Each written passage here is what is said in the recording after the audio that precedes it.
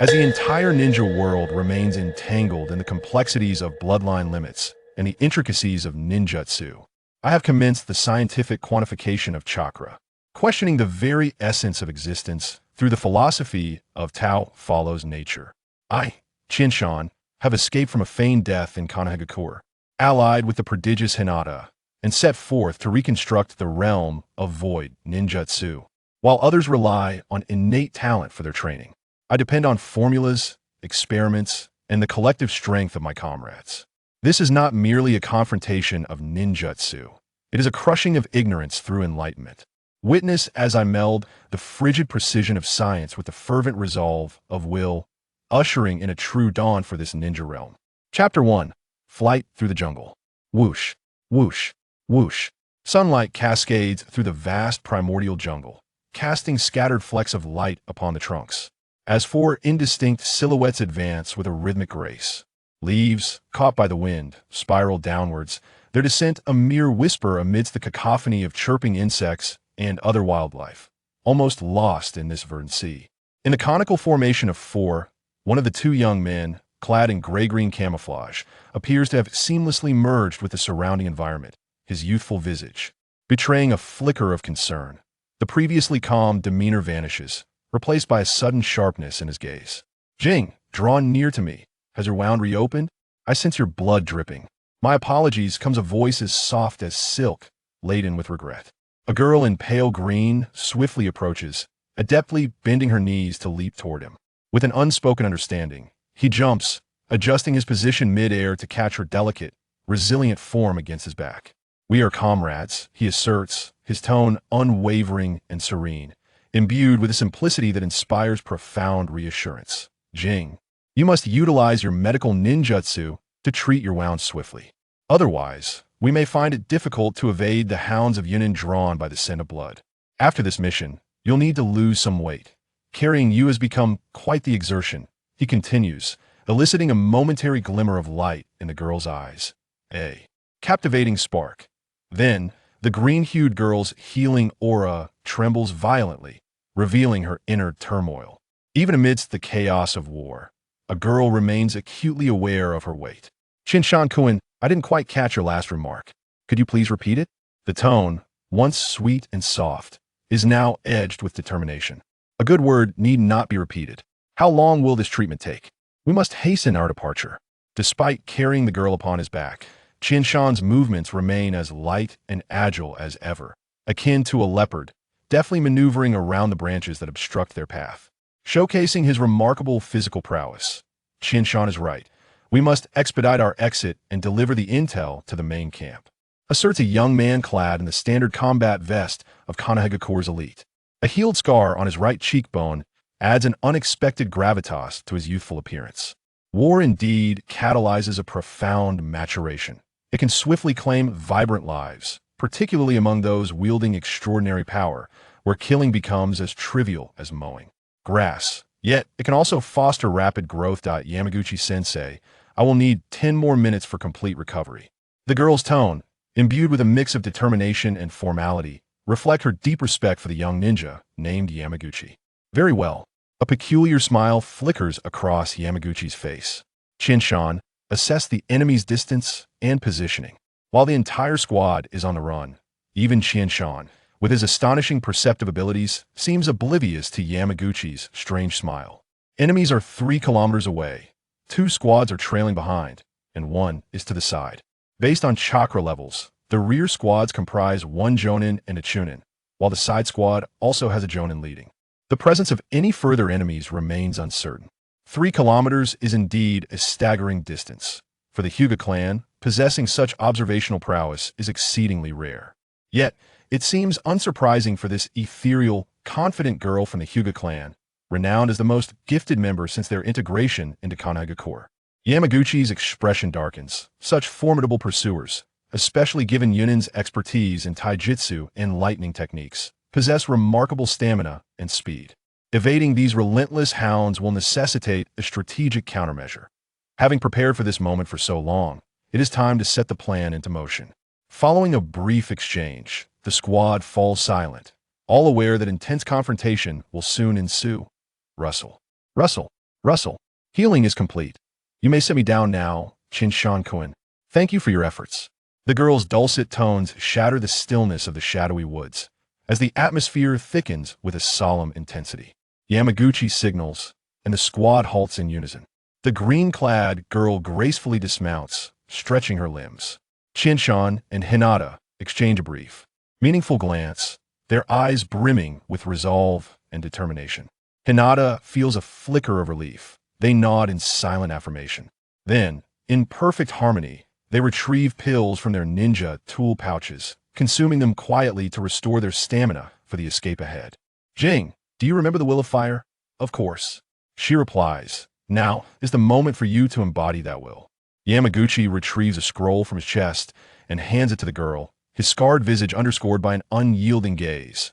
You must deliver the intel to the main camp. Wagering. Your life, Yamaguchi-sensei. She gasps, her voice quivering and torn, entirely devoid of the previous sweetness. She comprehends that the squad intends to remain behind to confront Yunin, thereby granting her a window to escape. Yunin comprises 3 squads, with a total of 12 members, facing off against Yamaguchi, a Jonin, Hinata, a Chunin, and Chinshan, who approaches the level of a Chunin. It is destined to be an exceedingly fierce skirmish, with survival being a mere optimistic outlook. The girl's hands visibly tremble as she nears the scroll, yet struggles to grasp it. Yamayama Jing, execute the command. Yamaguchi's voice sharpens with an authoritative edge. Understood. Awakened by his stern tone, Jing realizes this opportunity has been wrought through the sacrifice of her entire team. She must deliver the intel to the main camp, enabling reinforcements to be dispatched to save her comrades. She swiftly accepts the scroll, casting a deep glance at her teammates. Yamaguchi and Hinata convey encouraging glances, while Chinshan flashes a peace sign, a gesture of encouragement. Without a backward glance, Jing sprints toward the main camp, her speed surpassing her usual pace. Prepare for battle. I will snipe the Jonin and Chunin squads trailing behind, while Hinata and Chinshan, you are tasked with holding off the Jonin squad to the side. Understood. Hinata and Chinshan pivot toward the side Jonin squad. Yamaguchi remains poised, awaiting the enemy's approach, ready to present a most formidable welcome gift to the hounds of Yunin. Chapter 2. The jungle deathmatch begins. A fleeting shadow of white darted through the jungle. The figure clad in pure white, Hinata Chika, moved with an urgency surpassing her usual pace, her eyes unusually wide with intensity. This tension did not escape the keen observation of Chinshan, who, adept at scrutinizing close quarters, sensed the unease emanating from this girl, whose demeanor was as frigid as snow. After all, what lay ahead was a desperate gamble for their very lives. Employing a technique of breath concealment, Chinshan blended seamlessly into Hinata Chika's path, becoming akin to her shadow. Such a level of coordination and tacit understanding was indeed a rarity, making their movements appear as one. However, should this be their strategy against the Cloud Ninja, it would be a grave underestimation of a village renowned for its martial prowess among the 5 great nations. With her Byakugan activated, Hinata Chika advanced swiftly towards the Cloud Ninja squad, veins pulsing around her eyes. Her form fluttered like a butterfly amidst blossoms, entranced as she danced through the jungle, her movements captivating in their grace and fluidity. Chinshan followed like a specter of the night, periodically launching shurikens towards their rear. Bang!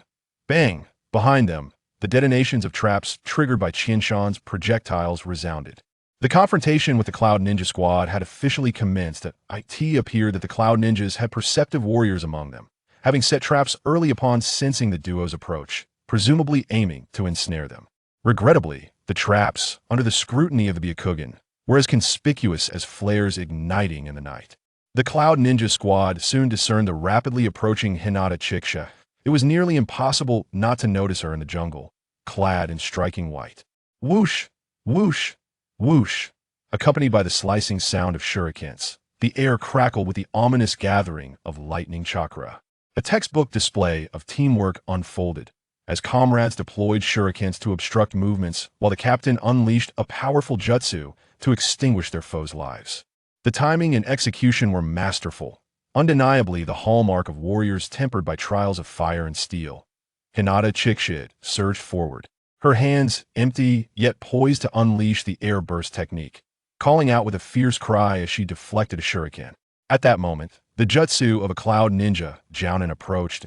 A concentrated azure sphere of energy sped toward Hinata Chica, the air crackling with the scent of scorched ozone due to the might of the lightning jutsu. Undoubtedly, the power of this technique could reduce its target to ashes. Hinata Chica, akin to a moth drawn to a flame, charged towards three cloud ninja genin, ignoring the impending doom of the lightning sphere, exuding an aura of fierce determination, a stark contrast to her usual ethereal presence, reminiscent of a snow sprite. Swish! A concentrated beam of white sword energy emerged from the side, obliterating the lightning sphere. The blade of energy pivoted, aiming directly at the cloud ninja Jounin. Leaves fluttered to the ground, disintegrating into dust in the wake of the advancing sword light.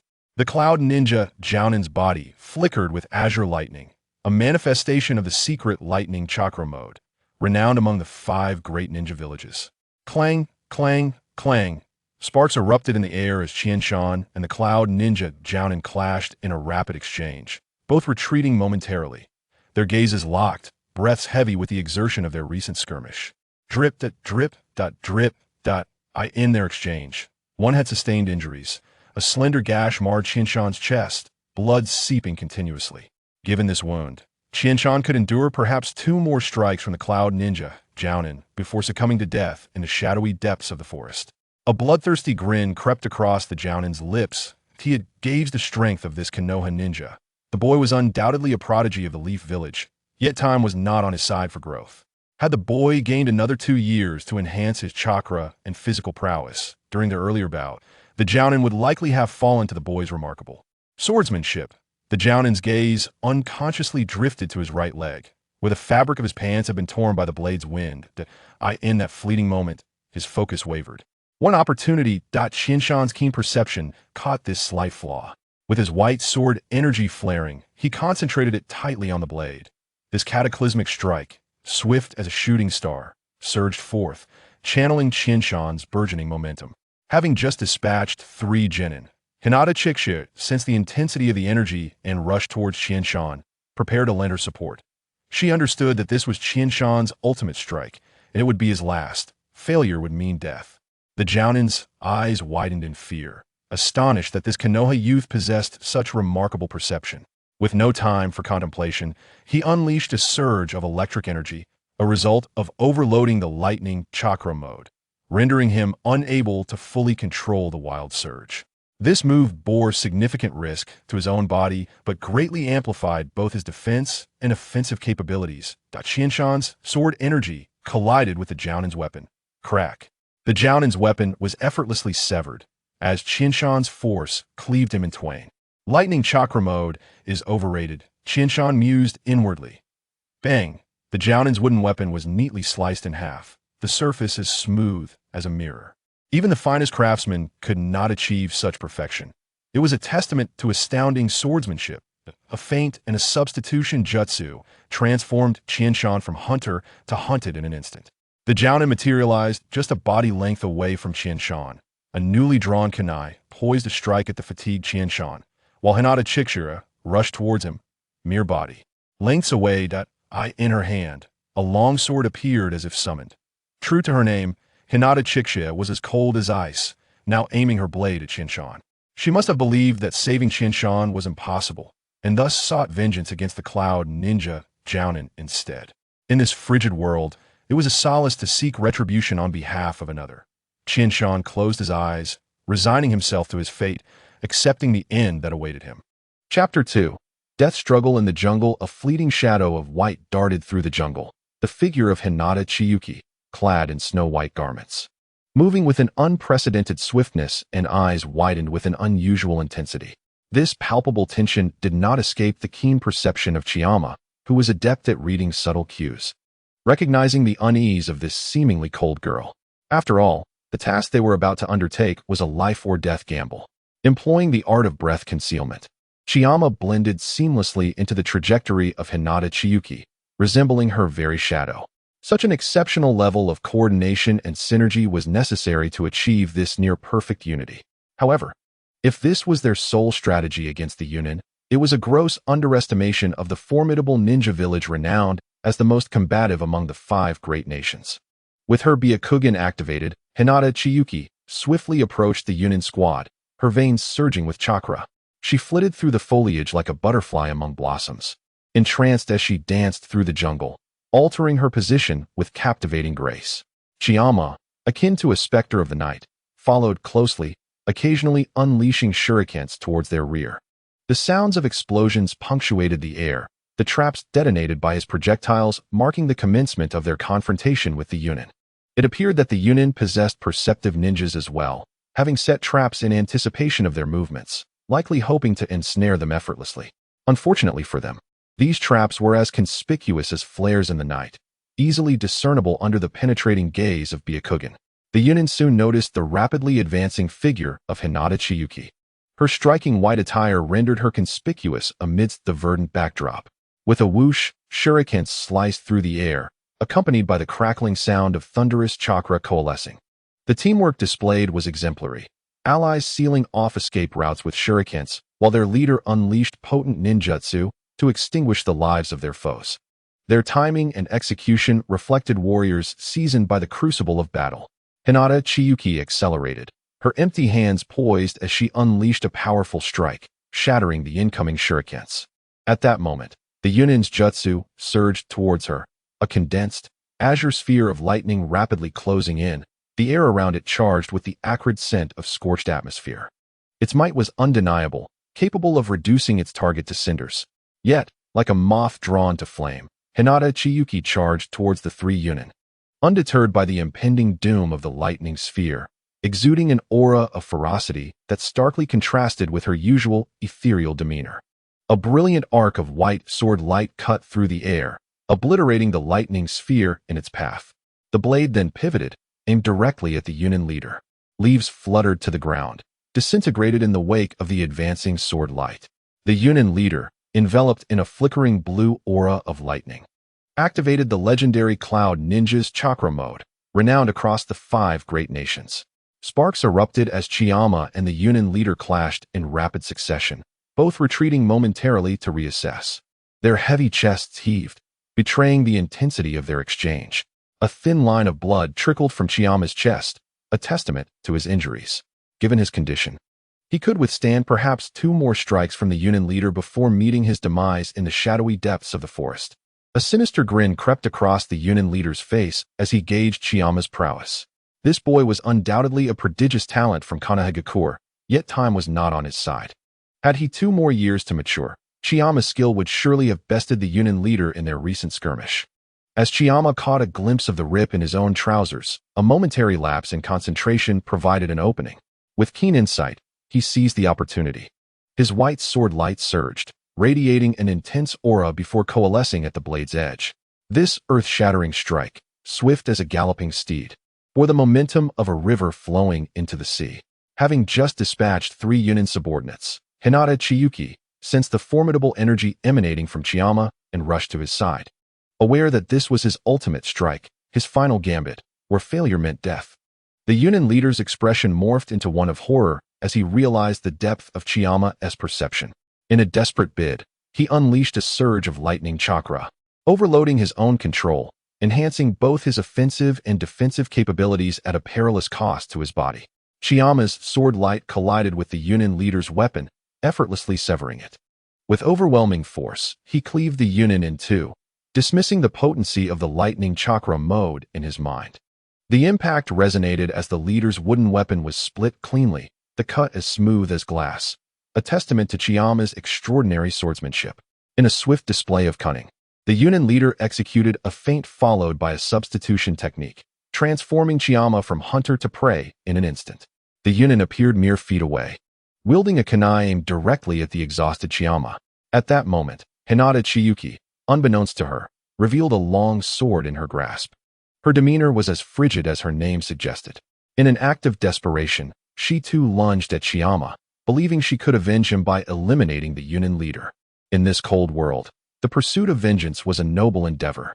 Chiyama closed his eyes, resigned to his fate, accepting the inevitable conclusion of his journey. Chapter 3. Death Struggle in the Jungle. The Yunin leader's kunai and Hinata Chiyuki's sword struck simultaneously, sealing Chiyama's fate. Yet, in a twist of fate, Chiyuki's blade pierced the Yunin leader's heart, causing him to stagger backward, his vitality swiftly draining away. As her sword found its mark, the chakra it harbored obliterated the leader's life force, a serene smile gracing his fading gaze. He realized he would never return to the land of lightning. Yet he found solace in having slain a genius swordsman from Konoha. Given 2 more years, Chiyama's final blow would have been fatal, leaving the Yunin without a chance to employ his substitution technique. It was a pity. Had he 5 more years, Konoha would surely have produced a swordsman rivaling the 5 Kage. This was the Yunin leader's final thought. As Chiyama succumbed to his injuries, the shadow clone technique dissipated. A plastic bag fell to the ground, blood oozing forth from its ruptured surface. It was revealed that the Chiyama who had fought was merely his shadow clone. Having utilized a pouch of blood to deceive the Yunin leader and grant Hinata Chiyuki the opportunity for the decisive strike, the shadow clone technique, upon sustaining damage, would vanish, a fundamental aspect of the jutsu. Thus, when Chiyama feigned injury, the Yunin leader subconsciously dismissed the possibility of a clone. Unbeknownst to him, Chiyama had successfully manipulated him with a mere bag of blood. Hinata Chiyuki, her expression devoid of emotion, swiftly managed the battlefield, evidently aware from the outset that this was Chiyama's shadow clone. Armed with Chiyama's weapon, she executed a fire release technique to erase any traces of their conflict before hastily making her way toward the direction of their instructor, determined to reach the true battlefield. "I discovered you. Come quickly. I have not set any traps." From a distance, Teacher Yamaguchi spotted 2 squads of Cloud Shinobi and called out to them loudly. The Cloud Shinobi, who had been advancing rapidly, immediately slowed down upon hearing his voice. One of the upper ninjas, tall with dark skin and a distinctive cross-shaped scar across his eyes, made a subtle gesture to his team, instructing them to inspect for traps carefully. The 2 squads of ninjas began to form a half-surround and slowly approached Teacher Yamaguchi. They halted at a distance where they could clearly see him, perched on a tree, gazing back. The 2 teams communicated swiftly with hand signals, indicating that no traps had been found, and inquired of the scarred ninja about the next course of action. The scarred ninja made a gesture, his body glowing with a brilliant blue light, indicating the lightning release chakra mode. This luminescence was far more subdued yet solid compared to the other squad's upper ninja, clearly indicating a significantly higher level of defense. The scarred ninja was evidently preparing to breach the traps with his formidable defensive capabilities, as the squad could not detect any traps. They could not allow their comrades to recklessly probe, thus he decided to act himself. With his legs slightly bent, he unleashed a powerful force and rapidly approached Teacher Yamaguchi. To his astonishment, no traps were triggered along the way. This was bad. The Leaf's upper ninja was feigning a setup to buy time. His already swift form accelerated further. As he sought to discern the truth, Teacher Yamaguchi drew a kunai, awaiting the arrival of the scarred ninja. His eyes momentarily closed, then swiftly opened, revealing blood-red pupils surrounded by 3 exquisite tomo. The scars on his right cheek added to his formidable presence. Curiously, the tomo did not rotate around his pupils. The Sharingan of the scarred ninja fixated on Teacher Yamaguchi, suddenly decelerating, averting his gaze from the upper ninja's eyes. He was from the Uchiha clan, and it was imperative not to meet his gaze. No wonder there had been no traps. It turned out to be a master from the Uchiha clan. Swiftly, the Cloud Shinobi began forming hand seals. Engaging in close combat with an Uchiha was perilous, as a mere accidental glance could lead to a Jinjutsu, resulting in their demise. One crucial strategy against the Uchiha involved overwhelming them with a broad spectrum of ninjutsu. Numerical superiority could significantly diminish the efficacy of the Sharingan. Had the scarred ninja encountered an Uchiha alone, he would likely have retreated by now. He pondered why the intelligence reports had not mentioned the presence of an Uchiha in this squad. Was it because the Uchiha had concealed himself too well? Or was the intelligence department simply incompetent? A wave of lightning release ninjutsu surged toward Teacher Yamaguchi. The combined lightning release techniques from both squads formed a colossal storm, reminiscent of thunderclouds in a tempest, pouring down like the wrath of a thunder god, sealing off any escape routes for Teacher Yamaguchi. He could neither evade nor avoid and was forced to face it head-on. Teacher Yamaguchi stood firm, and in an instant, he was engulfed by the sea of lightning. The scorched earth, ravaged by the lightning, emitted wisps of smoke, and the acrid scent of charred soil hung in the air. The intense heat radiating from the lightning unleashed its fervor. It was nearly impossible for any life to withstand such an onslaught. However, as for the Cloud Shinobi who unleashed the jutsu, aside from the Reikage, who could survive being struck by this lightning storm, the other 4 great shinobi villages, barring their ultimate weapons, would find it exceedingly improbable to endure. Even a village leader would have little chance of survival. Nevertheless, a village leader possessed numerous methods to evade or counteract, as no one would foolishly endure blows without resistance. Such a strike was exceedingly difficult for an average upper ninja to evade or withstand. After all, the lightning release was renowned for its unparalleled speed and remarkable destructive power. As a wielder of the 3-tomo Sharingan, Teacher Yamaguchi was far from an ordinary ninja. The ground where he had once stood was utterly obliterated, and upon the charred soil lay a small, shattered piece of glass, resembling a tiny hemisphere the size of an eye. Upon closer inspection, one could discern a tadpole-like tomo faintly visible on it. Chapter 4. Jungle Deathmatch. A white beam, as slender as a spider's silk, darted through the jungle, and a Cloud Shinobi fell, clutching his neck. The white light was the blade of a kunai, reflecting the sun's rays. The special coating concealed most of the kunai's metallic sheen, with the blade's glimmer being the only area not covered by the distinctive paint. The white light danced through the jungle, like a mischievous ping-pong ball, agile and nimble. Each leap accurately claimed the life of a Cloud Shinobi, like the Grim Reaper. The scarred ninja, radiating with lightning, quickly pursued the white light, aiming to rescue his fellow Cloud Shinobi. The previously dispersed formations had created an excellent encirclement, now transforming into a tactical disintegration of the Cloud Shinobi. The battlefield's advantages of time, terrain, and morale could shift due to various circumstances, and Qianshan had skillfully exploited this clever shift, albeit at a significant cost: the sacrifice of Teacher Yamaguchi, a 3-tomo Sharingan wielder. With a final scream, the last Cloud Shinobi fell to the clutches of death. The scarred ninja finally closed in on Qianshan, forming a palm with one hand, his radiant lightning resembling a thunder god descending from the heavens. The rage within him transformed into a hellish thrust that pierced through everything. This strike, empowered by his fury, transcended his limits, locking onto Qianshan's unassuming form. This was a decisive blow, a culmination of his spirit and energy. As long as the scarred ninja survived this battle, he would undoubtedly become a formidable force akin to the 5 Kage, drawing strength from today's revelations. The fury and escalating will elevated the scarred ninja's power even further, which was not good news for Qianshan. Qianshan gazed at the scarred ninja, his left hand slightly bending backward. He looked at the thunder godlike figure before him, astonished, seemingly not expecting that his actions of eliminating the Cloud Shinobi would ignite the scarred ninja's willpower, pushing him beyond his limits, surpassing the threshold of an upper ninja. This attack temporarily reached the pinnacle of power in the current ninja world. Qianshan knew he was utterly unable to withstand such a strike.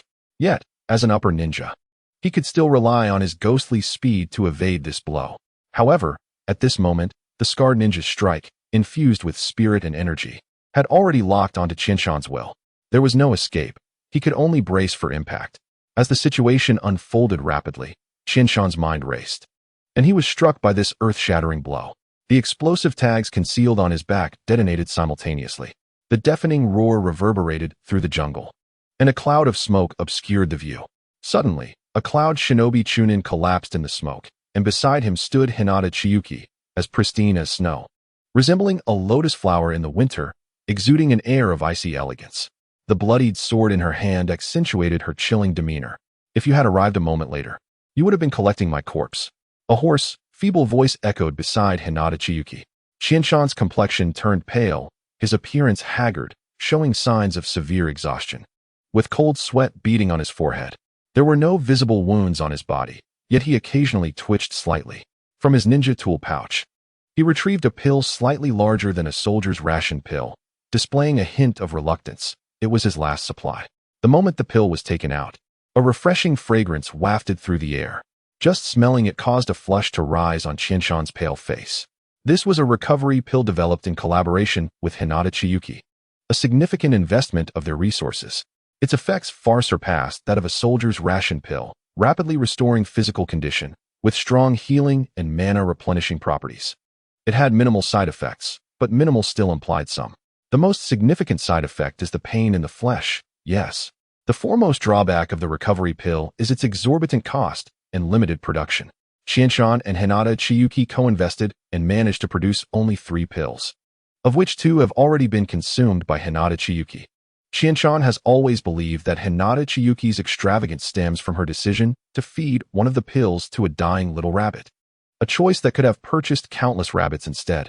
Upon ingesting the recovery pill, Qianshan closed his eyes to meditate and harness its restorative effects. There is still one Jonin that only you can deal with. I must recover immediately, or our subsequent plans will be utterly thwarted. I have waited far too long for this day. Hinata Chiyuki nodded, her voice betraying a rare hint of excitement. She could hardly contain her eagerness to leave, to breathe the air of freedom. However, before that, she needed to eliminate a formidable obstacle, the powerful Jonin known as Cross Scar. After all, not every Jonin can survive under multiple explosive tags. Although Hinata Chiyuki often disdains Qianshan's so-called blood bag shadow clones, his Sharingan, and the self-destructing tactics of weaker opponents, she cannot deny the effectiveness of Qianshan's strategies. The adversary ninjas who manage to survive these tactics are undoubtedly exemplary warriors. In Qianshan's own words, he is a Jonin quality inspector. Any Jonin whose overall strength falls short against his tactics is bound to reveal at least a slight vulnerability, which Qianshan, with his keen observational skills, can exploit to secure a victory. Now, however, the Jonin known as Cross Scar, whom Hinata Chiyuki must confront, undoubtedly possesses strength that far exceeds that of an average Jonin. After all, another Jonin from the cloud had already succumbed to Qianshan's tactics for the weak. Hinata Chiyuki is acutely aware that if she were to face the fully powered Cross Scar Jonin, the outcome would be a mere 50-50. If she can coordinate with a fully recovered Qianshan, their chances of success would increase significantly.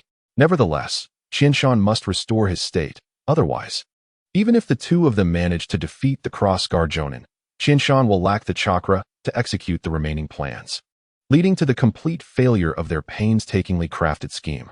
It would also be exceedingly difficult for them to find another suitable opportunity amidst the battlefield. She herself must continue to accumulate military achievements for her clan, as her freedom remains painfully elusive. This is something Hinata Chiyuki cannot accept, and thus she must swiftly eliminate this ninja who survived the self-destructing shadow clones, wagering everything she possesses. Suppressing her swirling thoughts, Hinata Chiyuki activated her Byakugan. Her hands glowed with the azure light of concentrated chakra, radiating brighter and brighter. She charged towards the Cross Scar Jonin like a nimble snow leopard spotting its prey. The Cross Scar Jonin, already alerted by the sounds, maintained his chakra armor, remaining vigilant towards the source of the noise. The earlier explosions had indeed consumed a considerable amount of his chakra for defense. However, the fact that he emerged unscathed after neutralizing a multitude of explosive tags from such a close range indicates his profound mastery of lightning release chakra mode. As the smoke dissipated, the Cross Scar Jonin spotted Hinata Chiyuki charging towards him, with Qianshan behind her, meditating to restore his energy. He quickly assessed the situation, realizing that all his subordinates had perished. Truly, Konoha is filled with prodigies.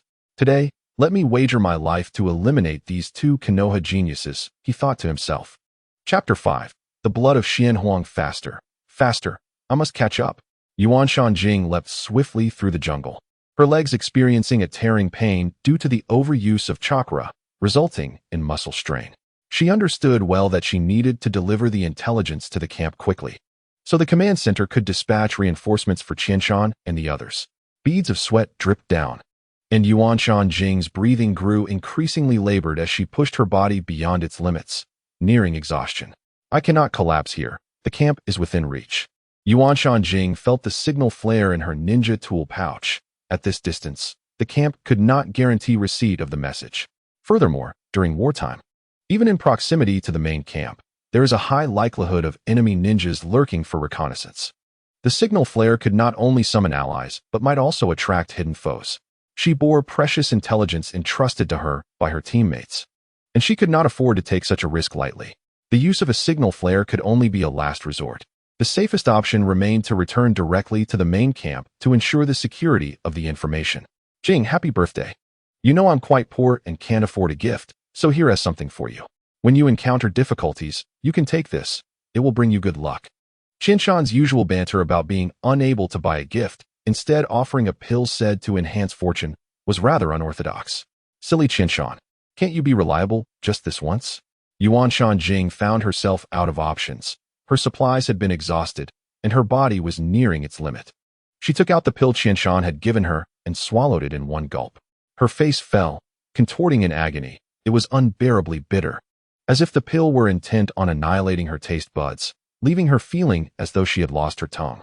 Having never tasted such a bitter medicine before, she regretted trusting Qianshan, convinced this was yet another of his pranks. Just then, her body, already at its breaking point, surged with newfound strength. A warm current began to converge within her, rapidly coalescing into a powerful force, rejuvenating her body. The pace that had been slowing down picked up once more. Despite the intolerable bitterness twisting her features, Yuan Shanjing's expression brightened. She thought to herself that Qianshan had finally proven reliable. Albeit the taste was horrifically bitter, certainly not a pill meant for consumption. Fueled by this last stroke of fortune, Yuan Shanjing accelerated further towards the main camp, finally spotting the lookout tower before her strength completely depleted. Wake up, it's time for your medicine. A sudden jolt interrupted Hinata Chiyuki's pleasant dreams. She dreamed of breaking free from the shackles of her clan, soaring as a liberated bird. She envisioned having the power to dictate her own life, to govern her own will, no longer needing to protect those so-called clan members or heed the commands of the incompetent, nor address those without merit as lord. Most importantly, she longed to remove the forehead protector that concealed a mark that had never existed on her brow. Hinata Chiyuki opened her eyes, a flickering flame casting a faint light within the dark cave, revealing a swaying figure. Do you need me to feed you the medicine? I can manage myself, she replied, slightly sitting up, her cold brow furrowing as a sharp pain shot through her chest, making it difficult to move her hands. This ordinarily simple action now felt incredibly arduous. With each movement, the pain in her chest intensified, leaving her pale lips devoid of color. Yet, she did not utter a sound of discomfort. Let me feed you after all. I don't want your wounds to reopen, and I have no second dose of white medicine to give you, Qianshan said as he administered a spoonful of medicine to Hinata Chiyuki. The wooden spoon emitted a unique, fresh scent of herbs, though it could not mask the bitter aroma of the gray-brown liquid. As it slid down her throat, the pain in her chest momentarily dissipated, only to be replaced by a tumultuous upheaval in her mouth and stomach. Straining to endure, she finally let out a sharp gasp. It was unbearably bitter. The voice of Hinata Chika resonated with a deep, elongated tone. Although Qianshan had always perceived her voice as cold and ethereal, he now sensed an undercurrent of inquiry and barely suppressed ire, as if it belonged to a completely different individual. The harsh conditions of the wilderness had hindered their search for licorice, rendering the situation somewhat bitter. However, he reassured her that the efficacy of the remedy was assured. Within 3 days, she would no longer need to consume the medicine. Qianshan felt somewhat helpless as he carried the injured Chika, unable to devote excessive time to foraging for medicinal herbs. He himself had no fondness for sweets and had not packed any in their supplies. Just endure it. It will be over soon. Open your mouth, he urged, hastily administering another few doses until he managed to feed her the entire potion before her tongue lost all sensation. Remarkably, Chika's pallid cheeks, once drained from blood loss, regained a hint of color. Qianshan pondered whether his medical skills had improved significantly, as the effects appeared almost instantaneously, rivaling even the pills he had meticulously crafted. It seemed he ought to allocate more attention to concocting soups and potions. He entirely overlooked the possibility that Chika's restored hue might be a consequence of the bitterness of his medicine. Qianshan carefully covered Hinata Chika with a blanket and presented both good and bad news, neglecting to offer her the choice of which to hear first. The good news was that they had successfully departed from Konoha and attained a temporary freedom. Upon hearing the word freedom, a glimmer of light flickered in Chika's eyes, subtle yet strikingly bright. This was a matter she had long anticipated. Yet she did not fail to catch the briefness implied in Qianshan's words. She fixed her gaze upon him, and he immediately comprehended her unspoken inquiry. As I mentioned before, I suspect the caged bird seal possesses a tracking function, meaning the main family will likely receive news of your demise and may utilize the seal to ascertain your true condition. Konoha would require at least 2 days to receive such news.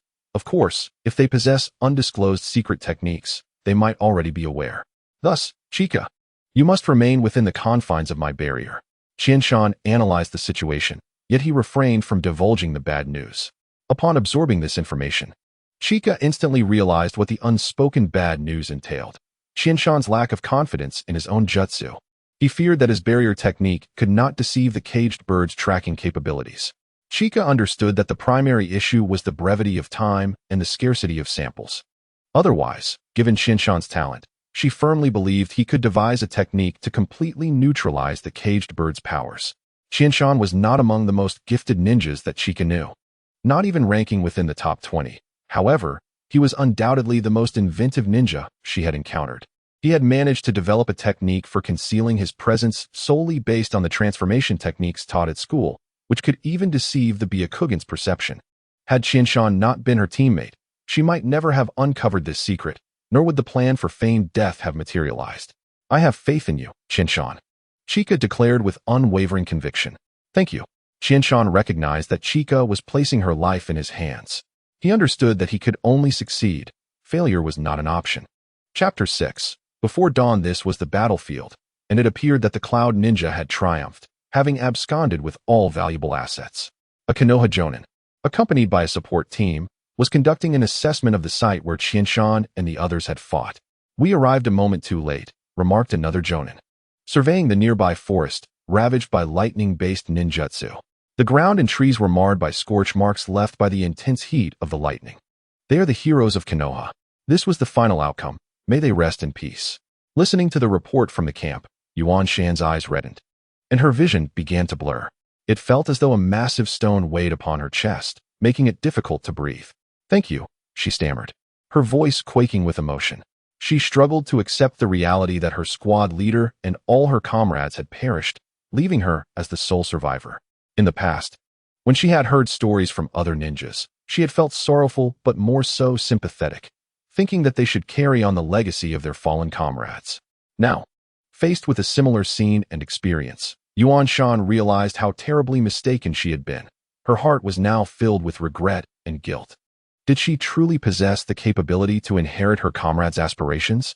Overwhelmed with self-reproach, she pondered whether, had she trained harder and been more diligent, she might have become stronger and fought alongside them, potentially allowing Qianshan and Chika to survive, even if she could not have fought beside them. If only she had arrived at the camp sooner, the ninjas there might have been able to provide assistance more quickly, and perhaps they would have lived. Yuan Shan hugged her knees tightly, burying her head deep within her thighs as her shoulders began to tremble. The seasoned ninjas of the camp, familiar with the cycle of life and death, recognized that what Yuan Shan needed most at that moment was solitude.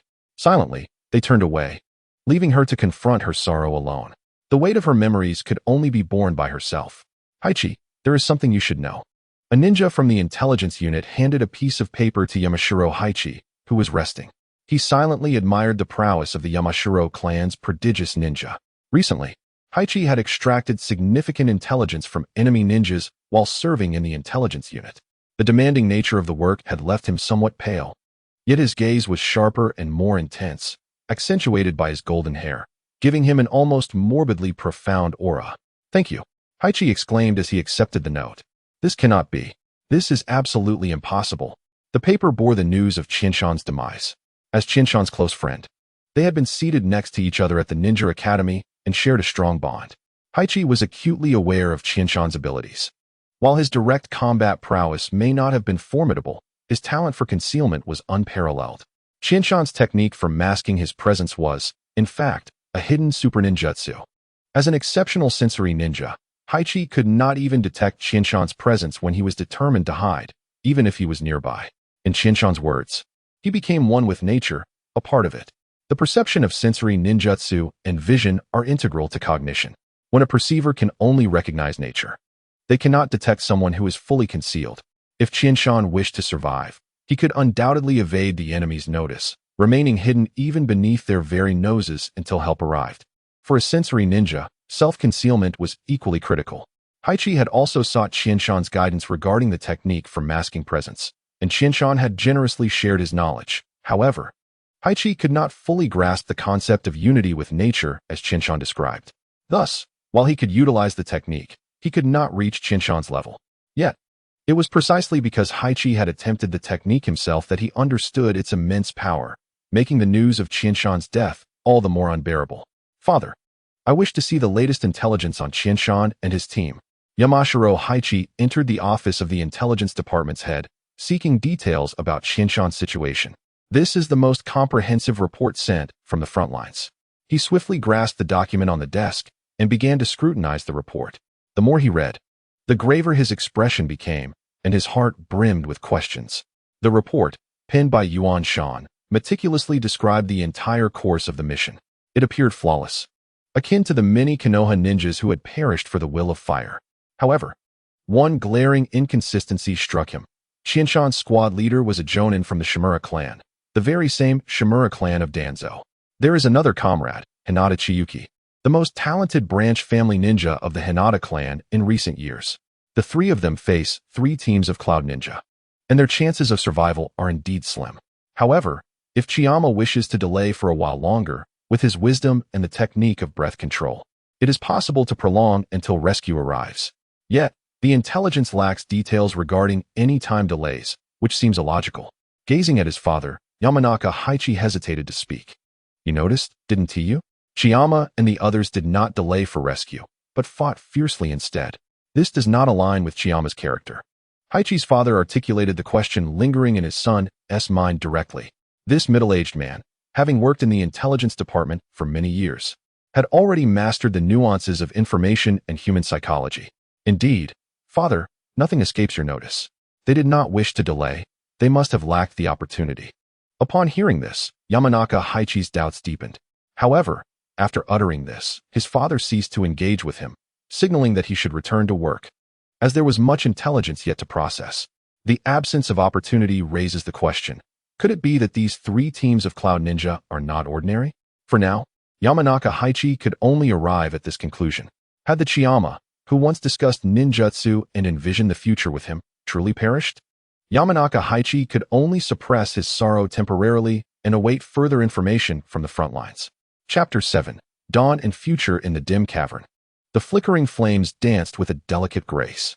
Shadows of Chiyama shifted erratically upon the cave walls.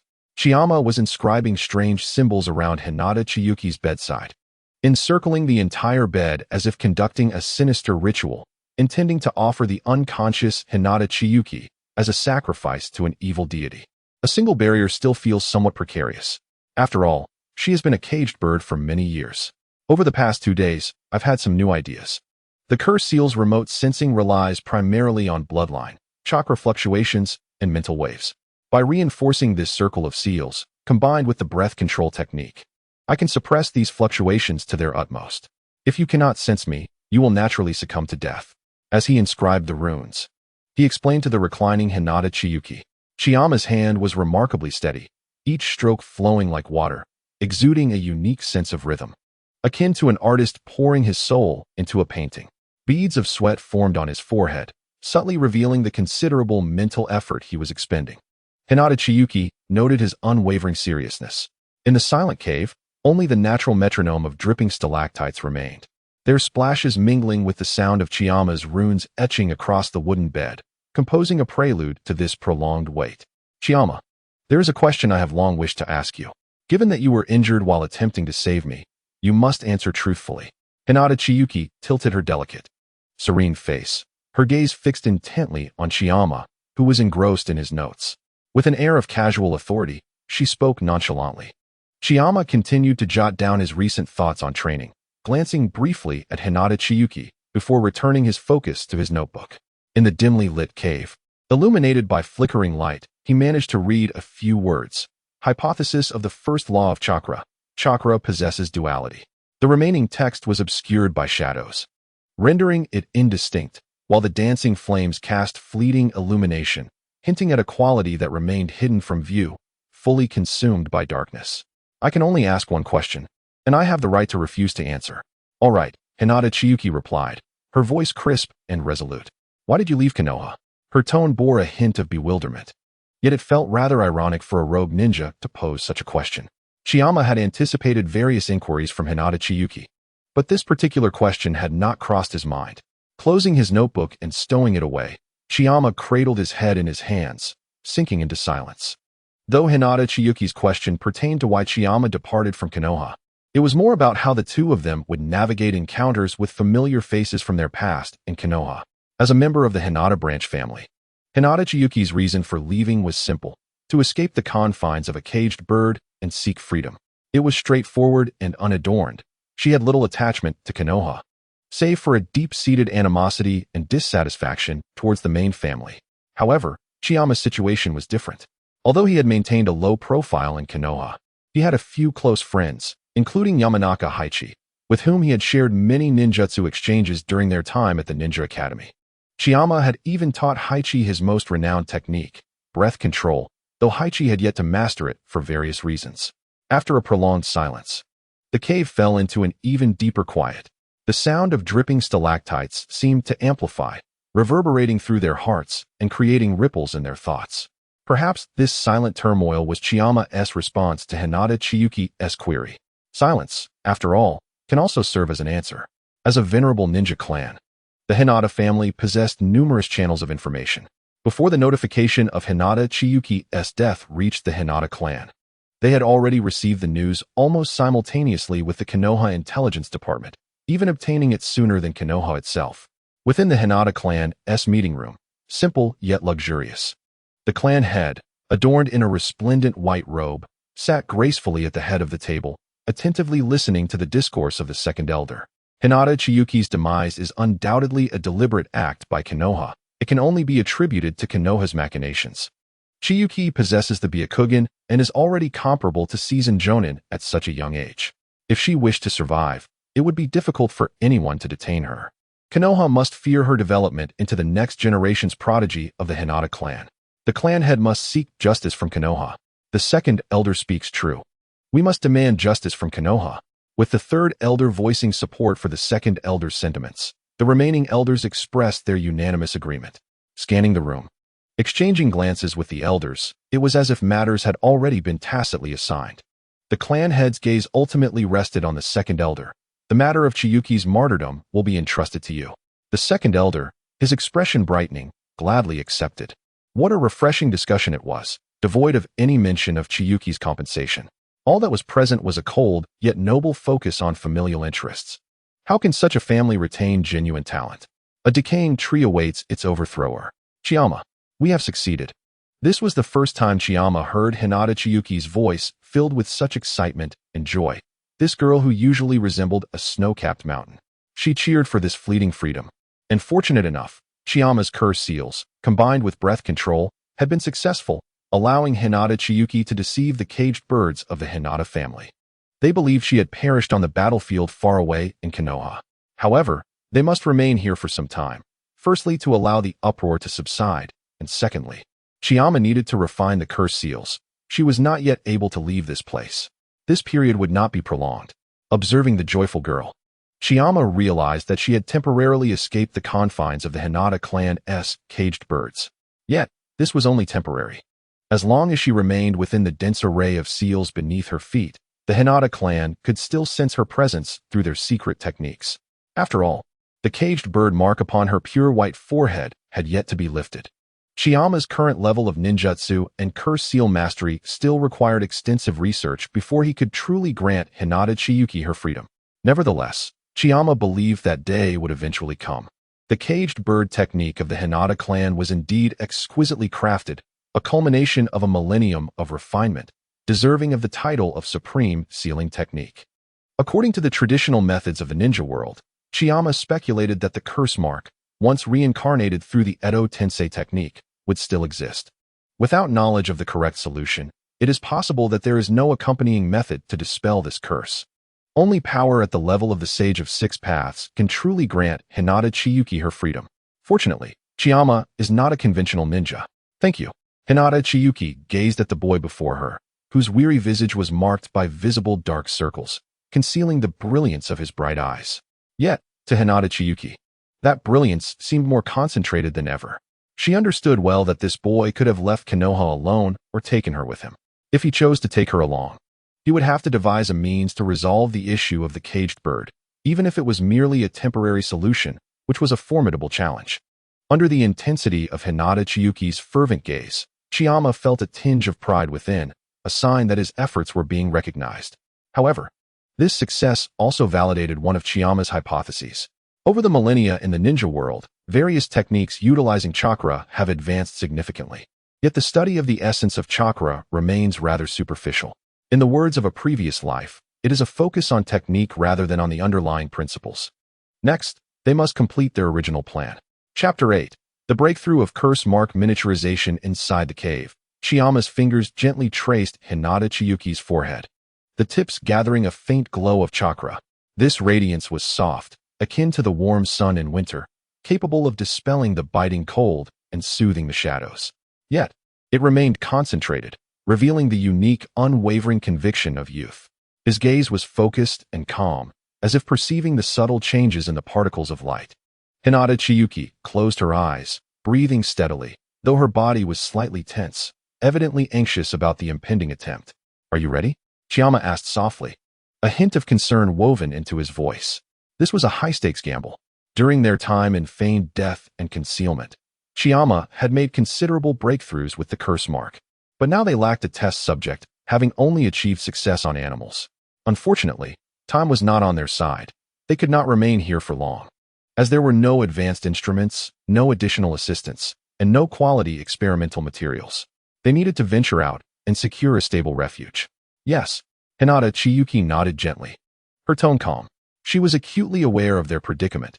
She was a powerful ninja, and Chiyama's curse mark temporarily shielded her from the branch family's detection. Yet, she remained confined within the boundaries of this curse mark. She had to step outside this place to assist Chiyama in obtaining an experimental base, which would, in turn, aid her own quest for complete freedom. Here, it was just the two of them. Even if Chiyama was indeed a true genius with extraordinary talents unknown to her, he would still require time to contend with the branch family's millennia of accumulated power in the realm of the caged bird.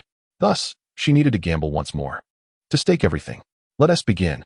Chiyama inhaled deeply, the glow of chakra at his fingertips suddenly intensifying, reminiscent of a bright moon bursting forth, transforming into a delicate rune that slowly merged into Hinata Chiyuki's forehead. As the rune integrated, the curse mark of the caged bird on her forehead flickered subtly, as though suppressed by some force. "This is the first phase of curse mark miniaturization," Chiyama explained, weariness evident in his voice. "While we cannot fully dispel the caged bird yet, it will at least allow you to move about for a time without being detected by the branch family." Hinata Chiyuki opened her eyes, raising a hand to touch her forehead, feeling the change in the curse mark, a glimmer of joy flashing in her gaze. She looked at Chiyama, the corners of her mouth lifting slightly, revealing a rare smile filled with excitement and gratitude. "Thank you, Chiyama. You succeeded." Chiyama waved his hand dismissively, fatigue and exhilaration mingling on his face. "Don't be too quick to thank me. This is just the first step. We have much more to accomplish." The exhaustion stemmed from intense concentration and immense psychological pressure, while the excitement arose from the successful liberation of Hinata Chiyuki's combat abilities through the curse mark, allowing them to proceed to the next phase, locating the man who was a pivotal element of their plan. Days later, Chiyama and Hinata Chiyuki exited the cave, embarking on their quest within the ninja world. Their target was the remnants of the Sky Ninja, a force once defeated by Konoha during the Second Great Ninja War. The Sky Ninja was a unique faction within the ninja technological tree, unlike other ninja villages that focused on researching secret techniques, bloodline limits, or sealing arts. The Sky Ninja primarily studied flying ninja tools, such as shuriken and sunban, dedicating their energies to the development of equipment over other pursuits. Flight was a rare ability in the ninja world, often associated with the powerful. Utilizing their tools, many ninjas could master the capability of flight with adequate training and skill. Regrettably, they did not possess the strength of Konoha. The movements of the Sky Ninja had always been shrouded in secrecy, yet they had recently exhibited some activity near the borders of the wind and water countries. Chiyama perused the information scroll in his hands, speaking softly. Hinata Chiyuki, wearing sunglasses, exuded an aura of cold elegance, augmented by an air of mystery. The Byakugan of the Hyuga clan was conspicuous, and the sunglasses served to better conceal it. Her gaze swept across the distant mountains and forests. "We must proceed with caution. The Sky Ninja possess numerous formidable weapons, and their strength should not be underestimated." Chiyama rolled up the scroll, a glimmer of coldness flashing in his eyes. "The technology of the Sky Ninja holds significant value for us. though it is unfortunate they have not properly utilized it. Chiyama had long coveted the research achievements of the Sky Ninja, yearning for the knowledge their researchers possessed, believing that even a slight alteration could yield tremendous benefits. This would serve as an invaluable foundation for Chiyama. He understood that relying solely on himself and Chiyuki, through their individual efforts and her exceptional talent, they could both ascend to become powerful figures, with Hinata Chiyuki already barely qualifying as one. Yet, that was insufficient. Chiyama could not entrust his fate to a yet-to-be-born child of destiny. Chiyama had numerous theories that required validation, including a startling hypothesis. If successful, he could become a decisive force on the future battlefield of destruction. All of this necessitated the assistance of researchers, as he could not achieve these validations alone. He needed to gather collective wisdom, guided by the extraordinary insights of humanity, to carve a path through myriad conjectures. However, before that, he must first confront a particular individual, the leader of the Sky Ninja, Shinnong. On the border of the Wind Country, amidst swirling yellow sands and howling winds, Chiyama and Hinata Chiyuki trudged through the desert, searching for Shinnong's whereabouts. According to the information, Shinnong had recently been sighted in this area, seemingly in pursuit of some ancient relic. Chiyama spoke in a low tone, scanning the surroundings with vigilance. Hinata Chiyuki activated her Byakugan, penetrating the swirling sand to glimpse an ancient ruin in the distance. There is a relic over there. It seems to bear signs of activity. Chiyama nodded, excitement flickering in his eyes. Let us go take a look. He marveled internally at the terrifying capabilities of the Byakugan. Its information-gathering prowess was akin to having a cheat code. Without the need for pre-established barriers, the Byakugan revealed everything within its range. The two quickly approached the ruins, discovering several Sky Ninja guards at the entrance. Chiyama and Hinata Chiyuki exchanged glances, silently agreeing to split up. Chiyama employed the concealment technique to silently approach the guards, his kunai striking swiftly and decisively. Before the guards could react, they collapsed to the ground. Hinata Chiyuki stealthily infiltrated the ruins from another side, her Byakugan scanning the internal structure, where she discovered several members of the Sky Ninja transporting ancient scrolls and instruments. They were in the process of gathering materials on ancient ninjutsu. Hinata Chiyuki whispered, a flicker of vigilance crossing her gaze. Shinshan nodded, his eyes fixated on the scrolls. These materials are of great significance to us. We are grateful for their assistance in bringing us here and clearing the way. There are still good people in the world, he remarked with a tinge of nostalgia. Hinata Chiyuki cast a cool glance at Shinshan, her large eyes obscured by sunglasses, making it difficult to discern her expression, yet her demeanor clearly indicated she wished for him to silence himself. Shinshan mimed zipping his lips and then signaled to Hinata Chiyuki. The two swiftly took action. With her Byakugan, Hinata Chiyuki pinpointed the locations of several Sky Ninja, while Shinshan utilized the shadow clone technique to create chaos. Within mere minutes, all the Sky Ninja within the ruins were dispatched. Shinshan picked up an ancient scroll, examining it closely, his eyes gleaming with delight. This is a record of ancient ninjutsu. It may aid us in further exploring the essence of chakra. The establishment of ninja villages united the ninjas, forming a concentrated military force, yet regrettably, they directed their power primarily towards the study of ninjutsu's destructive capabilities. Research into the essence of chakra has dwindled significantly, leading to a gradual decline in the combat prowess of the ninja world. Unfortunately, after searching the ruins, they found no sign of their primary target, Shinnong. Shinshan stowed away the scroll, a trace of coldness flickering in his eyes. Shinnong's whereabouts are drawing nearer. We must continue our pursuit. They were close to locking onto Shinnong's trail, yet their investigation was likely to have caught his attention. He would either hide more deeply or prepare traps to await their arrival. The victor of this encounter remained uncertain. Chapter 9. Awaiting days later, Shinshan and Hinata Chiyuki arrived at the border of the Land of Water, based on clues gathered in the Land of Wind. Shinnong was expected to arrive at a secret base in this vicinity. We are near the location indicated on the map. Shinnong should be concealed on one of the islands in this area, Shinshan murmured, his gaze sweeping across the distant sea. Hinata Chiyuki activated her Byakugan, her vision piercing through the sea mist to reveal a small island in the distance. There is an island over there, seemingly exhibiting chakra fluctuations. Its shape and the intelligence we gathered correspond. Shinshan nodded, a flicker of caution in his eyes. Proceed with care. Shinnong may have sensed our tracking. The two approached the island by boat, and upon landing, they discovered the surroundings were rife with traps and barriers. These measures would undoubtedly be effective against ordinary ninjas. Yet Hinata Chiyuki and Shinshan were anything but typical ninjas. At least Hinata Chiyuki was not, for her Byakugan was the bane of such tactics. Shinnong's stronghold lies ahead, Hinata Chiyuki whispered, her gaze fixed on a structure hidden within the trees. Shinshan nodded, a spark of battle intent igniting in his eyes. Prepare for combat. The two swiftly approached the building, only to find themselves suddenly surrounded by a multitude of sky ninja. It was indeed a trap. Shinshan scoffed, his short sword thrusting forward as he engaged fiercely in battle. Hinata Chiyuki's Byakugan activated, chakra coalescing in her hands as she swiftly dispatched several sky ninja with her gentle fist technique. Her movements were rapid and precise, each strike targeting the enemy's vital points. The battle raged for a brief moment. Despite the overwhelming number of sky ninja, they were swiftly subdued under the seamless coordination between Shinshan and Hinata Chiyuki. Shinnong is in the depths below, Hinata Chiyuki stated, her Byakugan revealing a hidden passage. While the Byakugan may not augment combat prowess as directly as the Sharingan, it far surpassed in terms of detection and observation. Shinshan nodded, scanning their surroundings, contemplating. He deliberately set traps to delay us and exhaust our chakra.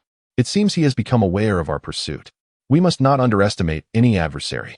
Clearly, both Chiyuki and I have been underestimated. Shinshan and Hinata Chiyuki descended deeper underground, where a substantial underground base lay concealed. This is Shinnong's stronghold, Shinshan noted, cautiously scanning the area for any signs of movement. The two stealthily infiltrated the base, silently approaching Shinnong's laboratory. Inside the laboratory, Shinnong stood before a massive machine, which emanated dark chakra, casting an aura of foreboding throughout the chamber. As if one were enveloped in a dark void, surrounded by monstrous entities poised to devour.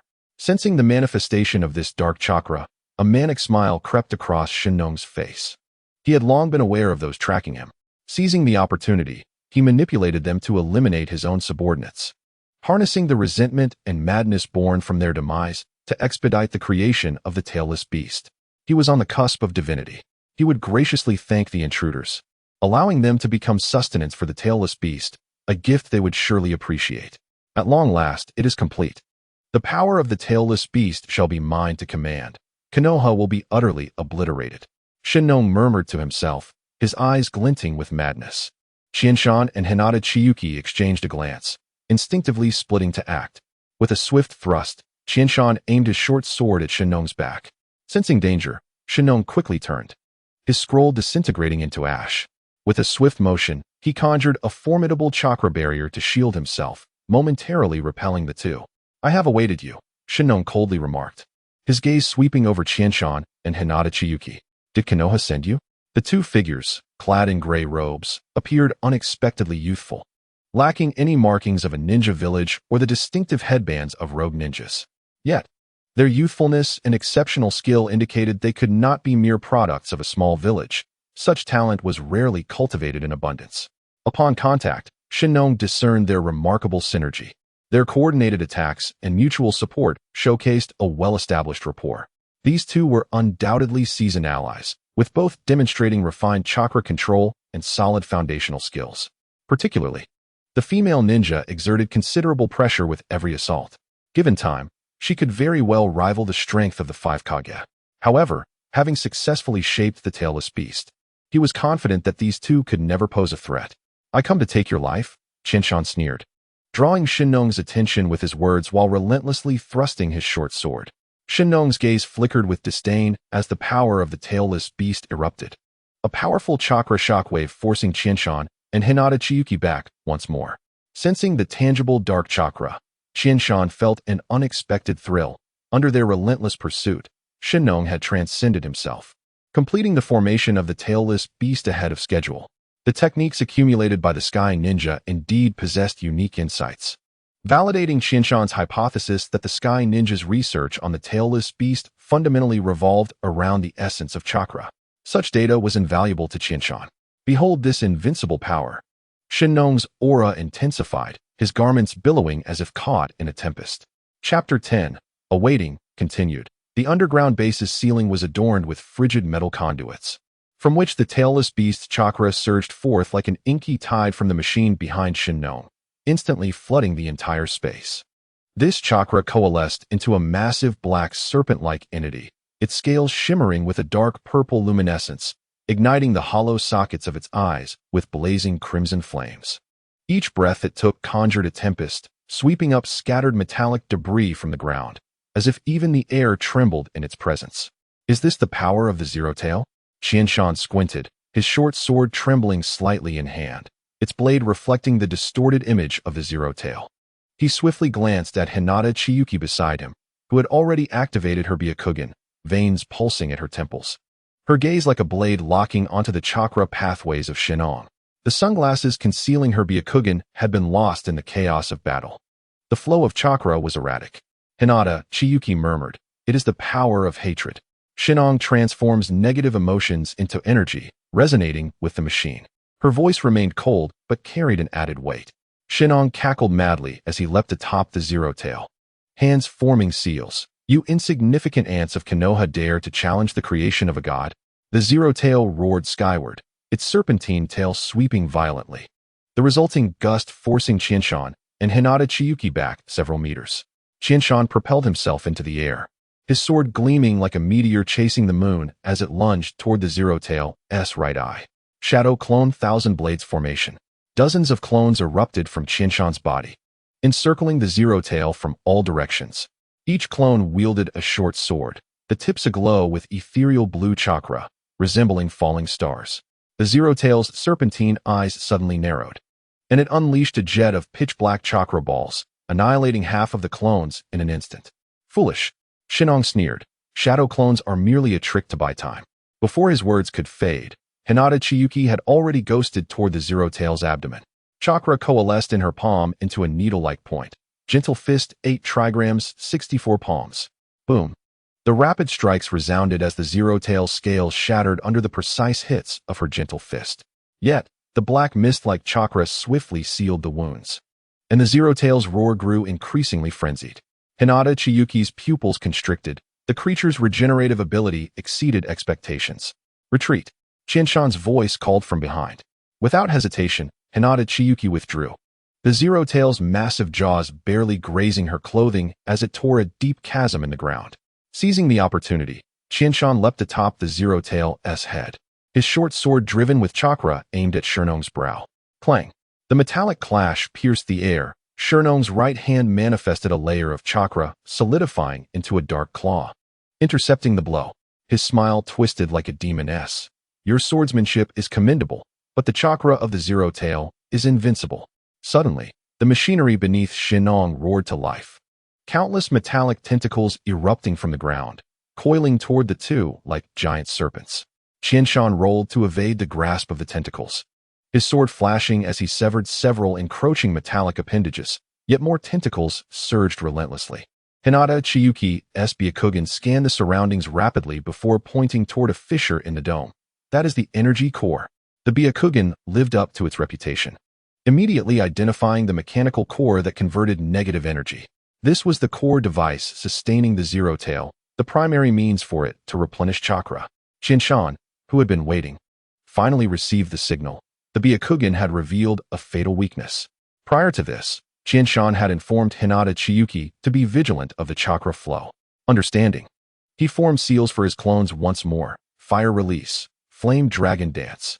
Fiery flames erupted from the clones, scorching the metallic tentacles until they glowed red. The Zero Tail seized the moment to lash its tail, sending Qianshan's body hurtling through the air, crashing heavily against the wall. He coughed blood but grinned.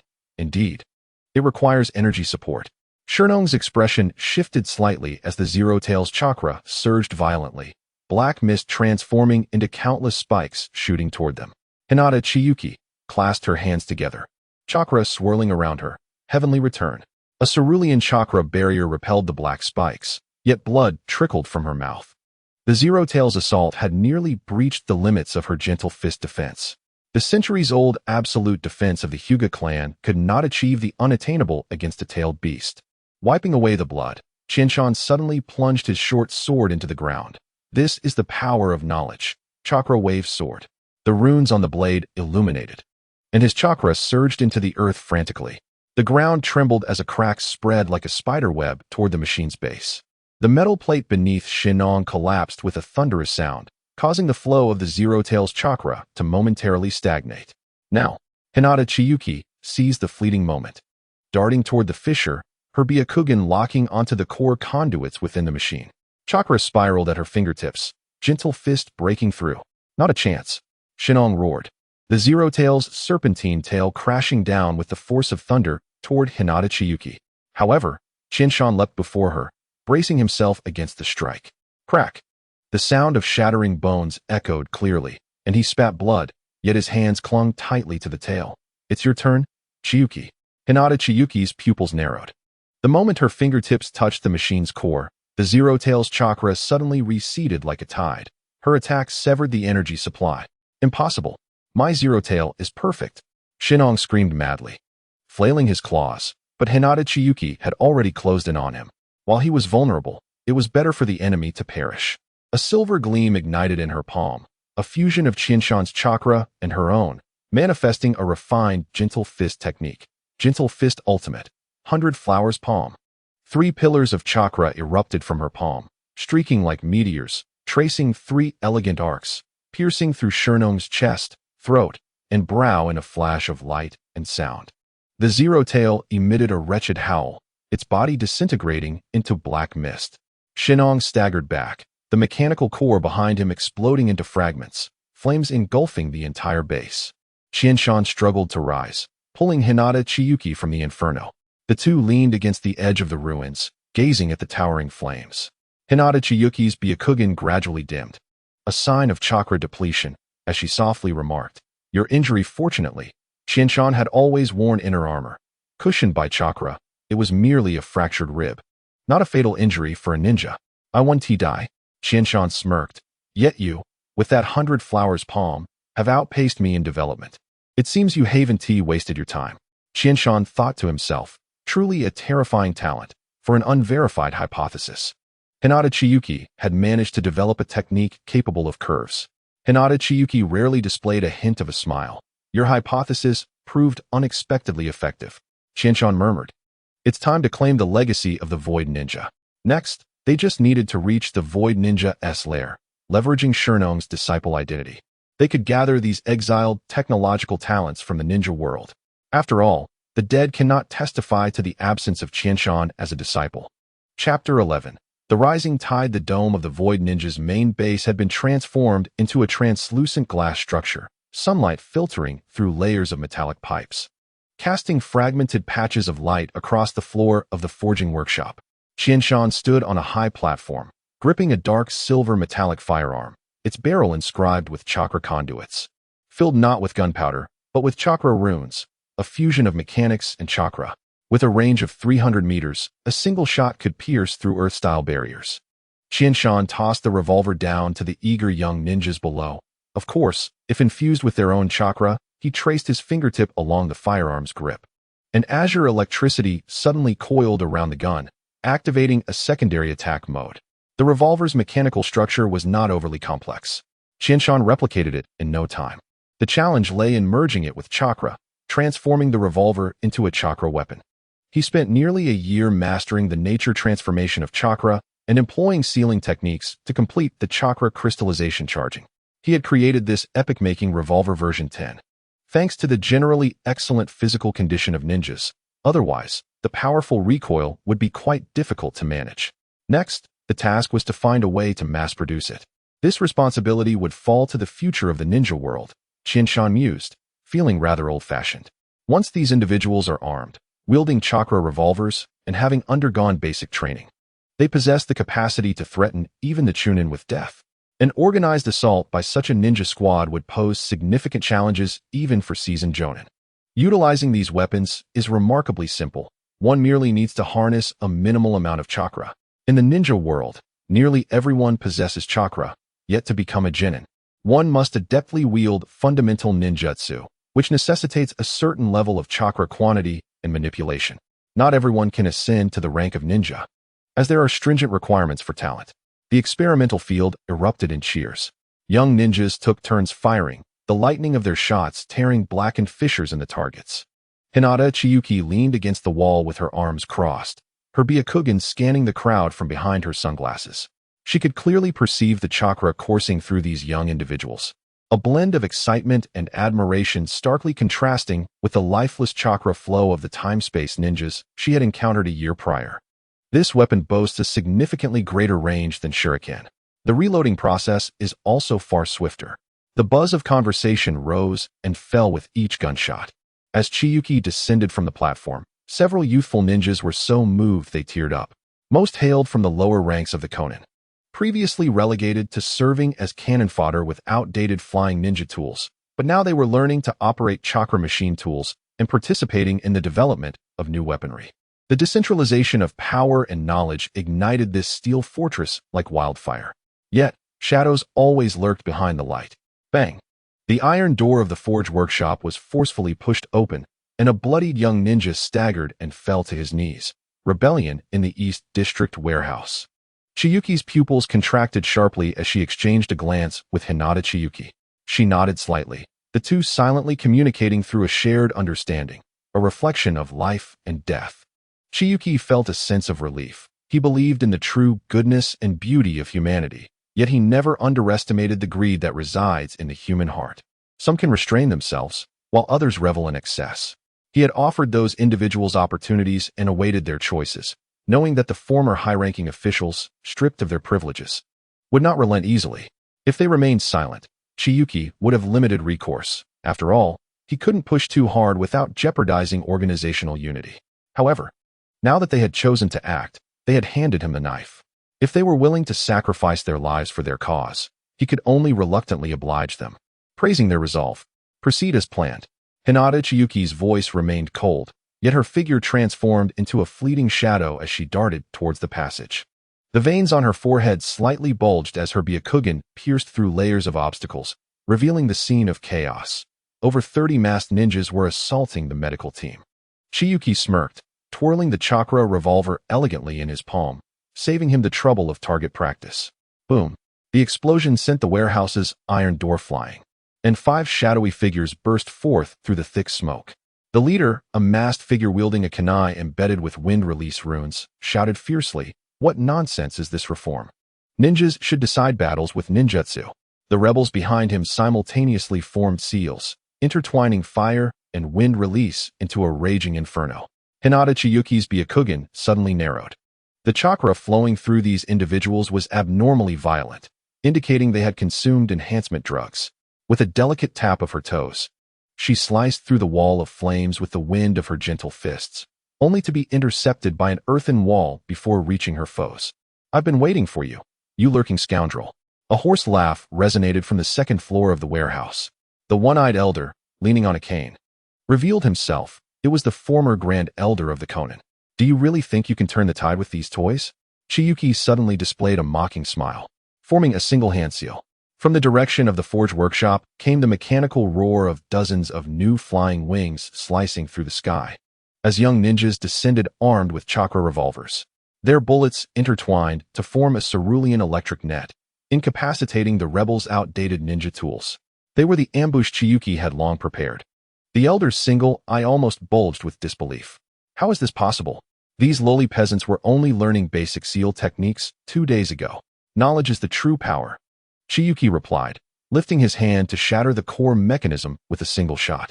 Hinata Chiyuki's gentle fist had already penetrated the earthen wall, accurately striking the elder's pressure point. "You have mistaken strength for a mere decoration of privilege, while we..." She swept her gaze over the battle-worn faces of the young ninjas, transforming their plight into a key for changing their fate. As the last rebel was subdued, an alarm suddenly blared from the warehouse's overhead speakers. Chiyuki's expression changed. The infrared barrier in the core power room had been triggered. "Draw the tiger from the mountain." Hinata Chiyuki's Byakugan pierced through the building, revealing a hunched figure installing an explosive seal near the power furnace. The third elder's face, marred by age spots, bore a manic grin as he clutched a chakra aggregation device stolen from Chiyuki's laboratory. He intended to perish alongside them. For the first time, a tremor of uncertainty flickered in Hinata Chiyuki's voice. At this distance, even using the reversal technique would be too late. Bang! Gunshots and explosions rang out simultaneously. On the exterior wall of the power furnace, blood blossomed from the center of the third elder's forehead. Ryoko maintained her shooting stance, the barrel still smoking. She had received Chiyuki's orders long ago and had been guarding this spot. She had only aligned herself with Chiyuki 6 months prior.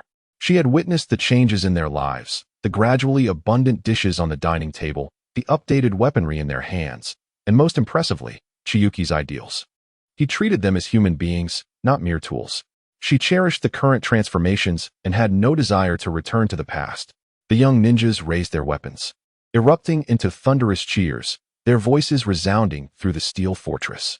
Hinata Chiyuki gazed at the tall figure amidst the crowd, ripples forming in her byakugan behind her sunglasses.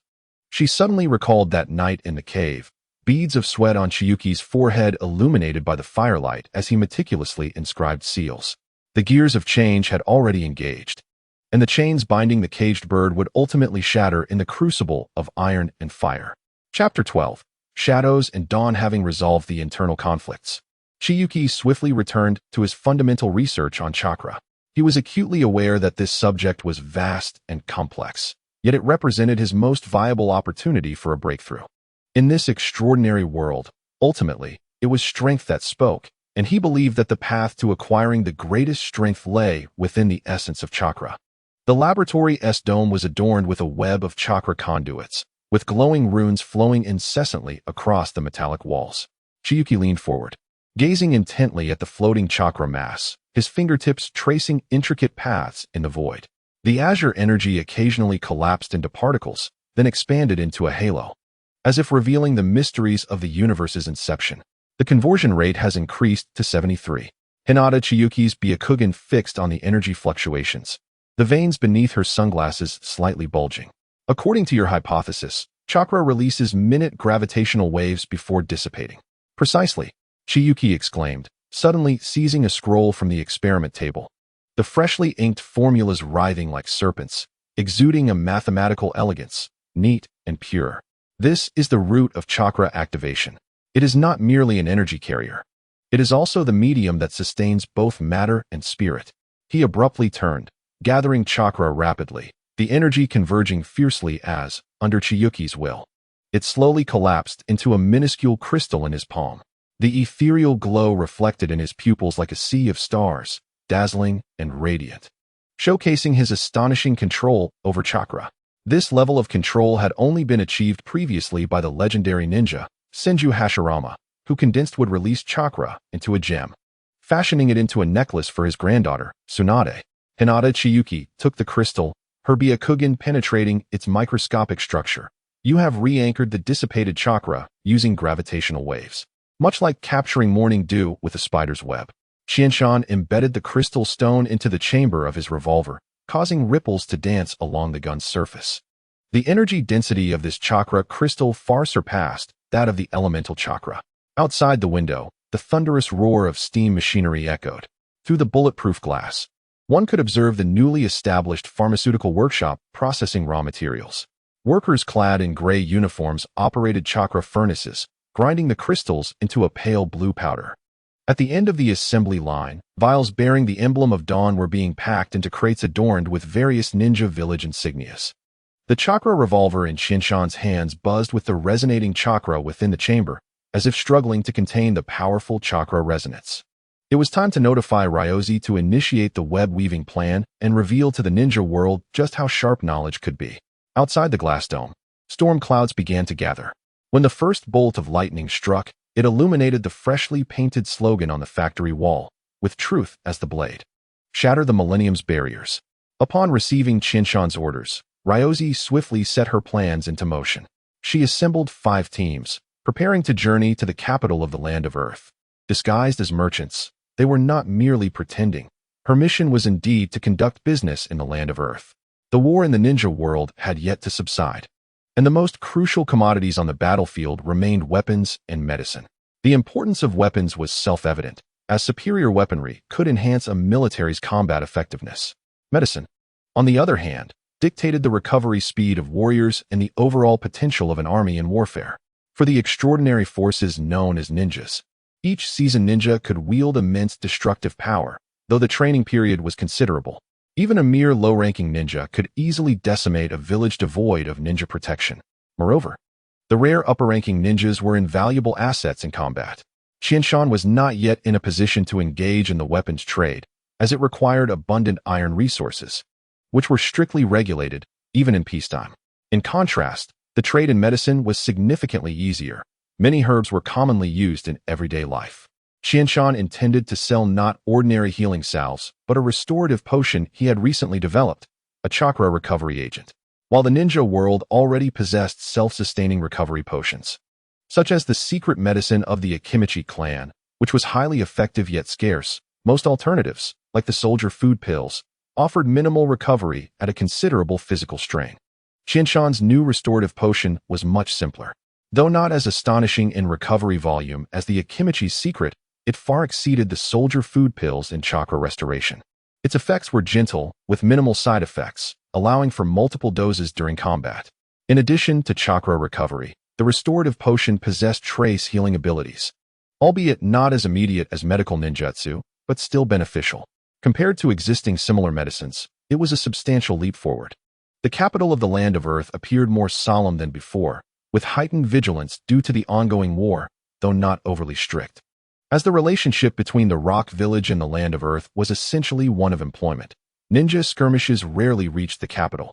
This peculiar warfare was unique to the ninja world. The movements of Ryozi and her team did not attract much attention in a capital city. How could a mere dozen individuals raise alarms? After securing a place to stay, Ryozi dispatched her team to gather intelligence and seek suitable agents. Grey Earth, a noble's illegitimate son, was a common enough sight in noble circles, lacking a family name. While he could not bear the honor of his family's surname, his father had shown him affection by providing him with a pharmaceutical business. Grey Earth was fiercely ambitious, not for himself, but for his mother. He understood that if he excelled, his mother could enjoy a better life within the estate. Fortune had not entirely forsaken him. Through years of perseverance and keen insight, Grey Earth had expanded his pharmaceutical business, gaining a share in the military procurement of the Rock Village, thereby improving his mother's circumstances. Yet, he yearned for more. Feeling a sense of discontent within, he could endure the scornful gazes and disparaging remarks about his lineage, but he could not accept it. This was an indomitable spirit from the depths of his soul. As Ryozi reviewed the gathered information, several profiles of pharmaceutical merchants came into view. Grey Earth's profile may not have been the most impressive, yet upon reading his introduction and brief history, Ryozi felt that this illegitimate son could be of greater assistance to Lord Qianshan's mission.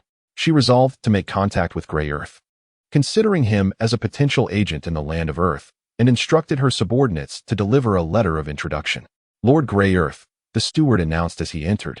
Bowing respectfully, Grey Earth was reviewing the quarterly business documents. He was of average height and slender build, yet possessed striking features inherited from his mother. His most notable trait was his pair of eyes, filled with the weight of worldly experience, yet still glimmering with untamed spirit. "What is it?" His voice was deep and resonant, instilling a sense of trust. "There is a merchant group called Dawn Commerce that wishes to visit you regarding a business proposition." The steward replied, "Dawn Commerce? I have not heard of this guild before. There is no such guild in the Land of Earth, is there?" "Indeed. They claim to be from outside the region, seeking to expand into the Land of Earth. They have a new medicinal product they wish to collaborate with you on, specifically regarding chakra restoration, and have left a small sample for testing," the steward explained. "Take the sample for testing and provide a detailed effectiveness report." "Understood, my lord." The steward bowed and exited. Chapter 13. Wings of Dawn. Grey Earth's fingers unconsciously traced the rim of a crystal cup, the amber liquid within glimmering softly in the candlelight.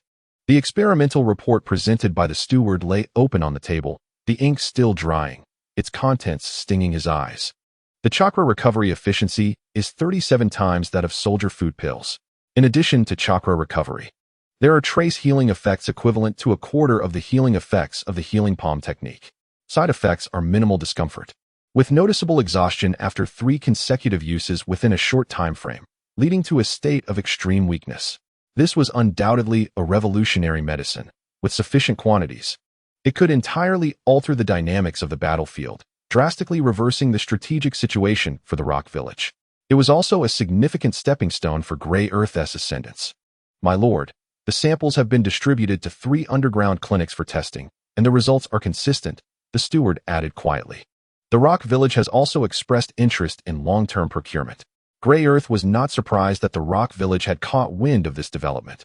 As one of the 5 great ninja villages, the Rock Village had the most intelligence operatives in the land of Earth, followed closely by Konoha. Given the remarkable efficacy of the medicine, the possibility of information leakage at various testing stages was high. If the Rock Village did not know about this, Grey Earth would find it odd.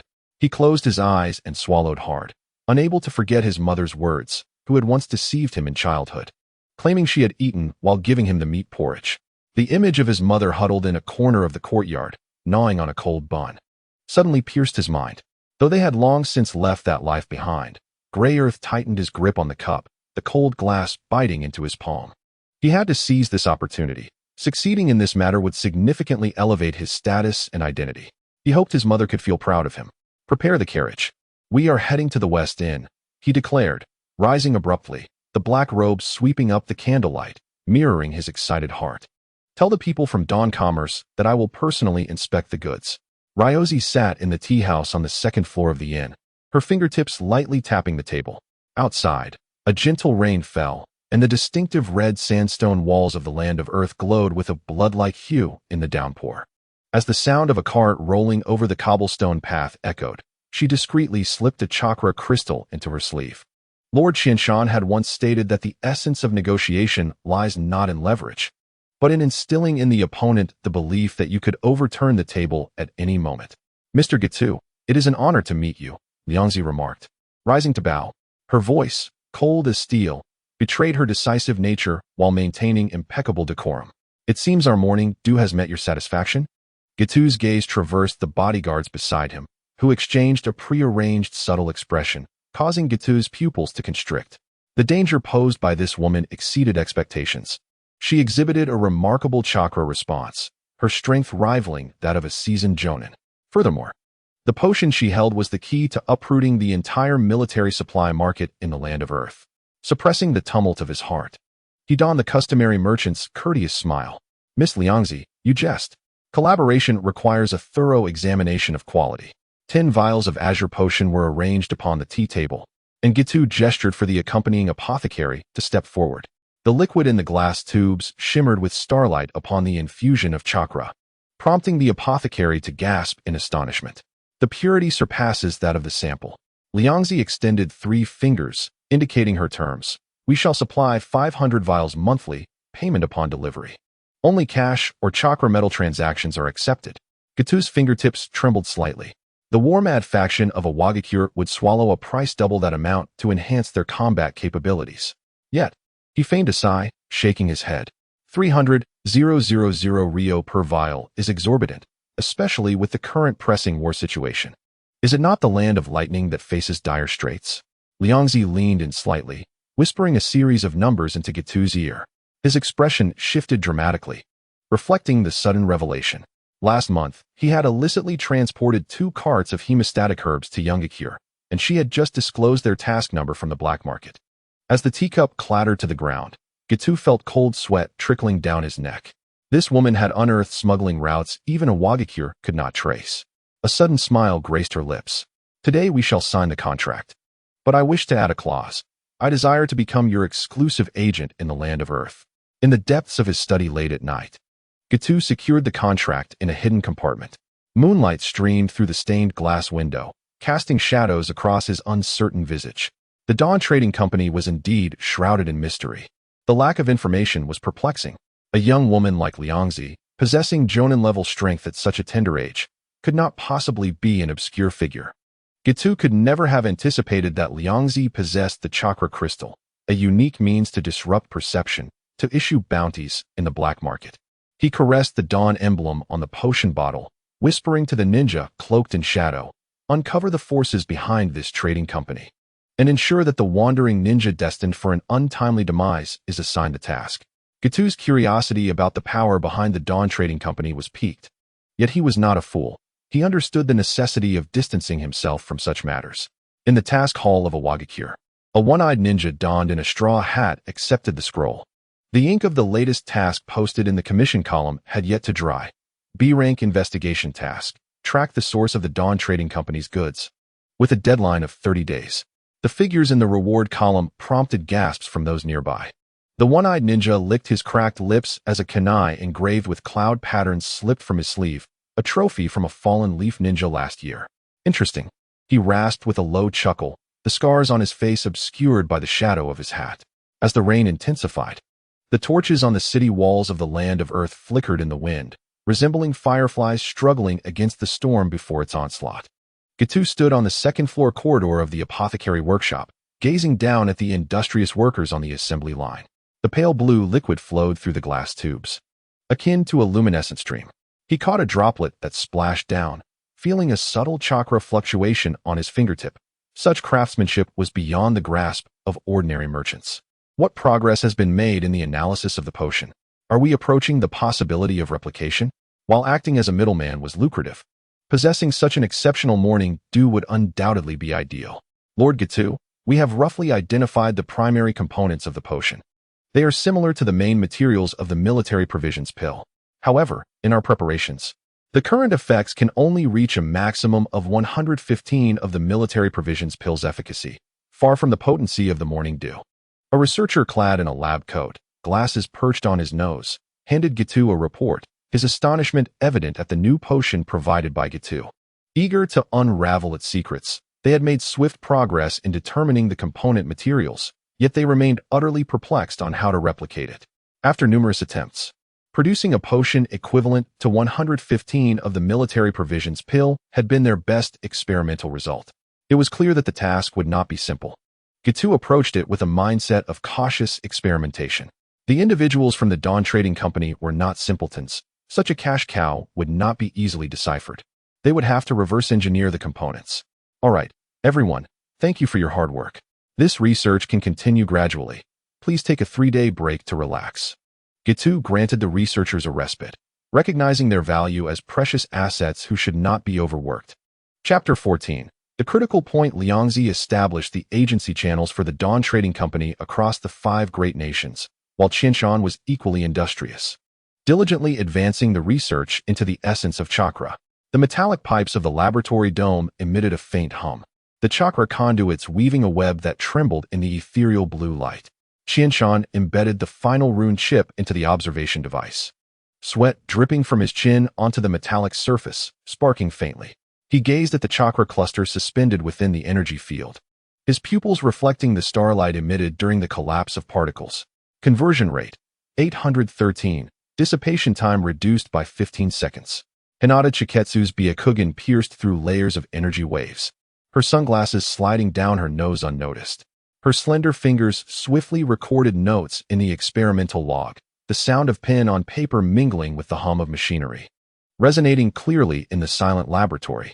The Byakugan's insight proved unexpectedly beneficial for this chakra research. The Otsutsuki bloodline granted her observational prowess surpassing that of an optical microscope, allowing her to focus at will. Hinata Chiketsu noted that with the recent intensive usage of her Byakugan, her visual acuity had significantly improved compared to before, and her overall strength had seen a slight enhancement. For a ninja of her caliber, even the smallest progress was noteworthy. Suddenly, the chakra cluster within the energy field trembled violently, its ethereal blue glow shifting to a deep crimson. Qinshan's pupils constricted, his hands forming seals in rapid succession. Anchor the chakra force field. The rune chip illuminated brilliantly, the collapsing chakra forcibly solidifying into a rhomboid crystal just before its annihilation. Hinata Chiketsu's gentle fist swept across the experimental table, triggering the emergency stop mechanism, which blared a piercing alarm. Failure number 127.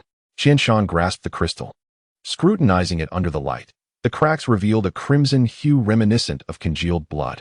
The energy density remained insufficient.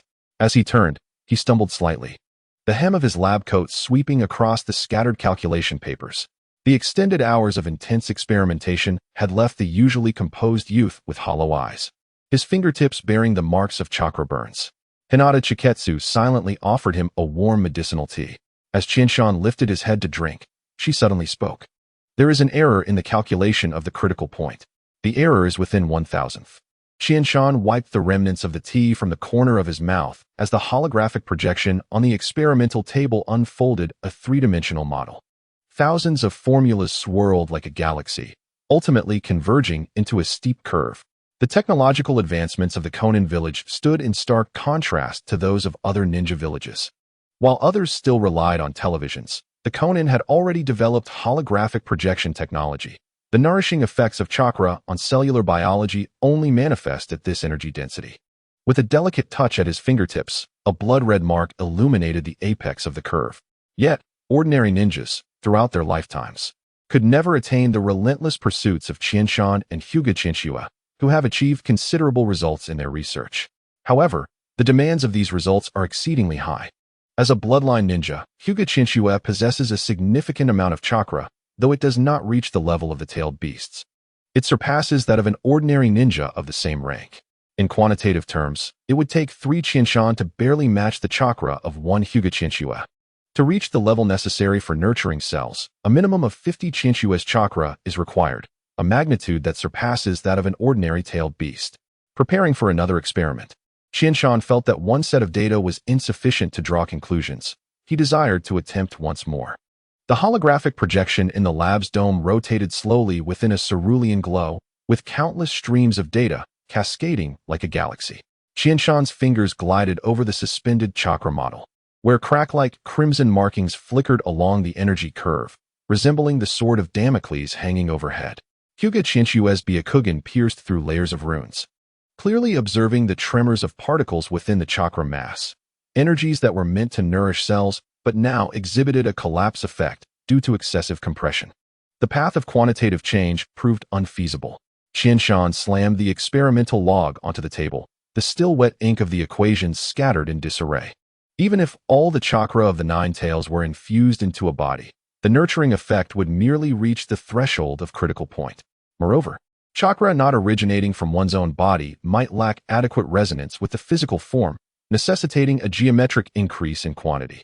Qianshan recalled that in the original work, there were many Jinchuriki, yet aside from the established protagonists, none exhibited external signs of physical transcendence. Furthermore, after the tailed beasts completely separated, they would gradually succumb to death. This was a disheartening magnitude. Although Qianshan had anticipated it, he did not expect it to be so astonishing. He knew that the Uzumaki clan possessed a jutsu called the in-sealing technique, capable of storing chakra within the body to maintain youthfulness. Tsunade and the first Hokage's wife mastered this technique. Naturally, Qianshan did not possess such advanced ninjutsu during his time in Konoha. He speculated that the principle of this technique likely utilized similar mechanisms, and with such a vast amount of chakra sealed within, the nurturing effects on cells should be rather limited. Qianshan's vision was to allow chakra to directly nourish cells without the hindrance of sealing techniques. Such nurturing effects would undoubtedly be remarkable. However, how to achieve that level of chakra remained a monumental challenge.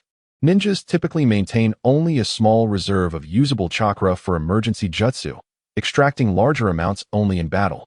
It is not that ninjas do not wish to retain substantial chakra at all times, but rather that chakra, as a form of energy, tends to dissipate. The more chakra one extracts, the greater the loss.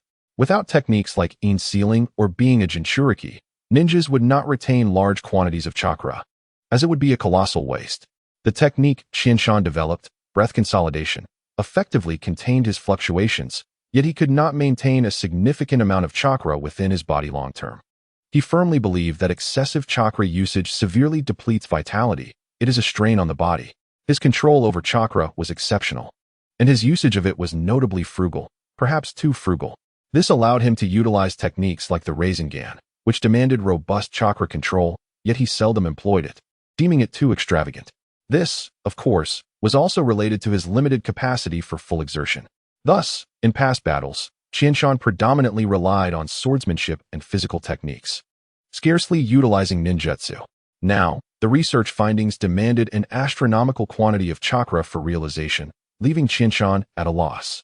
He was aware of a miraculous substance in the ninja world known as Hero's Water, which purportedly could exponentially enhance chakra, yet those who consumed it were said to perish. His memories of this plotline were scant, and he was reluctant to gamble with his life. Nevertheless, he was also unwilling to abandon hope easily. He harbored another hypothesis. If a critical quantity of chakra could nourish cells, might there also be a critical quality of chakra? In the original work, the Sage of Six Paths, Madara, could resurrect himself upon acquiring the powers of the sage. Logically, both quantity and quality should possess critical thresholds. While Qianshan currently lacked effective means to explore the critical point of quantity, he had numerous ideas regarding the critical point of quality. Hyuga Qinshiue had long noted that his chakra was unusually refined. During their training sessions, 1 unit of Qianshan's chakra often yielded effects equivalent to 3 units of Qianshue's. Qianshue had always found this curious. Qianshan speculated that this might be linked to his soul, as chakra is a fusion of physical and spiritual energies. His soul, having traversed time and space, bore unique attributes, which could very well be a factor. In the short term, the sublimation of chakra quality seemed most plausible for Qianshan. However, the quality of his chakra was already remarkably high, rivaling that of Senju Hashirama. After all, having reached the stage of crystallized chakra, Qianshan stood on par with the god of ninjas, Senju Hashirama. To further enhance the strength of his chakra posed the greatest challenge for Qianshan. As he found himself at a dead end, he needed to contemplate the path ahead carefully. Chapter 15. The Way of Nature. The final attempt failed, dispelling any lingering hope within Qianshan. He would ultimately have to tread the path of quality transformation for chakra. He shared his new thoughts with Hyuga Qianshue, deciding to relax and organize his ideas. Balancing work with rest is crucial, and sometimes a change in perspective can yield new insights. Lying on the grass, he inhaled the fragrance of the verdant blades, maintaining a low level of breath consolidation, experiencing his integration with the surrounding environment. A butterfly alighted gently on the tip of Qianshan's nose, cautiously extending its antennae to explore this colossal entity, unlike any creature it had encountered before. The butterfly's simple mind found this being captivating and familiar. With his eyes closed, Qianshan sensed the presence of this little visitor, choosing to ignore it, allowing his mind to gradually unwind. Amidst this harmonious connection with nature, several thoughts emerged in his mind. 1. Micro-reconstruction. Could chakra possess a microscopic form? Chakra is formed from the amalgamation of physical and spiritual energies, yet neither Qianshan nor Hyuga Qianshue have ever actively intervened in the synthesis process. The combination occurs naturally as long as physical and mental stamina are adequate. However, what if one were to control the proportions of these two energies? Might there be new transformations in chakra? The original work mentions sage chakra, which is said to incorporate natural energy into the blend of physical and spiritual energies. Qianshan had fantasized about being a genius capable of sensing natural energy, but unfortunately, he could not yet perceive it. Even if he could, he would hesitate to absorb it, as improper absorption of natural energy in the original narrative could turn one to stone. 2. Spiritual purification. The physical and spiritual energies construct chakra. Would enhancing the quality of these energies lead to a transformation in the quality of the synthesized chakra? Qianshan's body had not yet reached its limits, but he was acutely aware that his physical potential, developing naturally, could never surpass that of Hyuga Qianshue, who possessed the rare Otsutsuki bloodline. Qianshan had already confirmed in his experiments that this body bore no other bloodlines. However, the spirit of Qianshan is distinct. Qianshan can continue to purify his spiritual energy, and he seeks ways to acquire the legendary jutsu of Konoha. 3. Chakra resonance. During the exploration of the essence of chakra, Hinata Qianshue once mentioned that the Byakugan observed the gathered chakra emitting external energy radiation, which appeared as ripples reminiscent of water waves. Qianshan speculated that this ripple phenomenon indicates the possible existence of a microscopic shockwave within chakra. If he could unify this oscillation, allowing chakra to resonate, it should enhance the energy variation of the chakra radiation and lower the threshold of its critical point. 4. Qianshan felt different inspirations bursting forth within his mind. As the fog of uncertainty seemed to disperse like a gentle breeze, a phrase gradually surfaced in his thoughts. Man follows the earth follows heaven. Heaven follows the Tao, and the Tao follows nature. Ultimately, everything must return to the observation of the world. Qianshan relished this feeling. How could he easily give up on such a mysterious world filled with countless possibilities? Immersed in the harmony between humanity and nature, Qianshan was not in a rush to return to the laboratory. He diligently noted down these inspirations and further possibilities, enhancing the operation of his breath-concealing technique. He sensed a mysterious connection between today's burst of inspiration and the breath-concealing technique. The breath-concealing technique stemmed from Qianshan's bold hypothesis. During his time at the Konoha Ninja Academy, the curriculum focused primarily on combat theories and the combat experiences summarized by seniors, with little emphasis on the teaching of jutsu. If chakra refinement techniques are considered jutsu, the academy taught 4 in total, along with the 3 renowned cannon fodder techniques, body replacement technique. As an ordinary student, these were all the jutsu Qianshan had encountered during his time at the academy. The transformation technique was quite basic, yet Qianshan's imagination led him to consider that if one could transform into another person, perhaps he could alter his appearance further by changing colors and blending in with his surroundings. In simpler terms, he envisioned providing a camouflage outfit during the transformation to achieve a seamless integration with the environment. This would significantly enhance Qianshan's survival capability on the battlefield, where perceiving ninjas are indeed precious talents. As a newly graduated genin, the tasks assigned to him often revolved around reconnaissance and transportation. Qianshan held a simple belief. As long as he could hide effectively, whether in ambush or escape, he would have an advantage over his teammates. In a complex battlefield, survival often hinged on outlasting his comrades for just a little longer or being slightly swifter. Altering the color of his clothing was not a difficult task for the transformation technique. After a period of practice, Qianshan quickly succeeded, and this simple modification instilled confidence in him. Thus, Qianshan conceived an even bolder idea. Perceiving ninjas primarily rely on sensing chakra to detect enemies. What if he could eliminate his chakra signature during the transformation? This would allow him to evade detection by perceiving ninjas flawlessly. He envisioned finding a suitable spot during battle to employ the transformation technique, waiting for his teammates or enemies to finish before re-emerging, thereby dramatically increasing his survival odds. It must be said that this was a brilliant idea, yet such genius is not easily realized. Qianshan discovered that he could not achieve the full effect of the 20th version of the transformation technique.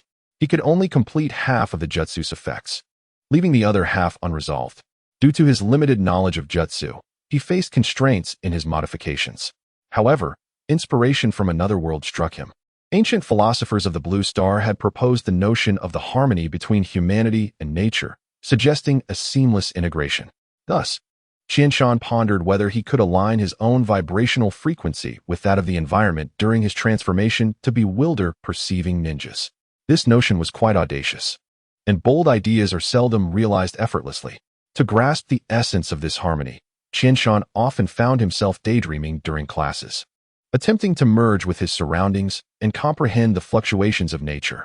After 2 years of attuning himself to nature, one day, when he attempted the transformation, he envisioned becoming himself while synchronizing his vibrations with the environment.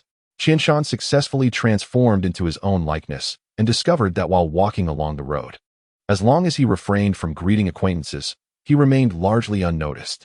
He realized that he had succeeded in the 20th version of the transformation technique, which also marked the initial version of his breath-concealing technique.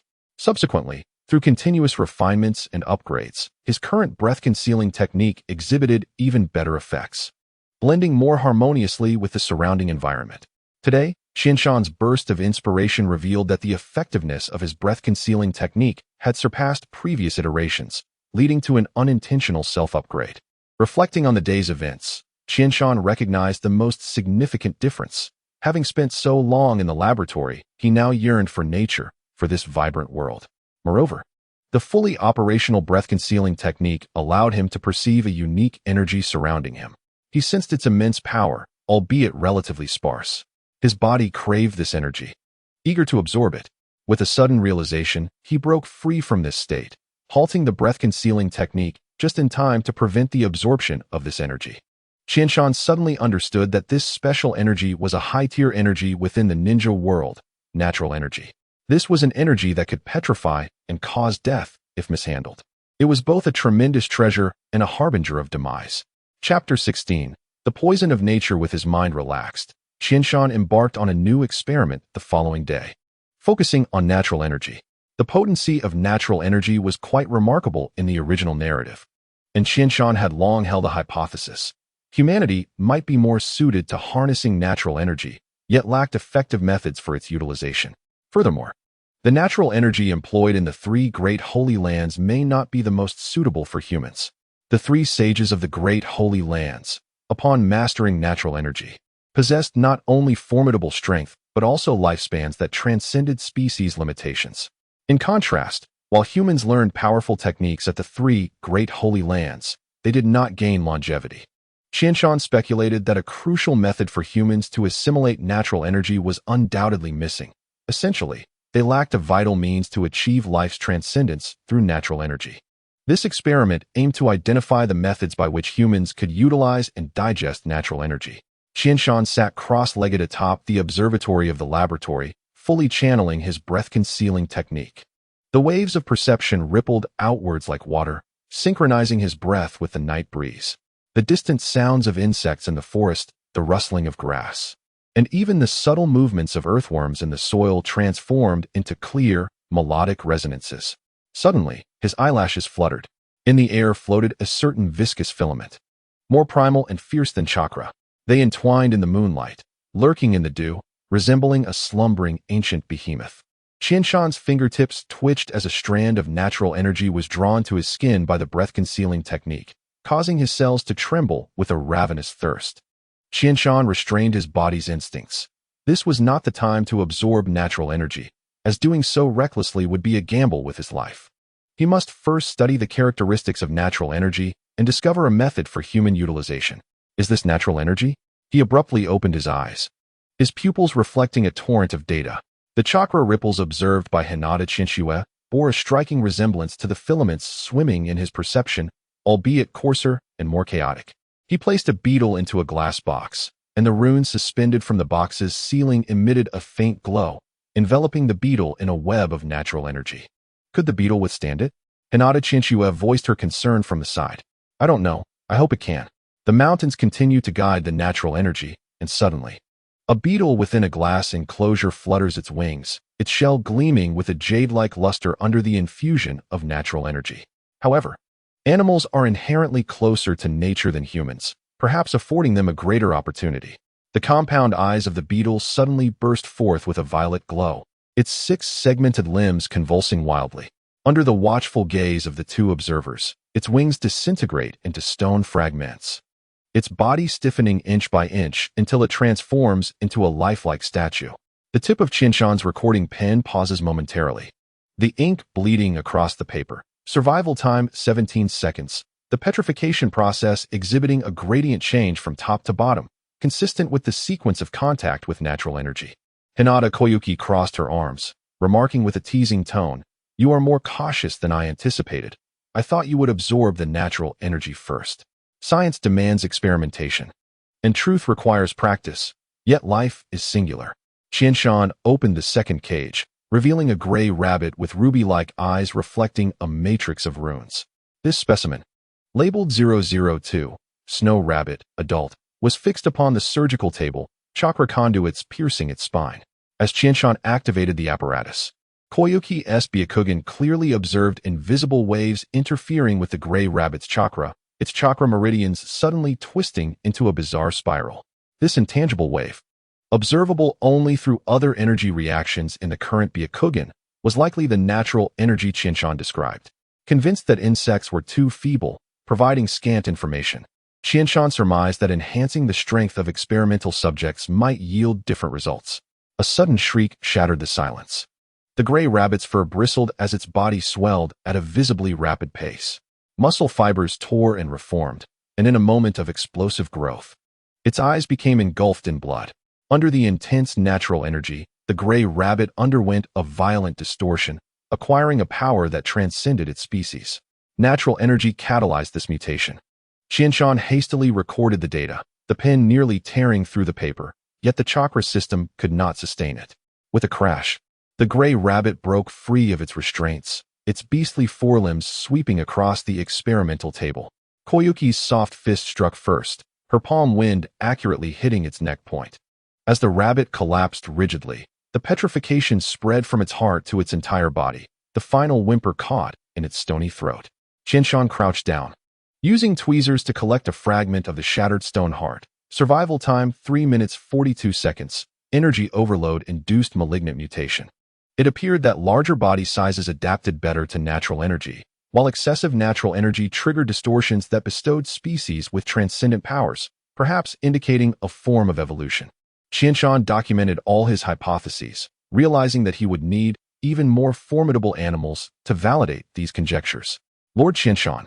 The laboratory door burst open, and staff members stumbled in, dragging an iron cage. As you commanded, we captured this from the forest. The enormous wolf within bared its ivory fangs, its dark red fur concealing bulging muscles. This was a unique mutant species from the distant forest, comparable in size to an adult black bear. Specimen 003, Wolf King, mutant. The moment natural energy was infused, the Wolf King howled skyward. The metallic framework of the surgical table began to creak under its claws, gradually deforming as more natural energy was introduced. The howl grew ever louder, and the Wolf King's strength surged explosively. A series of incantations glowed upon the Wolf King's forehead, and Qianshan's preemptive measures began to take effect, forcibly binding the natural energy within specific meridians. The beast's eyes glimmered with the unique horizontal patterns of Sage Mode, and as its claws swiped, they conjured a wind-based vortex. Is it successful? Koyuki gasped. Before her words could settle, the Wolf King suddenly stood upright, completely shattering its metallic restraints, the petrification creeping from its claws upward. Yet it seemed oblivious to the pain, instead using its final strength to lunge toward Qianshan. When Koyuki's bagua palm shattered its chest cavity, what splattered was not blood, but rather falling stone powder. Qianshan wiped the stone debris from his face, staring at the crumbled stone powder in his hand. Survival time 11 minutes 26 seconds. Chakra anchoring had delayed the petrification speed.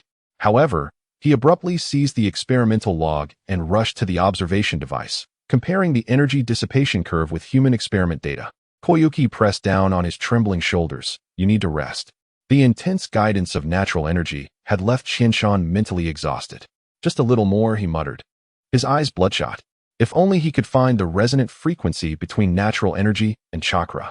Koyuki forcefully interrupted Qianshan, dragging him to the rest area, halting his incessant chatter. Faced with her firm demeanor, Qianshan had no choice but to obediently consume the mental stimulant and lie down to sleep. As Koyuki covered him with a blanket, she caught a glimpse of the hastily scrawled latest page of the log. Hypothesis. Soul strength determines the carrying threshold. Willpower may be the key to wielding natural energy.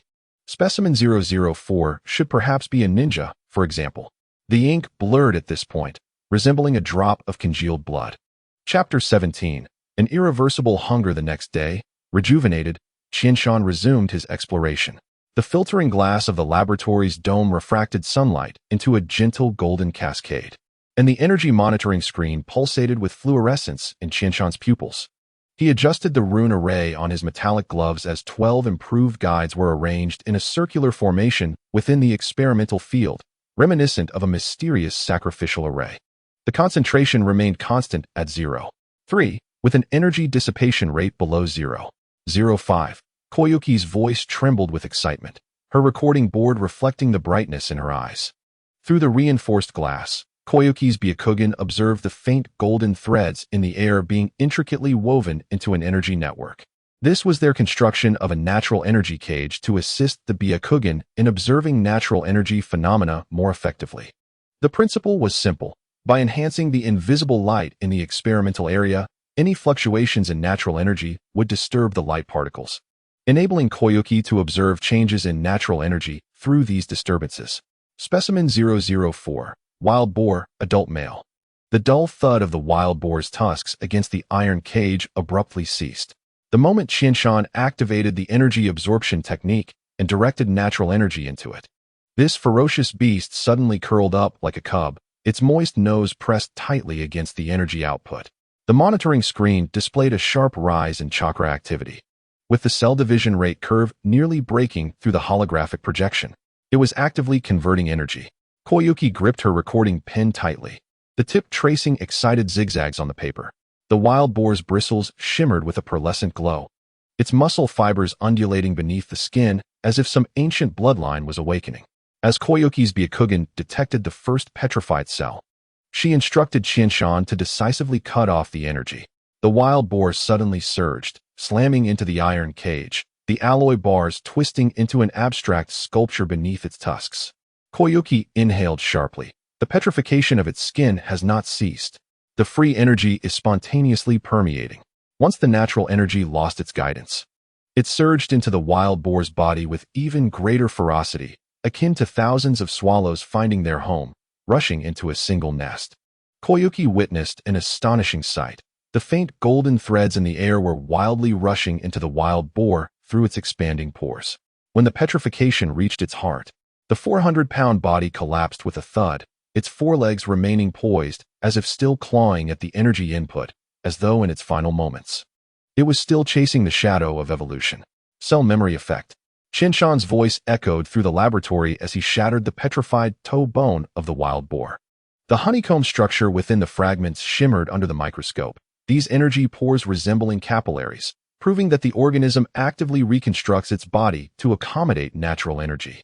Subject 005. The brown bear, hibernating individual. The observation window of the low-temperature chamber was encrusted with frost, while 6 chakra crystals on the bear's collar radiated a celestial glow.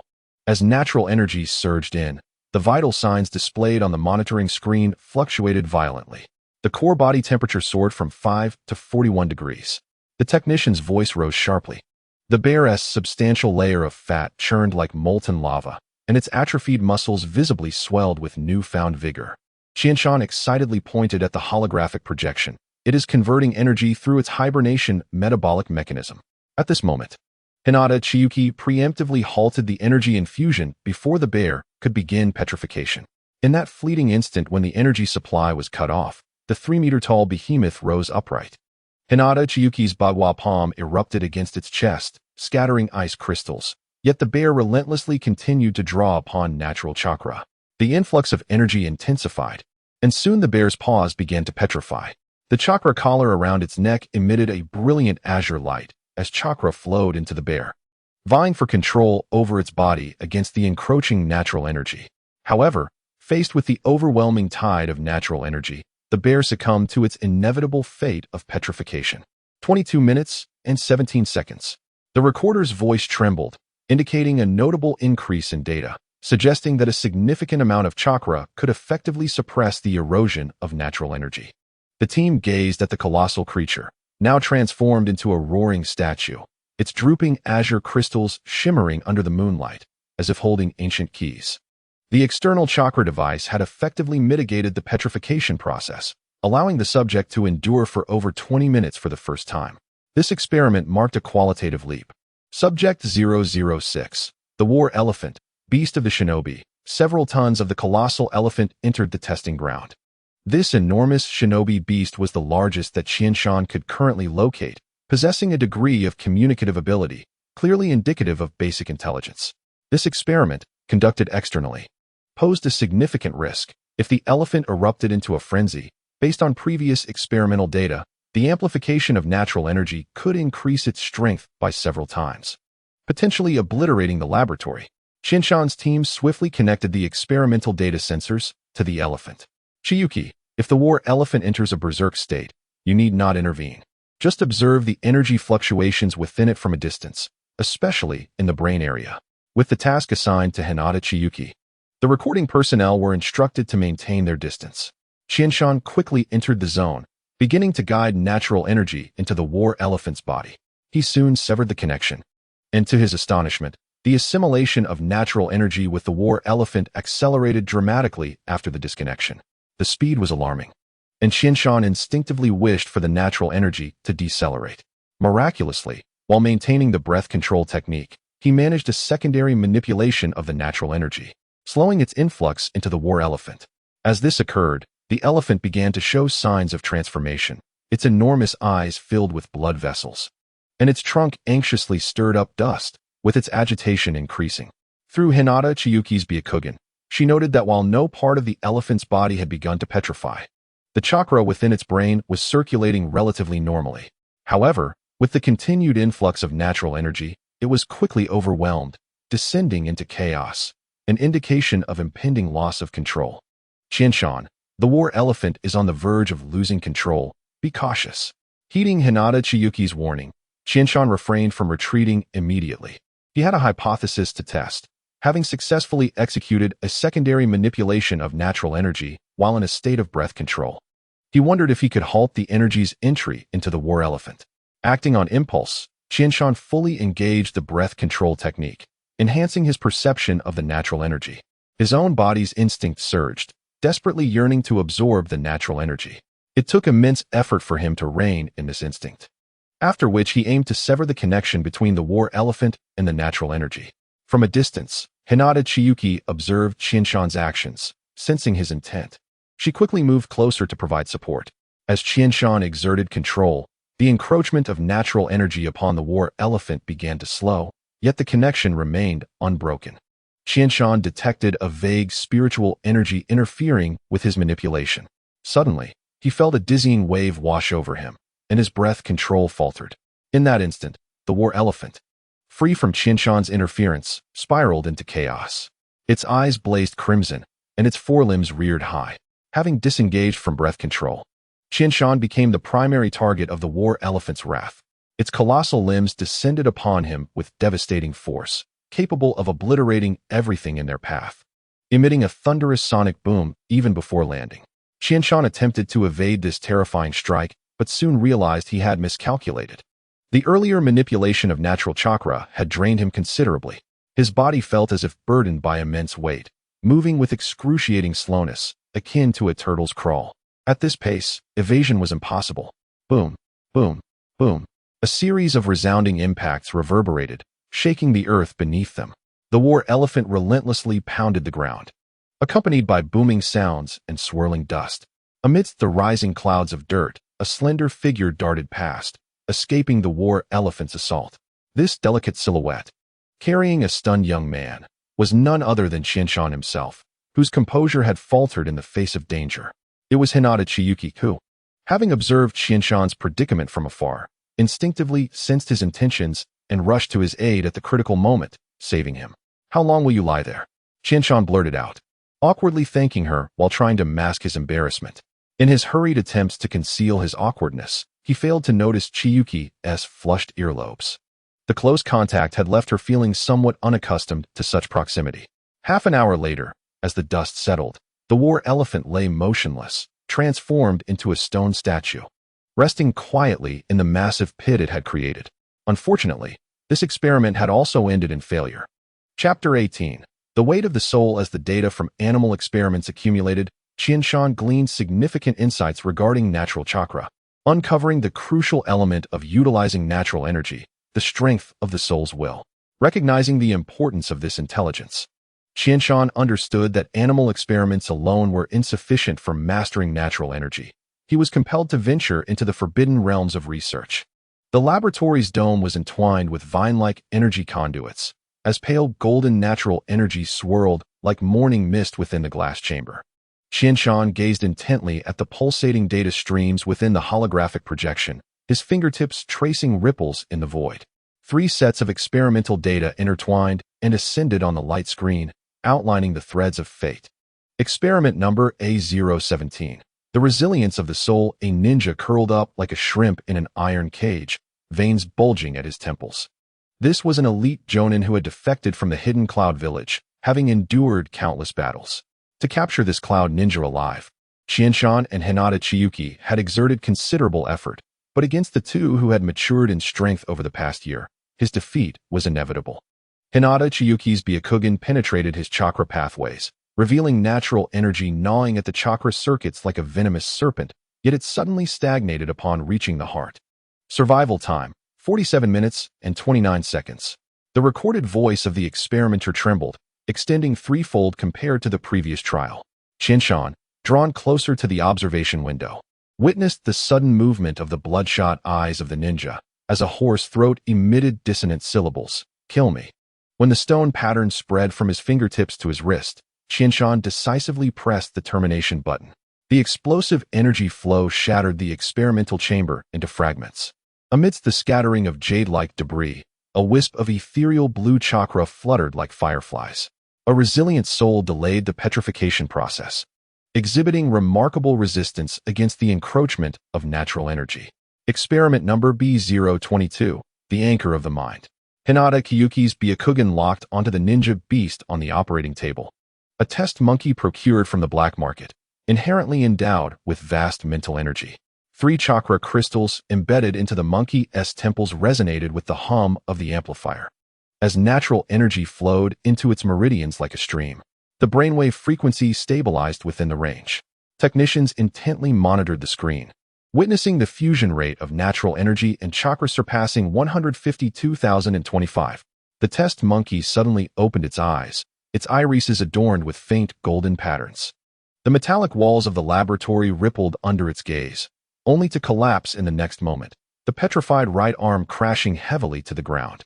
As Hinata Kyuki's gentle fist shattered the energy nodes surrounding the test monkey, Qianshan had already lunged towards the control panel. The mental amplification heightened perception, but also accelerated energy overload. A new entry appeared in the dense experimental logs. The mind is the helm, and a ship out of control will inevitably run aground. Experiment number C009, the rhythm of heaven and earth. Moonlight draped the forest in silver gauze, as Qianshan stood at the roots of a colossal tree, rich in natural energy. The chosen subject was an elderly monk, who had practiced for nearly 30 years in a renowned ancient temple within the ninja world. The old man clasped his hands, his chakra resonating with the glowing flora of the forest in sync with his breath. Survival time, 1 hour and 3 minutes. Hinata Kyuki's Byakugan beheld a breathtaking sight, as natural energy nestled like a weary bird returning home, peacefully resting within the monk's meridians. When the first stone pattern crept up his instep, the old monk unexpectedly smiled. It's time to go home. Qianshan barely had time to intervene as the monk's chakra began to flow in reverse, his jade-like body disintegrating into stardust under the moonlight. Among the drifting energy, tender sprouts emerged from the earth. The concluding remarks of the experiment report were stained with dew. The morning mushroom knows not of dusk and dawn. The cicada knows not of spring and autumn. Only those who truly comprehend the heavens and the earth know when to let go. When the morning light penetrated the laboratory's bulletproof glass, Qianshan slumped in the midst of a sea of data. 3 holographic screens floated around him, experimental footage rotating like a carousel. Hinata Kyuki entered, witnessing the floor littered with chaotic formulas, all ultimately pointing towards 3 blood-red characters: human, heart, heaven. These 3 elements represented the potent chakra energy, resilient will of the soul, and the final resonance with nature. None could be omitted.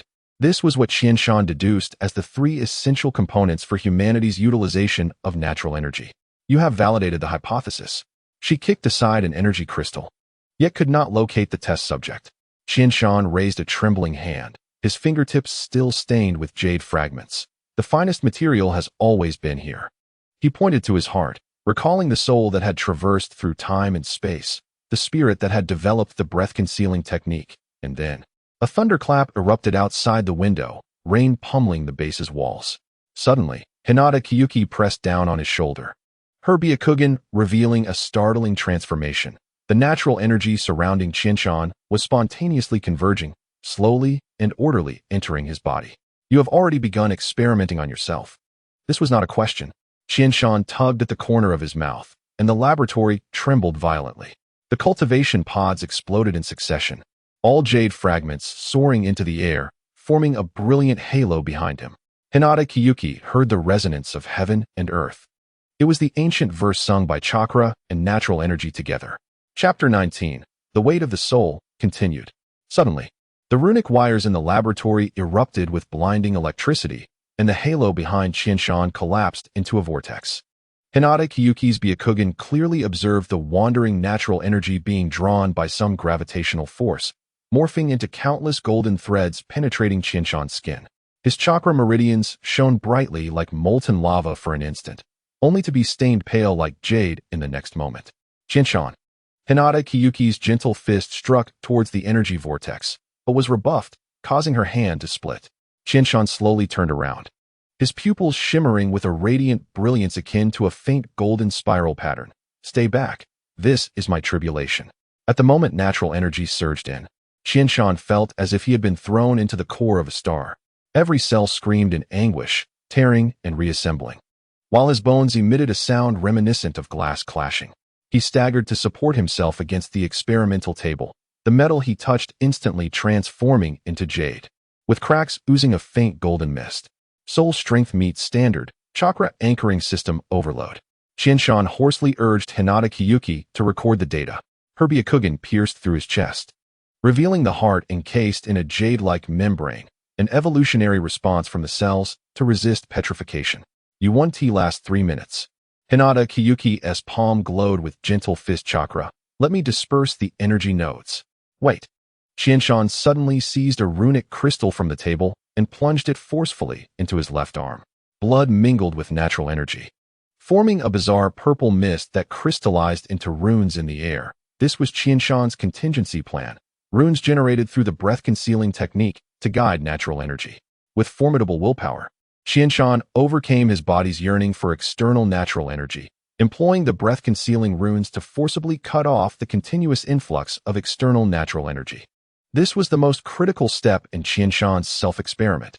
In his current state, he could not contend with the overwhelming external natural energy. By severing the source, he aimed to allow only a minimal amount of natural energy to enter his body, believing he could tame it.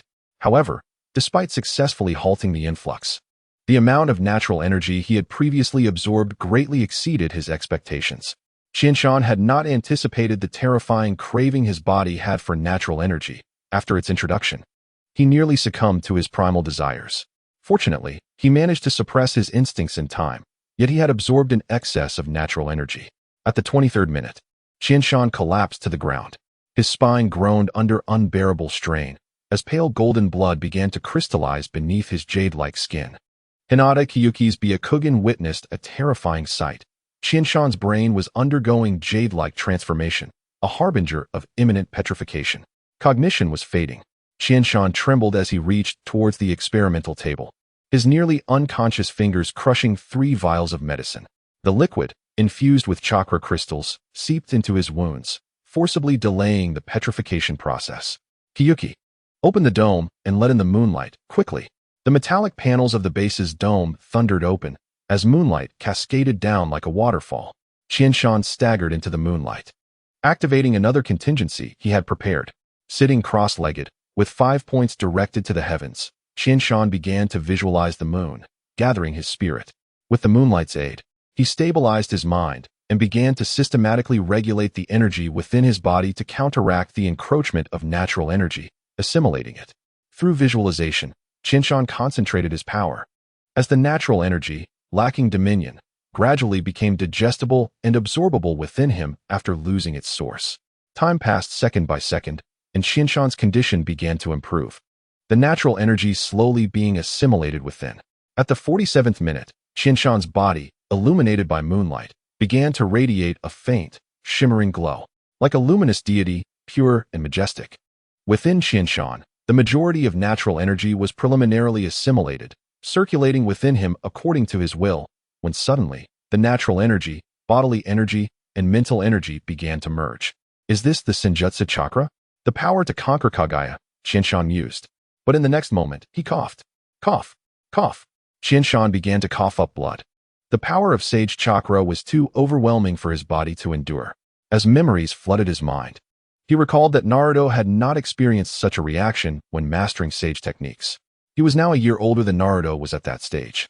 Damn it, Naruto, as a descendant of the Uzumaki clan, possessed a physique far superior to his. What should I do? I have already mastered Sage techniques. I cannot fall here. Outside, Hinata Chiyuki observed Qianshan, who seemed to be improving, suddenly cough up blood, causing her heart to race. Through her Byakugan, she perceived that while Qianshan's internal energy stabilized, his body sustained injuries as if invisible surgical blades were slicing through him.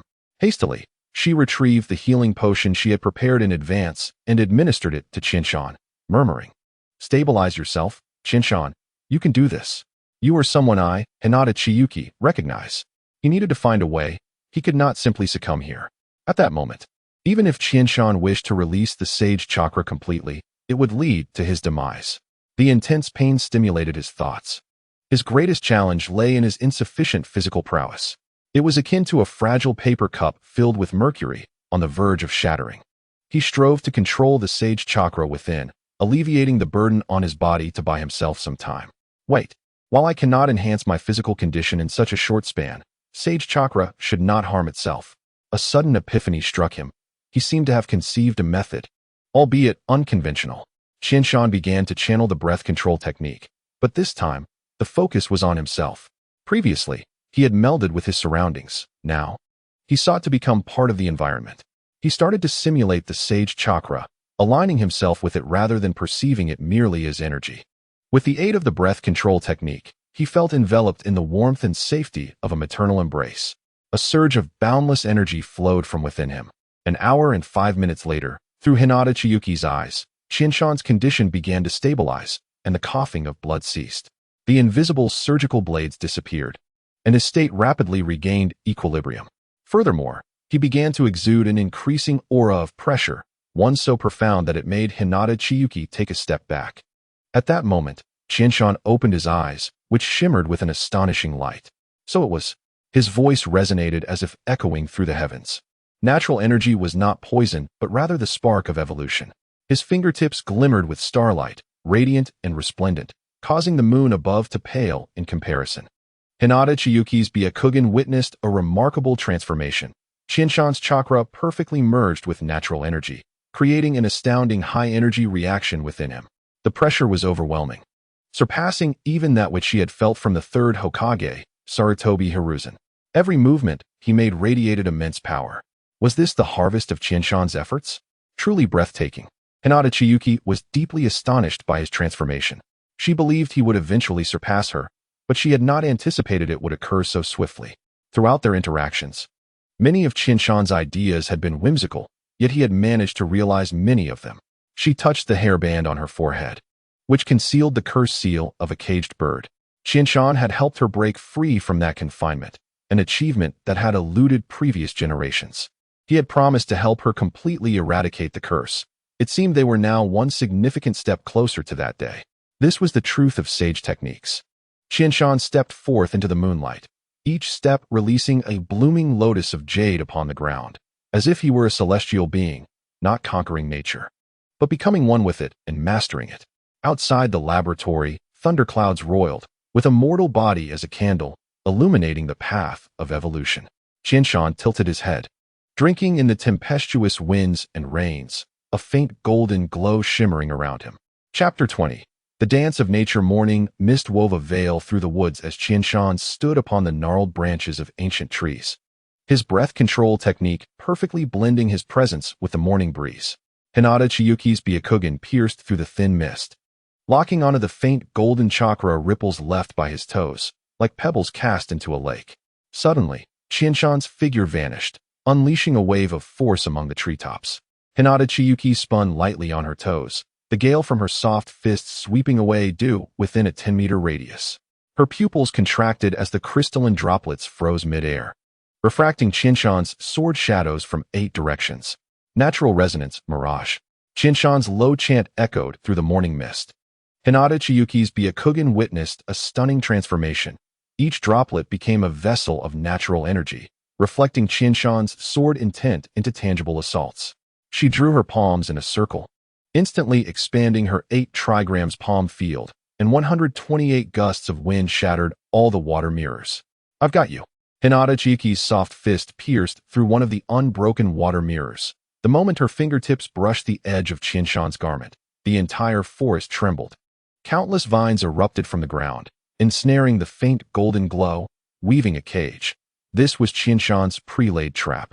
Yet, regrettably, it was not the power of wood-release ninjutsu that would quell the chaos.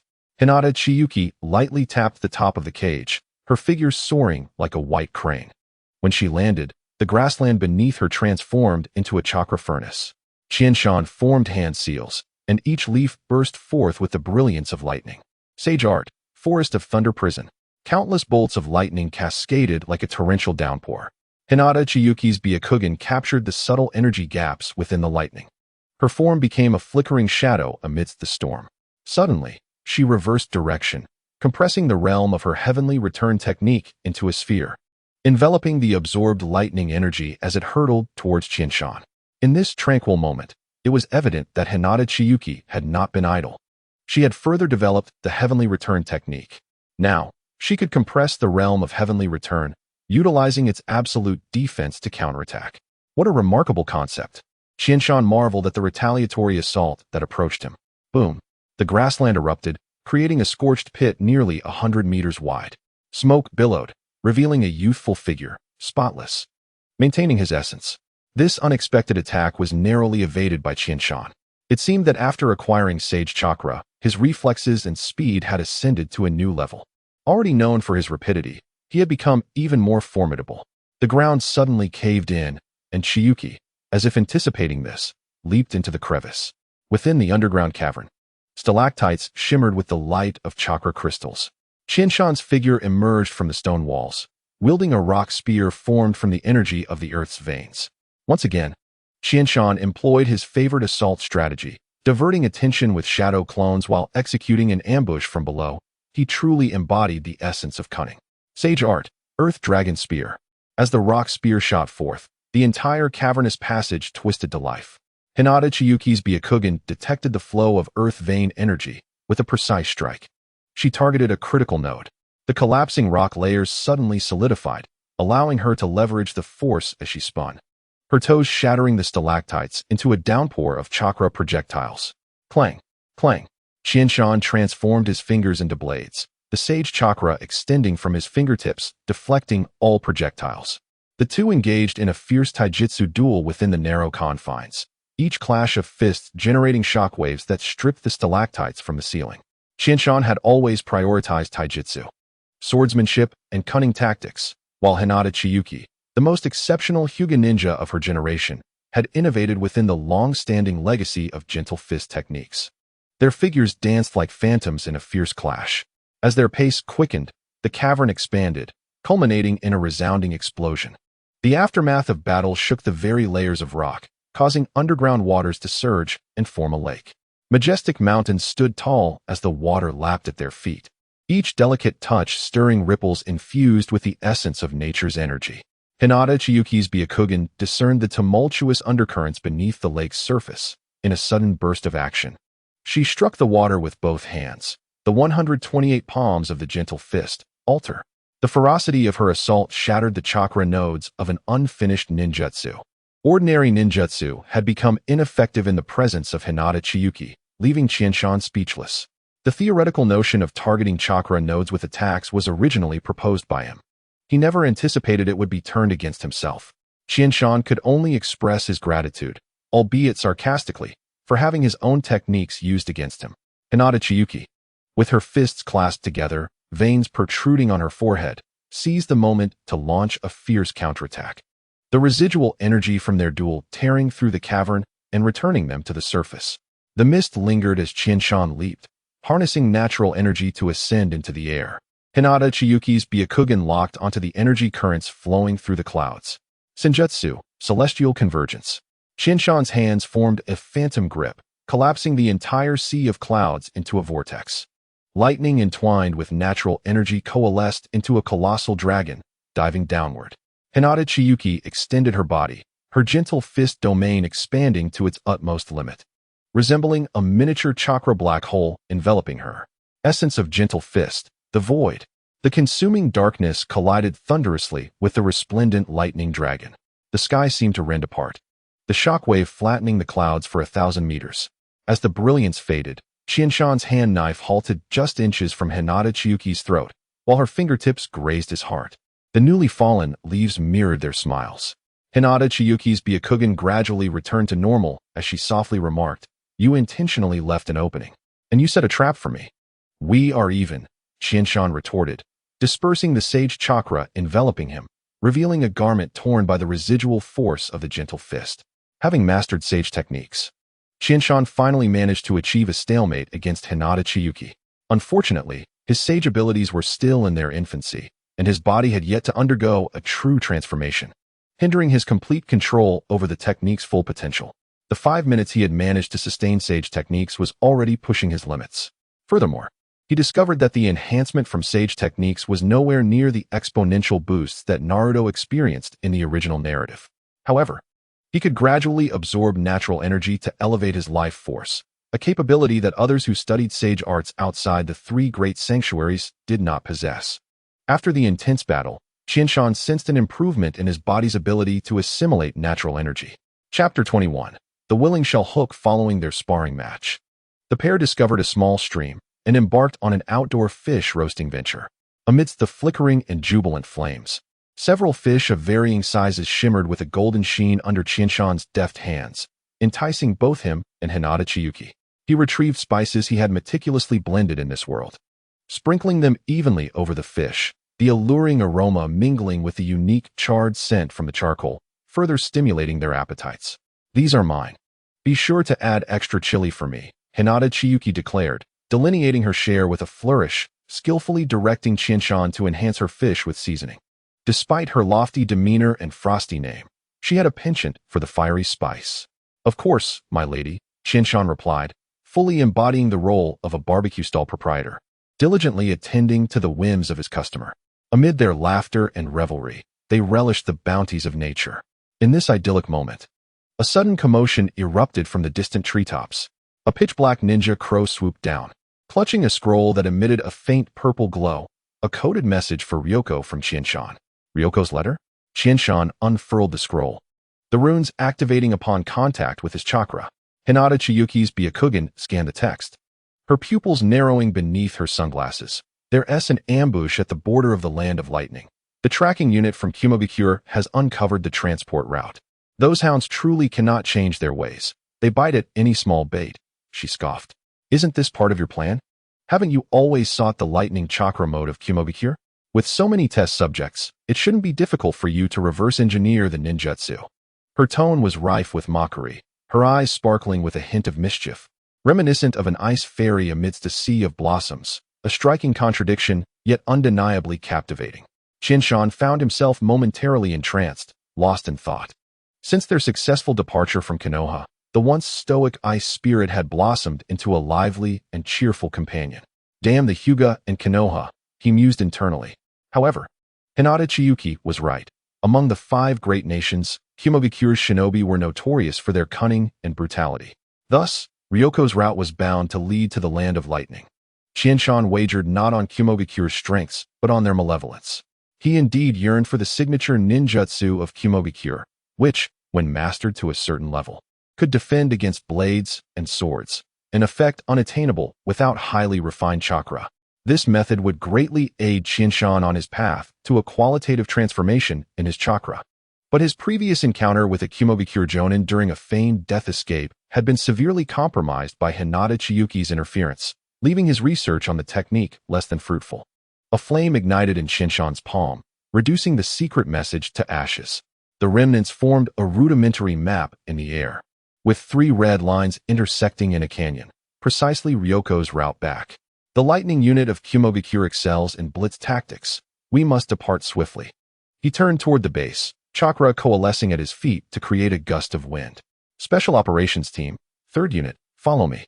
You will remain here to guard the base and be on standby."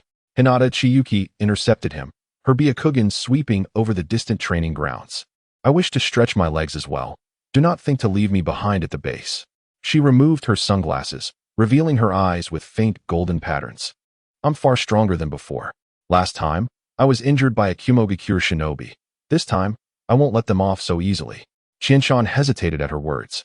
Since she had partially broken the seal on her caged bird curse, Hinata Chiyuki's Byakugan had begun to emit an unusual luminescence. At that moment, the faint golden hue resonated subtly with his sage energy. "Your eyes," he began, recalling the scroll found in the ruins of the Land of Wind. Hinata Chiyuki donned her sunglasses once more, her voice icy. "The fragmented remnants of history can temporarily awaken the potential of our bloodline." She raised her hand to form seals, chakra coalescing in her palm into a spiraling gentle fist energy, potent enough to shatter the lightning armor of Kumogakure's shinobi. "Women never forget, regardless of age." "You killed a Kumogakure shinobi last time," Qianshan thought to himself, daring not to voice his thoughts aloud. The Kumogakure shinobi were indeed despicable. Deep within the Valley of Death, Ryoko stood atop an overturned truck, the chakra bullets fired from her dual pistols forcing back the pursuing Kumogakure forces. The wound on her left shoulder smoldered, the paralysis from the lightning technique gnawing at her nerves. 3 more kilometers. She gazed toward the canyon's end, the rendezvous point Qianshan had informed her about. Unbeknownst to her, Qianshan had set the meeting point at the border. She had previously cautioned him about its proximity, considering Kumogakure was one of the 5 great shinobi villages. She had assumed an attack would occur far from the land of lightning. Little did she know, the Kumogakure shinobi would strike before she even left the border. I hope the commotion here draws Lord Qianshan's attention. Ryoko silently prayed. Surrender, woman, bellowed a Kumogakure jonin, his voice crashing like thunder. Hand over the formula for the morning dew potion. He swung his blade, and a lightning-like force cleaved through the earth. Ryoko rolled to evade. The ground where she had stood now scorched. The formula? She wiped the blood from her lips, her smile laced with derision. It's right in the truck you scorched with your lightning. She tossed her last 2 smoke bombs, seizing the opportunity to dash toward the distance. The Raijin armor of the hidden cloud jonin surged with power, its speed surprisingly surpassing his own. As the ninja blade pierced directly into her back. Gentle fist technique, flying snow. A cold feminine voice struck like a bolt of lightning. Hinata Chiyuki's figure moved with the swiftness of thunder, her powerful palm winds sweeping across the battlefield. The jonin's lightning armor shattered upon contact with her fist. The gentle chakra invading and sealing his chakra points, rendering him motionless on the ground. The jonin, filled with trepidation, realized the formidable prowess of this female ninja. He had long trained in the Raijin armor, which could withstand ordinary weapons, yet she had incapacitated him with a single strike. Such strength was rare even among the elite of the Hidden Cloud Village, known only to a few, including the Reikage.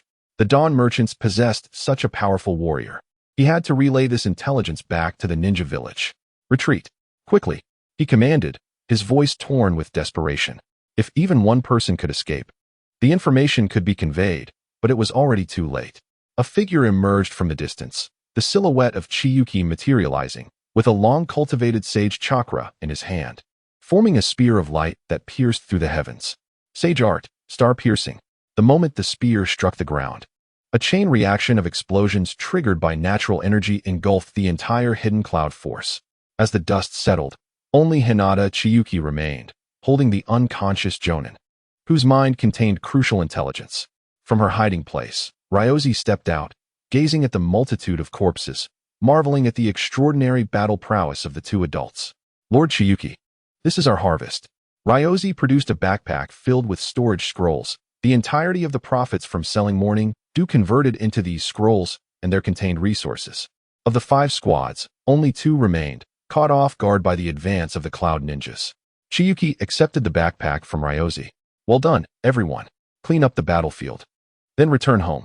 His commands were succinct and decisive. They could discuss the remaining matters later. The surviving members swiftly set to work, disposing of the bodies before hastening back to their base. In the medical room of the base, the acrid scent of disinfectant hung in the air. Ryozi's left shoulder was wrapped in a blood-soaked bandage as Chiyuki tended to her wounds. His method of winning hearts might be simple, yet it proved remarkably effective. In the ninja world, where they were often treated as mere tools, such compassion was rare. Chiyuki could feel the shift in the gazes of Ryozi and the other 6 ninjas. Their previous awe had transformed into respect. Now, this is how you truly experience the might of another civilization, Chiyuki thought with satisfaction. Upon completing the bandaging, he presented Ryozi with a book. This is a chakra secret technique that enhances control, slightly increases the potency of jutsu, and reduces chakra consumption. Practice diligently and prove to me that you are the finest warriors. To honor your trust, my lord. The 7 responded in unison. Chiyuki seized the moment, offering further words of encouragement that ignited their fighting spirit.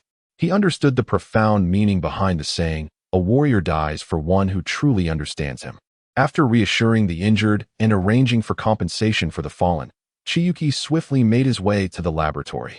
Grateful for the contributions from the Hidden Cloud Village, he now had ample materials to trace back the Raijin chakra model. The long-term overload of Raijin chakra came with a cost. Hinata Chiyuki's Byakugan penetrated the muscle tissue of a fallen cloud ninja, revealing minute burns on the organs. Yet the cellular vitality was significantly higher than that of an average person. She concentrated chakra at a slightly withered chakra node, identifying traces of high-intensity Raijin chakra erosion, indicating a chakra point. The Hidden Cloud's training methods and physical conditioning were indeed unique. Chiyuki delicately lifted a skin sample gleaming with a brass sheen. She instructed Ryozi to observe the chakra traces through her Byakugan. Under this perspective, spirals of chakra densely populated the cell membranes. Raijin did not merely cover the surface. As she rotated the slide, azure lightning refracted between the crystalline facets, forming a honeycomb structure that dispersed impact throughout the body. A remarkably sophisticated technique. A nearby technician could not resist leaning closer to the observation window. So, the Raijin chakra model essentially transforms the body into a lightning rod. More accurately, it serves as a human capacitor, Chiyuki remarked, sketching an energy flow model in the experimental log. The Cloud Ninjas, through specialized training, allowed their cells to temporarily store high-pressure chakra.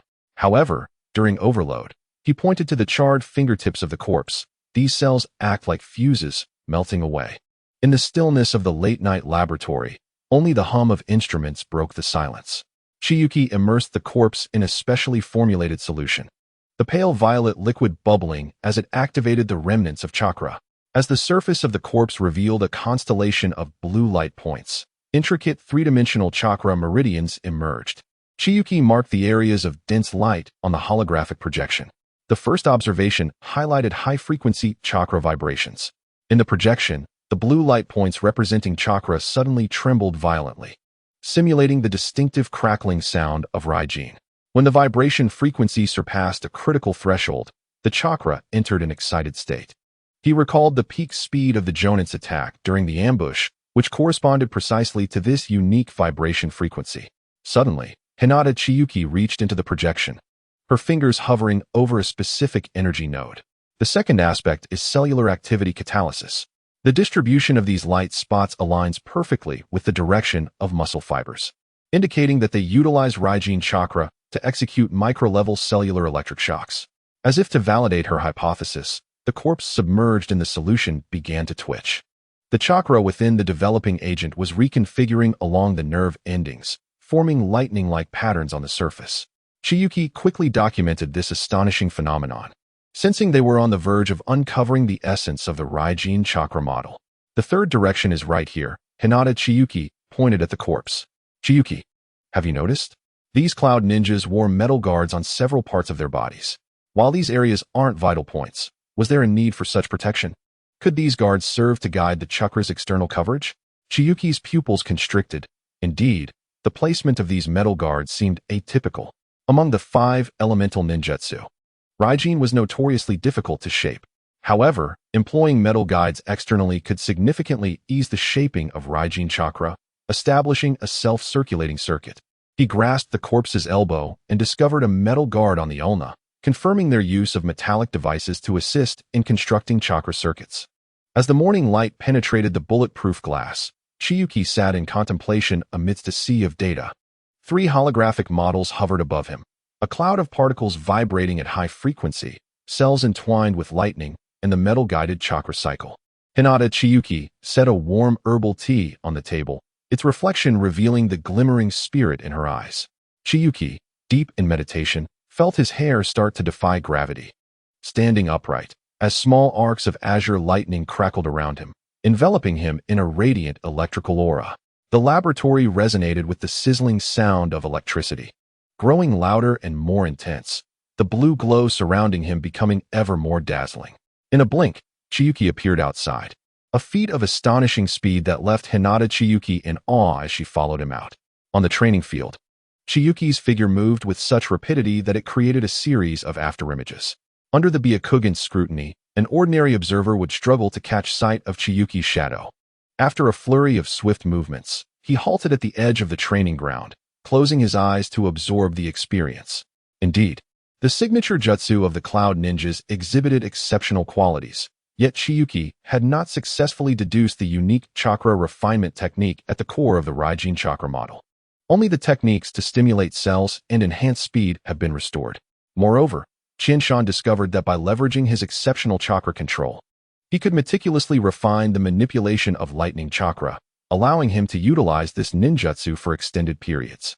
Without Qianshan's unique skills, one would require extraordinary talent to sustain this ninjutsu long-term.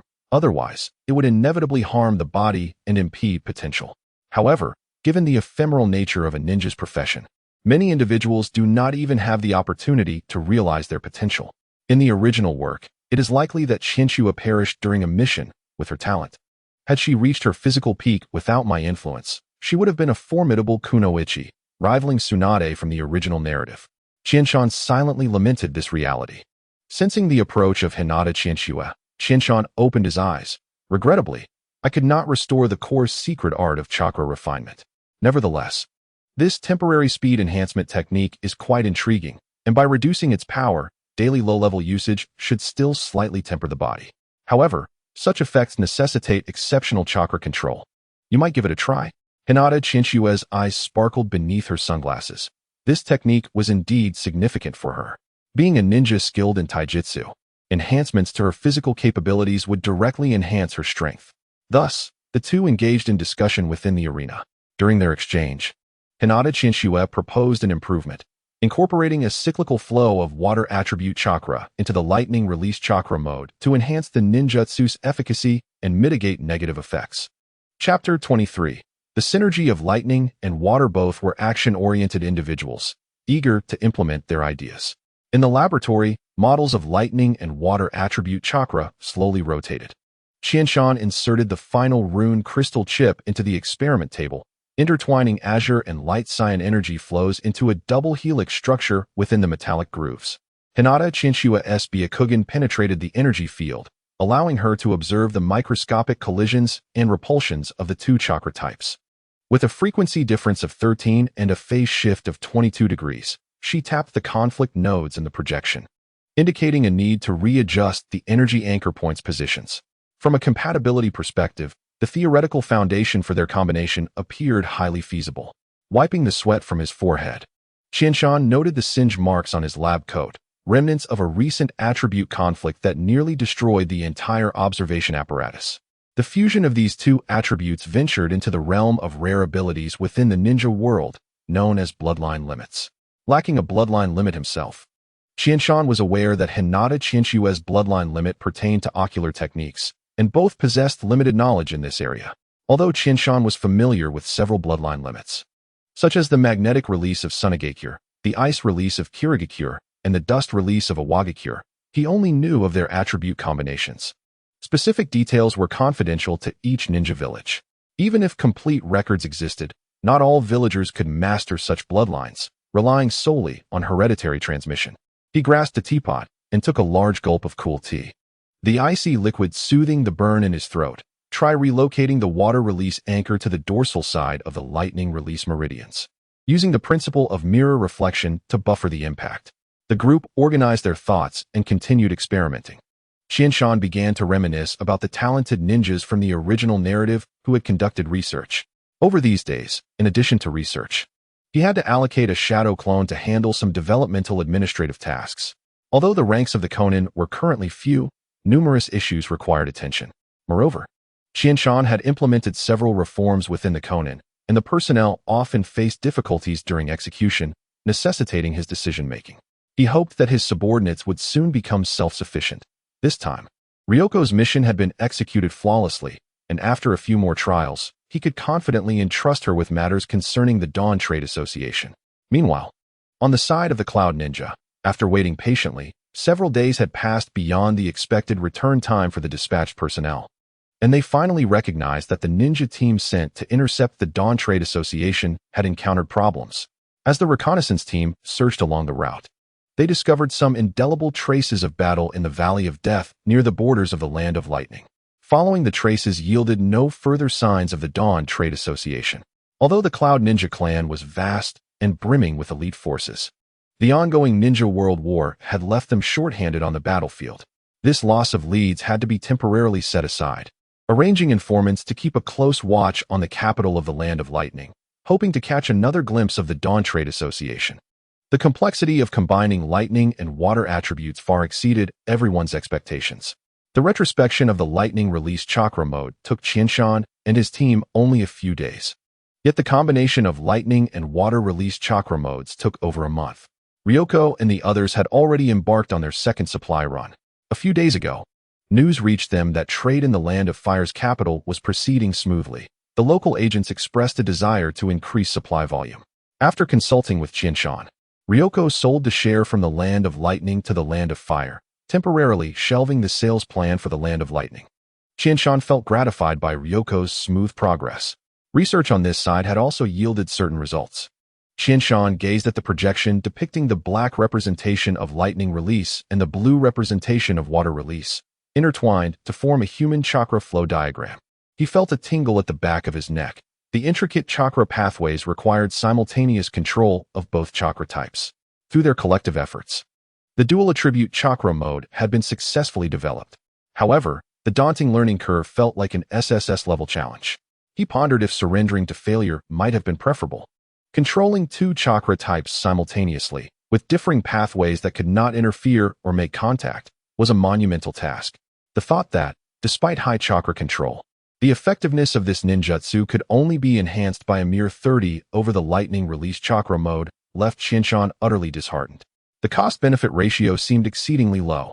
Fortunately, during their research, they also developed another secret technique, a standalone water release chakra mode. This discovery offered a modicum of consolation. While the water release chakra mode did not stimulate cell activation as effectively as the lightning release, it provided roughly 20 of the speed enhancement. The defensive capabilities suffered due to the absence of the critical chakra refinement secret art, but its endurance far surpassed that of the lightning release.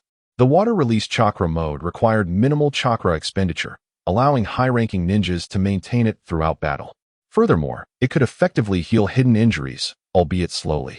Qianshan anticipated that it would require prolonged maintenance to yield significant results. Most importantly, the learning difficulty of this version of the water release chakra mode was quite low. Anyone naturally possessing water attribute chakra and capable of performing the basic water sphere technique could grasp it. Even those without innate water attribute chakra could develop it through practice, quickly mastering the water release chakra mode. This secret technique would serve as an excellent supplement to the lower-tier power of the Konan, and Qianshan planned to promote it at the academy, including it as one of the foundational 10 techniques. Throughout this period of research, Qianshan deeply comprehended the advantages and disadvantages of collective training. The drawbacks involved needing to carve out time for administrative duties amidst focused cultivation. Fortunately, the ninja world is an extraordinary realm where strength returns to the self. Qianshan could delegate authority generously. As long as Qianshan maintained his formidable power, he could trust others to act autonomously, ensuring he guided the overarching direction. The benefits were plentiful. Previously, Qianshan had to undertake missions to earn money, sometimes seeking assistance from Hinata Qianxue. Now, the entire Konan could support him financially, allowing him to devote his attention to research on the Morning Dew. Production is managed by dedicated personnel, and sales are overseen by Ryo, allowing him to focus elsewhere. Whenever there is a shortage of experimental materials, his subordinates swiftly assist in sourcing them. Under the leadership of Qianshan, Konan has not ceased its advancements in technology. Recently, Qianshan developed the chakra revolver, which has since been optimized by Konan, enhancing its charging efficiency, enabling a quicker completion of the process. As time progresses, and with ample funding now at their disposal, they consistently devise tools that Qianshan requires or refine his ideas. However, the current scarcity of talent necessitates a prolonged period of development. Qianshan remains confident. With the Dawn Chamber of Commerce in place, funding is not a significant concern. As long as they promote basic education, talent will eventually emerge. It's merely a matter of time. Furthermore, Qianshan plans to amplify product output in the ninja world once he and Qianxue elevate their powers. With Konan's technological prowess, as long as Qianshan can withstand external pressures, it would be akin to a gold rush. He resolves to diligently train, attempting to master the SSS-level ninjutsu, the Thunderwater Chakra mode. Believing that the training process will enhance his chakra control, an essential piece in his forthcoming leap in power. Chapter 24. The Morning Dew of Blossoming Splendor research continues on Qianshan's end, while Ryo diligently fulfills the strategic assignments of the Dawn Chamber of Commerce. As Ryo's operations progress, the modest Morning Dew recovery potion gradually makes its mark on the battlefield of the ninja world, providing Qianshan with a continuous influx of funds while altering the destinies of many other ninjas. In the dense forest battlefield along the border of the Land of Fire, the newly promoted Jonin, Noera Shino Suk, kneels in the mud, resembling a candle flickering in the wind. The sounds of approaching Suna ninjas mix with the jarring noise of shurikens scraping against tree trunks. Yet, his chakra is nearly depleted, and his stamina is critically low. His teammates continue to fight valiantly, and Shinosuke's exceptional battle instincts inform him that they are in a stalemate with the Suna ninjas. Whoever breaks the deadlock first will gain the upper hand. He gazes at a teammate not far away, whose legs have been severed by explosive tags. The body growing cold in the rain, tears mingling with raindrops. He despises his lack of effort in training. If he were stronger, he could turn the tide with just one more jutsu, rather than helplessly awaiting the inevitable conclusion. Wait, there is still hope. Shimizu Yamano was killed in a surprise attack. He once mentioned that his clan had given him a newly developed recovery potion that could swiftly replenish chakra. Struggling to rise, Noara Shinosuke drags his weary body through the mud, propelled by his indomitable will and thirst for life, moving towards Yamano's corpse. With each elbow push, the distance that once felt trivial now seems insurmountable. At last, he finds Yamano's ninja tool pouch and begins to rummage through it, his hands brushing against a cool vial. The specially treated bottle remains intact despite the explosive tag's blasts. He retrieves it and opens it, revealing a clear, azure potion that glows softly even in the rain. Without time to verify if this is indeed the recovery potion Yamano spoke of, he consumes it with the last of his strength, having no more time to ponder. This is his final effort. As the potion enters his mouth, a cool, slightly sweet and sour flavor sends a shiver through him, followed by a surge of refreshing energy coursing through his body. His strength is rapidly restored, filling the void of exhaustion within him. This sensation is nothing short of exquisite, but he cannot linger to savor it. Knowing he can carry on the will of his teammates, he prepares to become the last straw that breaks the Suna ninjas. He springs to his feet and rushes towards a distant Suna ninja. His arrival is sufficient to completely alter the tide of battle. In the ambush at the caves of the Land of Earth, the Iwagakure Jinin, Ishikawa Gon, huddles in a crevice, his kunai chipped and worn. Outside, the mocking laughter of 3 Kumo Jonin pierces his eardrums. Kid, hand over the scroll, and you might leave with your life. He reaches for his tool pouch, now empty. The last of his rations was consumed 2 hours ago, and his chakra network burns with excruciating pain from overexertion. In despair, he recalls the azure potion his sister had slipped into his pocket before he left. This is morning dew. It can save your life in critical moments. Her smile dispels the gloom in his mind. His sister is a special jonin of Iwagakure, skilled in a family tradition of stealth techniques. Highly valued for her ability to relay information efficiently. Gon knows the stealth technique, yet his chakra is far too depleted to support its considerable consumption. His sister would not deceive him. He drinks the potion in one swift motion. The liquid glides down his throat, a refreshing sensation sweeping through him. Gon feels rejuvenated, his depleted stamina rapidly restored, and his withered chakra replenished. With renewed vigor, he forms hand seals, Doton, stealth technique. Armed with vital intelligence, he traverses underground, leaving behind the 3 Kumo Jonin still barking outside the cave. In the Land of Water, the rogue ninja Hyuga stands against a cliff, his assassination knife quietly leaning beside him. The Umbu pursuing him forms a steady formation 100 meters away. The captain coldly declares, the price of betraying the Mizukage is a death without a complete corpse. He spits out a mouthful of blood, the wound in his left abdomen festering. His tool pouch holds but a single stolen vial of morning dew, the Dawn Chamber of Commerce emblem glimmering in the azure reflection. Ironically, he laughs maniacally as he drinks the potion, feeling his chakra awaken like a raging beast. The Umbu captain's pupils constrict, retreat. He has used a forbidden drug. Too late. Hyuga becomes a bolt of lightning, crashing into the enemy ranks, his assassination knife severing the throats of 3 Umbu. The last vestige of chakra detonates the buried explosive tags, engulfing the entire canyon in flames. Water Shadow, you will never control everything.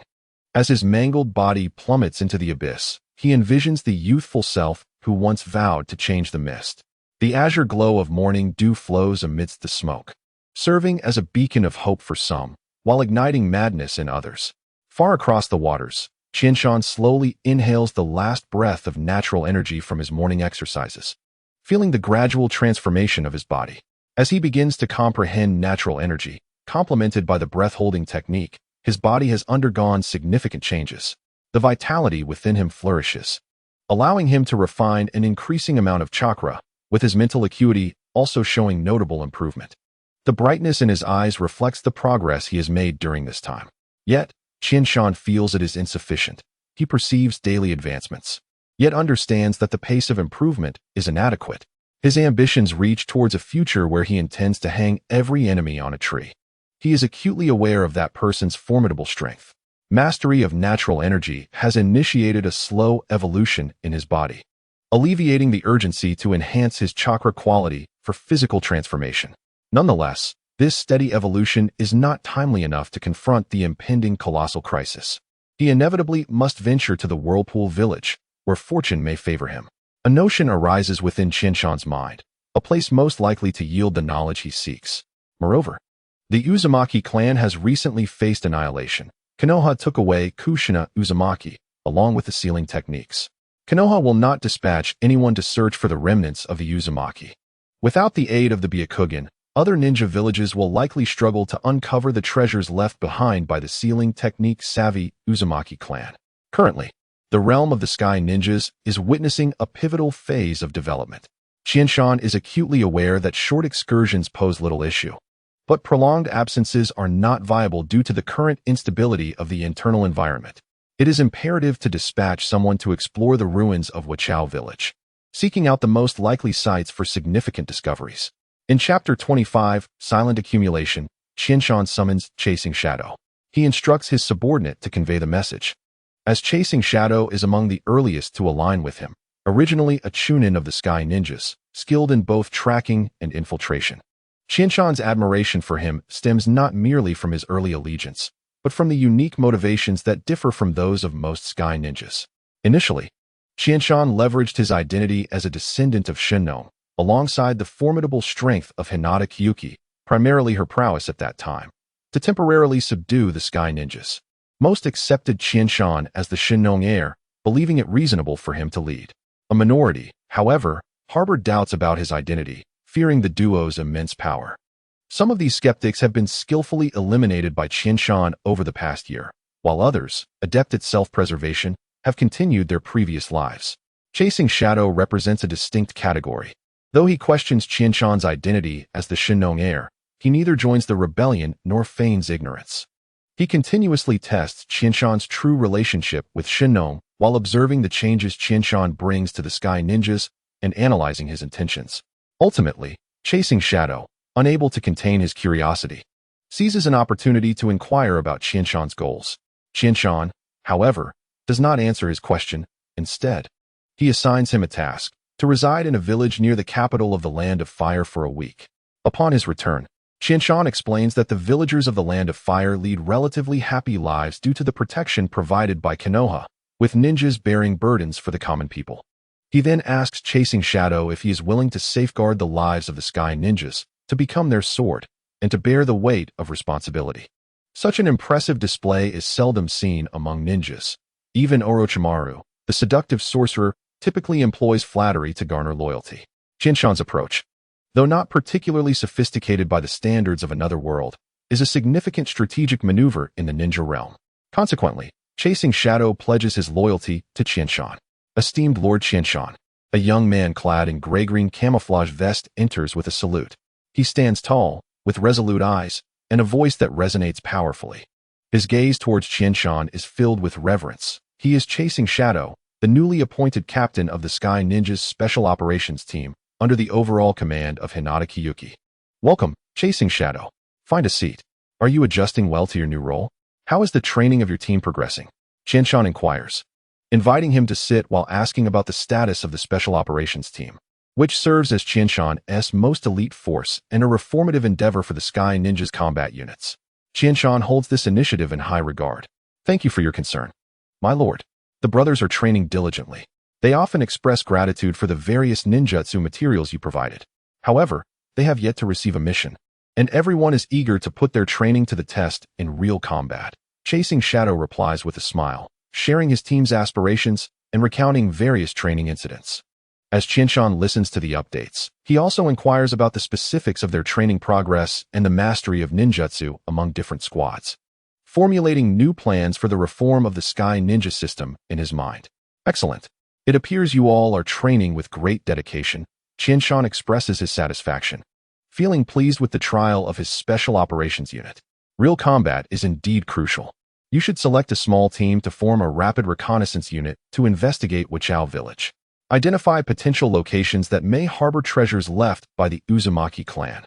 If you encounter any protective seals, do not attempt to breach them lightly. Ensure you have proper cover and return with intelligence. This is not a combat mission. Upon hearing Qianshan's directive, Chasing Shadow feels a slight pang of disappointment, though he does not voice it. Instead, he swiftly assures, I will guarantee the completion of the task. However, Qianshan notices the flicker of disappointment in Chasing Shadow's demeanor. The seals left behind in Wachao village are of immense importance to the village's development.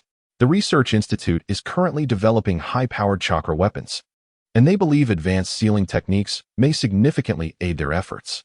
Moreover, Wachao village is in close proximity to the Land of Water, which might covet its sealing techniques. Thus, encounters with their ninjas are plausible. Qianshan subtly reminds Chasing Shadow of this. Upon hearing about the Research Institute's advancements in high-powered chakra weapons, Chasing Shadow's eyes gleam with excitement. Lord Qianshan, will this batch of weapons be first allocated to the Special Operations Team? The chakra revolvers issued by the Institute have already been fully equipped by the team, becoming a favorite due to their lightweight, long range, and convenient supply. Yet, who could refuse even greater firepower?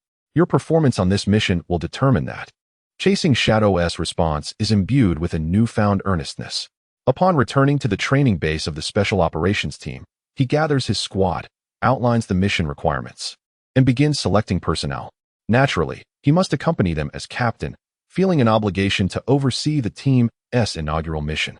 He is determined to keep a close watch on this group of recruits, even if he secretly longs to escape the confines of duty. There's no need to bring a sensory ninja. I can fulfill that role. We must take along a ninja proficient in sealing techniques, and one skilled in wind techniques, as we may encounter mist ninjas, whose assassination methods can be quite troublesome. It would also be ideal to include a ninja adept in earth techniques, creating a perfect four-person team.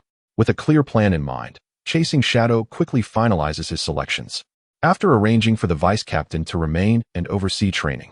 Soothing the feelings of those not chosen, and establishing the time and place for departure, the team disperses to procure mission supplies. Honestly, I could undertake this task as well.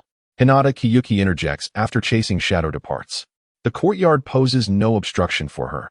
Having mastered the art of instant movement, she can appear anywhere. Moreover, with my Byakugan, I can scout far more efficiently than they can. Qianshan is well aware that Kiyuki is indeed better suited for this mission. However, her status as a caged bird has not been lifted. It merely shields her from external disturbances. Should she operate independently without Qianshan present, any disruption in his protective measures could lead to her exposure, and under the curse of the caged bird, there would be no chance of survival. This truth is not something Qianshan can directly convey to Kiyuki. He possesses the emotional intelligence to navigate such matters. Thus, he replies, Chasing Shadow surpasses even 10 of his peers in reconnaissance. However, the laboratory is currently at a critical juncture that requires your assistance. Compared to the mission to Wachao village, your contributions here are of greater significance. Upon hearing this, a radiant smile spreads across Hinata Kiyuki's face. A warm sensation envelopes her heart, inexplicably filling her with joy.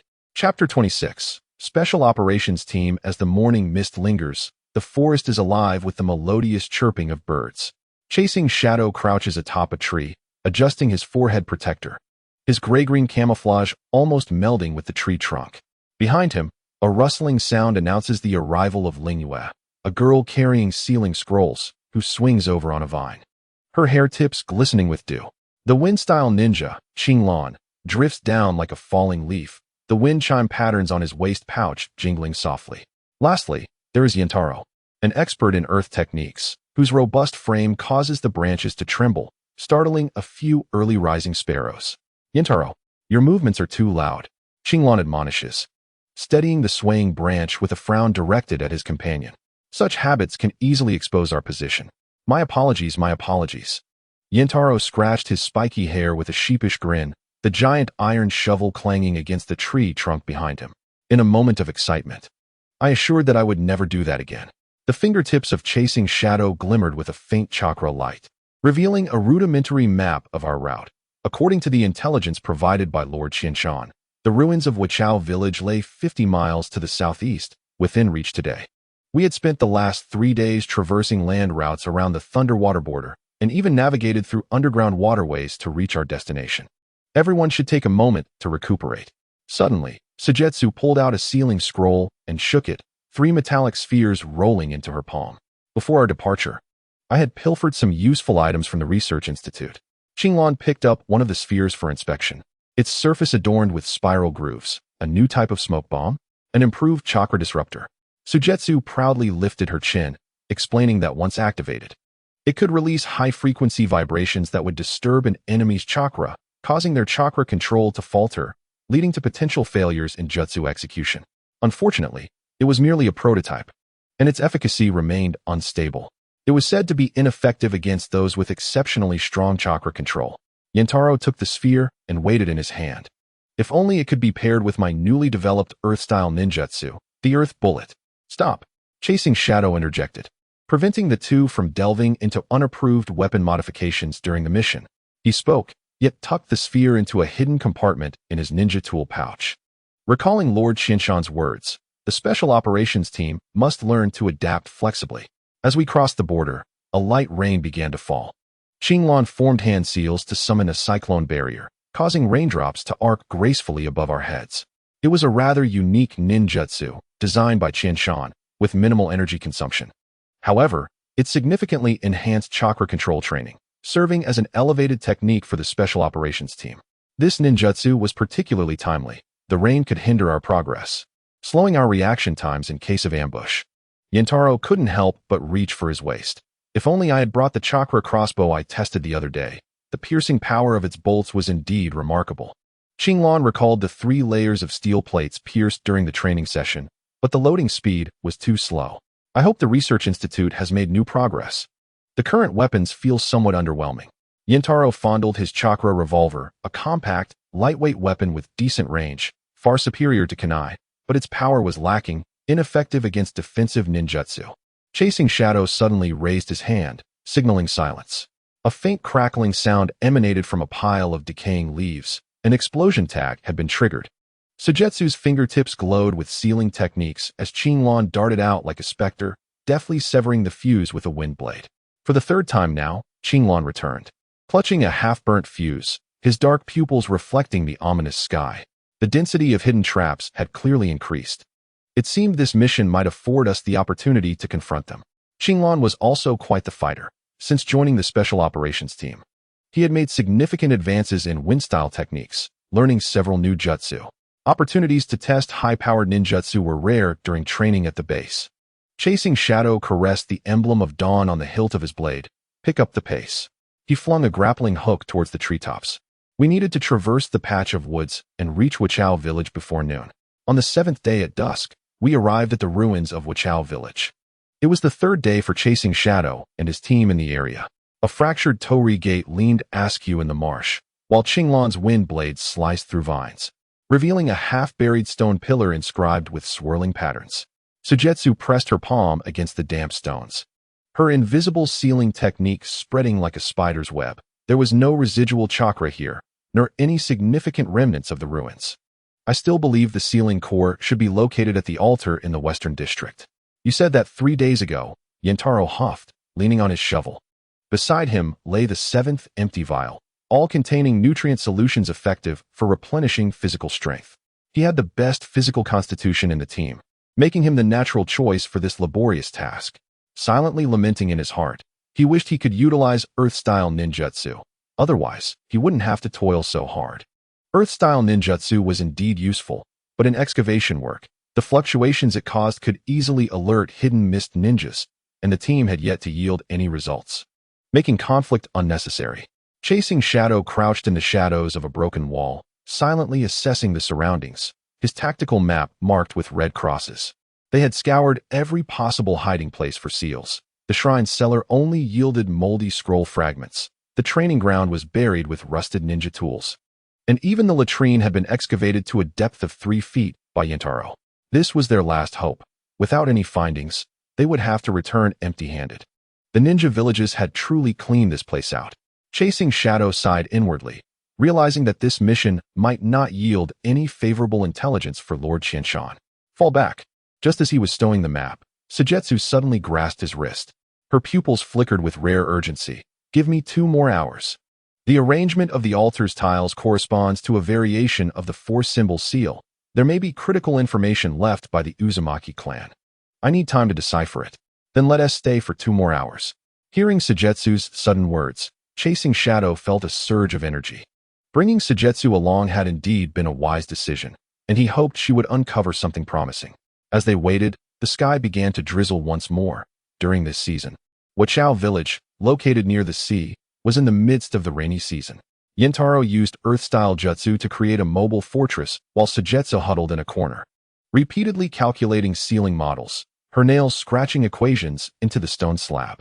Chasing Shadow extended his perception beyond the veil of rain, alerting his team. Stay vigilant. Chasing Shadow's sharp command roused everyone. He sensed chakra fluctuations from a distance. A small squad of ninjas appeared to be lingering nearby. Just as the team heightened their guard, Sujetsu spoke up. Captain, I have made a discovery. Based on the residual sealing techniques at the altar, I deduce that direction conceals a secret base, the ancient homeland of the Uzumaki clan, located at the outskirts of present-day Wachao village. Following Sujetsu's guidance, Chasing Shadow noticed that the location of this ancestral site overlapped with the area where he sensed another wave of ninjas. It seemed they would need to contend with these individuals. He directed the team to stealthily approach, and soon they were inching closer to the ninja he had sensed. Shadows flickered, and a few members produced portable single-tube binoculars. The rain now served as excellent cover for Chasing Shadow's team. Peering through the binoculars, they observed 5 hidden mist ninjas digging at the marsh's edge, led by a female ninja holding a glowing blue scroll. Suddenly, the ground collapsed, revealing a bronze door engraved with sealing runes, suggesting that someone had helped Chasing Shadow's team uncover something significant. It was the Uzumaki clan's sealing techniques. Sujetsu's pupils constricted. There might be preserved knowledge of sealing techniques within. Qinglan's hand tightened around his chakra revolver, excitement gleaming in his eyes. Should we seize the opportunity? Chasing Shadow pressed the interference device at his waist. Considering whether to engage, he glanced back at his teammates. He noticed Yintaro reaching for the new chakra grenades, Qinglan gathering wind blades at his toes, and Sujetsu channeling chakra into the sealing scroll. It was clear that everyone was eager not to miss this treasure trove. And according to his senses, the 5 opponents were within manageable range. Wait a moment. Let's see if the hidden mist can unlock the seal. They might help us complete part of our mission. At this distance, the chakra revolver had a significant range advantage. The female hidden mist ninja approached the bronze door with her scroll in hand, and as the door began to slowly open, shimmering under the rain, Chasing Shadow no longer hesitated and decisively commanded, action. He tore open the interference device's safety mechanism. Qinglan obscured their vision, Yintaro created chaos, and Sujetsu calmly issued operational orders for the sealing technique. In the instant the high-frequency vibrations erupted from the interference device, the world seemed to plunge into chaos. Chapter 27. The rainy ambush. At the moment the high-frequency vibrations detonated, the rain curtain above the marsh twisted abruptly. The female hidden mist ninja's scroll suddenly emitted blinding lightning, and Qinglan's wind blade struck through the rain curtain towards her face. Scatter! The female ninja shouted, her form exploding into a splash of water. The 2 mist shinobi behind her were far less fortunate. The chakra disruptor emitted a shockwave that caused their substitution jutsu to falter for a moment. The wind blade pierced through their chests, staining the mud with blood mingled with rain. 3 o'clock. Chase's voice sliced through the downpour. Yintaro slammed his hands against the ground, chakra surging through him, as the swamp instantaneously rose to form 3 earthen walls, blocking the water dragon jutsu unleashed by one of the mist ninjas at a critical moment. The clash of mud and rushing water erupted, and amidst the splattering mud, 3 poisoned shuriken flashed with cold light, piercing the water curtain, but were deflected off course by the whirlwind conjured by Qinglan before they could reach Chase. Saryu. Chase hurled a grappling hook towards the bronze door. Saryu had already unraveled the sealing scroll, and dozens of talismans fluttered like white butterflies, weaving a web of light in the rain. Behold my might. Sealing techniques can indeed be utilized in battle. Saryu's sealing technique resonated perfectly with the swirling patterns on the bronze door. ensnaring the water clone that the mist kunoichi had just formed, tightening around her throat. Her true form leaped from the swamp, hands forming seals with such swiftness that she left behind an afterimage. Water release. Rain 1,000 blades. The torrential raindrops coalesced into steel needles. Yet just as they were about to be unleashed, they suddenly dissipated, the secondary pulse of the chakra disruptor striking her meridians as if struck by lightning. With a cough, the kunoichi spat out a mouthful of dark blood, her emerald pupils reflecting Yantaro's oncoming rock fist. Gritting her teeth, she tore open the seal on her sleeve, summoning a massive water serpent that swept forth. As the iron shovel clashed with the shark scale, the wind shuriken technique of Qinglan, forming high-speed blades, aimed at the back of her neck. Do not underestimate the mist. A dying mist shinobi suddenly erupted from the mud, using his body to block the wind blade. Before his blood could touch the ground, another Chunin detonated an explosive tag, launching himself towards Saryu. Chase's bullet preemptively pierced his forehead. At this range, Chase's marksmanship would not miss. The shockwave from the explosion sent most of the talismans flying off the bronze door. Hold tight. Chase cast out a chakra thread to ensnare the door ring. Yintaro roared as he upheaved the earth, the entire swamp surging like a giant wave, slamming the last two mist ninjas into the mire. Qinglan's wind-based tornado followed closely, obliterating the ensnared mist shinobi. It is over. Saryu slapped a prepared sealing talisman onto the bronze door, which thunderously swung open. The kunoichi was bound by the talismans at the door's edge, her water serpent severed in two. She glared fiercely at the glowing repository of scrolls within, suddenly letting out a piercing scream. What ninjas are you? To dare oppose the mist? Qinglan's chakra revolver pressed against her temple. Thank you for the directions.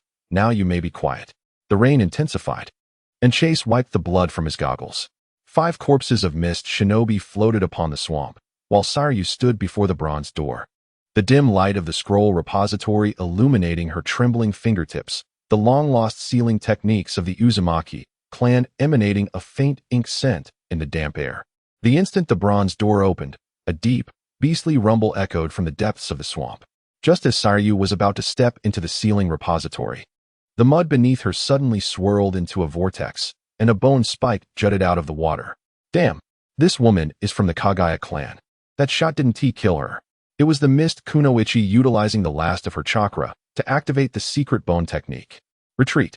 Chase's grappling hook yanked Saryu's waist, narrowly missing her ear as the bone spike grazed by, sending sparks flying against the bronze door. Yentaro roared, swinging his shovel towards the kunoichi, only to see her lips curl into a sinister smile, the sealing talisman on her neck suddenly exploding. Water release, blood swamp festival. In an instant, the kunoichi exploded into a mist of blood, causing the entire swamp to boil like lava. Qinglan's wind barrier was riddled with honeycomb-like holes, as the dark green toxic mist enveloped the corpses, multiplying uncontrollably, forcing everyone towards the bronze door. For symbols formation, Saryu flung out 4 scrolls, the blue barrier barely holding back the tide of bones. Yantaro's iron shovel suddenly glowed with earthy chakra. He had inscribed a newly developed rock collapse technique on its surface. As the shovel plunged into the edge of the barrier, the energy from the earth erupted with a thunderous roar. The swamp collapsed in a deafening explosion, tons of mud cascading with the bone spikes into the abyss. Seizing the opportunity, Qinglan formed seals, the whirlwind engulfing them as they rushed into the bronze door. The bronze door, resonating with Saryu's manipulation, thundered shut behind them, the corrosive hiss of the toxic mist against the metal sending chills down their spines. Illumination flares. Chase hurled 3 luminous spheres. In the flickering cold light, the Uzumaki clan's sealing repository resembled a beehive. Hundreds of suspended scroll boxes arranged according to a star map, an astonishing collection. Saryu's breath quickened. This is the heritage of the Uzumaki clan. After days of arduous effort, the season of harvest had arrived.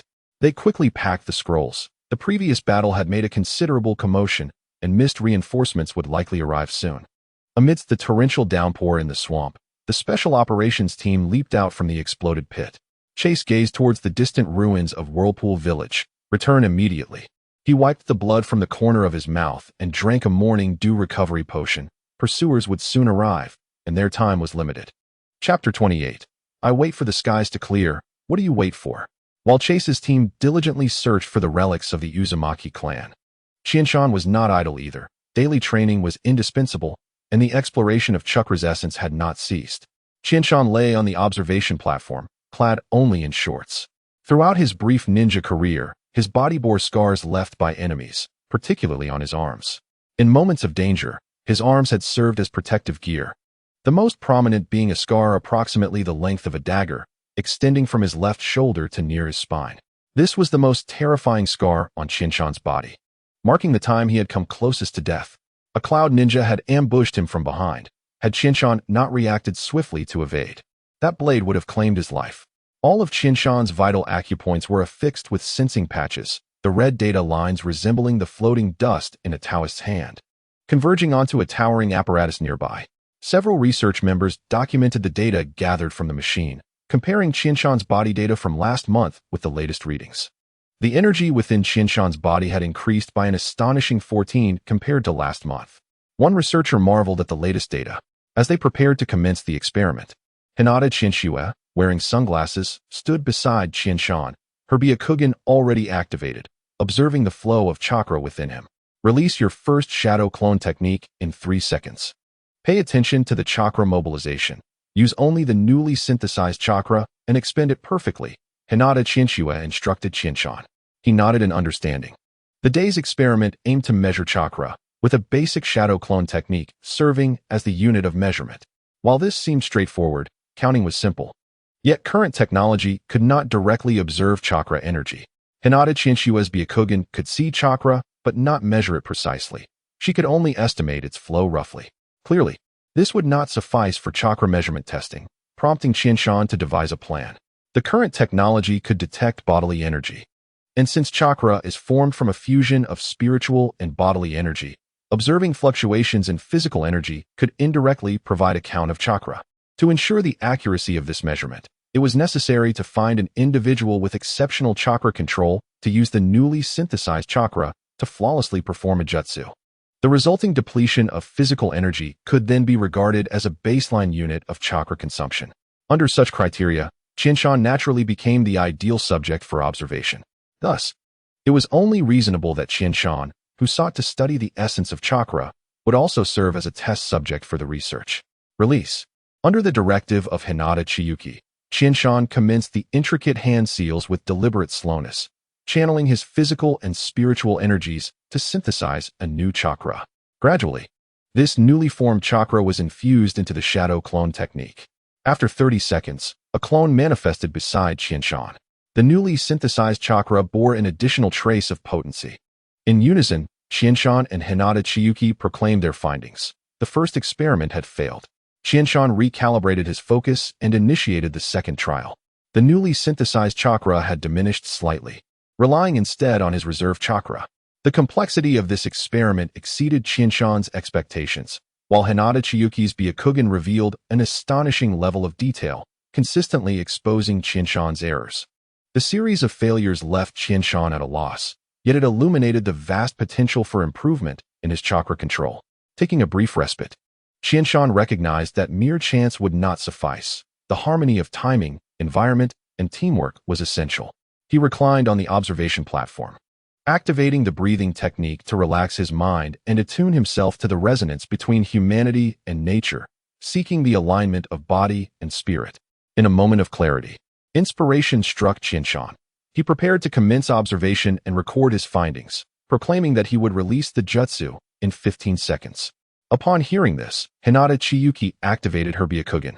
Observing the composed Qianshan, an inexplicable voice within her hinted that this time, Qianshan would successfully execute the shadow clone technique. As Qianshan dispelled the breathing technique, his connection with nature remained unbroken. Once again, he drew upon his physical and spiritual energies, channeling the newly synthesized chakra into the jutsu. With a resounding pop, a clone appeared beside him. Success.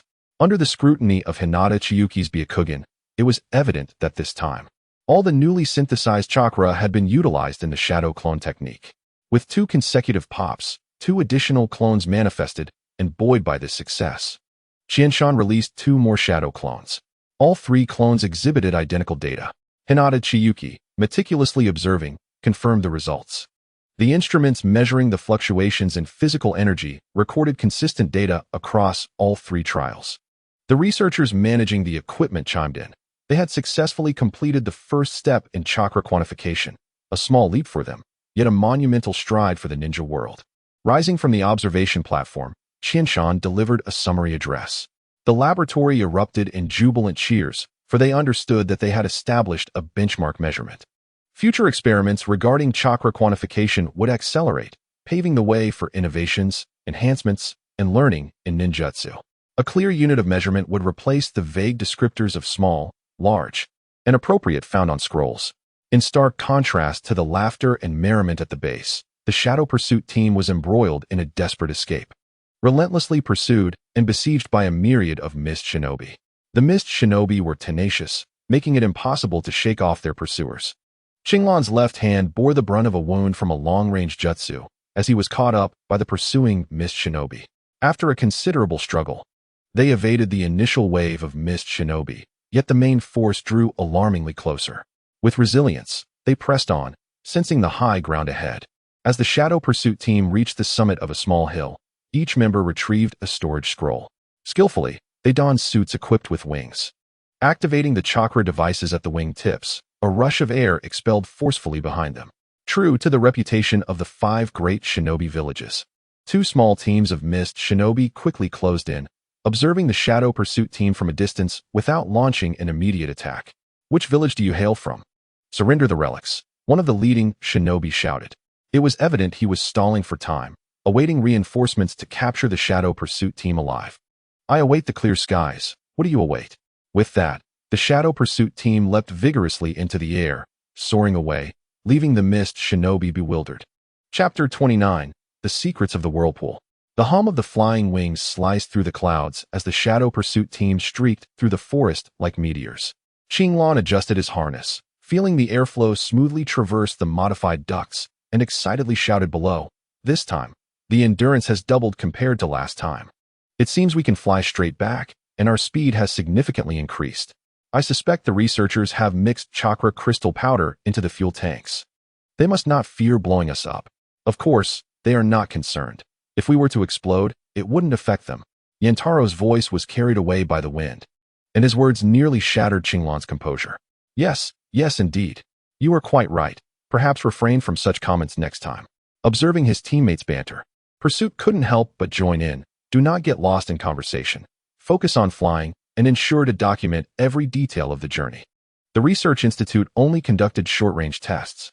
For this fully loaded long-distance flight, we must submit an experience report upon our return. Strangely enough, the researchers seemed quite considerate about our user experience. Yantaro, oblivious to the implications of Pursuit's remarks, continued to chatter. Noticing Yantaro's lack of awareness, Qinglan felt compelled to remind him of the importance of flight safety. "Captain, does this flying device have an emergency protection mechanism?" As an astute ninja, Qinglan quickly grasped the crux of the issue and urgently inquired about the vital concern. "I forgot to ask," Pursuit replied with a mischievous grin. "You cannot be serious, Captain.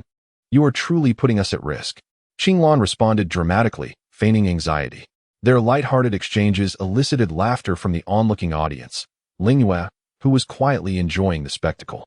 Her voice was as melodious as her name, reminiscent of the bells hanging in the moonlight. "Rest assured, all 4 flying devices are equipped with emergency landing mechanisms." Located at the chest area, Pursuit gestured to a red button on his chest, cleverly designed with a safety latch to prevent accidental activation. The journey to their current location had taken several days on foot, yet the flying devices allowed for a direct flight, representing a qualitative leap in speed. Lingyue secured the sealing scroll tightly against her chest, her inky pupils reflecting the distant outline of the dawn base amid the clouds. "Lord Qianshan will surely appreciate this gift."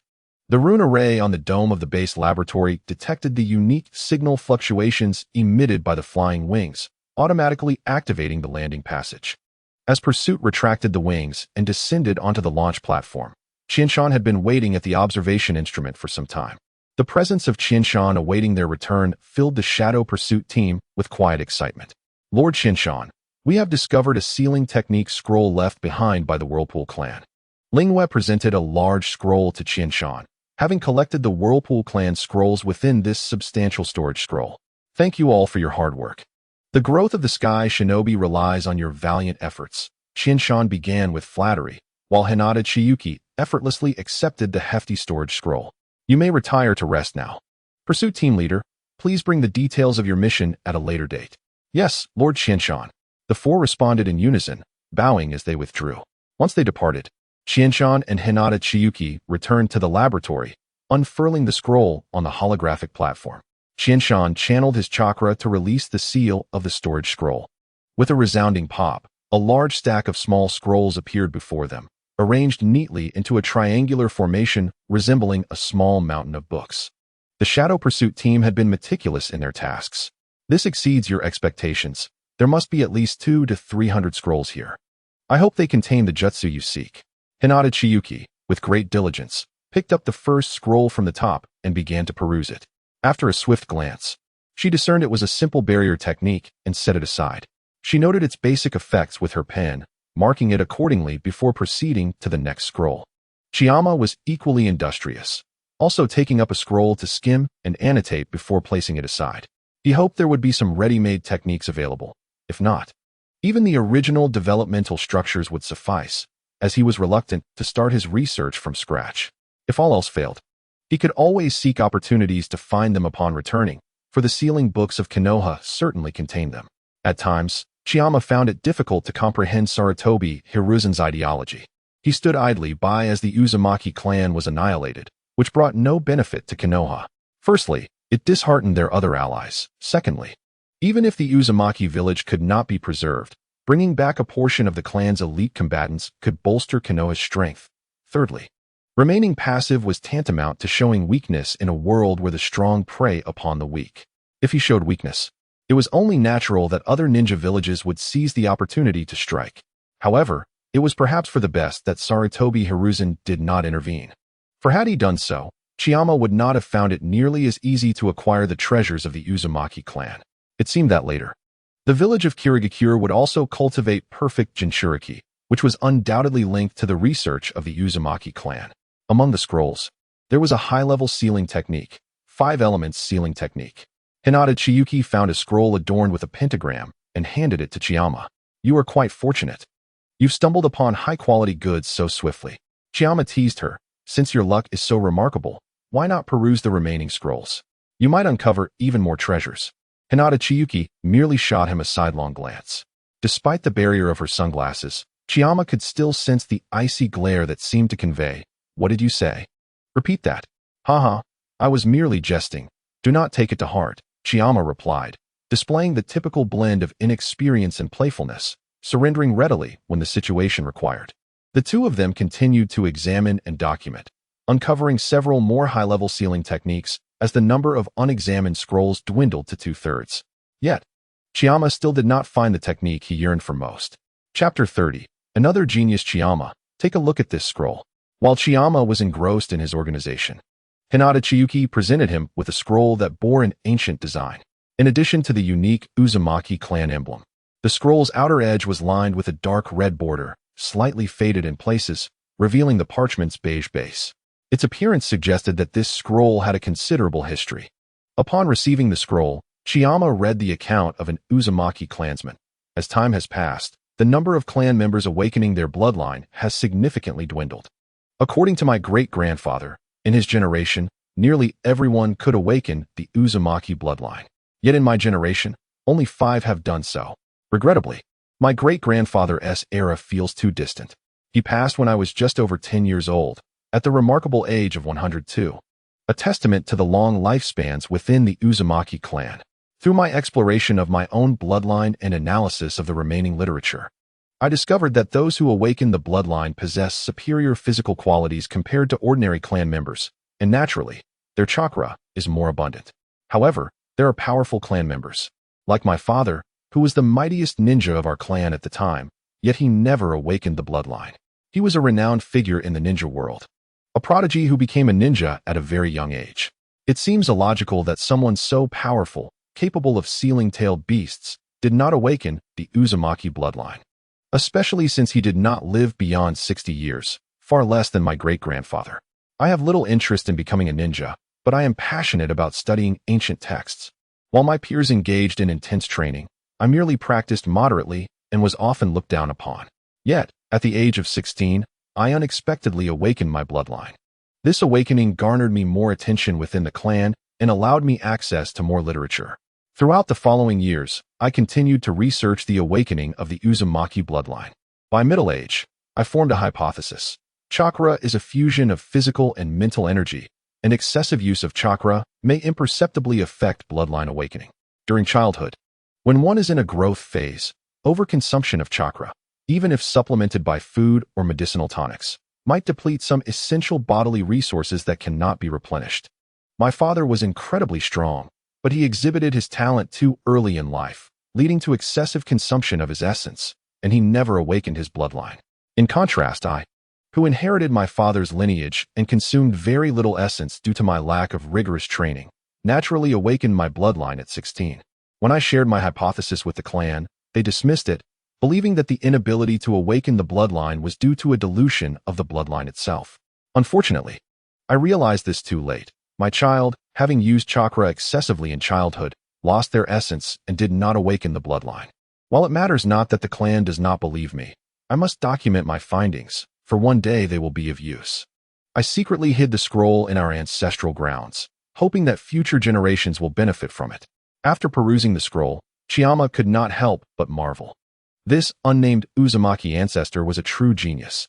Chiyama, having read the original work, was aware of much lost knowledge in history and the transformation trajectories of many characters with bloodline limits, alongside insights from another world, allowing him to deduce that excessive chakra use in youth could impact deeper physical growth.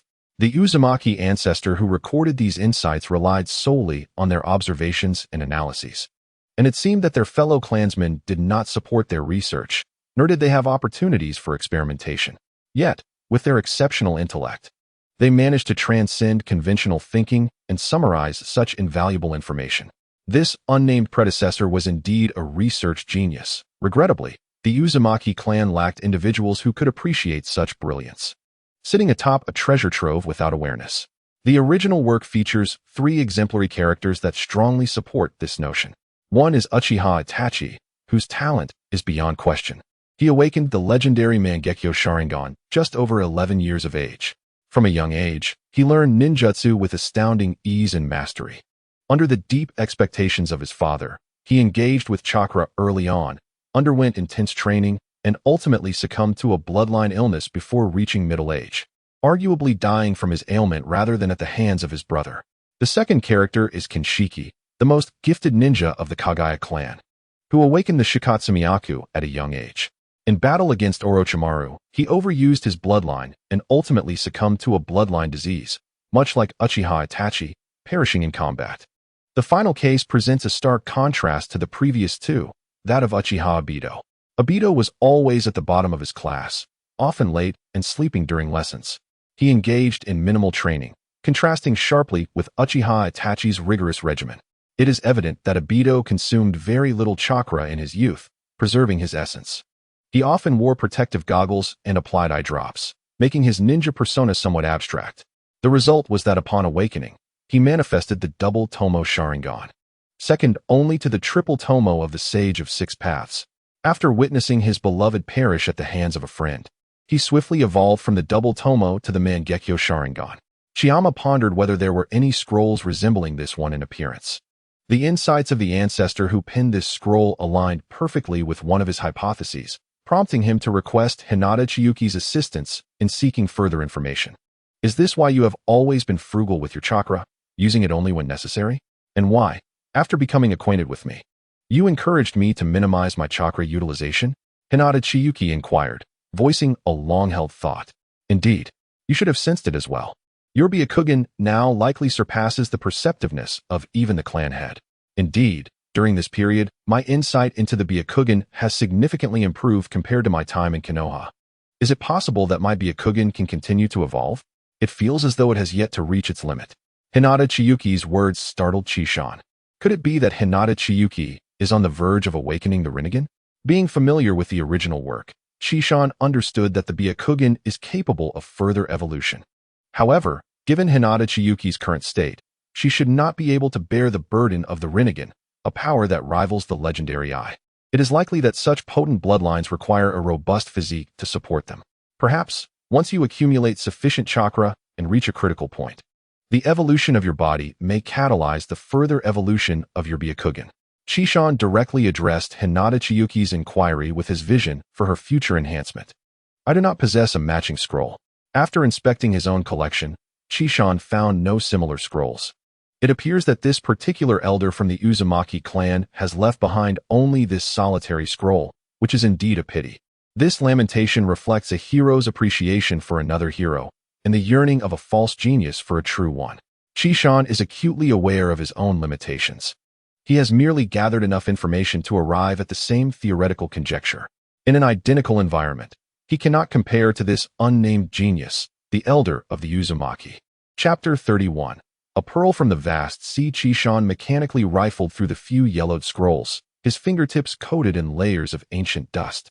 Leaning against the laboratory table, Hinata Chiyuki's Byakugan had regained its usual hue after enduring continuous high-intensity examinations, yet even her ocular prowess could not conceal her fatigue. The twilight filtering through the window elongated their shadows, resembling two candles on the verge of extinguishing. Both had long since lost their initial vigor. The later scrolls revealed an increasing number of modified sealing techniques. To put it simply, a single four-symbol seal had multiple versions, each showcasing the diverse intellectual focuses of the Uzumaki clan. Regrettably, although this knowledge is significant, it is not what Chishan and the others currently require. The modified version of the four-symbol seal pertains to barrier techniques. Chishan casually tossed the scroll into a corner, the parchment rolling across the metallic floor with a dull thud.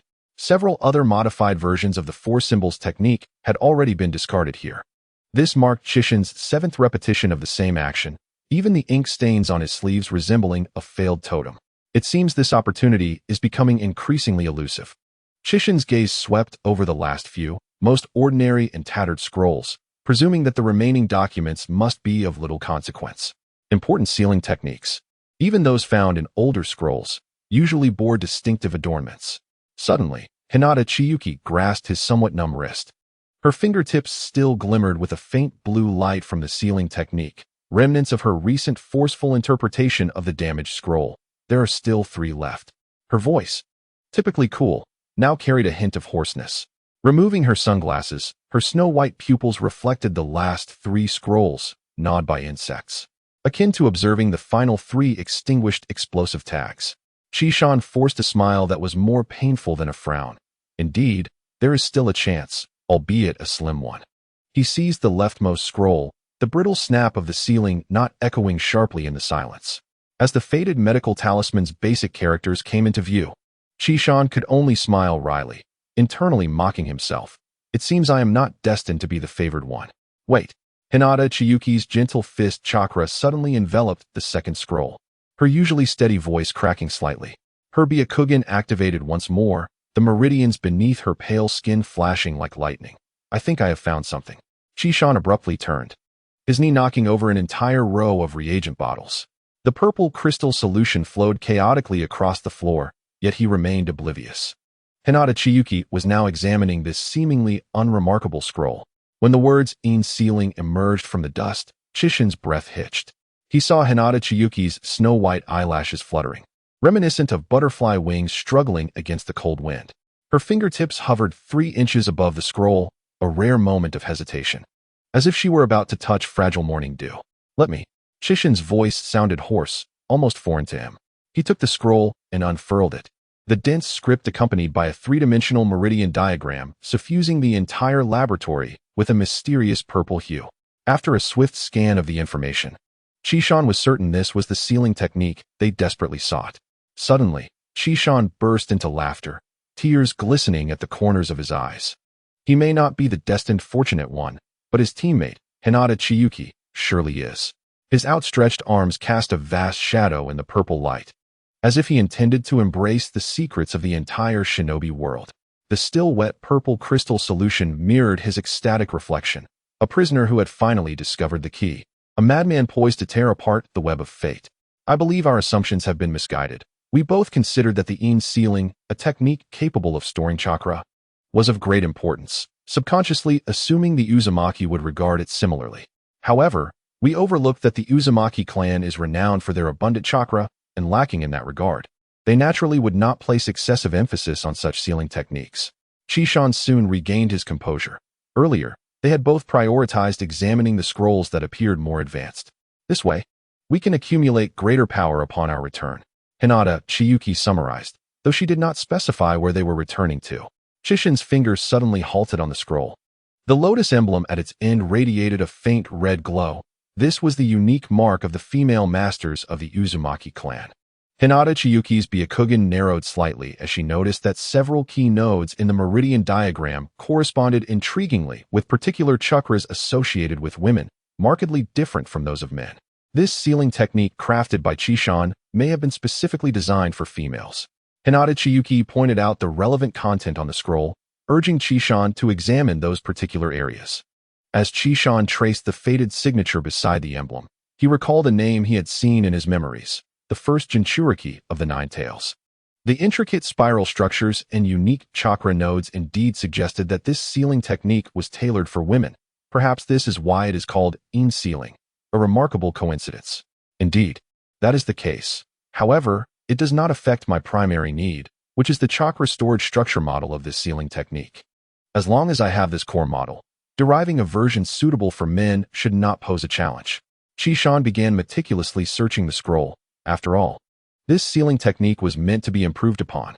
He was well aware of the in sealing's effects, as they had been sufficiently detailed in the original work. Chishan actually had a plan for its enhancement. The principle of the technique is to develop a sealing node within the body through sealing techniques, allowing for the storage of chakra and enhancing stamina while preserving youth. Using it directly would merely extend their endurance. While meaningful, it does not offer much. Chishin's vision was to use the human body as the entire sealing node. To put it plainly, rather than locating a point within the body to serve as a sealing node, the entire person would be regarded as a node. The aim is to prevent chakra within the body from dissipating naturally, enabling them to accumulate enough to reach the critical threshold of chakra, thus promoting the evolution and sublimation of the body, ultimately breaking through the constraints of the shinobi profession without simply amplifying power. Look here. Chishan suddenly illuminated a section of text and diagrams on the scroll, his pupils trembling with excitement. Although the overall structure is based on female meridians, the principle of chakra crystallization was drawn with his finger in the air, and natural energy coalesced into a brilliant diamond as he sketched, separating the gender-specific components. The remaining energy storage model possesses immense feasibility. Regarding chakra dissipation, Hinata Chiyuki had a profound impression, as this was knowledge imparted by their teacher when they first learned chakra refinement. The teacher instructed them not to refine too much chakra at once, maintaining a certain amount within their bodies as a foundational reserve. Once the decision to enter the combat environment is made, a significant extraction and synthesis of the required chakra occurs. The instructor particularly emphasizes that chakra, once extracted and synthesized, cannot remain within the body for extended periods. It will gradually dissipate. The greater the amount stored, the more pronounced the dissipation. Rapid utilization is impossible, resulting in a waste of chakra. Were chakra able to be retained for an extended duration, ninjas would accumulate it in advance, leading to an overwhelming bombardment of ninjutsu during battles. There would be no need for the current strategies employed by ninjas, such as gathering intelligence on opponents or utilizing ninjutsu as a decisive strike. For the vast majority of ninjas in the ninja world, the quantity of chakra is insufficient, naturally leading to no excess being squandered through dissipation. Thus, Hinata Chiyuki has consistently utilized chakra in this manner, merely increasing her baseline retention as her total amount rises. Furthermore, Hinata Chiyuki recalls a time when Chiyama shared his conjectures regarding this matter. He speculated that the inability of chakra to remain in the body for long could be due to a few reasons. Firstly, the high reactivity of chakra allows it to transform into material forms, such as water release and earth release ninjutsu, as well as energy forms like fire release and lightning release ninjutsu. With such high reactivity, it cannot remain stable for long. Secondly, chakra is a form of advanced energy for the human body, which does not possess a strong adaptability to such energy. Consequently, ninjas easily ended the era of warriors. Yet their bodies cannot harbor this energy. Thirdly, the structural instability of chakra energy arises from its synthesis of bodily and spiritual energies. The combination of the two does not achieve the stability of a triangular structure, and thus the balance among essence, energy, and spirit is not attained. Naturally, it cannot remain stable within the body for an extended period. While Hinata Chiyuki comprehends the first 2 points, she finds it difficult to grasp the third regarding essence, energy, and spirit. She had inquired about it with Chiyama, but his response was that it stemmed from an ancient text, and her limited reading made her ignorance understandable. This left Hinata Chiyuki somewhat speechless. Regaining her focus, she glanced at the area Chiyama had indicated, her large eyes blinking innocently. It is quite normal for someone with limited reading experience to not understand this. I'm so tired. I need to sleep now. Chiyama, you should rest early as well. With that, Hinata Chiyuki turned and walked away, yawning widely as she did so. This left Chiyama amidst a chaotic array of scrolls. As he struggled to recall whether he had misspoken earlier, little did he realize that the error was indeed his, not in the present but in the past, as an unseen boomerang elegantly traversed through time. Given the current state, it was indeed not suitable to continue the research any further.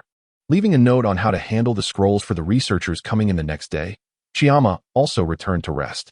Chapter 32. The Last Drop of Blood. Under Chiyama's guidance, the Void Ninja silently transformed, accumulating strength, while in other corners of the ninja world, the iron-blooded war songs were on the verge of expending their last drop of blood.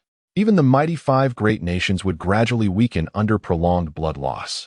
In the Wind Country Desert Outpost, the medical ninja Chiyo of Sunagakure lifted the tense curtain, and a wave of heat mixed with sand rushed in.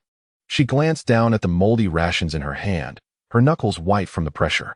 Injured comrades lay scattered throughout the camp, some gnawing on cactus spines out of hunger, blood trickling from the corners of their mouths. This was all that remained. She broke the rations into pieces, distributing them to the wounded. A young ninja curled up in a corner, his abdomen wrapped in blood-soaked bandages. Yet he still offered his portion of food to a comrade lying unconscious beside him. Chiyo turned her head away, her nails digging deeply into her palm. She could save the injured, but could not fill their stomachs. She knew that Sunagakure's logistical support had faltered, as that lightning-quick man from Konoha had been ambushing their supply teams. If this continued, Sunagakure would have no choice but to end this unwinnable war. At the front line of the Fire Country's dense forest, grip the kunai tightly. If you can't stabilize your chakra, how can you be a ninja? The Jonin Sarutobi Retsu shouted, gripping Kotaro's collar in anger. The 9-year-old child trembled, dropping the kunai with a clatter. Just last night, he had been playing ninja games at the village entrance. Today, he was thrust onto the battlefield. Enough. Aoi Yamanaka silently picked up the kunai and placed it back in the boy's hand, her palm covering his cold fingers. Surviving was more important than anything else. She noticed the amulet sewn into the boy's sleeve, the stitches clearly made by his mother's hand. It was evident that even those unable to wield weapons were being sent to the front lines. It seemed the village truly lacked personnel. Konoha had already lost far too much in this war, and without reinforcements, how much longer could the conflict continue? At the Earth Country's cave outpost, the veteran Iwagakure ninja Oya Kurwashi buried his comrade's forehead protector in a shell crater, the metal glimmering under the moonlight. 3 days prior, the newly 18-year-old Ishikawa had proudly showcased the scarf knitted by his fiancée. Now, the dark red fabric wrapped around Oya Kurwashi's wrist was the last token of the boy before he took his final breath. The 43rd, he carved a new mark into the rock face, inscribing a tilted slogan of victory beside it. A trembling recruit approached. Senpai, can we really win? Oya Kurwashi gazed toward the brightly lit camp of Kumogakure across the way. We should be able to, he murmured, adding another log to the fire. By the flickering light, Oya Kurwashi began to write a letter, the charcoal pencil scratching against the parchment. If my son sees this, wait until the cherry blossoms bloom again. Suddenly, an explosion echoed from outside the cave, and the letter was swept into the flames by the shockwave. He stared blankly at the ashes of the words, as if he could see his wife's smiling face at the moment their son was born. Enemy attack. Prepare for battle, the captain shouted, kicking over a water jug. Kurwashi silently slung the scroll over his shoulder and grabbed his weapon. Behind him, the trembling recruit asked, Senpai, will we survive? He looked at the dripping mud from the cave's ceiling and answered, my son is nearly a month old. At the medical camp of the Lightning Country, the medical ninja Yazuki Hikari's hands were drenched in blood. The last batch of medical supplies would run out in 3 days. His comrade on the stretcher had a chest torn open by wind release, but there was no anesthetic available. He could only extract the shattered bones while urging, "Hold on. It will be over soon." The comrade suddenly grasped his wrist, his pupils dilating. "Hikari, I want to go home," before succumbing to unconsciousness. Hikari had witnessed too many such scenes over the past few days, yet he felt helpless. He could not conjure more medicine. Blood-stained bandages piled up like a small mountain. And Yuzuki Hikari numbly repeated the motions of bandaging. The last vial of hemostatic agent at the bottom of the medical kit felt warm in his grasp before he finally pressed it into the hands of a 14-year-old girl with a severed leg. The same age as his sister. Will I still be alive to see my sister, Yuzuki Yakaina? At the coastal defense line of the water country. The weapon administrator of Kirigakure, Kaizuki, pulled a rusty kunai from the mud. The blade was already chipped. "It will have to do." He hoarsely distributed the weapons. And the Chunin Mizuki scoffed, throwing a kunai against the rock wall. Crack! The tip shattered and flew off, leaving a cut on his cheek. Is this the equipment for elite forces? Mizuki wiped the blood away, fury igniting in his eyes. Kaizuki hung his head in silence. A letter from his wife concealed in his sleeve. "Daddy, when will you come home?" He could not answer Mizuki's question, nor could he respond to his daughter's inquiry. The high-intensity warfare had led to various issues among the 5 ninja villages, as it appeared they could no longer sustain this brutal massacre. The long-awaited dawn of peace seemed poised to return to the ninja world. Chapter 33. The beginning of Don Chiyama pushed open the intricately carved wooden door of his office, and the morning light streamed through the floor-to-ceiling window, casting a soft golden hue over the ebony desk. His fingertips grazed the corner of the desk, where the new emblem of the Void Ninja, a bird in flight encircled by gears and scrolls, was etched. This was a totem he had designed in collaboration with Hinata Chiyuki. Outside the window, the sounds of the training ground echoed, the hum of chakra-driven machinery intertwining, resembling a prelude to a new world. It was rare for Chiyama to come to work without using shadow clones. Today, he wanted to hear the work reports and observe the progress made over the past 6 months. "Lord Chiyama, Takeuchi Shigeru is awaiting you in the council hall," reported the secretary ninja, adorned with a metallic forehead protector, bowing respectfully. The character for Void embroidered on his sleeve shimmered with silver threads in the light. The mountains bowed in reverence as his gaze swept across the power map affixed to the wall. The territories of the 5 great nations were meticulously marked with crimson ink, revealing a complex web of trade routes. Most striking was the azure line winding from the land of wind to the land of iron, representing the newly established transportation route for the Chakra crystal mine by the Dawn Merchants Association. He reached out to adjust the marker flag at the border of the land of fire, the pole clattering with a crisp sound. Though Qianshan possessed extraordinary control over chakra, allowing him to crystallize it, his subordinates currently lacked such capabilities and would struggle to acquire them in the near term. Furthermore, Qianshan did not have an abundance of chakra to squander. The chakra crystals utilized by the Void Ninjas were still reliant on a unique crystal from the Land of Wind to aid in their synthesis. The holographic projector in the council chamber hummed to life under the deft touch of Takeuchi Shuji, gradually unfolding a 3-dimensional depiction of the livelihoods within the Void Ninja base. The bespectacled official adjusted his glasses. Takeuchi Shuji was of a balanced physique, his short hair lending him a sharp and competent appearance, his demeanor serious and dignified. He began with the section on public welfare. "According to your stage development theory, we have successfully completed the 3rd phase of the housing project." The image transitioned to the residential area, showcasing a series of honeycomb-like, composite material homes lined up in order. Qianshan noted that nearly every household had installed the solar water heaters he had previously suggested, shimmering with a ghostly blue hue in the rain. "The solar water heaters you mentioned were developed by the Research Institute 6 months ago, and the engineering department completed initial improvements 2 months prior," Takeuchi Shuji continued, pulling up a data stream. "Our administrative office has introduced this solar water heater as an interest-free loan project, and residents have shown considerable interest in this energy-efficient product that provides convenient access to hot water. It now covers approximately 80% of households." "Indeed. What is the internal selling price of this water heater?" Qianshan inquired. 50,000 ryo, with a maximum repayment period of 2 years, resulting in monthly payments of just over 2,000 ryo. This cost is roughly equivalent to the monthly energy expenses for heating water for a family. "Excellent. Let us review the sewage system." Qianshan nodded with satisfaction. Takeuchi Shuji had demonstrated commendable administrative talent, successfully implementing a phased payment plan for the promotion of solar water heaters. This autonomy was something Qianshan appreciated, allowing him to relax. The scene abruptly shifted underground, where a pale green liquid flowed through a labyrinth of pipes. The sewage treatment system's coverage had reached 89%, and combined with the medical team's developed purification spores, Takeuchi Shuji paused. Last week, an elderly woman personally delivered a hand-knitted talisman, stating it was her granddaughter's project from school. She wished to present it to you, Lord Qianshan, as a token of gratitude for providing her granddaughter with the opportunity to attend school. Takeuchi Shuji produced a crooked talisman, placing it on the desk. Qianshan ran his fingers over the talisman, woven from harvested vines, its back clumsily embroidered with words of protection for him. He suddenly interrupted the report. How is the optimization of the roads for the third phase project progressing? Just about to report, Takeuchi Shuji switched to the architectural structure diagram.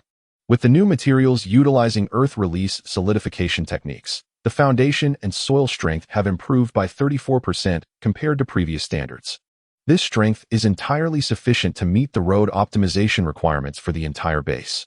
However, we currently lack sufficient earth release ninjas in the administrative department, resulting in a significant personnel gap for large-scale construction. Inform the Research Institute. I wish to see the improvement plan tomorrow. As for the personnel issue, Shuji, draft a construction plan detailing how many more people are needed and the time required. Submit it, and I shall arrange for Qianxue to draw personnel from the Special Operations Team for support. Qianshan's fingers danced swiftly over the holographic keyboard, syncing notes to his personal terminal. Hinata Qianxue had once humorously remarked that his office system, which combined sealing techniques, resembled a spider's web. At that moment, hundreds of glowing data lines flickered in response to his actions. As the three-dimensional projection shifted to the headquarters of the Dawn Merchants Association, Qianshan unconsciously straightened his back. The steel structure standing amidst the canyon resembled a slumbering beast, its 24-hour production line continually amassing wealth for the Void Ninjas, which in turn supported Qianshan's reform plans. This quarter, total revenue has increased by 240% year-on-year, with the chakra restoration potion morning dew accounting for 67% of the market share. Takeuchi Shuji's eyes skimmed the financial reports, the crimson cursor flickering repeatedly on the entry for the Land of Thunder's embargo. However, according to President Liangzi's intelligence, the amount procured by the Cloud Hidden village via the black market had actually tripled. It seems Cloud Hidden is reluctant to part with Morning Dew once the Ninja World War concludes. We must engage them thoroughly. These wolves will not retreat unless they feel the sting. Qianshan understood Cloud Hidden all too well. This was not prejudice, but rather an insight gleaned from the original text. Let us examine the situation at the ninja school. As the holographic image of the ninja school materialized, Qianshan's stern demeanor softened for a rare moment. A group of 7- and 8-year-old children practiced an improved version of the shadow clone technique on the playground. A little girl with twin braids repeatedly produced incomplete clones, her eyes reddening with frustration. Haha, Shuji, that must be your little girl. She hasn't inherited your talent, Qianshan chuckled, finding joy in witnessing his subordinate's daughter in such a state.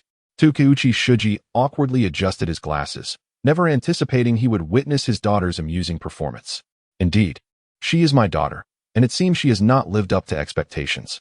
Qianshan offered consolation while producing a booklet from his pocket. This is a chakra control technique suitable for children, which can significantly enhance their chakra control abilities. Give it to your daughter. You know I dislike refusals. Thank you, Lord Qianshan. Takeuchi Shuji exclaimed, his eyes brimming with excitement. Not only was his dedication acknowledged by Qianshan, but the latter's control abilities could rival those of the legendary ninja, Hashirama Senju. Such a secret technique was undoubtedly far beyond ordinary chakra control techniques. The basic education coverage rate has surpassed 81%. However, the teaching resources in regular schools are somewhat lacking, with many teachers often responsible for multiple classes. Additionally, some parents are reluctant to allow their children to attend school, preferring to keep them at home to help out. Takeuchi Shuji continued his report. Education must be universally accessible. This is the potential for our future development. As for the personnel issue, expedite training. We could invite some disabled retired ninjas back to teach. Basic education should not pose a challenge for them. Regarding parents unwilling to send their children to school, your subordinates must diligently promote the importance of education. Strive to ensure that all children under the age of 12 receive basic education. Qianshan set forth his demands regarding educational initiatives, fully aware that investment in education would always be the pillar of any power. Humans possess infinite potential. Many merely lack an opportunity. Education is the best opportunity one can offer to the children of the Void Ninjas. Let us now turn to the medical department. Qianshan signaled for the next department. The holographic image of the medical department shimmered with a delicate emerald hue, as if spring had solidified into amber. Qianshan focused on the chakra surgical knife hovering above the operating table, a new medical ninja tool developed by integrating Hinata Qianshui's gentle fist principles, now navigating the internal organs of a severely injured ninja. The chakra surgical knife posed a considerable challenge, and many ninjas struggled to master it. Qianshan had adapted the chakra control techniques of the gentle fist, employing sealing runes to research this tool, making it accessible for general ninjas and greatly enhancing the efficiency of medical treatment. Qianshan emphasized the importance of personnel training, advocating for more opportunities for his subordinates. He then allowed Takeuchi Shuji to attend to his duties, acknowledging that his role as the head of the administrative department was considerably more demanding than his own. In the realm of mountains, what truly matters is one's grasp of direction, while the execution lies with Takamitsu Chu. The intricacies of the particulars present a far more complex challenge. As Takamitsu Chu withdrew, he caught a fleeting glimpse of Qianshan standing before a vast wall of floor-to-ceiling windows, idly toying with a delicate handmade talisman.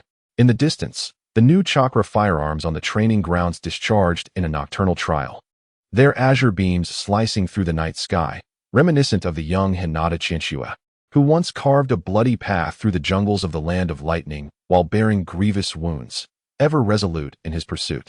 Qianshan withdrew his gaze, gently placing the talisman upon the table, a veil of determination glimmering in his eyes.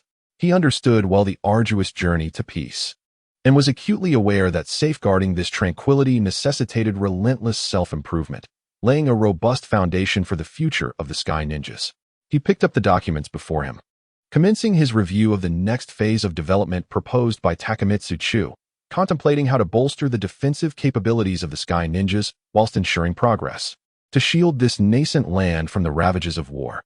Chapter 34. The delayed reward. The morning sun filtered through the laboratory's tinted glass, casting a kaleidoscope of hues upon the chakra crystal in Qianshan's grasp.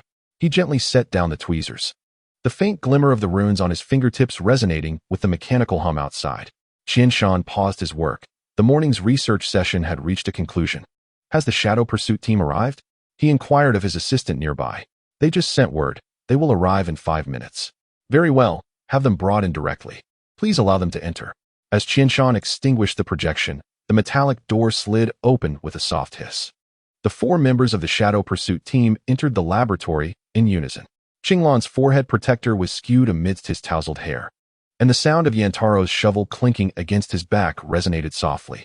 Lingyue remained as elegantly composed as ever, while the stance of the Shadow Pursuit members stood straight as a spear, poised as if ready to be unleashed at any moment. The task completion rate is S rank. Qianshan tapped his fingers lightly on the desk, and 4 metal medals embossed with the Sky Ninja insignia rose from a hidden compartment. The data you have brought back possesses significant research value and will greatly assist in the future development of the Sky Ninjas. I extend my gratitude on behalf of everyone for your contributions. The 4 members had come to see Qianshan, each harboring a sense of speculation. The entire team had gathered, most likely for rewards, although they were uncertain of the nature of those rewards. Upon hearing Qianshan's words, their eyes brightened with anticipation, fully aware that he was about to dispense accolades. Shadow Pursuit, Qianshan called out, addressing the team leader by name. Yes, Lord Qianshan, your perception ability is remarkably exceptional, and your combat style is comprehensive, with hardly any evident weaknesses. Qianshan began with an overall assessment of Shadow Pursuit. There are 2 potential paths for your rewards. The first is to further enhance your perception abilities. The second is to elevate your overall capabilities. It is up to you to decide which direction to pursue. Lord Qianshan, could you elaborate on these 2 paths? Shadow Pursuit did not make an immediate choice, opting instead for a detailed inquiry. The first path focuses on strengthening your perception abilities. I possess a secret technique known as the breath concealment technique. Mastering this technique will allow you to better conceal yourself and amplify your resonance with nature, thereby broadening your perceptive abilities. However, the difficulty of learning this technique is exceedingly high. Thus far, I have imparted it to many, yet none have succeeded in mastering it. Moreover, delving deeply into this technique is said to lay the groundwork for accessing legendary sage arts. As Qianshan spoke, he gathered a strand of exquisitely refined sage chakra, showcasing it to all.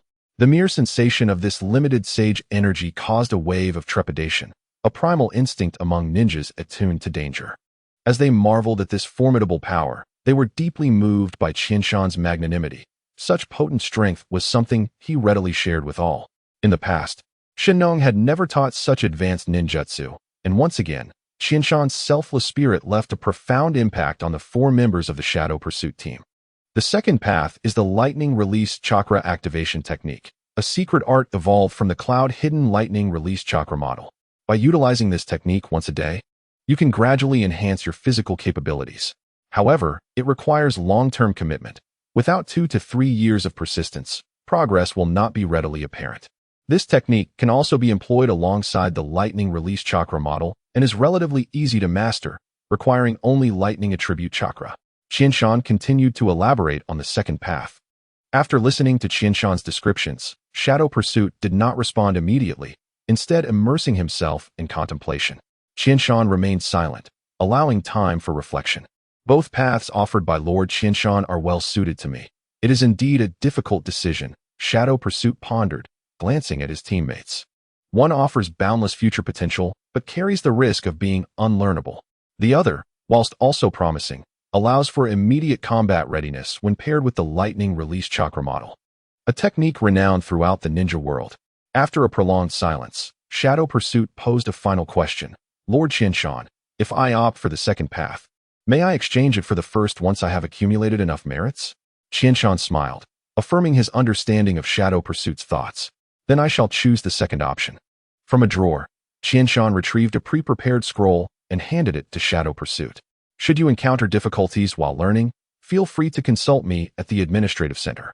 At times, I may be too occupied in the laboratory to assist.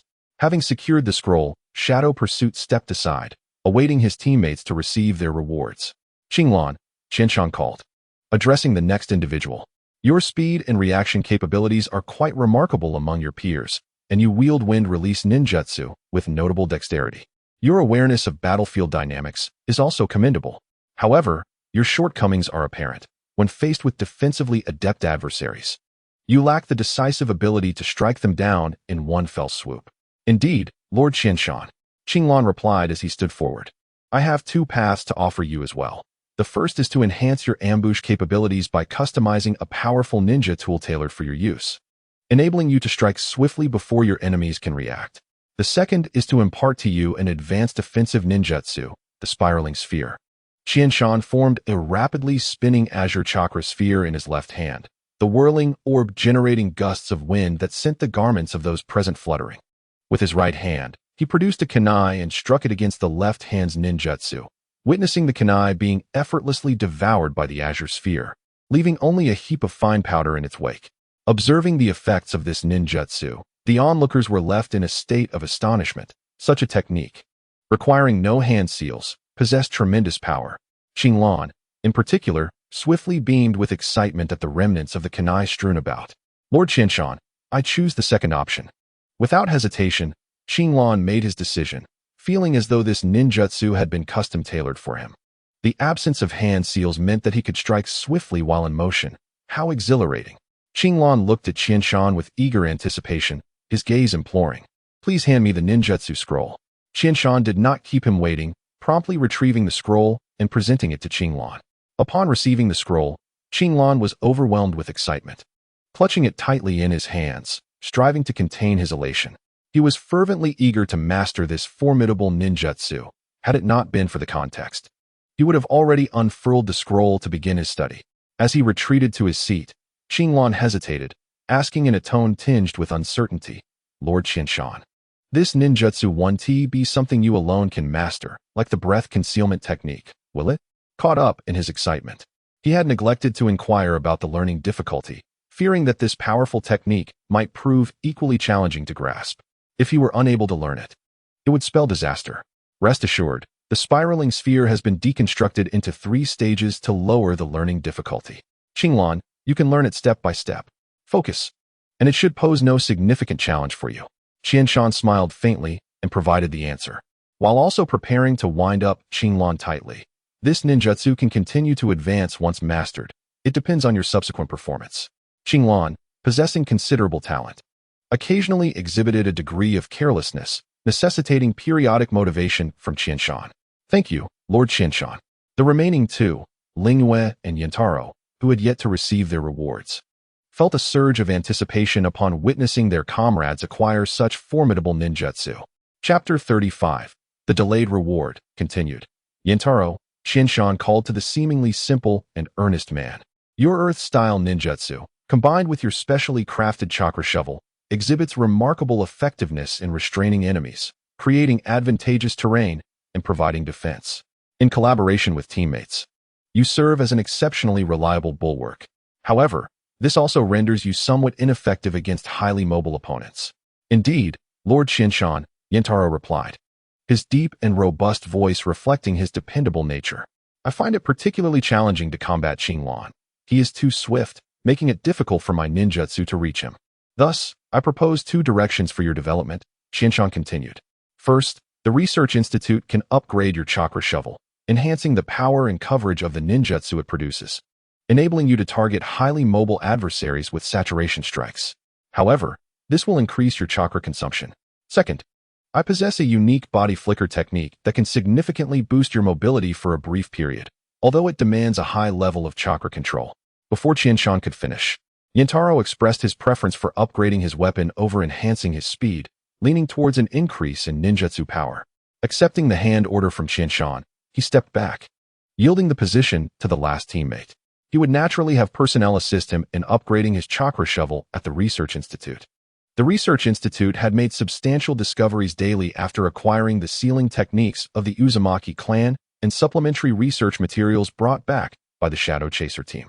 The personnel at the Institute had developed quite mature plans and designs for the fusion of tools and ninjutsu. Conversely, Qianshan had recently encountered difficulties in his research on sealing techniques, causing him some distress. Lingyue, he observed the composed woman before him. Your situation is somewhat unique. As a ninja specializing in sealing techniques, you previously functioned primarily as a logistical ninja. With your talent and the support of the Research Institute, you have inscribed sealing techniques onto scrolls for immediate combat. This represents an entirely new combat system for ninjas, which you must continue to explore. At this juncture, Qianshan paused. The inclusion of sealing ninjas in frontline combat units is a bolder experiment than the current proposal by Tsunade of Konoha to integrate medical ninjas into frontline teams. Medical ninjas, aside from a few exceptions, generally lack outstanding combat capabilities and are difficult to cultivate. In contrast, sealing ninjas are even rarer, with combat abilities on par with medical ninjas. Regarding your reward, he stated, producing a specially crafted identity card and sliding it across the table. Upon seeing Qianshan conclude the rewards and present the card, the Shadow Chaser team gazed in confusion at the silver metallic card adorned with Lingyue's portrait and detailed information. The others were perplexed. While the previous rewards consisted of ninjutsu or weapons, Lingyue's was merely a card. Noticing their expressions, Qianshan dispelled the suspense. The materials brought back from Uzumaki village have been organized and stored in the archives. This is your access card, allowing you to view and study all sealing techniques within at any time. Wow! Lingyue exclaimed, covering her mouth in astonishment. She had not anticipated such a significant reward. It granted her access to the entirety of sealing techniques knowledge. She stared incredulously at the pristine identity card before her. Lingyue, Qianshan continued, your ability to integrate the Research Institute's technology and embark on the path of sealing combat ninjas speaks volumes of your talent. This is an uncharted path that no one else has traversed. The future is yours to forge, and while I can enrich your knowledge of sealing techniques, the application is up to your personal ingenuity. Trembling, Lingyue accepted the identity card, her eyes glistening with emotion. She had never imagined that being trusted would weigh so heavily upon her, even without any explicit plans or demands from Qianshan. The small silver card felt immensely significant in her hands, heavy with the weight of expectation. Having dispensed the final reward, Qianshan transitioned into his usual motivational phase, fully aware of the importance of occupying the high ground of ideology. After all, Sarutobi Hiruzen, the third Hokage, had captivated many with the will of fire. Rising to his feet, Qianshan gazed at the assembled group, his deep black eyes radiating an otherworldly brilliance. As if peering into the future and transcending time, "You are all exceptional talents of the Sky Ninja. The Sky Ninja is ours now, and the future belongs to our children. It is we who decide what kind of future we entrust to them." As soon as Qianshan finished speaking, a sharp knock echoed at the door. "Come in," he beckoned, gesturing for the visitor to enter. Hyuga Chinchua rushed in, carrying a scroll and ushering in a gust of fresh air. "Lord Chinchua." The members of the Shadow Chaser team greeted their nominal superior. Hyuga Chinchua returned their gaze, acknowledging them with a nod. "Qianshan, we have received the latest intelligence. The battle lines of the 5 great nations have all contracted simultaneously." Without requiring Hyuga Chinchua to shield her words from the group, an unspoken understanding existed between them.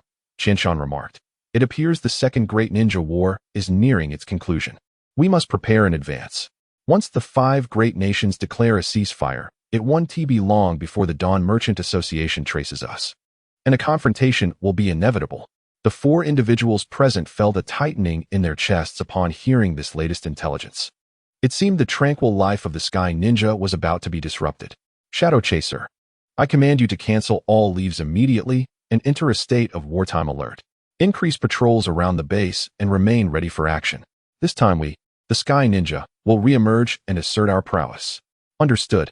They hastily obeyed the command and departed to prepare for battle, leaving Qianshan and Hyuga Chinchua in the laboratory. It stands to reason that Yunin will be the first to arrive. Last time they dispatched someone to pursue Liangzi, none returned. Moreover, the Land of Lightning lacks an agent from the Dawn Merchant Association to voice our concerns, so it remains uncertain how many will come this time. Hyuga Chinchua assessed the challenges facing the Sky Ninja. The facade of the Dawn Merchant Association may deceive smaller nations, but it could never fool the intelligence agencies of the 5 great nations. The reason the 5 great nations held their status was their indisputable strength. Other smaller nations exhibited significant disparities in various aspects compared to them. Even the Sky Ninja, having focused on rapid development, was no exception. However, Qianshan was not overly concerned. The 5 great nations had not entirely ceased hostilities yet. At most, they would send someone to investigate the Dawn Merchant Association's background. Once a ceasefire was established, their main energy would be devoted to restoring their strength after the war. Even if they dispatched troops to the Sky Ninja, it would likely involve elite experts rather than large-scale mobilization. Mass troop movements could easily leave a domestic void, providing opportunities for the other 4 great nations to exploit. Nevertheless, these elite experts would undoubtedly be formidable, and Qianshan anticipated encountering the Third Raikage, a bold leader who favored leading from the front. Indeed, the first wave of attackers would most likely come from Yunin. If they could repel this initial onslaught and leverage the agents of the Dawn Merchant Association across nations, it could quench their ambitions and secure a significant period for development. Qianshan has set the tone for the upcoming challenge. "Chinchua, you must hasten to complete your study of the Yin sealing technique, striving to accumulate sufficient chakra before the battle.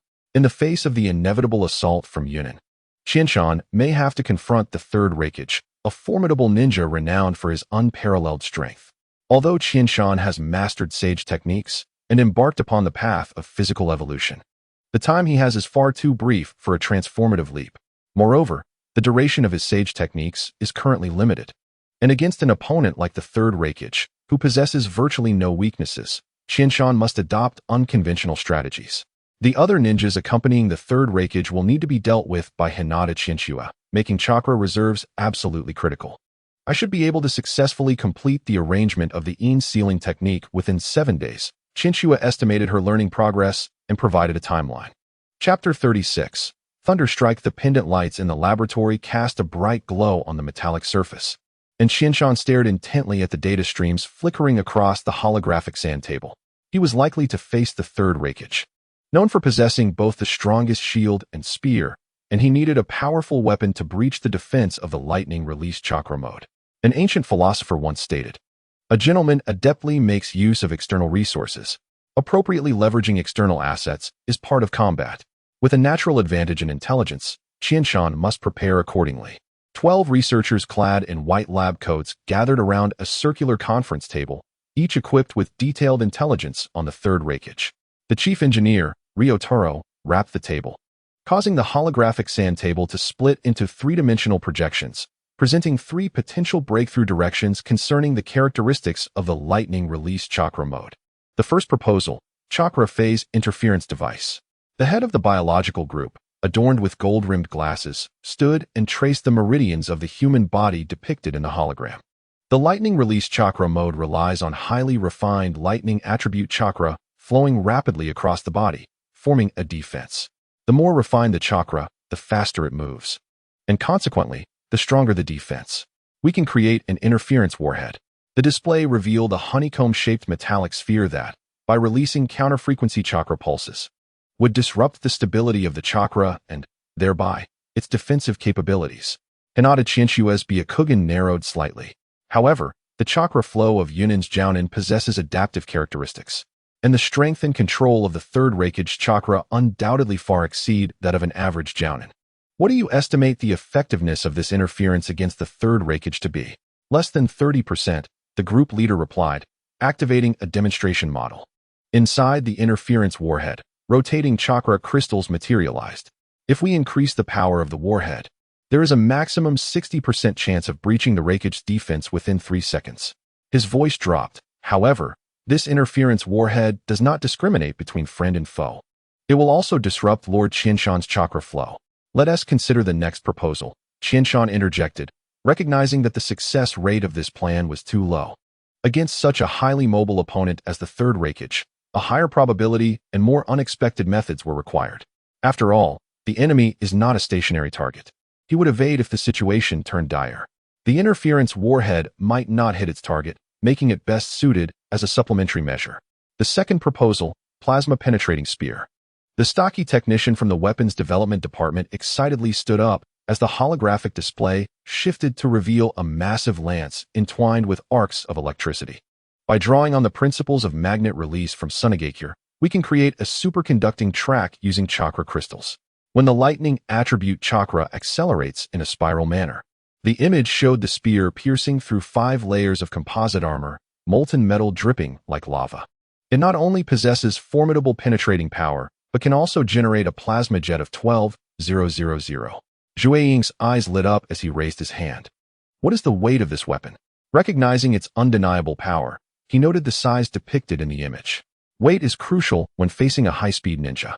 The stocky technician wiped his brow. After a streamlined design, the overall weight will reach 82 kilograms, demanding an extremely high level of physical fitness from the user. Upon hearing this weight, Qianshan's initial anticipation quickly turned to disappointment. While not excessively heavy for a ninja, facing the third raikage, one of the top 10 fastest ninjas in the entire ninja world, was another matter entirely. Do you guess why the raikage doesn't carry weapons? Is it that Yunin cannot produce them? Not carrying a weapon maximizes his speed advantage. Bearing such a heavy weapon would undoubtedly impede my own speed, rendering me a living target against the third raikage. Let us move on to the next proposal. This weapon is suitable for assault, but not ideal for my needs. Qianshan acknowledged without dismissing the design entirely. The third proposal, high-frequency particle oscillation blade. A young female researcher seated at the corner of the round table suddenly spoke. Her voice as cold as machinery. The sand table displayed a bladeless short sword adorned with spiral grooves. Based on Lord Qianshan's hypothesis regarding the duality of chakra and matter, when the vibration frequency surpasses a critical threshold, the projected short sword manifests an energy blade capable of penetrating lightning release armor, creating ripples in space and rendering all defenses meaningless. A profound silence engulfed the laboratory. Hinata Qianshua's Byakugan suddenly shone brightly. Are you attempting to recreate dust release? The sheer destructive power bore a striking resemblance to the dust release of a Wagakure. Not entirely. The female researcher adjusted her glasses. Dust release involves molecular-level decomposition, a formidable disintegration power. This, however, is energy poured from chakra crystals at high velocity, generating an extreme cutting force. High velocity? Hinata Qianshua inquired. How brief is brief? According to the model calculations, under the current structure, if filled with chakra crystals, it can sustain for 10 seconds. Additionally, the weapon requires 0 5 seconds to charge into a superfrequency state. What about the weight? Qianxue continued her questioning. It is 50 heavier than Lord Qianshan's current sword. By adding energy circulation runes to the short sword, we should be able to enhance its duration. Can we produce a finished product in 3 days? Qianshan expressed his satisfaction with the high-frequency short sword. Our time is not particularly ample. The war among the 5 great nations could conclude at any moment. Once the war ends, Yunnan will have the capacity to deal with us. No problem. 3 days is sufficient, came the confident reply. One final question. What shall we name it? The young female researcher pondered for a moment before responding. This weapon is developed specifically to counter the Raikage. How does Thunderstrike sound? Thunderstrike, indeed. It seems you have great confidence in the weapon you've designed. I begin to anticipate your masterpiece, Qianshan affirmed. Not realizing that his subordinates believed they could craft a weapon capable of slaying an influential figure, particularly one as formidable as the Third Raikage. Previously, Qianshan had merely hoped to fend off the Third Raikage. The prospect of slaying him seemed far-fetched. The Third Raikage's speed was too great, and capturing him with his current abilities was unlikely. Even if he teamed up with Hinata Qianxue, unless the Third Raikage fought to the bitter end, they would likely suffer devastating losses, potentially leading to one of their own being sacrificed. The Third Raikage would not engage in a death struggle. If he were to fight to the bitter end for a mere business venture, Yunnan would soon find itself vulnerable to an assault from a Wagakure. Anoki is not one to be trifled with. Ninjas carrying the title of Kage are far from foolish. This was a result Qianshan could not accept. If Thunderstrike proves effective as described, it is unlikely to kill the Third Raikage. As a top-tier speed ninja, if the Raikage wishes to escape, Qianshan currently lacks the means to restrain him. However, inflicting a painful lesson upon Yunnan is certainly within the realm of possibility. Only by inflicting pain can they earn the right to negotiate, a notion Qianshan firmly believes in. Chapter 37. The initial trial of Thunderstrike in a training ground. A young boy moved with remarkable swiftness, creating a series of fleeting phantoms that ordinary eyes could scarcely perceive. Occasionally, training rubber bullets, accompanied by piercing whistles, hurtled towards him. The boy wielded his short sword with the grace of a butterfly dancing through a dense floral garden, deftly evading the lush foliage while precisely striking down each bullet, cleaving them asunder. With the comprehensive enhancement of his chakra through mystical arts, Qianshan's swordsmanship had experienced a qualitative leap compared to previous days. Although Qianshan had always excelled in swordplay and taijutsu, achieving such accuracy against rapidly moving small objects was previously a formidable challenge. Under the influence of mystical arts, his heightened perception not only amplified his awareness of the surrounding environment, but also sharpened his understanding of his own physical state, enabling him to wield his strength with greater efficacy and direct his weapon with precision. In light of the impending crisis, Qianshan had to curtail his time in the laboratory, as well as the hours spent on shadow clone operations. He focused intently on combat training for high-speed maneuvers, striving to enhance his body's reflexes in the face of such velocity. Qianshan held firmly to a belief: preparation leads to success, lack of preparation leads to failure. When confronted with the potential threat of a village's shadow, no amount of preparation was excessive. Even with an intelligence advantage that surpassed imagination, Qianshan remained wary of every formidable adversary. To underestimate an enemy was to disregard one's own life, and Qianshan, valuing his existence, was not one to take undue risks. Though he occasionally did not shy away from gambling with his life, he would never be excessively optimistic. Lord Qianshan, the Research Institute reports that results have emerged. Please make your way there. A ninja materialized in the training room, conveying the latest developments from the Research Institute. The weapon testing ground on the underground third level of the laboratory blazed with blinding white light, its hexagonal metallic walls adorned with defense runes of the Whirlpool clan. Qianshan stood before the bulletproof glass of the observation platform, his fingertips unconsciously caressing the hilt of Thunderstrike, the dark silver short sword that trembled slightly in his grasp, as if it were a bloodhound sensing the scent of blood. The hilt of Thunderstrike fit Qianshan's hands perfectly, having been specially crafted based on his physical data. The sword was marginally heavier than his usual blade, exuding a palpable sense of weight. Lord Qianshan, during the completion of Thunderstrike, we have made new modifications. One enhancement is the power tier, where chakra input can activate the first level. In this state, Thunderstrike initiates an energy cycle without forming an energy blade, allowing it to be sustained for an extended period.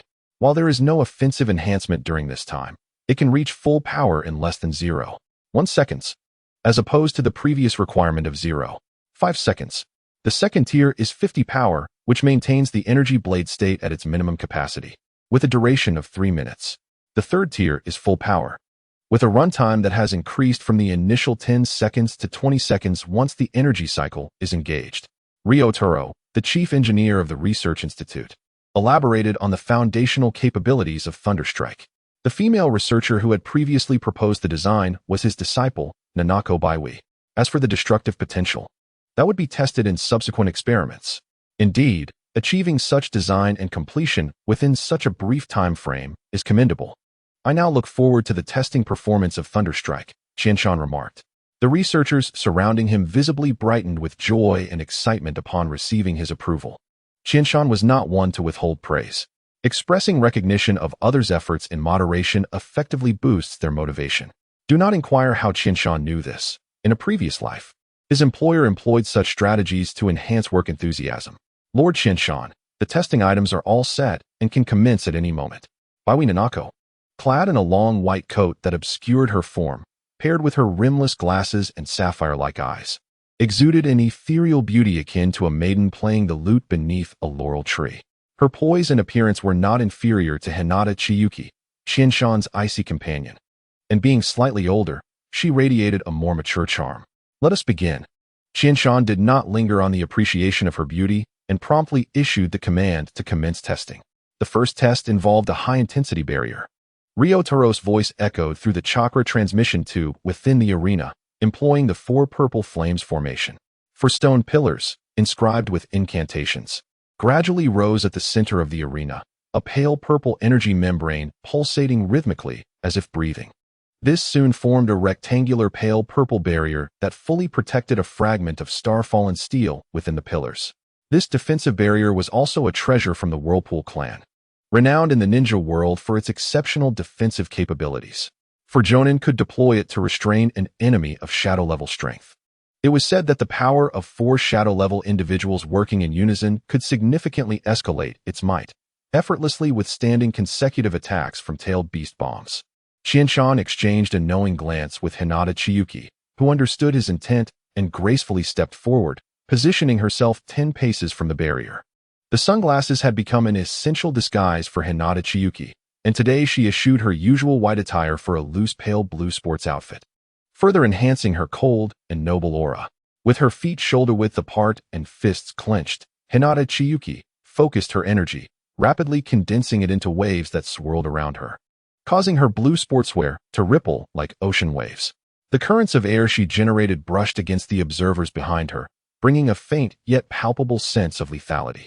As her chakra continued to coalesce, the pale blue chakra around her right fist became increasingly solidified. A sight familiar to the researchers who knew this powerful ninja was often by Qianshan's side. The commotion intensified, and the personnel at the Research Institute were well acquainted with this sunglasses-clad girl, instinctively finding safe zones to shield themselves. 8 extremes break. With a spirited shout, Hinata Chiyuki unleashed her punch like a flash of lightning. The blue imprint surged forth like a dragon emerging from the sea, shattering the void and generating an immense roar as the force of her punch detonated the air. The once stable barrier of the 4 purple flames formation rippled violently, the incantations inscribed on the internal pillars glowing brilliantly, clearly amplifying energy output. As energy continued to feed into the formation, the punch's momentum waned after its initial explosion, ultimately dissipating in a stalemate with the barrier, which gradually stabilized, reverting to its initial calm state. Observing the effects of Hinata Chiyuki's strike, Qianshan marveled internally, realizing that just one more hit would suffice to shatter this barrier, which was reputed to restrain shadow-level adversaries. Some individuals possessed a talent gap akin to chasms when compared to ordinary people, and without a doubt, Hinata Chiyuki was one of those individuals. He had merely shared with her the theoretical principles of martial arts from another world, many of which were mere hearsay, and yet she had, through these fragmented theories distinct from the ninja world, integrated them with her clan's centuries-old gentle fist, achieving a transcendence in her martial arts and forging her own path. It was precisely through this synthesis of martial arts that Hinata Chiyuki had, at such a tender age, unified her learning and successfully entered a new domain. Despite her youth, which might result in a lack of experience compared to older, seasoned warriors, she still possessed ample room for growth. The most formidable aspect was that the ninja world harbored numerous talents akin to Hinata Chiyuki. From the legendary duo of Konoha who quelled chaos in the past to the master of forbidden techniques, Senju Tobarama, and the prodigious Minato Namikaze, along with the newly born Kakashi Hitaki and the future Itachi Uchiha. These ninja talents are indeed the paragons of their era. However, they are constrained by the rigid framework of the ninja world, each bearing various limitations. Yet, Hinata Chiyuki, by the side of Qinshan, has unknowingly absorbed insights and philosophies from another realm. Furthermore, she has witnessed countless possibilities during the transformation of the Konan, an invaluable and intangible wealth. Qinshan eagerly anticipates how this teammate, who does not appear in the original narrative, will bring about change in the ninja world. As the energy of the four purple flames formation is replenished and stabilizes, the long-awaited moment for Qinshan to strike has finally arrived. Channeling chakra into the Legia. The crystalline chakra on the sword's blade glimmers faintly, activating the overall runes of Legia and entering a heightened state. Without excessive adjustments, Qinshan guides the chakra crystal to amplify the energy output, propelling Legia directly into its third stage, with the blade of the short sword radiating a dazzling brilliance. Naturally, testing must begin with extreme output. The second stage can be assessed later. Through Hinata Chiyuki's Byakugan perspective, Qinshan's sword blade is formed from an immense compression of chakra, resonating at super frequencies to create a cutting edge. This resembles a line of condensed chakra, its luminous energy causing even the Byakugan's heightened vision to squint. The radiance seems to carry an invisible killing intent, naturally endowed with the ability to obliterate all. The Legia emits a high-frequency buzz as Qinshan's figure flickers like a phantom. With minimal movement, he thrusts the sword, and at the moment it makes contact with the barrier, the soft four purple flames formation shatters with a sound reminiscent of breaking glass. Qinshan maintains his momentum, the sword tip piercing directly towards the starfall steel shield protected within the barrier. To his surprise, there is no anticipated metallic clash. As the edge of Legia penetrates the shield's surface, it emits a sound akin to hot water meeting snow. Hinata Chiyuki, gripping the edge of the observation platform, tightens her hold. The structure of the starfall steel is disintegrating. Her Byakugan clearly reveals that this super-dense alloy collapses upon contact with Legia. The sheer might of this weapon astounds all present. Chapter 38. A promising future. The individual most astonished by the destructive power of Legia is none other than its wielder, Qinshan. He had anticipated the weapon's potential, considering it might exceed his expectations, but he never imagined it would surpass them to such a degree. The recent attack did not require him to summon additional chakra. It was merely a straightforward thrust from his daily training. Yet this ordinary action not only breached a layer of the four purple flames formation, but also pierced through a starfall steel shield. It is crucial to note that the recent punch delivered by Hinata Chiyuki did not represent her strongest technique.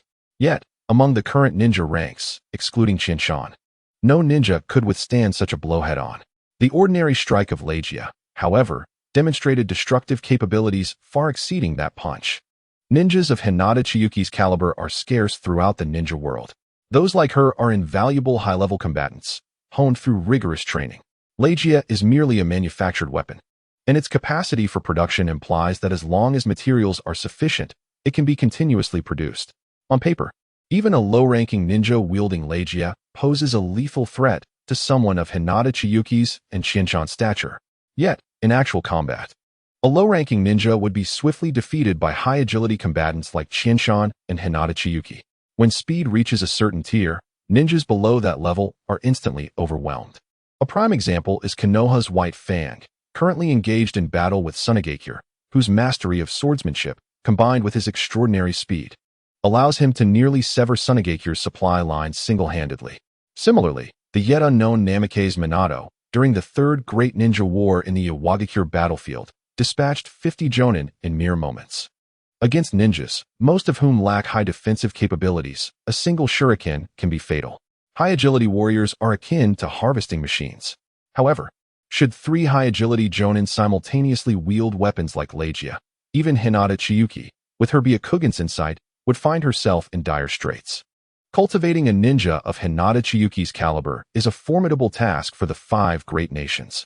For the current Konin, there are only a few from the shadow chasing team who present some potential opportunities. Meanwhile, training 3 high-agility Jonin is not particularly challenging for the present Konin. With resolute effort, they can yield results. Equipping them with Legia would significantly alleviate the Konin's heavy reliance on Qianshan and Hinata Chiyuki for high-end combat power. Ceasing the activation of Legia, Qianshan lightly flicks his left hand's fingers, producing a clear, ringing sound that reverberates throughout the venue, drawing everyone back from their stupor and refocusing their attention on him. This experiment has proven exceptionally successful, and their collective efforts are evident. The bonus for this month will be doubled, and a 2-day paid leave is granted. Thank you, Lord Qianshan. After a brief silence, Ryotaro leads the cheers. Soon, the testing ground is enveloped in a celebratory atmosphere. Qianshan does not linger, taking Legia and Hinata Chiyuki away, leaving the space to the jubilant researchers. He instructs Ryotaro to finish the wrap-up and seek him out, for Qianshan has new research tasks to assign. Along the way, Qianshan notices Hinata Chiyuki's attention fixated on Legia. He offers it to her. Chiyuki, do you have any questions? Receiving the weapon with both hands, Hinata Chiyuki closely examines its internal structure with her Byakugan. Did we truly develop this weapon? When did these individuals become so formidable? Her tone is filled with astonishment and confusion. She knows that the research institute established by Qianshan has indeed explored some intriguing weaponry. To her, the modified chakra revolvers and flying wings are merely interesting, posing no real threat, akin to her previous assertions that some of Qianshan's combat strategies were the tactics of the weak. However, the power of Legia has genuinely garnered her respect. Its astonishing destructiveness surpasses even her most powerful trump card. In her eyes, the individuals who created Legia are not particularly remarkable, some even weaker than a low-ranking ninja. Ha! Qianshan laughs heartily. I've long told you not to underestimate human creativity. Many individuals only require an opportunity and a possibility. When combined, such people can produce astonishing intellectual achievements. The greatest strength of humanity lies in wisdom, not brute force. Yet, in this war-torn era, wisdom lacks a nurturing environment for survival. The individuals at the Research Institute are undoubtedly endowed with remarkable research talents. Given a stable environment and proper guidance, I am confident they will develop even more extraordinary innovations. Your words have ignited some anticipation within me. Hinata Chiyuki smiles. A rarity for her. Indeed, her excitement is not for the Research Institute, but for Qianshan's aspirations, as he is the architect of the institute. As a teammate, no one understands better than Hinata Chiyuki how Qianshan, an otherwise unremarkable ninja, has gradually ascended from being inferior to her to his current status. He has shattered countless impossibilities, embodying an unwavering resolve and belief in transforming the impossible into reality. Chapter 39. Simplifying Legia. After leaving the Research Institute, Hinata Chiyuki returns directly to her training chamber, as her practice of the Ein sealing technique is entering a critical phase. Only a few final sealing nodes remain to be constructed on her forehead before the ultimate seal is complete. Qianshan directly went to the office to await Liang Taro for a discussion regarding the forthcoming tasks. However, he did not remain idle. He commenced his training in the Thunderwater Chakra mode within the office. This practice had been ongoing for some time, albeit with sluggish progress. While managing 2 types of elemental chakra within his body was not overly challenging for Qianshan. The true difficulty lay in the fact that the pathways of these 2 chakra types overlapped in numerous areas, yet he had to prevent them from colliding. The limited space for energy circulation within his body meant that ensuring these 2 energies did not interfere with each other significantly increased the complexity of the task. The Thunderwater Chakra mode, while not as potent as Sage techniques in enhancing strength, provided Qianshan with notable improvements in chakra control. Once docile, his chakra now surged with a natural fluidity. Previously, his chakra resembled an elite soldier, striking precisely where directed. Now, it felt like an integral part of his being, responding seamlessly to his thoughts. The metallic walls of the office flickered with intermittent flashes of lightning, reflecting the intertwining patterns of azure and pale green chakra that adorned Qianshan's bare torso. He sat cross-legged, eyes closed, with his heart directed towards the heavens. As the ferocity of the thunder chakra and the gentleness of the water chakra coursed through his meridians, moving in parallel, yet incompatible paths. At times, The thunder chakra ignited delicate sparks that danced upon his skin. As he entered a densely packed region of meridians, beads of cold sweat formed on his forehead, and the fingers of his hand formed a trembling seal. Within him, the deep blue particles representing thunder chakra chased the light green particles of water chakra in a spiral trajectory, narrowly missing each other due to phase misalignment. This was the most perilous stage of the thunder-water chakra mode. Should they collide? Even if Qianshan managed to control merely a strand of chakra from each, it would inflict harm upon his body. Yet, he felt as though he were submerged in the depths of the ocean, acutely aware of the state of each cell. The overwhelming stimulation from the thunder chakra clashed with the restorative effects of the water chakra. Suddenly, a point in his left shoulder erupted with sparks, and the uncontrolled thunder chakra surged towards his heart like a wild stallion. Focus! Qianshan's eyes snapped open, and his pupils gleamed with faint golden lines. Natural energy surged from all directions, forming a miniature vortex at his chest that forcibly anchored the rampaging thunder chakra. This was an emergency measure he had recently devised, utilizing natural energy as a buffer to harmonize the conflicting attributes. Without this technique, Qianshan would have hesitated to practice such a hazardous ninjutsu, especially in the face of an impending attack. A single flaw could be magnified infinitely against a formidable opponent like the third Reikage. Sweat dripped from his chin as Qianshan gradually reined in his energy, the radiant lightning and mist dissipating around him. Though he was sufficiently cautious, a momentary lapse could lead to a mistake. At that moment, a knock echoed through the room. "Come in." Qianshan donned his lab coat, the residual lightning from his fingertips scorching small holes in the sleeves. Liang Taro entered, his face alight with joy, likely still basking in the celebrations with colleagues. He carried a folder containing several reports and a notebook, the core material list for the Raijin weapon.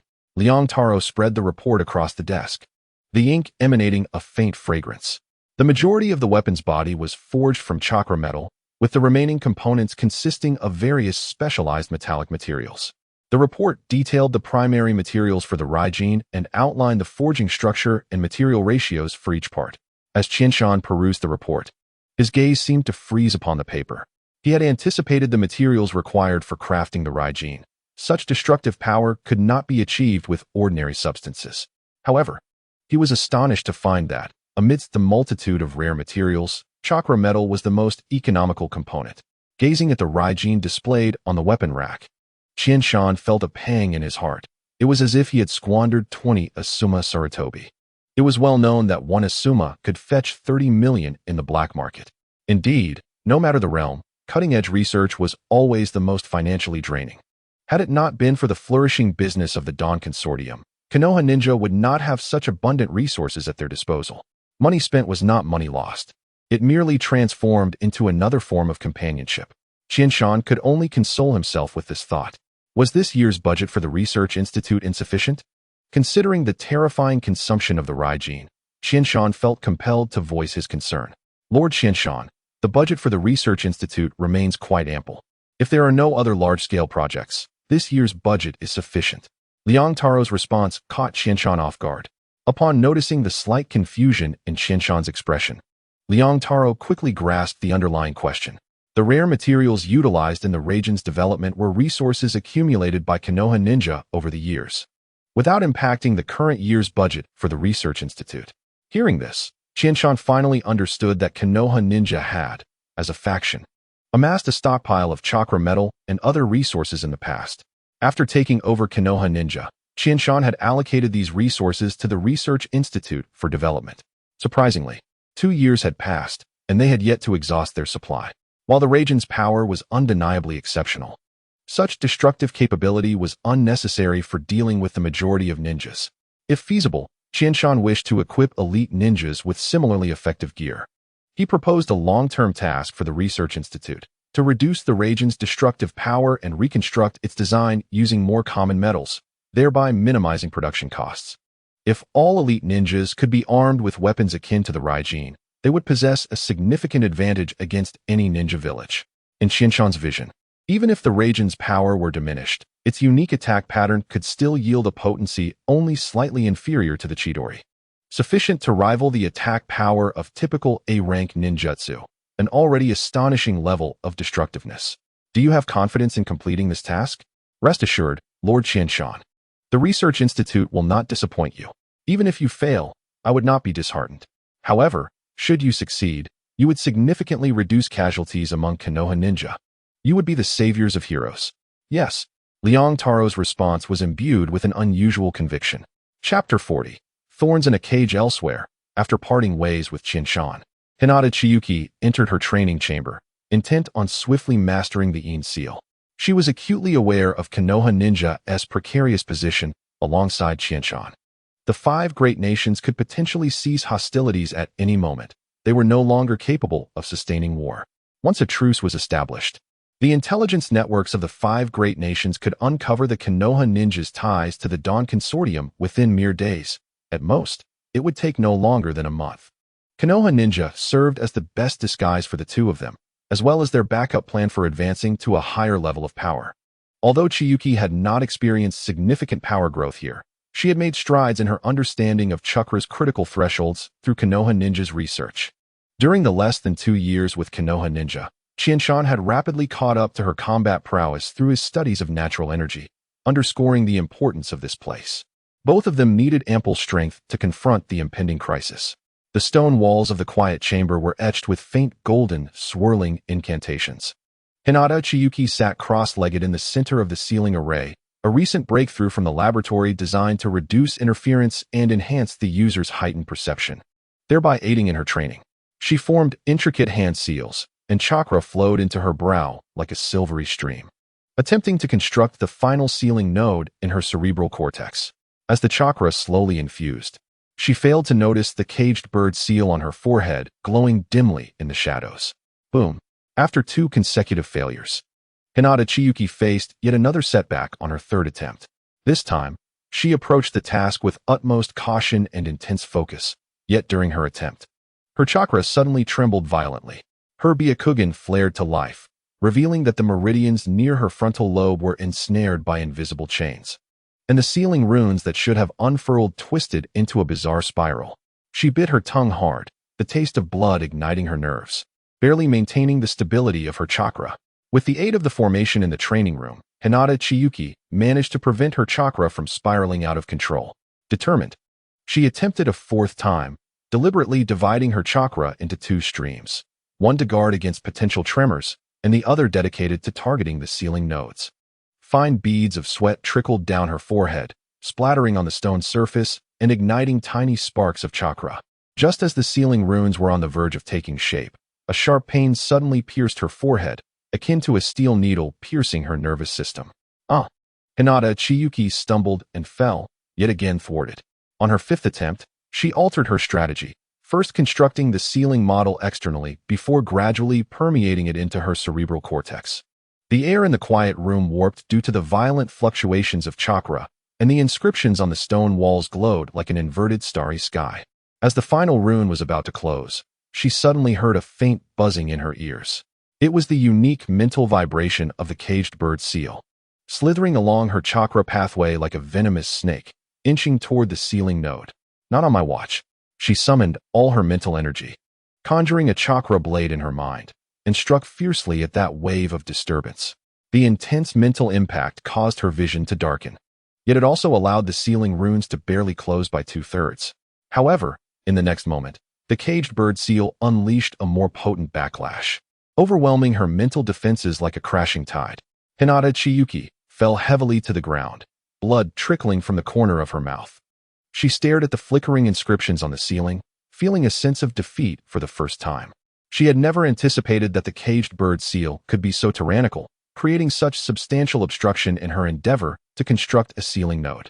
Qianshan, noticing her pale complexion, quickly rushed to her side, assisting her to sit. Let me take a look. He activated his heightened sensory abilities, probing her chakra pathways. When his perception reached her frontal lobe, his pupils constricted. The chakra circuits there were marred by intricate black patterns, remnants of the caged bird seal's activation. It is the interference of the seal. Qianshan's voice was grave. Although I have temporarily disrupted the caged bird's external positioning waves, causing the Hyuga clan to lose their sense of your caged bird, making them believe you are dead, the caged bird still exists. While you construct the sealing node, it instinctively obstructs the connection between your brain and chakra. Hinata Chiyuki gazed into Qianshan's eyes, which reflected regret, and suddenly smiled. It's all right. At least we have identified the problem. She lightly traced the seal on her forehead with her fingertip, contemplating, perhaps this is fate. Qianshan abruptly grasped her hand. Fate? No. Fate is meant to be broken. He summoned a holographic projection detailing analysis on the caged bird. In truth, I have never ceased my research on the caged bird. Over the years, you are certainly not the first from the Hyuga clan to seek to unravel its mystery. However, no one has succeeded thus far, which ironically presents us with a breakthrough.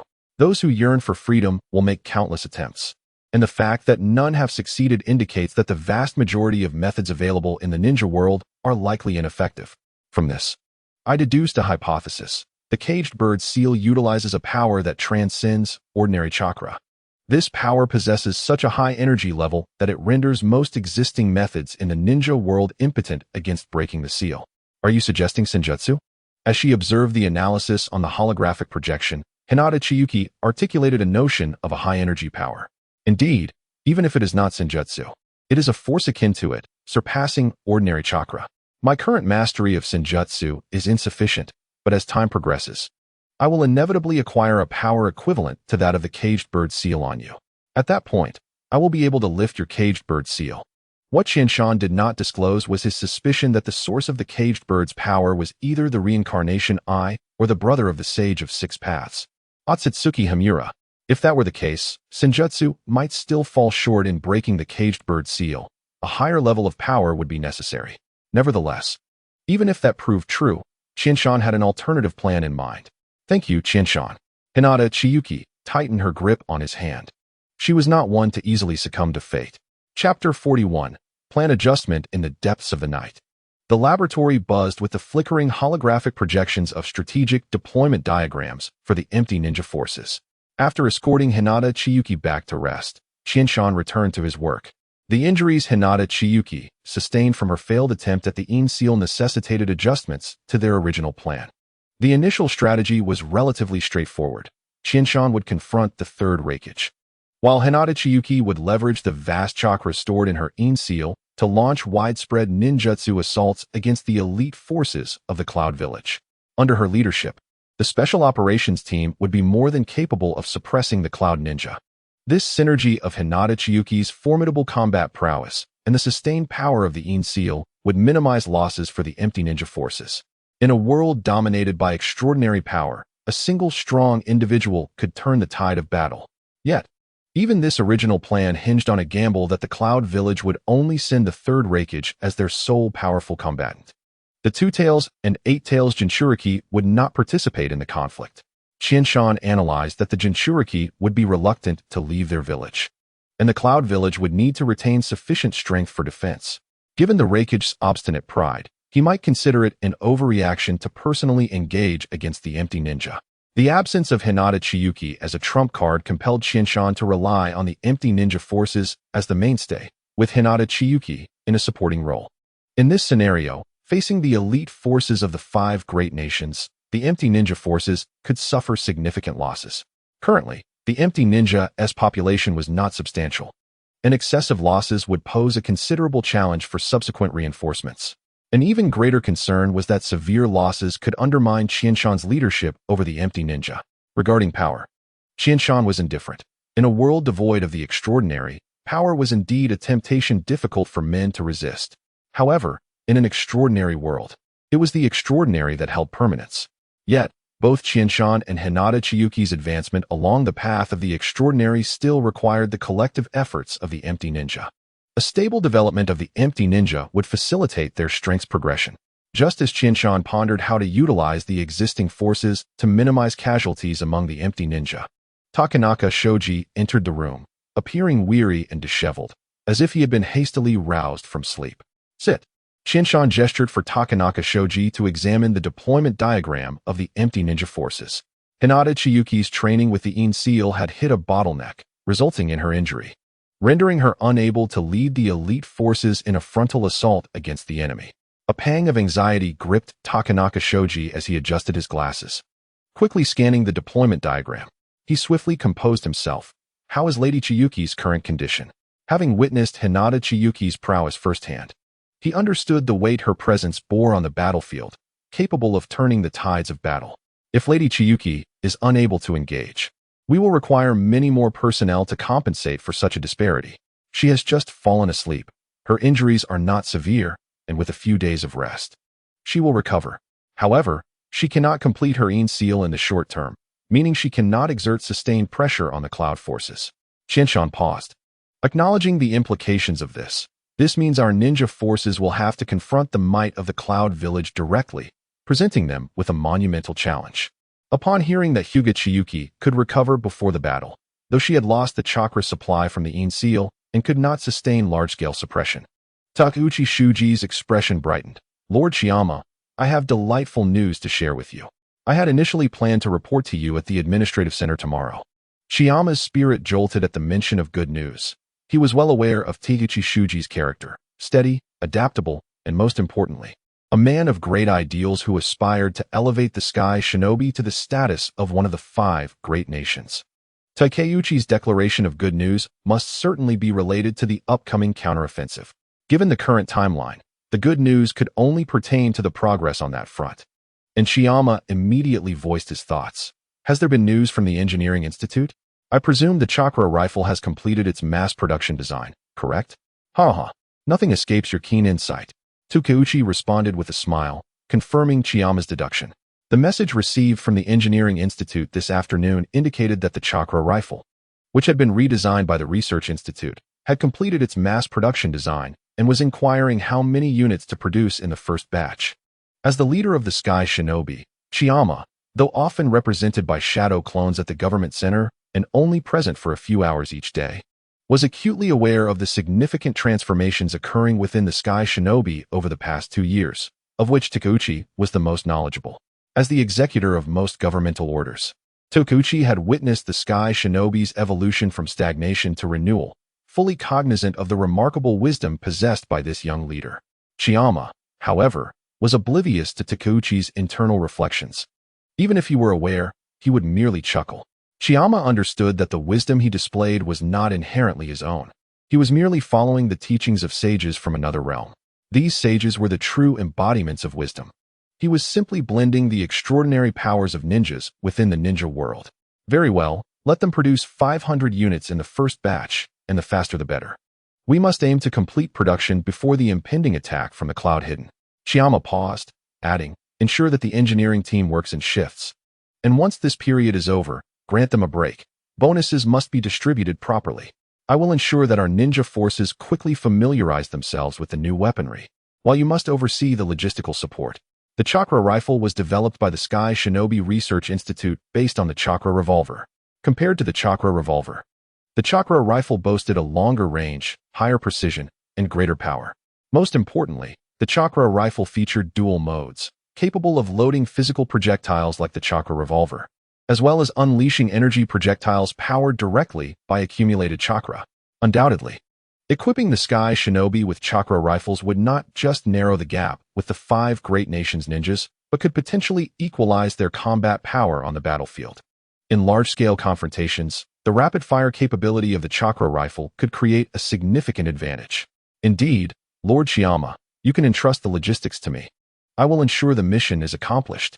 The two engaged in a fervent discussion over various details, with Takeuchi proposing supplementary plans from a logistical and intelligence support perspective, while Chiyama continuously simulated tactical possibilities on the holographic display to determine the necessary logistical support and fill any gaps. Chiyama's fingertips tapped densely on the machine, striving to amalgamate the technological advantages of the Sky Shinobi with tactical innovations to the utmost. As the first rays of dawn penetrated the laboratory, the tactical plan before them had undergone 3 revisions, culminating in a comprehensive new operational strategy. Chiyama approached the floor-to-ceiling window, gazing at the ninjas gathering for morning training in the distance, suddenly smiling. The ninja world requires no sympathy, only strength. This time, we shall make the Cloud Hidden experience the taste of being struck hard, utilizing the technology and wisdom of the Sky Shinobi. A fierce battle, poised to overturn traditional ninja tactics, was about to unfold, and Chiyama was resolutely facing a challenge capable of altering the very landscape of the ninja world, carrying the future of the Sky Shinobi with him. Chapter 42. The gentleman hides his sharpness 3 days later. As the morning light bathed the alloy dome of the Sky Shinobi base, the injured Hinata Chiyuki stood at the center of the floating shooting range, her silver headband glimmering coldly in the sunlight. Possessing the Byakugan's extraordinary insight, Hinata Chiyuki wielded firearms with unparalleled precision. While ordinary ninjas required scopes to engage distant foes, her formidable observation range surpassed that of any scope. It was precisely for this reason that she had always been the chief instructor for the Sky Shinobi's firearm training. Behind her black sunglasses, her Byakugan's pupils transformed into a snowy hue, her retina capturing the three-dimensional landscape around her as 50 floating targets darted through the air along various trajectories, each bullseye precisely locked onto her line of sight. Be mindful of the ballistic deviation. Her voice echoed through the shooting range via a loudspeaker, as 30 soldiers armed with chakra rifles fanned out in a formation, their gun muzzles smoothly tracking their targets. As the 7th target swept past a metallic column, Hinata's fingertips quivered. Position 3, the reflection off the column will cause a 0.3-second deviation in the scope. Recalibrate quickly to lock onto the target. No sooner had she spoken than the soldier in position 3 squeezed the trigger. A pale blue chakra beam grazing the edge of the column and striking the bullseye with precision. The tactical gear worn by the soldiers flickered with data feedback. These specially designed combat suits from the Engineering Institute could synchronize information in real time. Though currently limited to short-range transmission, long distances rendered them unable to connect remotely. Lord Chiyuki, the second squad is ready. A lower ninja, donning mechanical goggles, knelt on one knee, the rifle sling pressing tightly against his shoulder. Hinata Chiyuki nodded in acknowledgement. Outside the shooting range, Chiyama stood shoulder to shoulder with Tsukikage. The black trench coat of Tsukikage revealed a section of the modified chakra short blade, the propulsion module on his back still emitting residual heat, indicating he had just returned from an external mission. Lord Chiyama. The latest intelligence from the Special Operations Team indicates that the 5 great nations have officially declared a ceasefire. This is splendid news indeed. The ceasefire came sooner than I anticipated. Chiyama felt a surge of joy upon receiving this information, despite the potential crisis arriving earlier than expected. Lord Chiyama, I don't quite understand. The earlier the ceasefire among the 5 great nations, wouldn't that mean they would have more energy to investigate the Dawn Trading Company? This should not bode well for us. Tsukikage boldly voiced his concerns. You are correct, but that is only one perspective. There is another angle you have yet to consider. Forces like the 5 great nations do not engage in war lightly. However, once war is initiated, all parties become ensnared in its grasp. Either they gain sufficient benefits or weaken internally to the point of being unable to sustain the conflict.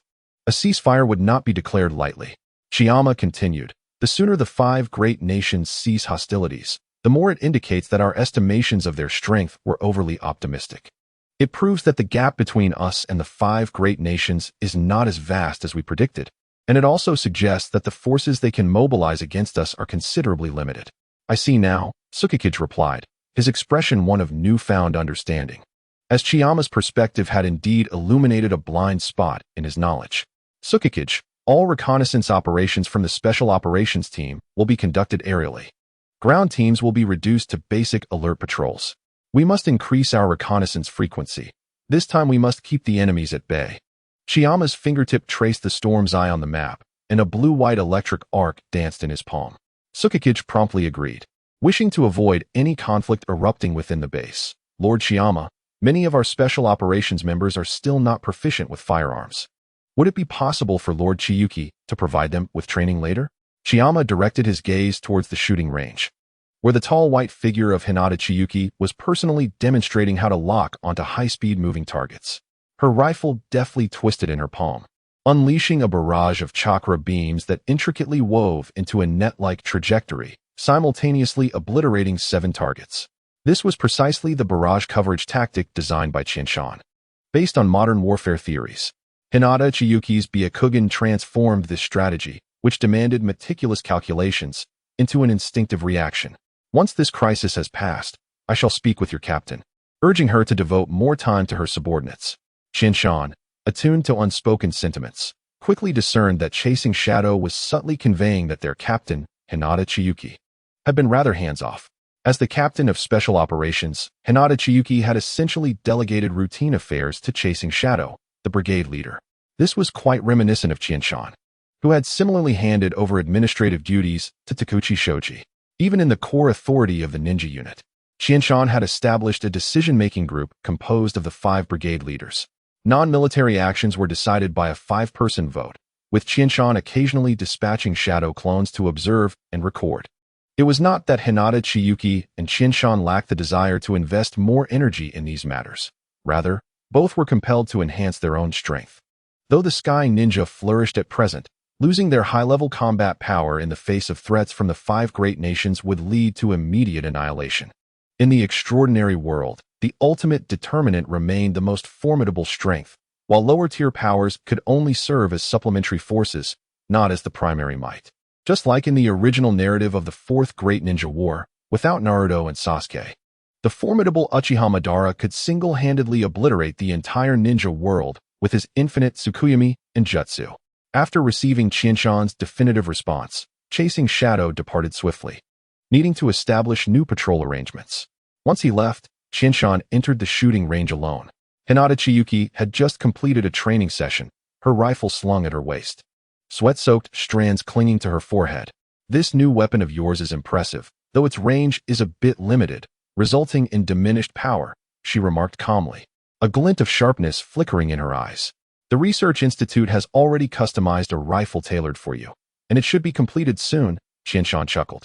The chakra rifle differed significantly from the Raijin short sword Qianshan wielded, as firearms demanded exceedingly high mechanical precision. The potent, long-range chakra sniper rifle suitable for Hinata Chiyuki required even greater precision and material resilience. Given the current technology of the Sky Ninja, crafting each component meticulously was essential.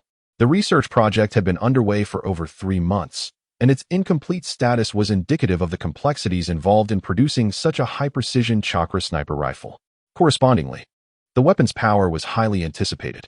Very well, it seems the Research Institute is quite capable. Upon hearing that it would soon be finished, Hinata Chiyuki expressed her delight. Granting rare praise to the Institute, Qianshan exchanged a knowing glance with Hinata Chiyuki. This is the era of the Sky Ninja. New methods of chakra utilization are transforming the world. Qianshan spoke softly, and we are merely the ones who ignite the first flame. In contrast to traditional ninjutsu, chakra firearms boast a higher chakra utilization rate, lower entry barriers, and swifter combat readiness. She raised the chakra rifle, the scope reflecting the dimming sky. The emblem of the Sky Ninja on her forehead fluttered in the wind, as if responding to the challenges that lay ahead. Chapter 43, An Epic-Making Edge. Days later, the Research Institute finally completed the manufacturing of the chakra sniper rifle. Hinata Chiyuki stood at the observation point on the cliff's edge of the Sky Ninja base, where fragmented sunlight filtered through the clouds. Below her lay a chasm 1,000 meters deep, and in the distance, several metallic target platforms emerged hazily from the morning mist. She cradled the newly finished chakra sniper rifle, its streamlined silver-blue body adorned with spiral patterns of chakra metal, with a translucent chakra crystal energy core embedded at the cheek rest, shimmering with a delicate blue light in sync with her breath. This weapon was considerably heavier than anticipated. Pressing her eye to the scope, she gently tapped the balance weight on the rifle's stock with her index finger. In truth, with the dynamic vision of her Byakugan, the scope was merely an auxiliary tool. Nonetheless, she precisely captured every detail of the firearm. Qianshan stood 5 meters away beside an alloy support frame, his fingertips gliding over the terminal screen. The barrel employs a 3-layer high-density chakra metal composite structure, capable of withstanding ultra-high-frequency chakra vibrations.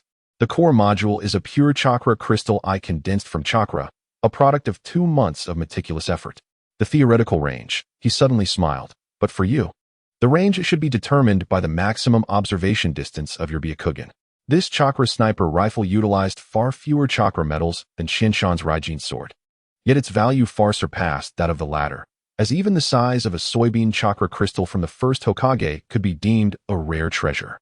In contrast, the energy core of this sniper rifle was a pure chakra crystal of the size of an egg, incomparable to the ordinary chakra charging crystal products typically employed by the Sky Ninja. This crystal was forged over 2 months after Qianshan mastered sage techniques and gained chakra control surpassing that of the first Hokage. He had once speculated that detonating this crystal would unleash destructive power rivaling that of a tailed beast bomb. Hinata Chiyuki adjusted her breathing, her pupils narrowing into snow-white vertical lines beneath her sunglasses. At a distance of 1,000 meters. Target platform number 1, a 3-meter-high alloy target, moved laterally at a speed of 5 meters per second. Kneeling on one knee, the rifle's bipod silently embedded into the rock crevice. Her fingertips swiftly inputting 3 sets of calibration parameters on the side keys of the rifle, not relying on the scope, but directly locking onto the target's trajectory with her Byakugan. The moment she squeezed the trigger, the barrel emitted a high-frequency hum. A silver-blue beam, slender and more concentrated than a typical chakra beam, sliced through the air, with the sound of its sonic boom reaching the cliff half a second later. The alloy target a kilometer away bore a fist-sized molten crater, its edges marked by crystallized patterns from vaporized metal, even revealing the internal stress conduction lines of the metal disrupted by the energy of the beam. There was almost no deviation in the trajectory. Impressive, she murmured, her finger gliding over the cooling vents on the stock, sensing no heat dissipation for the moment. It appeared that the energy utilization metrics were remarkably high, yet the energy output fluctuations of the core module, before she could finish her thought. The speed of target platform number 2 abruptly increased to 10 meters per second. She rotated her wrist slightly, firing the second beam, which nearly grazed the first bullet hole before penetrating the target's center, launching the entire alloy target into the air. Qianshan raised his hand, signaling for the terminal screen to display target platform number 3, which was now encased in 3 layers of composite armor. The outer layer was composed of conventional high-density alloys. The middle layer sandwiched 5 centimeters of chakra-absorbing resin, while the innermost layer consisted of malleable liquid metal. This specially designed armor for testing could simulate the composite effects of the top defensive ninjutsu from the 5 great nations. Hinata Chiyuki rose, slightly elevating the rifle's muzzle, as a ballistic calculation grid seemed to automatically generate within her field of vision at a distance of 2,000 meters. The target remained stationary, and she could discern the arrangement gaps within the armor's resin, a testament to the unique microscopic analytical abilities of the Byakugan. The blue light of the chakra core intensified. The chakra metal patterns on the barrel began to flow, as if alive, absorbing the chakra that overflowed from her palm. For this strike, Hinata Chiyuki channeled even more chakra. When the beam struck, the outer alloy vaporized instantly. The middle resin erupted in blinding white smoke under extreme heat, and the inner liquid metal surged into a boiling silver wave due to the energy impact. As the smoke dissipated, a 30-centimeter diameter entry hole appeared at the center of the 3-layer armor, its edges exhibiting spiral energy burn marks, a result of the molecular structure damage caused by the chakra beam during penetration. Qianshan mused that the third Raikage would likely struggle against such an attack. Yet one would need to fire a shot at him to ascertain the outcome. He hoped the Raikage would not perish from a single shot. The weapon's power exceeded expectations by 15. The voice of Qianshan carried a note of satisfaction, as the absorption efficiency of the resin layer was subdued by the pulse frequency of the core module, indicating that the parameters for the oscillation wave had been calibrated correctly. The ultimate testing target was the number 5 target platform suspended at the center of the rift, adorned with a 2-meter diameter hemispherical energy shield that shimmered with a water ripple-like blue glow. This was an upgraded version of the water prison ninjutsu simulated by the Research Institute, capable of refracting chakra attacks and rebounding shocks. Hinata Chiyuki narrowed her eyes. Within her Byakugan's field of vision, the energy flow of the shield appeared as clear as transparent veins, completing a cycle of energy reconstruction in an exceedingly brief span. Such a purely energy-based defense surely possessed remarkable resistance against attacks. Suddenly, she set down her rifle and pressed her fingertip against the side of the gun 7 times, causing the chakra core to emit a resonant hum. The focusing device at the barrel's tip gradually unfolded, transforming the originally slender ray into a thickness akin to that of a needle, enveloped in a dense arc of lightning chakra.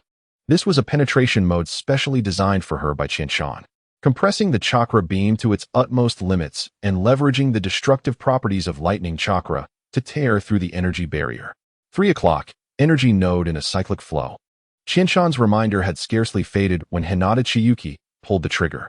The silver-blue ray streaked across the rift like a meteor, and upon contact with the shield, the electric arc suddenly expanded into an umbrella-like ripple. The surface of the hemispherical shield initially manifested a spiderweb-like pattern of golden cracks. which soon gave way to a catastrophic collapse at the next energy cycle node. The residual force of the ray continued unabated, creating a half-meter deep crater in the granite target behind it, where the internal quartz crystals melted into a dazzling glass-like pattern under the intense heat. Hinata Chiyuki rose, her fingertips brushing over the chakra metal patterns on the barrel, feeling a slight warmth, an indication of the thermal phenomenon caused by energy overclocking. At a distance of 3,000 meters, the water prison was breached. She turned to Qianshan, her snow-colored pupils glimmering behind her sunglasses. If fired from a high-altitude dive, the effective range could potentially exceed 5,000 meters, provided the stability of the core module's power supply was improved by another 20. Qianshan nodded, the real-time testing data displayed on the terminal screen corroborating her assessment. Energy conversion rate at 92, with penetration depth increasing linearly with distance rather than exhibiting exponential decay.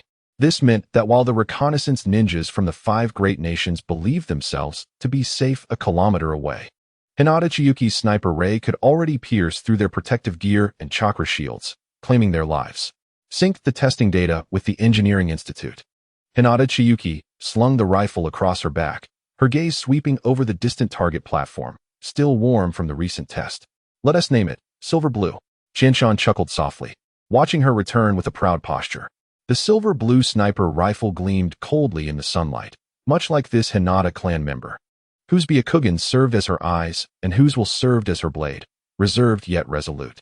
Perhaps this was a shared trait that bound him and Hinata Chiyuki together on their journey. Chapter 44.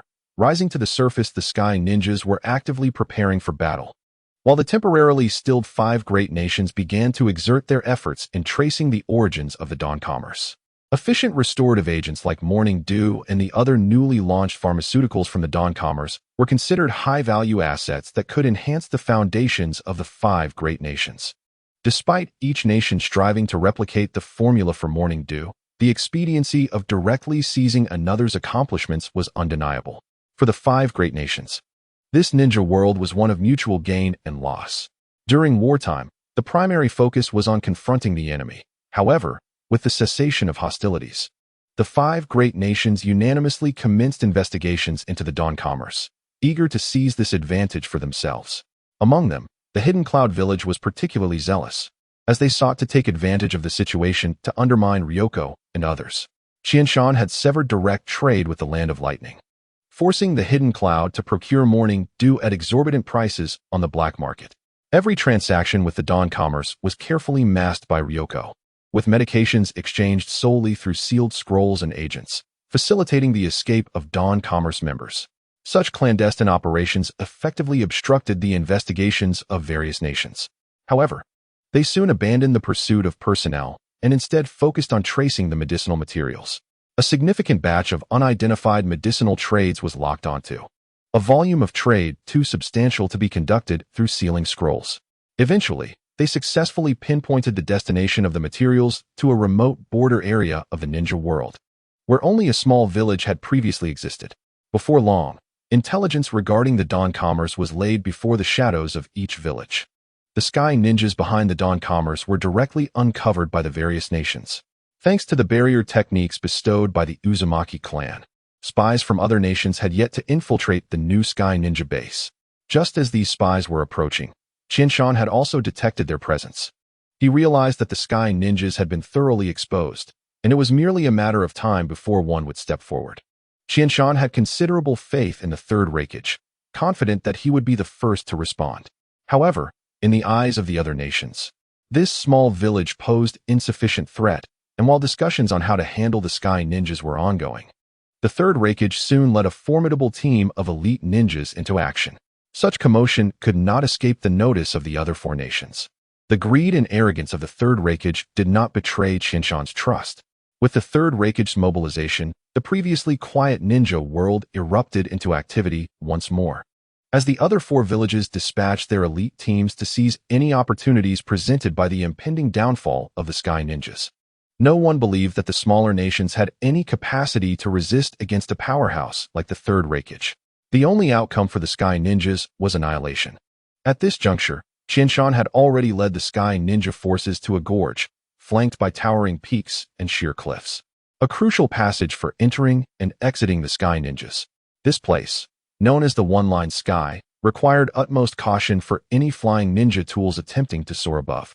Rather than stationed within the gorge, Qianshan prepared to confront the third raikage outside it with a substantial contingent of ninjas, while Hinata Chiyuki, accompanied by 4 other teams, had already established defensive fortifications within the gorge for support. Upon learning that the third raikage had brought only a single team of ninjas, Qianshan discerned that he had vastly underestimated the Sky Ninjas. Had the Sky Ninjas relied solely on the original Shernan, without Qianshan and Hinata Chiyuki, the numbers the third raikage commanded would have been more than sufficient. Yet, reality offered no such assumptions, since the third raikage had come with such a limited force. Qianshan's original battle plans became unnecessary. Qianshan could now engage the third raikage freely, knowing that Hinata Chiyuki would ensure the safety of the single team of Hidden Cloud Ninjas. On the third day after the Hidden Cloud's departure, under the blazing midday sun, heat waves rose from the gorge. The footsteps of the Hidden Cloud forces reverberated through the ground, the clash of armor mingling with the sound of metal grinding, akin to a dormant giant beast slowly advancing. Perception ninjas crouched beside the third raikage, relaying reports. A large team of ninjas is stationed outside the gorge. At least 4 teams are lying in ambush within, along with fluctuations in the barrier. Beneath the third raikage's headband, his crimson pupils narrowed slightly, and his bronze muscles glimmered with a metallic sheen under the sunlight. He abruptly raised his hand, causing the ninjas behind him to halt instantly, their movements synchronized, stirring a cloud of dust. The tension in the air was palpable, almost tangible. As the Hidden Cloud Ninjas could hardly suppress their eagerness, fingers brushing against their weapons, the sound of blades grazing palms eliciting low, suppressed laughter. Within the limits of the Cloud Ninjas' vision, the Sky Ninjas stood upright as if they were spears. Their forehead protectors bore simplistic drawings of birds in flight, and their uniform gray-green camouflage attire fluttered in the wind. The fingers of the frontline ninja were pressed so tightly that they turned pale, the pads of his fingers repeatedly rubbing against the rifle stock, sweat trickling from his chin onto his collar. Yet, every individual stood with a straightened back, their gazes burning with an unwavering resolve, a determination to face death without retreat. "Are you the leader of the Dawn Commerce Guild?" The third raikage stepped forward, his heavy footsteps echoing through the canyon. He intentionally crossed his arms over his chest, the cloud patterns on his armor flickering with his movements. His gaze locking onto the figure clad in black attire, Qianshan, amidst the crowd. "Why risk your life for a mere border village? If you surrender the potion formula and production line, I can make an exception and allow you to join the Land of Lightning. A young talent like you deserves a stage like the Land of Lightning to showcase your abilities." As he spoke, his little finger unconsciously tapped against his wrist guard, a seemingly casual gesture that concealed a deadly intent. The third raikage had always exuded an image of bravery and ferocity, yet in facing Qianshan, he revealed a more intricate side, seeking to persuade and divide their resistance, while also attempting to draw Qianshan out from cover, providing an opportunity for a beheading tactic. The third raikage strategy was straightforward. Qianshan, desiring to execute a beheading of his own, feigned ignorance and leaped away from the main force, positioning himself 100 meters from the third raikage. This distance was trivial for the third raikage, as it was for Qianshan. The wind lifted Qianshan's black hair, a mocking smile curling at the corners of his mouth as his right hand slowly pressed against the hilt of his sword, while his left hand hung limply at his side, a deliberate facade of defense. The third raikage schemes are truly audacious. His voice rang clear, each word like ice, but alas, you have come to the wrong place. Qianshan's taunt ignited a primal roar among the Yunin ninjas, some even stepping forward, only to freeze in place under the third raikage's piercing gaze. A smirk crept across the third raikage's lips, revealing his gleaming white teeth. "Young man, impulsiveness comes at a price." He signaled with his fingers behind him, and the sensing ninjas in the shadows began to lock onto the vulnerabilities of the Konan forces. Throughout history, who has ever surrendered without a fight? If the third raikage can defeat me, then I shall have no choice but to surrender. Qianshan continued to set the bait for the third raikage. "Very well, it is settled." Seeing Qianshan take the bait, the third raikage erupted in a brilliant blue glow, entering the lightning release chakra mode. In an instant, the heavens and earth transformed, the surrounding air thick with tempestuous energy, as the third raikage radiated a fierce blue light like a surging tide of thunder. The crackling of lightning filled the air, exuding an overwhelming and domineering presence, reminiscent of a war deity descending upon the battlefield. Qianshan, too, bore a grave expression, enveloped in an ethereal aura of sage arts, resembling an ancient demigod. The third Raikage launched the first strike, his form like a bolt of blue lightning, moving with a speed almost imperceptible to the naked eye. In a blink, he was before Qianshan, his finger imbued with the might of 1,000 thundering strikes aimed directly at Qianshan's face. This finger was none other than the Hell Piercer, his lifelong ultimate technique capable of severing the Eight Tails horn, deployed without hesitation as his strongest move. Should it land, it would surely obliterate its target. Qianshan dared not underestimate the situation. He swiftly unsheathed his Raijin sword. Maintaining its standard form, the Raijin sword surged into full power mode. Resonating with a dragon's roar that echoed through the skies, its brilliance dazzling, as if it contained the very force of creation. He channeled sage arts, concentrating all his power into the Raijin sword, thrusting it towards the third Raikage's finger. In a mere heartbeat, both warriors unleashed their utmost strength. Having harbored a shared intent all along, their words were merely weapons to disarm one another. In such a fierce clash, a moment of hesitation from either party would result in dire consequences. The two formidable forces collided with a thunderous roar, an explosion of light erupting from their convergence, sending shockwaves spiraling outward. Dust and debris filled the air as the mountains on either side of the gorge trembled under the impact, stones raining down. In that instant of collision, a glint of cold light flashed as Qianshan's Raijin short sword, empowered by sage arts and the weapon's inherent might, sliced through the third Raikage's famed shield of defense as if it were mere tofu, the edge of the blade surging towards the third Raikage's heart.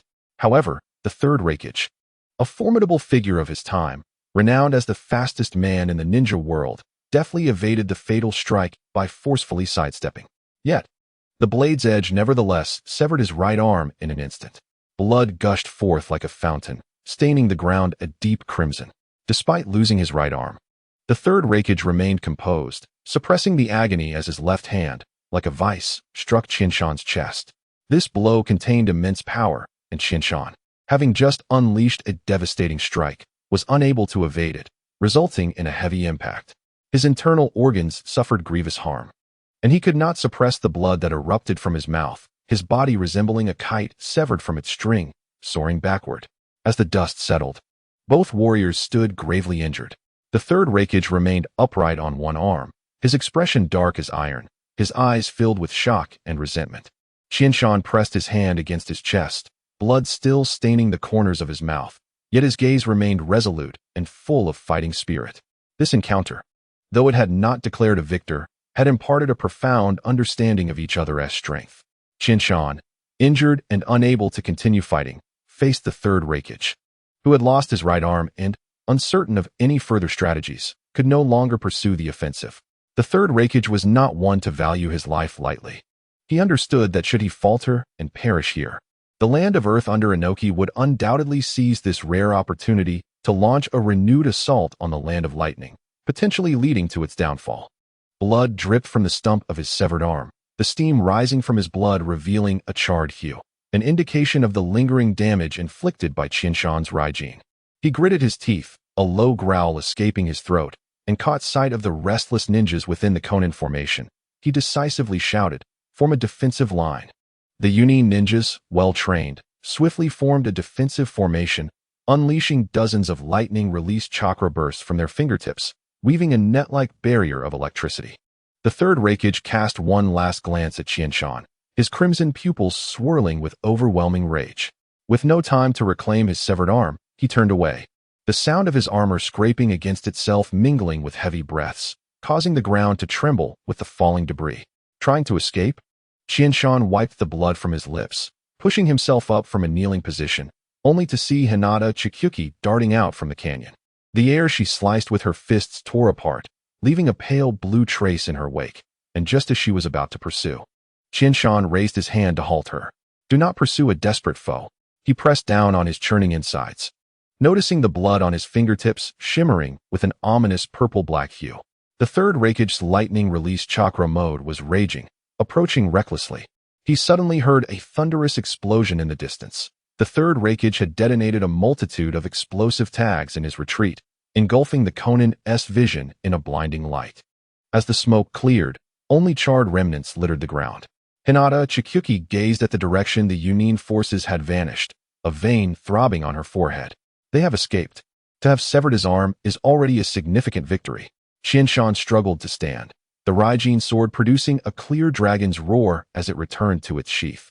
The Land of Lightning would not dare to act again in the short term, yet he looked down at his bloodied palms, his insides feeling as if scorched by lightning. Indeed, the third Reikage's attacks were overwhelmingly brutal, and he needed to return swiftly to tend to his wounds. Preserving the severed arm of the Reikage was our trophy, a crucial bargaining chip for future negotiations with the Yunin. At this moment, the setting sun painted the canyon a deep red. As the Konin silently began to clear the battlefield, the air thick with the scent of gunpowder and blood. As the distant mountains gazed upon the soaring birds against the horizon, a light chuckle escaped. This battle, seemingly one of mutual destruction, had quietly redefined the dynamics of the ninja world. With the news of the Reikage's severed arm spreading, the other four great nations were bound to reassess the significance of the Sky Ninja. Such strength was already sufficient to ensure the Dawn merchants could conduct trade within the ninja realm without hindrance. The Sky Ninja would, through the resources acquired from the Dawn merchants, enter a new phase of rapid development. Meanwhile, he and Hyuga Chiyuki had finally established a firm foothold amidst the chaos, laying a genuine foundation for future ambitions. The ninja world was not solely about conflict. It also encompassed human relationships and social intricacies. Through this battle, Qianshan had proven the Sky Ninja's prowess in combat, thus securing a place in the realm of human affairs. Chapter 46. Movements from all sides. The report of the Reikage's severed arm, carried by the iron claws of the ninja eagle, tore through the morning mist of various ninja villages. As the blood-red wax seals were gradually broken in the councils of the 5 great nations, the chessboard of the ninja world became increasingly populated with pieces of varied colors. In the office of the Hokage in Konoha village, the third Hokage, Sarutobi Hiruzen, struck his pipe against the oak table thrice, the wax seal glimmering dark red under candlelight, reminiscent of the droplets of blood that had splattered upon the severed arm of the Reikage. Shimura Danzo sat at the desk, unfurling the defense map of the Sky Ninja stronghold. Hiruzen, with both the Sky Ninja leader and the third Reikage injured. This is our golden opportunity to annex the Sky Ninja. Securing their medicinal formula will undoubtedly enhance Konoha's strength significantly. As Danzo sketched out his vision, he pondered, once I subdue the Sky Ninja and control the supply of medicinal products, my prestige will soar, making my ascension to the next Hokage a mere formality. However, caution was paramount. The Morning Dew Potion possessed certain healing properties, and there might be even better remedies available. You must depart now. It is highly likely you will encounter the fully restored leader of the Sky Ninja. Hiruzen, without explicitly stating that Danzo was no match for anyone else, felt the need to afford his old comrade some semblance of dignity. At this time, Hiruzen was at the pinnacle of his ninja prowess, far from the frail elder who would later struggle against Orochimaru. Faced with such a Hiruzen, Danzo hesitated to utter the infamous words, "You will regret this." His complexion paled, revealing his own lack of confidence in defeating the rejuvenated leader of the Sky Ninja, and he could only depart in displeasure. Hiruzen gazed out at the swirling leaves beyond the window, a light smile gracing his features as he dispatched a team of envoys to the Sky Ninja, inviting them to Konoha to initiate trade with the Dawn merchants, while simultaneously seeking to gather intelligence on the Sky Ninja, particularly regarding their leader. Following the recent war, Konoha was in dire need of recovery, and every decision made by a village leader significantly impacted the lives of countless ninjas. Having lost the god of ninjas and the second Hokage, Konoha no longer possessed the luxury of recklessness. Since ascending to the role of Hokage, he had come to realize that it was not the glorious position he had once envisioned. As the third Hokage, he too wished to procure the Sky Ninja's medicinal formula. While deploying troops was undoubtedly the most efficient method, it was also the most perilous. As a fellow village leader, the third Reikage had been defeated by the Sky Ninja. Possessing numerous secret techniques and being among the elite in the ninja world, Hiruzen believed that a confrontation with the third Reikage would yield uncertain outcomes. Without a clear understanding of the Sky Ninja's capabilities, Hiruzen would not rashly send troops. Instead, he could secure the medicinal formula through trade by simply offering a higher price. In the shadows, the Umbu received their orders. Understood, Hokage-sama. Gazing at the statue of the second Hokage on Hokage Rock, Hiruzen contemplated, Master, if you were here, would you also wish for me to heed Danzo's advice and dispatch troops to the Sky Ninja? Regrettably, the departed could offer no response. Meanwhile, in the land of Earth, the third Tsuchikage, Inoki, learned of his rival's misfortune. The third Raikage had his right arm severed by an unknown ninja, and he couldn't help but feel elated. Well done. The leader of the Sky Ninja shows great promise. Inoki transformed his staff into stone, shattering the sketch of the Raikage's severed arm on his desk. The dust falling upon his dark red ceremonial robe. Contact the Sky Ninja and inform them that we welcome an expansion of our medicinal trade. Inquire if they are willing to sell the third Raikage's severed arm. We can offer a good price. Lastly, let past ninjas assess the Sky Ninja's true strength, ensuring we do not alert them. The enemy of my enemy is my ally, and allies like the Sky Ninja, with their formidable strength, should be cultivated to create opportunities for continued conflict with the Cloud Village. Understood. An Umbu agent departed. Hearing that the leader of the Sky Ninja was a youth, Inoki mused, what a remarkable talent. How fortunate it would be if such a prodigy were born in a Wagakure. Inoki reflected that if he were to confront the Raikage one-on-one, even with his mastery of bloodline limits, he would not dare claim he could sever the Raikage's arm. Yet, this young ninja from the Sky Ninja had achieved what he could not, truly a genius. However, the animosity between the Sky Ninja and the Cloud Village was advantageous for a Wagakure. A weakened Cloud Village was a favorable scenario. Had the Raikage perished at the hands of the Sky Ninja, the Wagakure could have seized the opportunity to attack. Without the third Raikage, the Cloud Village would be akin to a toothless tiger, posing no threat. Outside, the colossal rocks of a Wagakure cast shadows in the twilight, resembling a beast poised to strike. In the Wind Country's Sunagakure oasis, the third Kazekage, with magnetized sand swirling at his fingertips, mused. It seems our trading partner has displayed unexpectedly formidable strength. Among the 5 great nations, the Wind Country was the most barren, and Sand Village had limited resources. They were among the first to establish stable trade relations with the Dawn merchants, who were willing to pay a premium for their crystal ore, bringing much-needed supplies and medicine to Sunagakure. Now, as Sunagakure sought to regain its vitality, it faced an increasing scarcity of resources. The Sky Ninja's recent display of power presented an opportune moment for enhanced cooperation, and the third Kazekage would not let this chance slip away. He too dispatched a team to the Sky Ninja to discuss increasing trade. The other 3 ninja villages sent envoys under various pretexts to probe the Sky Ninja's true nature, while the Mist Village remained unusually silent, offering no response. Caught in this whirlwind, Qianshan lay in a special care room clad in a patient gown. He glanced at the black outfit he had changed out of, beside which lay a black and gray rubber bodysuit. This armor, crafted by the research institutes by Huaneko before the battle, was designed to protect Qianshan from the explosive lightning chakra damage inflicted by the third Raikage. It had allowed Qianshan to emerge from the Raikage's lethal strike with only internal injuries, not life-threatening damage by ninja standards.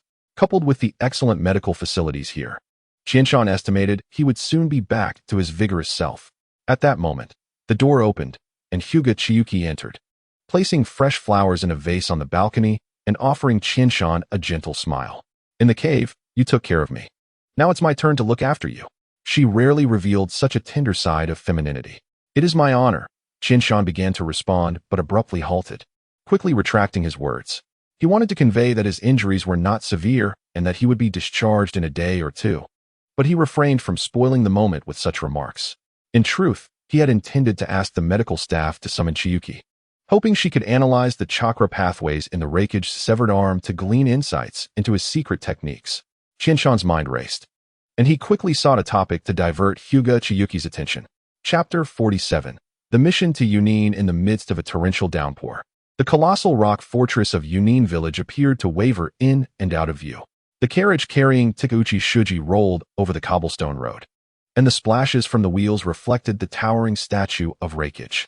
Peering through the carriage window at the giant figure, which held a storm cloud in its hand, he absent-mindedly brushed his fingertips against the empty emblem of the Konoha on his sleeve, a design of birds soaring around gears, now soaked by the rain. Adhering to his skin with a chill, "My lord, the reception officer from Yunin has once again declined the request for a meeting." The attendant lifted the curtain, rainwater dripping from the brim of his hat. They say Lord Raikage requires rest, and have instructed us to wait at the inn for news. Takeuchi removed his round glasses and wiped the lenses with his sleeve. It has been the 7th day? His voice was calm, yet tinged with an imperceptible sharpness. The prolonged rest of the 3rd Raikage was indeed notable. As he donned his glasses again, Takeuchi understood that Yunin was deliberately avoiding an audience with him. However, he was well aware that this was both a display of power and a negotiation tactic. Regrettably, while negotiation skills were undeniably significant, astute judgment of the current situation was equally paramount. Before arriving at Yunin village, Lord Qianshan had provided him with a thorough analysis. Takeuchi was advised to adopt a more humble demeanor, granting Yunin a semblance of honor, which was why he made daily requests for an audience, feigning urgency, allowing Yunin to dictate the pace. Given that the 3rd Raikage had suffered a severe injury, the pressure was arguably more on Yunin. Takeuchi estimated that the envoy from Awagakure would soon arrive at Konoha. Given the tensions between Yunin and Awagakure, the 3rd Raikage would certainly not allow Awagakure and Konoha to reach an agreement or alliance ahead of him. Should that occur, Yunin would find itself in a more passive position. Thus, Takeuchi anticipated that he would be granted an audience within the next day or 2 at the latest. As night fell on the following day, Takeuchi strolled alone in the courtyard of the inn. The lanterns flickered in the rain, and he suddenly halted before a cluster of honeysuckle flowers, bent low by the weight of the rain. His fingertips grazed the petals, and chakra seeped into the soil along the leaf veins, allowing him to sense the surroundings. Moments later, he felt a subtle tremor from the metallic wires buried beneath the earth, suggesting that Yunin's covert operations had triggered a mechanism. Lord Takeuchi, what a refined interest you display. A hoarse voice descended from the rooftop as a Yunin ninja clad in dark armor landed gracefully, the cloud pattern on his forehead gleaming from the rain. Lord Raikage requests your presence in the castle. As the metallic doors of the castle thundered shut behind him, Takeuchi caught a faint whiff of blood. It appeared that the 3rd Raikage had yet to fully recover from his injuries. In the center of the conference hall, numerous figures were gathered, several bore flushed faces, and beads of sweat lingered on their foreheads, indicating that a heated discussion had recently taken place. The 3rd Raikage sat imposingly on a high platform, his lone arm concealed beneath a voluminous ceremonial robe, obscuring any signs of recovery. It was well known that he preferred not to wear such robes, and today's attire likely served to hide his injuries. This suggested that Yunin's medical capabilities were merely average, as they could not yet perform miraculous feats such as reattachment of severed limbs. The crimson hue of the Raikage's pupils glinted coldly in the light. State your purpose. Envoy of Konoha, the Raikage's voice struck like a hammer upon an anvil. Takeuchi bowed respectfully, his gaze sweeping across the assembled Yunin elite. Elder Shurha of the war faction grasped the hilt of his sword, Elder Qingyu of the peace faction fiddled with prayer beads, and several shadowy ninja lurked in the periphery with erratic chakra fluctuations. He noted a rolled-up scroll resting on the table beside the Raikage, likely containing intelligence related to Awagakure's dealings with Konoha. Lord Raikage. Takeuchi's voice was steady as still waters. Konoha has come to propose an alliance with Yunin. He gestured for an attendant to present a wooden box containing a pre-drafted treaty. We at Konoha have always valued peace and prefer to engage in commerce within the ninja world. Due to some misunderstandings, we have encountered minor friction with your esteemed village and have come to offer reconciliation, seeking to restore amicable relations. By attributing the life and death struggles between the two factions to mere misunderstandings, a gasp echoed throughout the hall. Elder Shurha stepped forward, ready to speak, but was halted by a raised hand from the Raikage, who fixated on the treaty in his grasp, his throat moving as he commanded, continue. Konoha understood the formidable strength of Yunin and would never dare to oppose it. Takeuchi lowered his posture further, lavishly extolling Yunin while deliberately glossing over the fact that it was his side that had severed the Raikage's arm. Meanwhile, he discreetly observed the reactions of the assembly as he eloquently articulated, "We are mere merchants, and your village's chakra metal ore is precisely the material our research institute urgently requires." He purposefully underscored their needs, allowing the term merchant to resonate in the air. In exchange, we can facilitate a collaborative production line for the Morning Dew potion. The reason for the Raikage's aggression towards Konoha was primarily due to the formula for this potion. By presenting the collaboration on the production line, Takeuchi offered Yunin terms that were nearly impossible to refuse. Suddenly, Elder Qingyu's prayer beads snapped, wooden beads scattering across the floor. A production line? Greed flickered in his eyes. Konoha is willing to share their technology?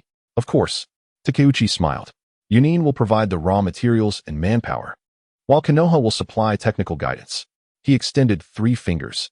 The profit shall be divided 70-30, with Yunin receiving 3 parts and Konoha 7. Elder Shurha bellowed in outrage. Absurd. It should be 60-40. Konoha 4, Yunin 6. Takeuchi's assessment of the situation was astoundingly precise. Once he laid out the card of the morning dew, the rhythm of the negotiations swiftly fell under his control. The high-ranking officials of Yunin were compelled to bypass discussions on whether to pursue peace and instead delve directly into the division of profits. For Konoha, the production technology for morning dew was undoubtedly significant, but the time and space for development were even more critical. As a competent civil servant of Konoha, Takeuchi was well acquainted with the current state of Konoha's innovation capabilities and research technologies. By the time Yunin fully learned the production techniques for morning dew, Konoha would likely have already developed superior potions and launched other products. Moreover, Konoha had never guaranteed that they would exclusively collaborate with Yunin on the production line. Impossible. Morning dew is a product we at Konoha have developed over many years, utilizing countless resources for its success. The best we can offer is a 60-40 split, with Konoha receiving 6 and Yunin 4. Takeuchi interjected, simultaneously pushing forward a dossier of intelligence. According to reports from Konoha scouts, there have been unusual movements of Iwagakure's forces recently. He observed the Raikage's expression darken. Understanding that he had struck a nerve, the third Raikage slammed his lone arm onto the table, reverberating throughout the hall. A 50-50 split. Very well, as you wish. Lord Raikage. Seizing the opportunity, Takeuchi continued, Konoha seeks to acquire some chakra metal. Now that we have established a contract, the misunderstandings are resolved. The Raikage's severed arm will soon be returned to you. Takeuchi subtly suggested exchanging the third Raikage's severed arm for some chakra metal. Certainly. Elder Chinyu readily agreed, showing no inclination to negotiate, especially considering that the amount of chakra metal Konoha sought was not substantial. For individual ninjas, chakra metal was quite rare.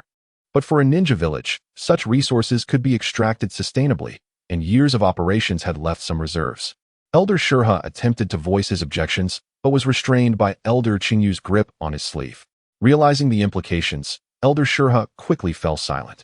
The complete loss of an arm would significantly impact the Raikage's combat capabilities. If resources could be exchanged, it was a favorable arrangement. Furthermore, as this concerned the village leader, it was best to avoid excessive contention, lest the Raikage perceive a lack of desire for his recovery. Once again, Takeuchi bowed, secretly exhaling a sigh of relief. He knew that Yunin's greed had led them to underestimate Konoha's strategic planning. As the carriage rolled over the cobblestone road once more, he gazed out at Yunin village through the window, a faint smirk playing at the corners of his mouth. As the torrential rain began to subside, Takeuchi Shuji retrieved a communication scroll from his sleeve. The moment the glowing runes illuminated, he reported the results of the negotiations to Qianshan. This was a long-range communication method developed by the Research Institute through divination techniques, albeit currently limited to conveying only a few words. Nevertheless, it sufficed for prearranged matters. This seemingly prolonged wait was, in essence, a meticulous diagnosis by the Sky Ninja of Yunin's vulnerabilities. The negotiations were merely the commencement of their initial gambit. Chapter 48. The visitor in the morning mist bathed in the orange glow of the dawn. The third Hokage, Sarutobi Hiruzen, contemplated the wax-sealed letter on his desk, his fingers tracing the intricate mountain pattern of a Wagakure's seal. The ink was still wet on the parchment, and Inoki's handwriting was assertive. In this tumultuous time for the ninja world, I hope to discuss strategies regarding the Sky Ninja with Konoha. That old fox, Inoki. Betting on both sides. Who doesn't he know you sent an envoy to the Sky Ninja? Sarutobi Hiruzen thought to himself, chafed by the implication of the letter testing Konoha's stance. On the newly forged path of the Sky Ninja, a squad of ninjas marched through the morning dew. Leading them was the Iwagakure envoy, shrouded in a deep gray cloak, his hood casting shadows over a weathered face and a keen eye. Shurhei, a trusted aide of the Tsuchikage. Behind him, 6 ninjas walked in silence, one of whom was a handsome youth carrying a scroll box, exuding a charming demeanor. His fingers fidgeted with the hidden pocket of his sleeve, concealing a 3-inch hollow bamboo tube containing poison needles. Meanwhile, Konoha Zumbu had already dispatched a message via crows. Iwagakure had arrived at the Sky Ninja, whose leader claimed to be severely injured and still recuperating, thus unable to meet the Iwagakure envoy at this time. "Sister, how much for the oil tofu?" The Iwagakure youth lifted his straw hat, revealing a sun-kissed face. Flashing a smile at the oil shop owner, he purposefully softened his voice to a youthful pitch, making it easy to foster rapport. The fabric band around his wrist slipped down 3 inches, exposing the words price list written in Iwagakure's secret language. The shop owner tapped her bamboo basket with a wooden spoon. 100 ryo for a skewer. "Is this young man visiting the Sky Ninja for the first time? I'm here to assist my uncle with medicinal herbs." The youth pressed paper currency into the shopkeeper's palm, deftly catching her apron string with his fingertips. Preparing to execute a clever sleight of hand. "I heard the Sky Ninja's school mandates all children attend. Do your sister's children also go to school?" Suddenly, the bubbles in the frying oil erupted, causing the shopkeeper to flusteringly stir the bamboo chopsticks. "We common folk don't understand such things. We just send our kids to school, where they provide meals and have teachers to look after them, saving quite a bit." His fingertips brushed against the edge of her apron pocket, successfully retrieving a crumpled flyer. The smell of ink mingling with fresh pine resin, a recruitment notice from the Sky Ninja's armory. On the other side, 2 female Iwagakure ninjas leaned against the pillars of a silk shop. One of them intentionally let several silver coins roll from her waist pouch, landing at the feet of a passing elderly woman. "Careful, Granny." As they helped the old woman collect her coins, the 2 sweet-talking girls easily gained her trust, casually extracting bits of daily intelligence about the Sky Ninja. "The Sand Village's merchant convoy has visited 3 times last month." The elderly woman chattered, adjusting her headscarf. "They brought a lot of goods, several large carts, you know." The female ninja exchanged glances with her companion, realizing that the Sand Village had already colluded with the Sky Ninja, having traded numerous times. In the absence of an opportunity to meet with the Sky Ninja's leader, Shurhei suggested a visit to non-sensitive areas like the Sky Ninja's school, fully prepared for rejection. After all, schools, while not deemed sensitive, were the cradle for nurturing ninjas, and many villages were wary of other ninja villages prying. To his surprise, the Sky Ninja proved exceptionally generous, promptly agreeing to the visit and stating that, aside from a few military-related sites, other areas could be arranged for him to tour. Such an open-handed gesture astonished Shurhei. Was the Sky Ninja utterly lacking in discretion? Or did they possess sufficient confidence in their security measures? "Right this way. Welcome to your visit to the school, Special Envoy Shurhei." The Sky Ninja's reception ninja opened the intricately carved wooden door, sunlight flooding the courtyard paved with green bricks. The gray-haired jonin behind Shurhei squinted, seemingly casually surveying the weapon racks by the training ground while secretly analyzing the wear and tear of the weapons with a secret technique. Assessing the intensity of the school's training regimen. "Your school truly lives up to its reputation," Shurhei remarked, tracing the deep grooves on the wooden target with his fingertips. Uttering a meaningless pleasantry, "But this target material doesn't seem like natural wood, does it?" The reception ninja maintained his smile. "The special envoy truly possesses discerning eyes. This is a synthetic wood we utilize, primarily for the secondary use of timber." The gray-haired jonin noted in his mind that the Sky Ninja had mastered the technology of recycling and reprocessing wood. Shurhei toured the school, acquiring limited intelligence, enhancing his foundational understanding of the Sky Ninja. What puzzled him most was the fact that the number of students at this school significantly exceeded that of Iwagakure's ninja academy. Although true ninja talent was scarce, one could say it was exceedingly rare. He could not comprehend why the Sky Ninja would cultivate students with minimal ninja potential. In the schools of the 5 great nations, one would never train students who could not even become genin.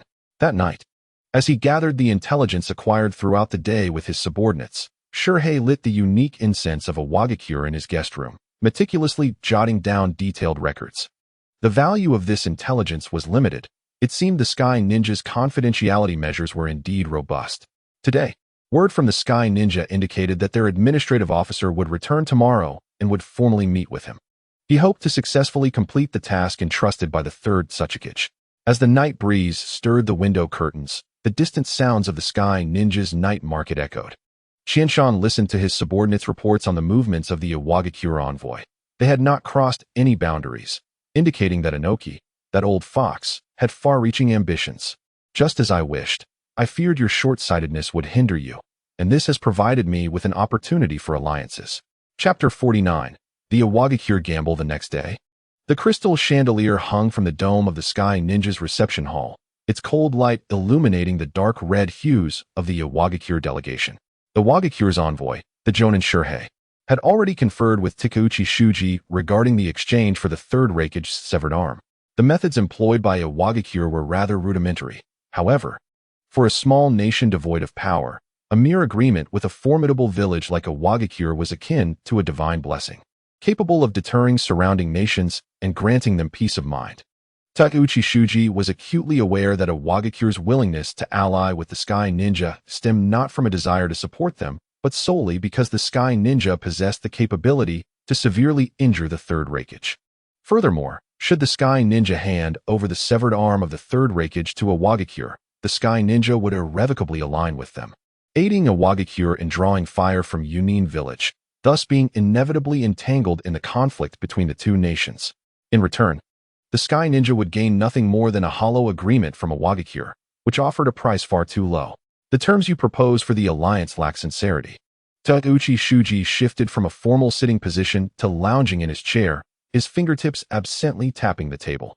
To exchange a mere agreement for the invaluable severed arm of the Raikage was a shrewd calculation by Iwagakure. His voice, raspy from fatigue, cut through the facade of his counterpart with the precision of a finely honed scalpel.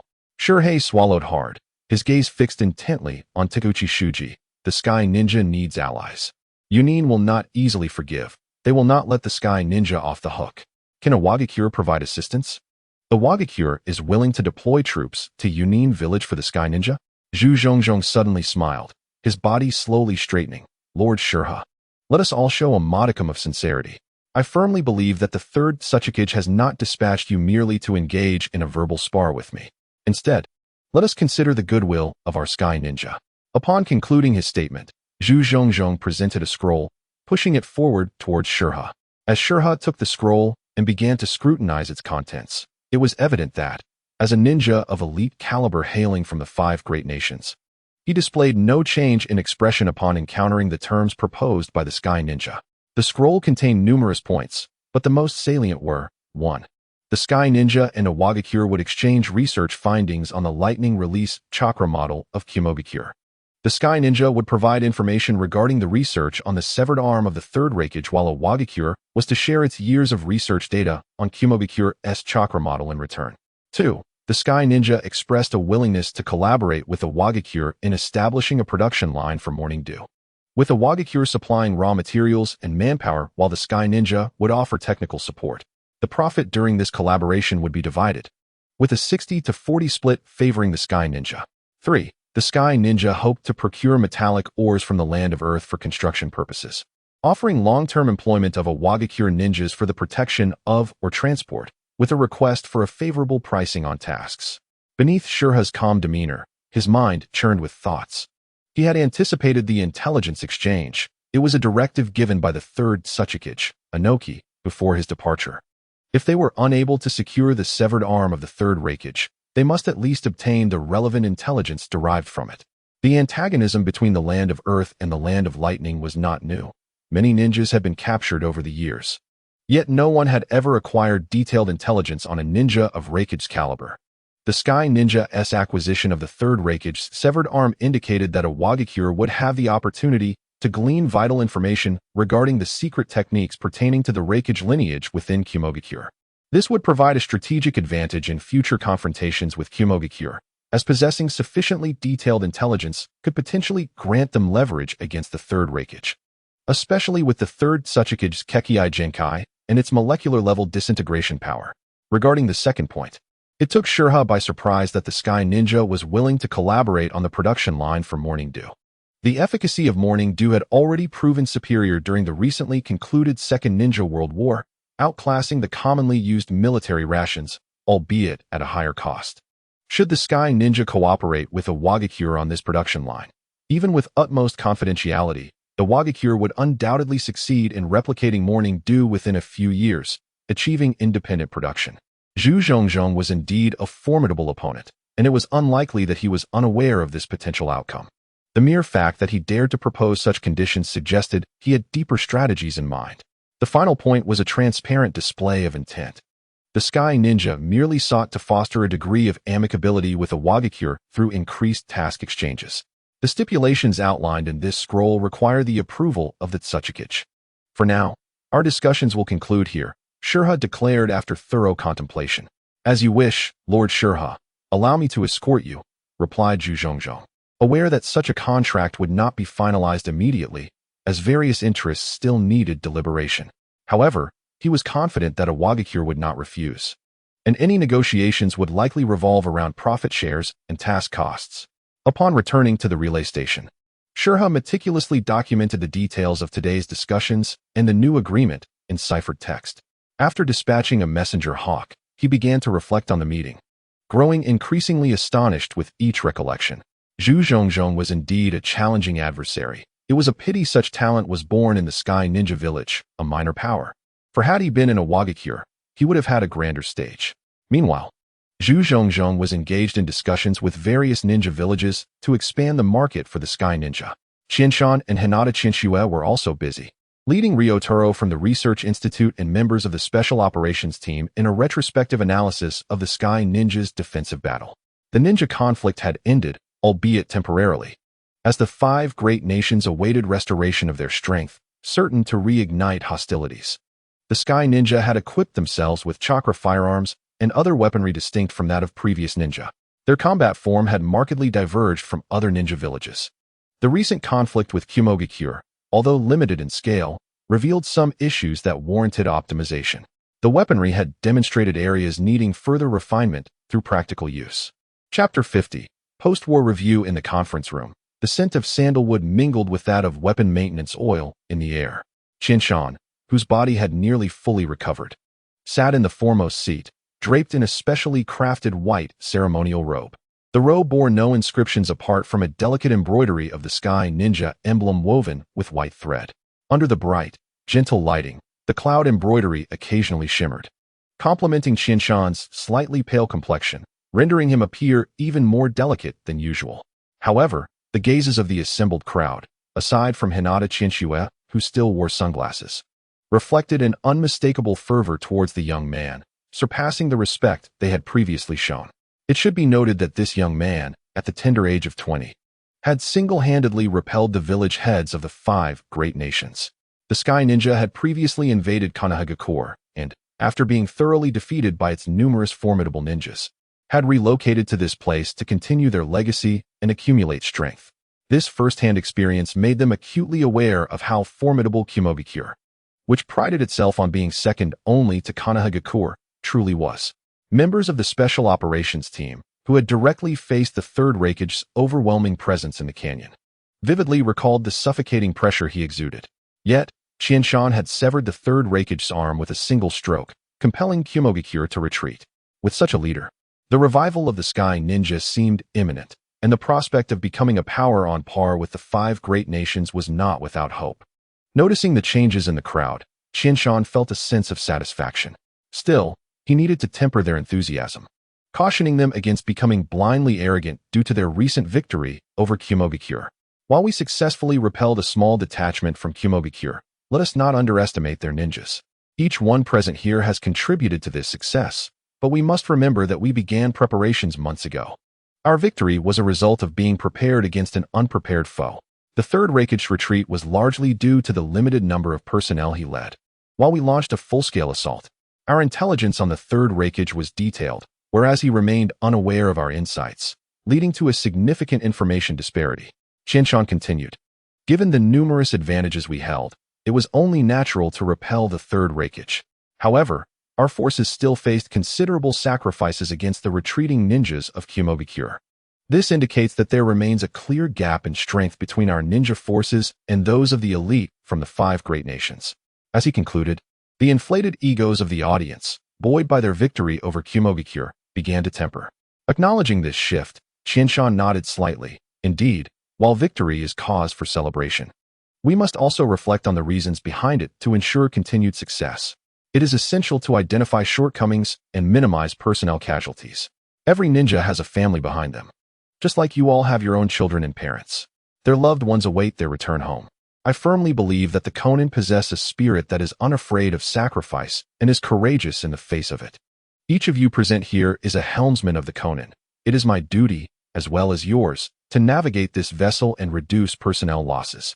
Observing the solemn expressions on several faces, Qianshan realized that his guidance was having an effect.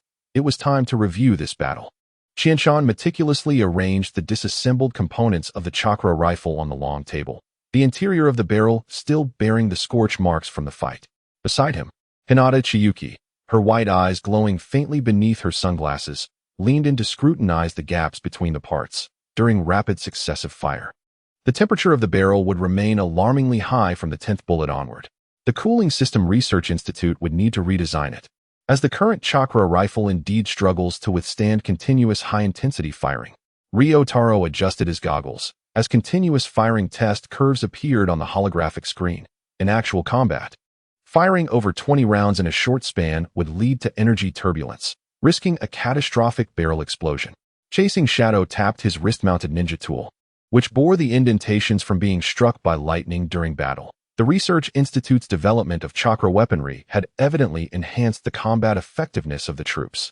However, during the conflict, I observed that some team members had become overly reliant on firearms. In hand-to-hand combat, they could easily be suppressed by the Kumogakure forces. He accessed the tactical recorder.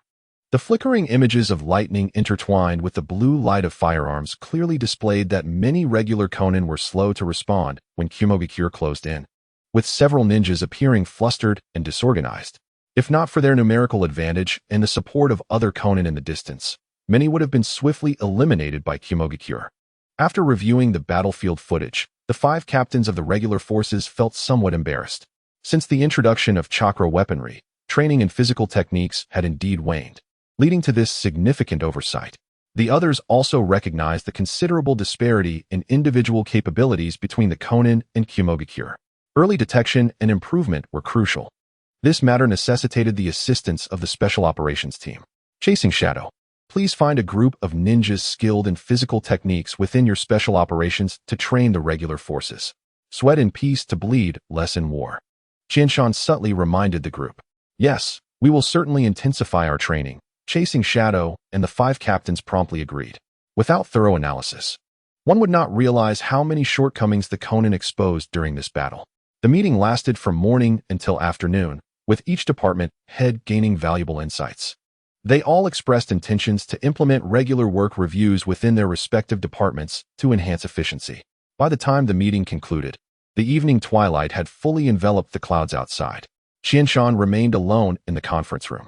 This encounter with Kumogakure had revealed the inadequacies of the Konin's new chakra rifles. However, as Kumogakure was in disarray rather than engaging in a positional battle, the chakra rifles had not demonstrated their full potential. Moreover, the Konin had previously utilized kunai rifles. The new chakra rifles were still insufficient to attract the attention of other ninja villages. Hinata Chiyuki and her sniper rifle had no opportunity to showcase their capabilities this time, preserving a trump card. Yet, Qianshan's own strength had been thoroughly exposed. Should another ninja village attack the Konin, they would undoubtedly target him specifically. Fortunately, he was still in a phase of rapid advancement, and with daily practice, his body was becoming increasingly adept at harnessing natural energy. Qianshan could distinctly feel his gradual progress, with the duration of his sage technique extending from an initial 5 minutes to now a quarter of an hour. He sensed intuitively that when sage techniques became a norm, when his body fully adapted to the sage energy and could continuously and stably absorb it, he would undergo his first transformation. However, based on his current training pace, he estimated that this would take 3 years. This time frame felt rather lengthy, but considering his physical foundation, it was evident that he was at a significant disadvantage compared to bloodline ninjas like Hinata Chiyuki. Thus, this duration remained within a reasonable scope. Additionally, during his recent days of rest in the hospital ward, Qianshan had conceived a bold hypothesis regarding improvements to the Yin seal. Yet, presently, he lacked the time to put it into practice. He would need to wait until the current turmoil subsided and the Konin completed their commercial endeavors within the ninja world before he could allocate time for verification. For now, he merely communicated his thoughts to the laboratory, hoping they could make some progress independent of himself and Hinata Chiyuki. Chapter 51. Anoki's considerations. The dusk in Awagakure was particularly majestic, with ochre-red cliffs splitting open under the sun like gilded patterns. The third Tsuchikage, Inoki, stood with his hands clasped behind his back at the floor-to-ceiling window of his office, fingers pinching the sealed scroll of intelligence transmitted by Ishikawa 2 days prior on his mission to the Konan. The wind swept in through the window, carrying fine sand that seemed to coat his gaunt brow with a thin layer of gold. His perpetually squinting eyes resembled tempered steel blades, repeatedly tracing the words 4 to 6 on the scroll. 4 to 6 shares? Is a wagakure merely fish awaiting the butcher's knife? Inoki suddenly spoke, his voice akin to the clash of gravel, startling the stone doves perched on the windowsill. As he turned, the earth patterns on his ceremonial robe glimmered subtly with his movements. The long table behind him was strewn with remnants of Kumogakure's lightning chakra mode, intelligence painstakingly acquired over decades at the cost of blood. Whether to exchange this accumulated intelligence with the Konan had been a persistent contemplation. As the third Tsuchikage, his perspective differed greatly from that of Ishikawa. Ishikawa might view the exchange of intelligence with the Konan as trivial, while the distribution of the Morning Dew production line would be the true concern. However, from the Tsuchikage's viewpoint, as long as the production line was ultimately established in a wagakure, they would receive sufficient medicinal supplies, thus reducing ninja casualties. A smaller share was not an insurmountable issue. Would a wagakure refrain from purchasing Morning Dew if the production line were not constructed? The intelligence gathered by a wagakure regarding the lightning chakra mode was not particularly valuable in practical terms, but held significant symbolic weight. This intelligence had been painstakingly inscribed by the lives and blood of their predecessors. Would those sacrificed ancestors have differing opinions on exchanging such intelligence? Inoki found himself deeply conflicted. The intelligence regarding the third Raikage's severed arm was something a wagakure desperately desired. After years of conflict with Kumogakure, a wagakure had experienced both victories and defeats. Yet they had never secured a prize as monumental as the third Raikage's severed arm. How splendid it would be if young individuals like Chinshan had been born in a wagakure.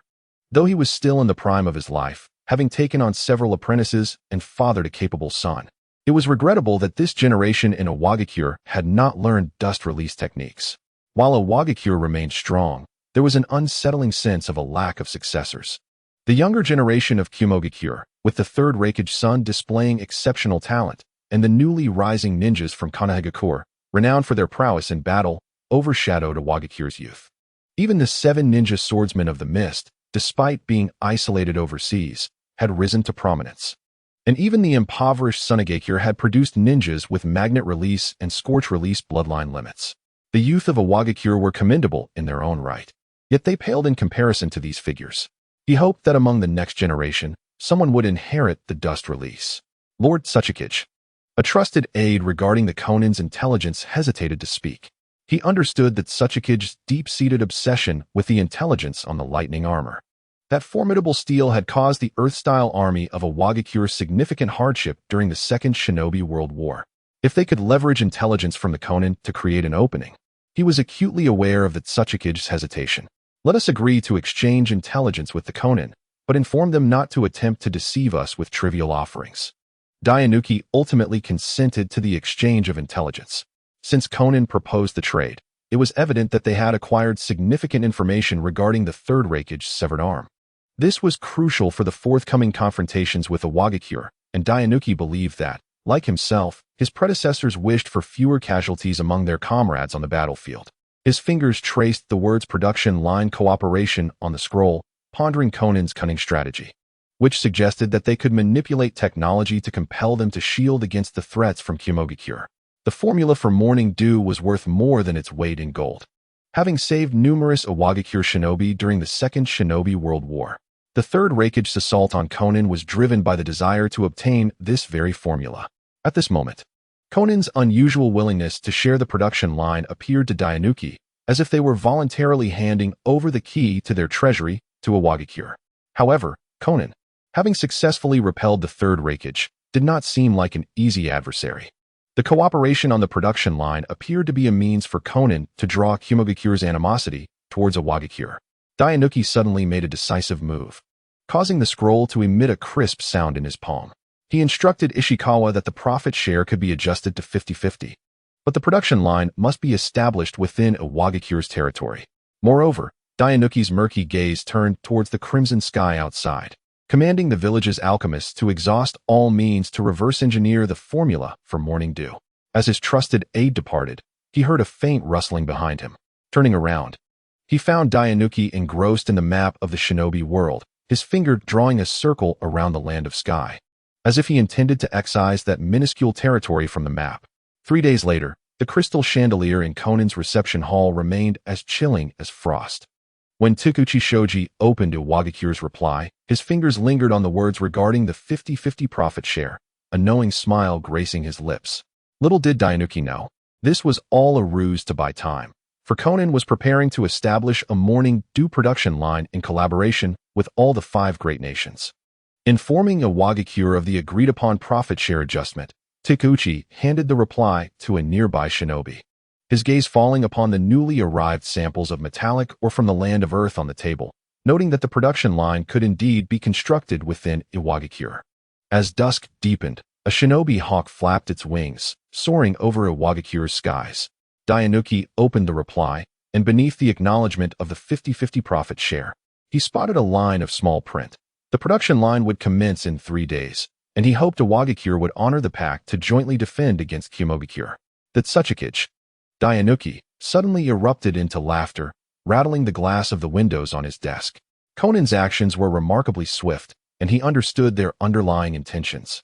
Placing the production line under Iwagakure's watchful eye served as both a hostage and bait, compelling Iwagakure to weigh the decision of aiding Conan during Kumogakure's retaliation.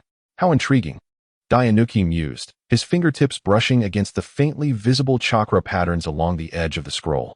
These were Iwagakure's unique encryption techniques, concealing within the seemingly ordinary paper 3 critical weaknesses of the lightning armor. This was indeed information that Iwagakure had yet to grasp, revealing Conan's substantial capabilities.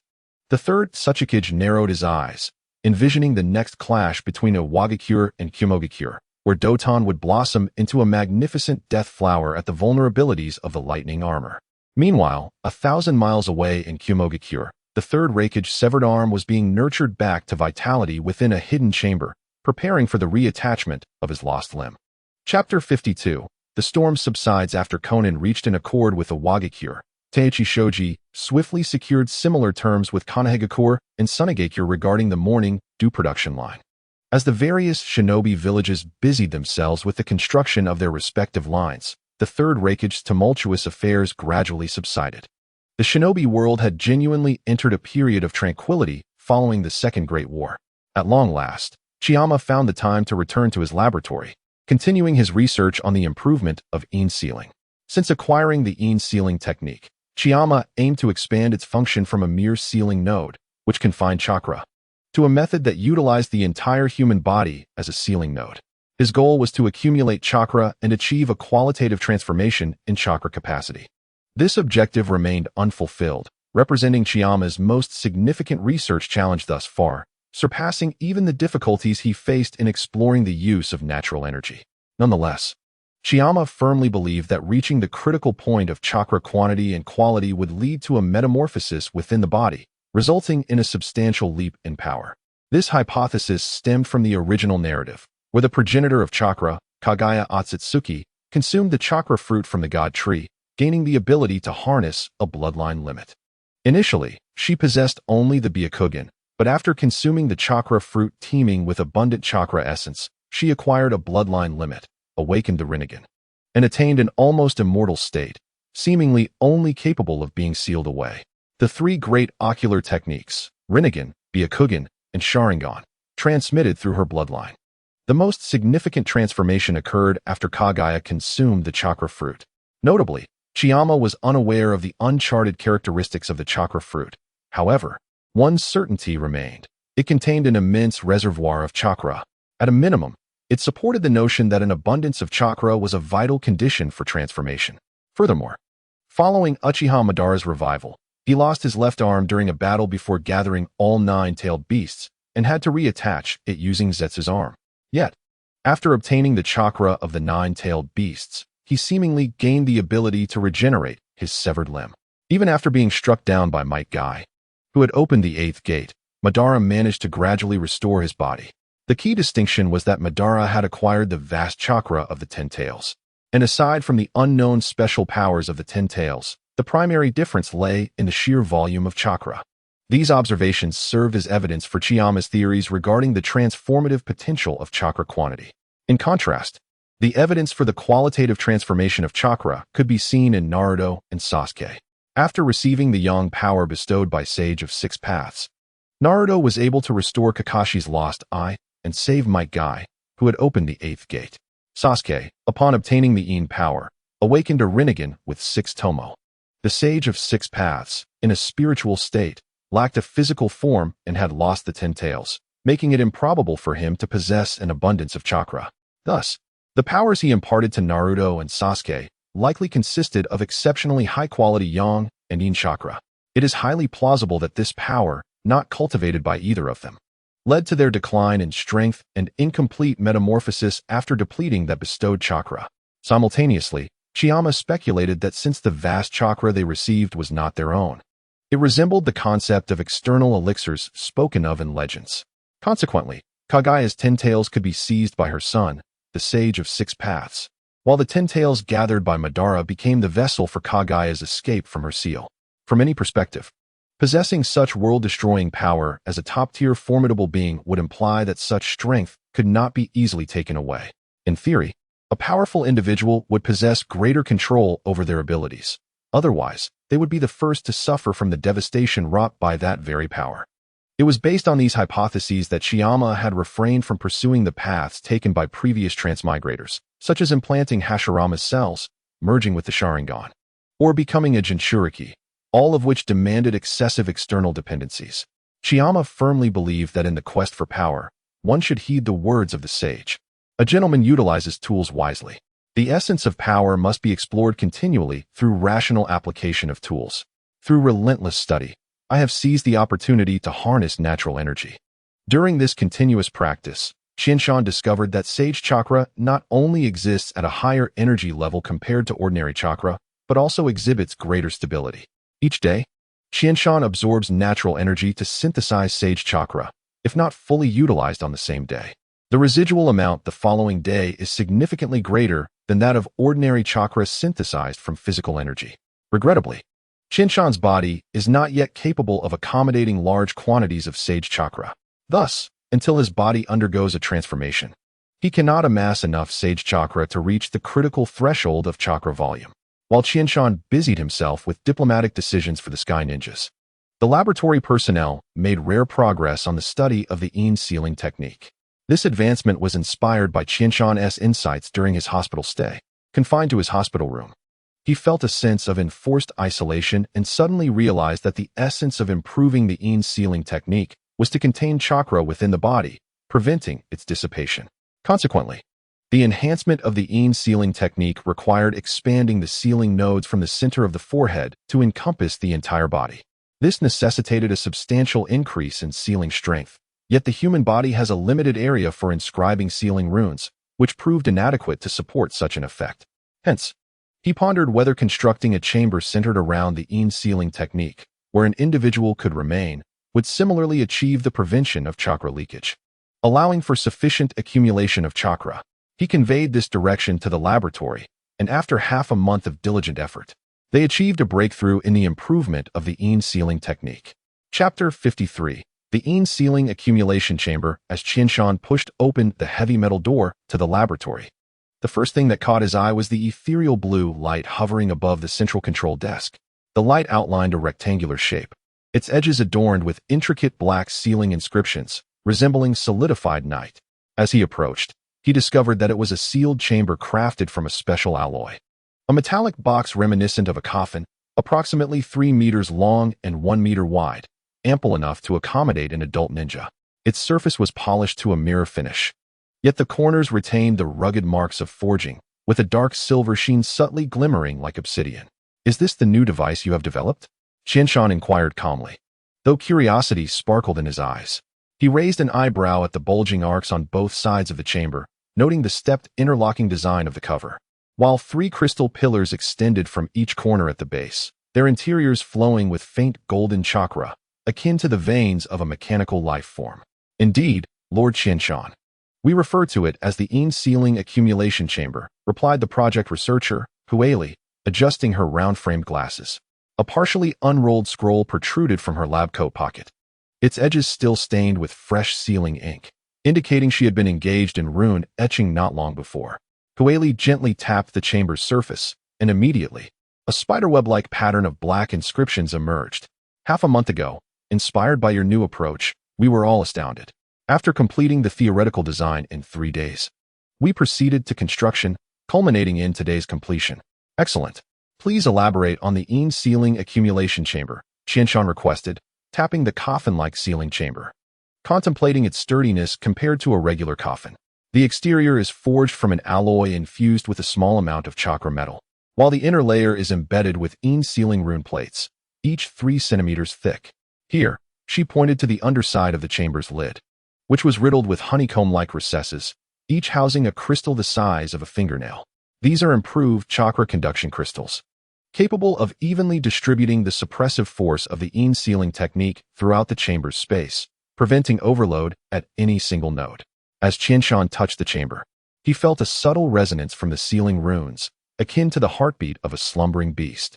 Hueli opened her experimental records. The core functionalities are twofold. First, the comprehensive suppression of the Yin sealing technique effectively restrains the user's chakra from leaking. Second, she swiftly activated a holographic projection, revealing a model of chakra fluctuations. The chamber is equipped with 12 sets of guiding rune matrices, which facilitate a closed-loop circulation of chakra within the body, simulating a state of concentrated chakra cultivation. This allows the user to efficiently and stably refine chakra. What about side effects? Qianshan noted the unfinished tone in Hueli's voice. Hueli's expression grew serious. Currently, we have identified 2 issues. Firstly, prolonged use requires a high level of chakra control. She hesitated before continuing. As the user's chakra accumulates and energy becomes highly concentrated, the body may resemble a powder keg filled with explosives. We suspect that improper control could lead to a chakra explosion. Secondly, she displayed a video where a researcher in the chamber was curled up, exhibiting sharply peaked chakra fluctuations. Users must possess immense mental resilience. Prolonged confinement in a cramped space can easily lead to emotional instability, subsequently affecting chakra fluctuations. What about energy consumption? Qianshan pointed to the energy pipeline connected to the rear of the chamber, noting its considerable girth. The core power source is the Yin sealing rune itself, but maintaining comprehensive suppression necessitates a continuous supply of a small amount of chakra. Initially, every 24 hours, it consumes about 10 units of chakra crystals, equivalent to the daily consumption of a medium-scale barrier. However, she suddenly flashed a proud smile. Today we installed a chakra circulation structure at the base, reducing energy consumption by 40%. Now, it only requires less than 6 units of chakra crystals for 24 hours. This energy consumption was significantly lower than Qianshan had anticipated. He circled the sealed chamber, his gaze lingering on the indentations on the inner lid, envisioning Hinata Kyuki lying within, and couldn't help but smile. It seemed that the first to utilize the Yin sealing accumulation chamber would likely be Hinata Kyuki. Next, he aimed to scale up this device, ideally to a size comparable to a small room. The user would need to be able to move slightly, as they might remain inside for at least a year. Qianshan had a premonition that merely a few months of accumulation would not suffice to reach the critical chakra threshold, even with ample confidence in Hinata Kyuki's will and resilience. Spending a year in a coffin-like device posed significant risks of psychological ailments. At least a year? Hueli murmured. This shouldn't be too difficult. We merely need to scale it proportionally to meet your requirements, Lord Qianshan. Next, Qianshan relayed additional functions that should be incorporated into the room, such as provisions for external supplies and companionship for conversation. He chose not to involve himself in the expansion research, trusting that the laboratory personnel, having achieved a breakthrough from concept to reality, would manage the subsequent enhancements without issue.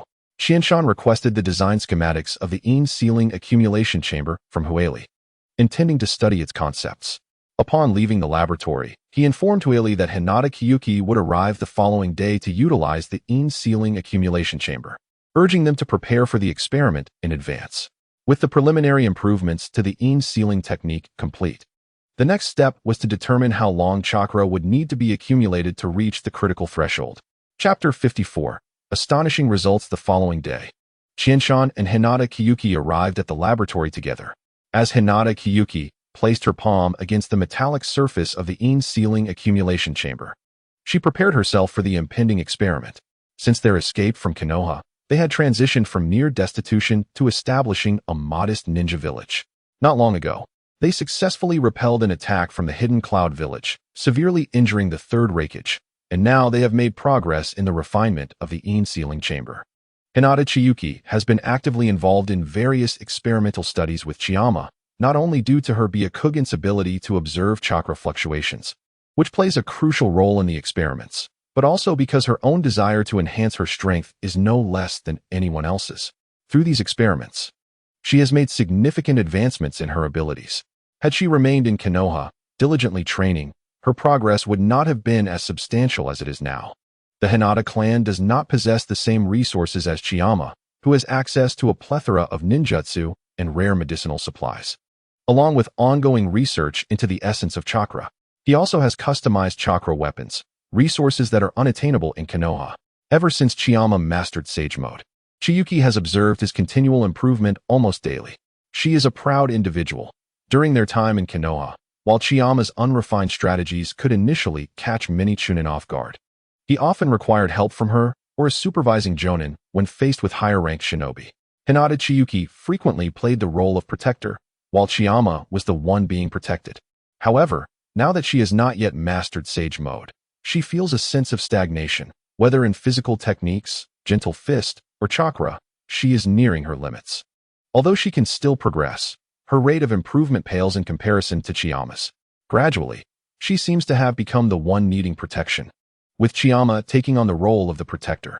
Deep down, she struggles to accept this reversal of roles. Nevertheless, the Yin sealing chamber presents an opportunity for her breakthrough. Without hesitation, she opened the chamber lid, and as she did, a rush of air filled with a faint scent of ozone enveloped her. She glanced at Chiyama, who, noticing her gaze, offered a reassuring smile while dressed in a white lab coat. Unexpectedly, she responded with a roll of her eyes. Then, with determination, Hinata Chiyuki lay down in the Yin sealing chamber, not giving Chiyama a chance to inquire further. As the lid closed with a soft click, she heard her own breath echoing in the confined space. For the first time in such a tranquil and enclosed environment, even a formidable ninja like Hinata Chiyuki felt a twinge of anxiety. Clenching her fists and sensing that her strength had not diminished, she gradually relaxed and steadied her breath. At that moment, a mechanical voice emanated from within the chamber. "Can you hear me? The chamber is equipped with a communication system. You may respond directly." Loud and clear, she replied. "The Yin sealing chamber has commenced normal operations. You are required to remain inside for a full 3 hours. From this moment, begin refining your chakra, ensuring that you only extract surplus bodily energy without depleting your cellular energy. Complete the extraction within 1 minute." Chiyama's voice was clear. "Once you finish refining, for the next 3 hours, refrain from actively using chakra. I will initiate Sage Mode to continuously monitor your chakra fluctuations." Since Hinata Chiyuki would be unable to use her chakra during this period, she could not observe her own chakra changes with her Byakugan. Thus, Chiyama would employ Sage Mode's heightened perception as the observer of data. Although he was currently limited in his capacity to output Sage Chakra due to physical constraints, this level of perception would still consume minimal energy. He could easily sustain this for 3 hours, though the mental toll of such detailed perception would be significant. "I will remain here by your side, Chiyuki. If you experience any discomfort, do not hesitate to inform me or exit immediately. Do not push yourself." "Understood. I will begin refining my chakra now." Chiyama placed his hand on the chamber lid, focusing intently on sensing Hinata Chiyuki's chakra. He soon detected her chakra rapidly accumulating within her, quickly reaching a peak before stabilizing. "I have completed the chakra extraction," she promptly confirmed. "Now, I will fully concentrate on sensing your chakra fluctuations." The laboratory fell into a hushed silence, with only the sound of the Yin sealing chamber operating continuously. 5 minutes later, Hueli gently tugged at Chiyama's lab coat. This was the prearranged signal to record Hinata Chiyuki's total chakra reduction every 5 minutes to assess the effectiveness of the Yin sealing chamber in preventing chakra dissipation. Chiyama swiftly provided a figure, less than 1/10,000th. This was the smallest measurable change he could ascertain regarding chakra fluctuations. In reality, Chiyuki's chakra reduction was far less than that, but the amount was too minuscule for him to quantify. Inside the chamber, Hinata Chiyuki remained silent, attentively listening to Chiyama's reports every 5 minutes. She understood that he needed to maintain intense concentration to perceive such subtle fluctuations in chakra. Thus, she remained quiet, facilitating Chiyama's testing. An hour passed, and his reports continued to indicate less than 1/10,000th. It seemed that the effectiveness of the Yin sealing chamber in preventing chakra dissipation surpassed everyone's expectations, and soon, the 3 hours elapsed. As the lid of the Yin sealing chamber lifted slowly, Hinata Chiyuki sat up, rubbing the back of her neck. The gentle breeze from the chamber's circulation system carried a hint of mint, yet it could not dispel the weariness etched upon her brow. 3 hours of relative stillness had caused her muscles to stiffen slightly. As she flexed her wrists, she heard Chiyama advising Hueli. First, measure body fat percentage and muscle fiber density. Remember to conduct a cellular activity scan using medical ninjutsu. Hueli pushed the data terminal closer, and the holographic screen displayed a flowing stream of soft blue data. Hinata Chiyuki glanced at her chakra level curve, which should have shown a gradual decline, but was instead almost perfectly flat, with the final value resting at 99,987. She tapped the screen. Chakra dissipation is less than 2/10,000ths? I am equally astonished. A dissipation of less than 2/10,000ths over 3 hours is remarkable. Chiyama removed his eye mask, which had been used to eliminate visual distractions and enhance focus. Beneath it, his eyes bore signs of fatigue, the result of 3 hours of intense concentration. A loss of 0.0013 in 3 hours, he suddenly halted, his fingers rhythmically tapping on the control panel. Hueli looked up sharply. If the current rate continues, it would take 2 years and 11 days to fully reach the critical chakra threshold. Chiyama's voice carried a metallic coldness. The laboratory fell into an abrupt silence, with only the hum of the ventilation system punctuating the air. Hinata Chiyuki could hear her heartbeat thundering in her ears. She suddenly recalled the 3 hours spent within the chamber, realizing it would take 2 years to accumulate sufficient chakra. A dryness crept into her throat. I can endure, she blurted out, her white eyes glinting coldly under the lights. After enduring for over a decade, 2 years is nothing. Chiyama understood the deeper meaning behind her words. Since her childhood, Hinata Chiyuki had been bound by the caged bird seal imposed by the Hyuga clan, stripped of her freedom. Only after fleeing Konoha and arriving at the Sky Ninja did she begin to experience true liberty. For Hinata Chiyuki, her yearning for strength was intrinsically tied to the desire to one day break free from the caged bird seal, to live openly beneath the sky. Even now, despite escaping Konoha, she still concealed her Byakugan's distinctive features behind sunglasses. The root of all her struggles was her and Chiyama's insufficient strength, inadequate to fully sever the bonds of the caged bird seal or to withstand Konoha's retaliatory strikes post-exposure. I have already instructed Hueli and the others to devise a means to expand the chamber's area, striving to construct a modest training room. As Qianshan turned, the white coat he wore traced an elegant arc. He summoned the original technique of the Yin seal. This would facilitate his seclusion for training. However, I suspect that 2 years may be insufficient. Suddenly halting his thoughts, his gaze swept across Hinata Qianshue's taut jawline. Qianshan gestured, indicating that this was not the appropriate moment for such discussions. Hueli interjected at the right moment. Indeed, having heeded Lord Qianshan's advice, we have completed the preliminary theoretical design. It is theoretically feasible to build such a training room, and if all goes well, it could be completed in a month. At most, it would take 3 months. Thank you, Hueli. Hinata Qianshue expressed her gratitude, her fingertips pressing against the metallic panel of the chamber, where remnants of her recently stored chakra lingered warmly. Why don't you thank me? Qianshan suddenly placed a hand on her shoulder, the warmth of his palm penetrating the fabric. It was I who requested Hueli's assistance in the construction. Moreover, the original concept was also mine, you know. Hinata Qianshue, taken aback by Qianshan's unexpected advance, felt her cheeks flush slightly. All right. Thank you as well. Is that sufficient? I shall enter seclusion. Can you truly face the complexities of the current situation alone? She suddenly lifted her gaze, staring directly at Qianshan. Yes, while nations have temporarily ceased their actions against the Sky Ninjas, the probing in the shadows will undoubtedly persist. Once I enter seclusion, should other ninja villages launch a surprise attack on the Sky Ninjas, given that Qianshan's combat prowess has already been exposed, The incoming ninja villages will surely be far stronger than the previous Yunin village. Then Qianshan would be left defenseless. Kueli will inform you, Qianshan replied, releasing his hands and turning. A gentle smile gracing his lips. He unexpectedly reached out, brushing aside the stray strands of hair from her forehead, the motion as natural as breathing. You are merely entering seclusion. It is not as if you are being isolated. I shall come daily to monitor your progress, for you are my most vital experimental subject. Hinata Qianxue abruptly turned her face away, her heart racing uncontrollably despite Hueli's pretense of busily organizing test tubes in the distance. The metallic surface of the chamber reflected their silhouettes, and she noted the flush in her ears. Suddenly recalling the unprecedented sense of security she felt when Qianshan's sensory technique enveloped her chakra like warm water. Very well, she said, rising to her feet as her white dress swept across the floor. Hueli suddenly raised her terminal. Then I shall adjust the program parameters now. By the way, should we install an entertainment system in the training room? Last time, Qianxue mentioned wanting to watch the sequel of Paradise of Affection. Laughter echoed in the laboratory. A sound long absent. Hinata Qianxue watched Hueli dart past the reagent shelves, and suddenly, the 2 years ahead no longer felt so interminable.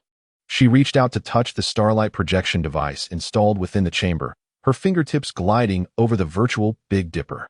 Perhaps on some snowy night, when the threshold of chakra accumulation is met, she would witness a brilliance far more resplendent than this. After all, they had never walked alone in the darkness. Chapter 56. Preparations in advance. As Hinata Qianxue departed from the laboratory, Qianshan excused himself under the pretense of other research, allowing her to return and rest. He produced a sheet of paper, the pen in his hand moving swiftly and rhythmically as he calculated data. For a typical ninja, the 2-year seclusion might suffice. But it was evident that Hinata Qianxue was no ordinary ninja. She was the possessor of the Byakugan bloodline limit, and during the process of chakra accumulation, whether her Byakugan might mutate remained uncertain. In the original narrative, there had been instances of the Byakugan evolving into the Rinnegan. Yet Qianshan was not well versed in the conditions required for such an evolution. However, he understood one fundamental principle, regardless of the nature of bloodline evolution. It is rooted in the transformation of energy. Drawing from numerous plot lines in the original work and his own ongoing research into the essence of chakra over recent years, Qianshan conceived a hypothesis that, though currently unverifiable, intrigued him. That is to say, the essence of all bloodline limits in the ninja world stems from the transformative nature of chakra itself. The evolution of the Sharingan from 3-tomo to the Mangekyo Sharingan serves as a quintessential example. In the original narrative, nearly all characters who awakened the Mangekyo Sharingan did so after experiencing profound mental and emotional trauma. And the unique ocular techniques of the Mangekyo Sharingan were influenced by this very turmoil. Chakra is refined from the amalgamation of physical and spiritual energy. Thus, when members of the Uchiha clan awaken their Mangekyo Sharingan, they are typically subjected to intense emotional upheaval. In such moments of turmoil, does the original essence of spiritual energy, often perceived as an abstract force, undergo alteration? If the nature of spiritual energy experiences a qualitative shift, might the essence of chakra likewise undergo subtle transformation? Could the awakening of the Mangekyo Sharingan indeed require this unique form of altered chakra? Moreover, Qianshan possessed a perspective on the awakening of the Sharingan that diverged from the conventional wisdom of this world. The Uchiha clan's awakening of the Sharingan commonly follows the loss of significant individuals, leading Senju Tobarama to deem the Uchiha clan as cursed, necessitating loss to awaken their ocular power. However, Qianshan posited that the awakening of the Sharingan might actually require a rarefied form of chakra, one that remains unrecognized within the ninja world. The lineage of the Sharingan traces back to Kagaya Otsutsuki, who awakened the Rinnegan after consuming the chakra fruit, indicating the remarkable essence of this bloodline. Thus, it stands to reason that the awakening of the Sharingan similarly demands a high-quality chakra to match its extraordinary nature. Even after centuries of evolution, the Uchiha clan's bloodline has gradually thinned, and the essence inherited has continuously diminished. The initial awakening of the Sharingan remains a formidable challenge for Uchiha ninjas, serving as a powerful testament to this principle. A quintessential example from the original narrative is Uchiha Madara's belief that Uchiha Obito possessed exceptional potential for awakening the Mangekyo Sharingan. due to his compassionate and emotionally rich nature.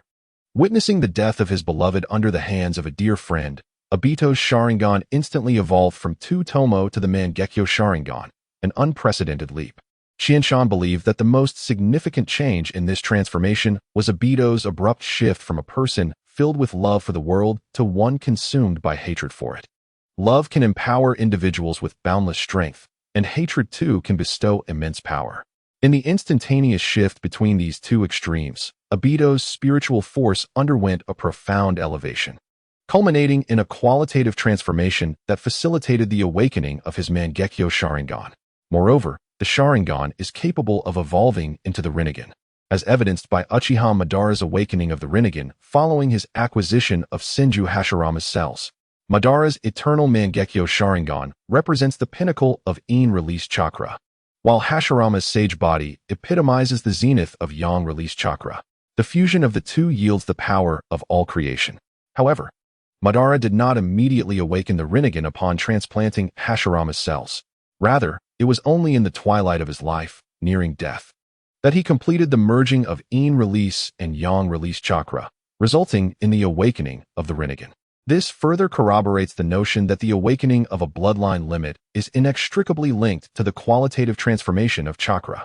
Hinata Qianchue's current seclusion aims to accumulate chakra, achieving the effects of quantitative change leading to qualitative change. As the saying goes, quantity begets quality. No one has previously undertaken such an experiment.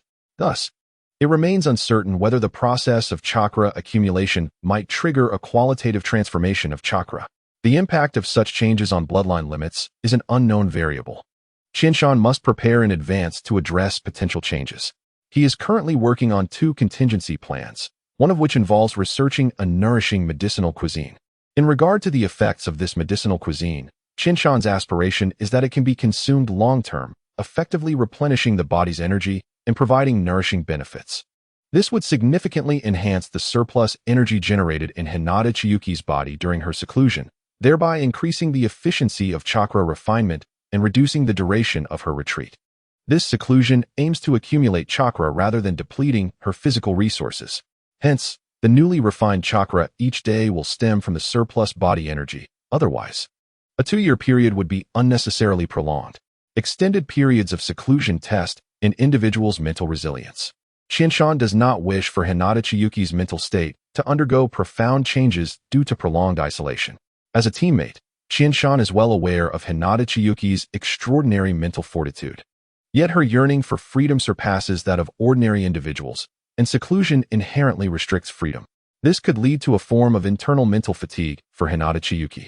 Developing the medicinal cuisine could significantly reduce the duration of her seclusion, consequently mitigating this risk.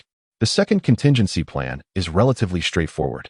Should Hinata Chiyuki require a substantial amount of chakra at the final moments of her retreat, Qianshan intends to allow her to supplement her chakra reserves with her own chakra to energize some chakra crystals. This merely requires acquiring a batch of pure chakra crystals from Sunagakure. However, this second backup plan is also predicated on the new medicinal cuisine, and Qianshan must expedite its development.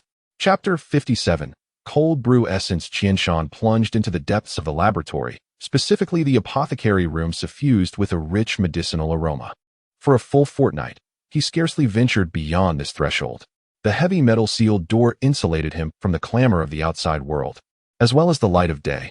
Inside, only the low hum of the ventilation system, the subtle bubbling from the continuously heated medicinal furnace, and the rustling of scrolls being turned accompanied him. The air was saturated with a medley of herbal scents, some pungent, some bitter, and others sweet, layered and thick to the point of being nearly suffocating. The workbench was strewn with dried herbs, with deep purple gentian intertwining with golden ginseng roots, glimmering with a bitter sheen under the cold fluorescent lights of the laboratory. With a test tube clamp, Qianshan added the final drop of deep green concentrate into a porcelain bowl, causing the originally clear medicinal broth to erupt into a flurry of flocculent precipitate, reminiscent of a miniature snowstorm. This was the 37th attempt, combining ginseng, astragalus, and reishi, complemented with moonflower juice. Huili observed the testing terminal, her fingertip tracing a steep curve on the screen. Chakra activity had increased by 12, yet body temperature soared by 32. and the metabolic load on liver cells exceeded the safety threshold. Qianshan rubbed his temples, remnants of the previous experiment's charred residue still lingering in the glass beaker. Since proposing the medicinal cuisine plan, he had practically lived in the laboratory, his lab coat stained with varying shades of herbal residues, resembling a spilled palette of colors. Initially, he adhered to traditional dietary therapy principles, focusing on herbs that replenish vitality, yet overlooked the unique responses of a ninja's physique to medicinal properties. The medicinal cuisine suitable for ordinary ninjas proved ineffective for a practitioner of Hinata Chiyuki's caliber. Perhaps a shift towards cooling herbs could stimulate the medicinal properties?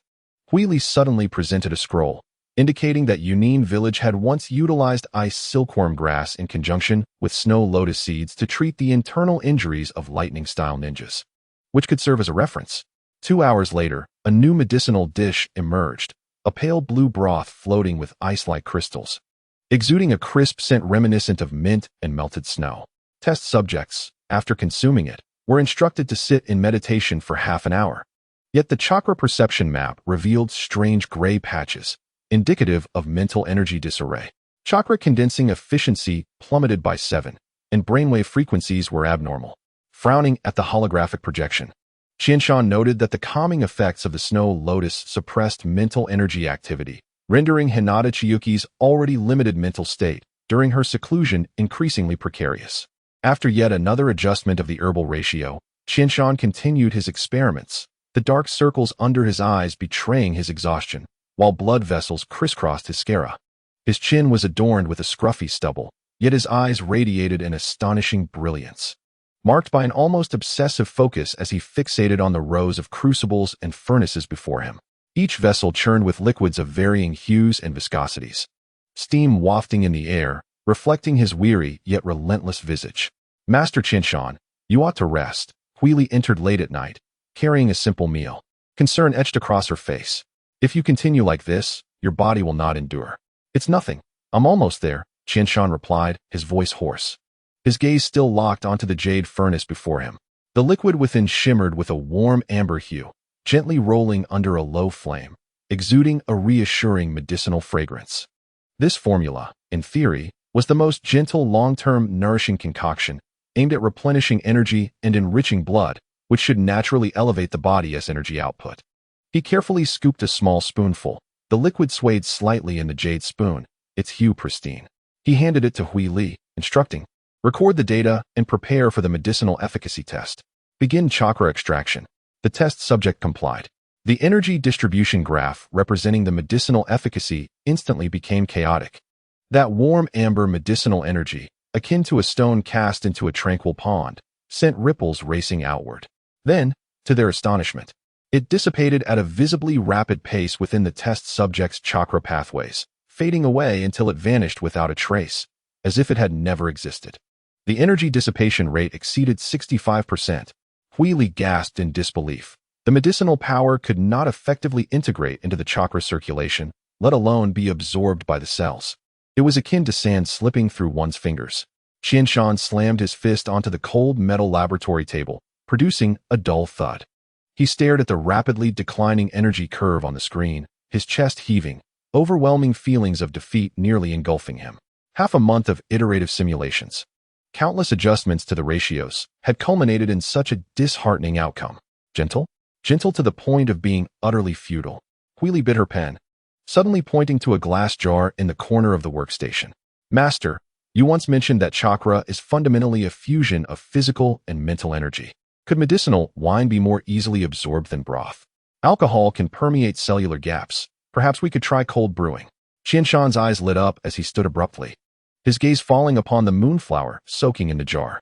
This was a direction he had not considered. Cold brewing indeed offered numerous advantages. In his previous life, many had long consumed medicinal wines for health benefits. Huili's suggestion bore considerable feasibility. The first nearly successful formula took shape just before dawn. Qianshan immersed sliced purple salvia, schisandra berries, and a small quantity of ghost lantern moonflower in aged rice wine, sealing it within the laboratory's low-temperature equipment. Upon completion of the cold brew, the liquid poured out in an amber hue, carrying a barely noticeable medicinal fragrance. Chakra baseline stabilized, and body temperature fluctuated by only 0.1 Huili excitedly presented the data, indicating that continuous consumption would significantly increase surplus body energy. She pointed to the testing curve, noting that this medicinal efficacy could be further enhanced. With Hinata Chiyuki's physique, she could endure a higher potency. Gazing out at the drizzling rain, Qianshan suddenly recalled an ancient text. Fine wine must be nurtured by the essence of heaven and earth, while cold spring steep herbs for 3-part spirit. He abruptly turned, reevaluating the herbal ratios. The second formula adjusted the alcohol content, opting for a higher proof liquor, and this time incorporated a small dosage of moon dew flower essence, a blue herb thriving in frigid realms, whose extract could form stable molecular complexes with alcohol at low temperatures. After 7 days of resting in the cold cabinet, under the extreme low temperature and precise chakra guidance, the liquor had not fully frozen. The powdered starlight grass, as if captured by an invisible magnetic force, rapidly coalesced into a glimmering silver crystal the size of a grain of rice, quietly suspended at the center of the liquid.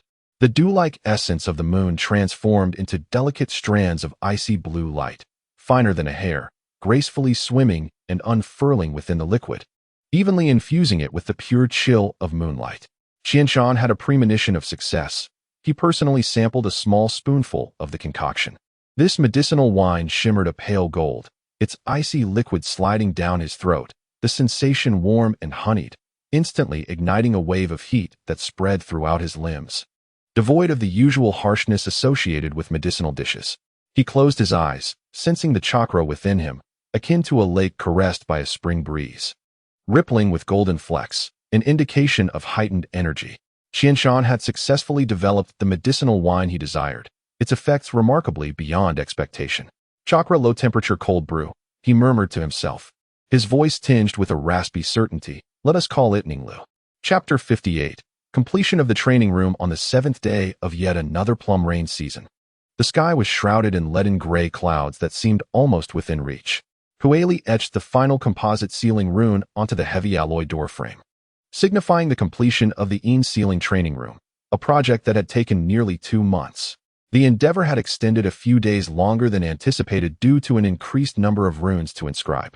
Standing before the newly constructed building, nestled in the deepest part of the laboratory and enveloped by layers of protective barriers, Qianshan felt the faint energy pulses emanating from the door, a blend of anticipation and subtle gravity weighing upon him.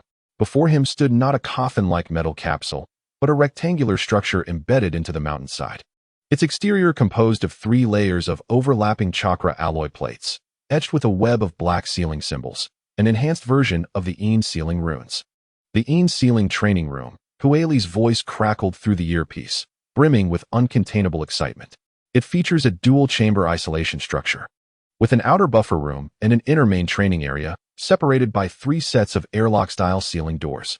Lord Qianshan, please inspect it. Huili's face bore evident fatigue, yet her eyes sparkled with enthusiasm. She adjusted her glasses and swiftly tapped a seemingly inconspicuous rune panel beside the door. With a deep, steady hum, the half-meter-thick alloy door, infused with a trace of chakra metal, silently slid open, revealing the interior. At first glance, this was not a conventional room, but rather a meticulously crafted cocoon that harmoniously blended technology and ninjutsu. The initial site was a buffer chamber approximately 10 square meters in size. The walls, ceiling, and floor were constructed from a special alloy that radiated a dark silver-blue sheen, yet the surface was not entirely smooth. Instead, it was intricately patterned with minute honeycomb-like recesses, embedded with miniature chakra-conducting crystals that flickered with a soft, stable golden glow. These crystals were linked to the runic matrix within the main training area, forming the first line of defense against chakra leakage. Numerous inconspicuous circular vents adorned the ceiling, connected to an independent air circulation and filtration system, ensuring that the air entering the main training area remained pure. The left wall featured a dual-layer alloy gate, reminiscent of a bank vault's transfer window. The outer gate opened into the isolation room, while the inner gate led to the main training area. Supplies, medicines, including Qianshan's newly developed Ninglu, and even simple correspondence could be transferred through this passage, minimizing interference with the energy field within the main training area. Huili pointed to another similarly robust, yet slightly smaller alloy door at the far end of the isolation chamber. This is the entrance to the main training area.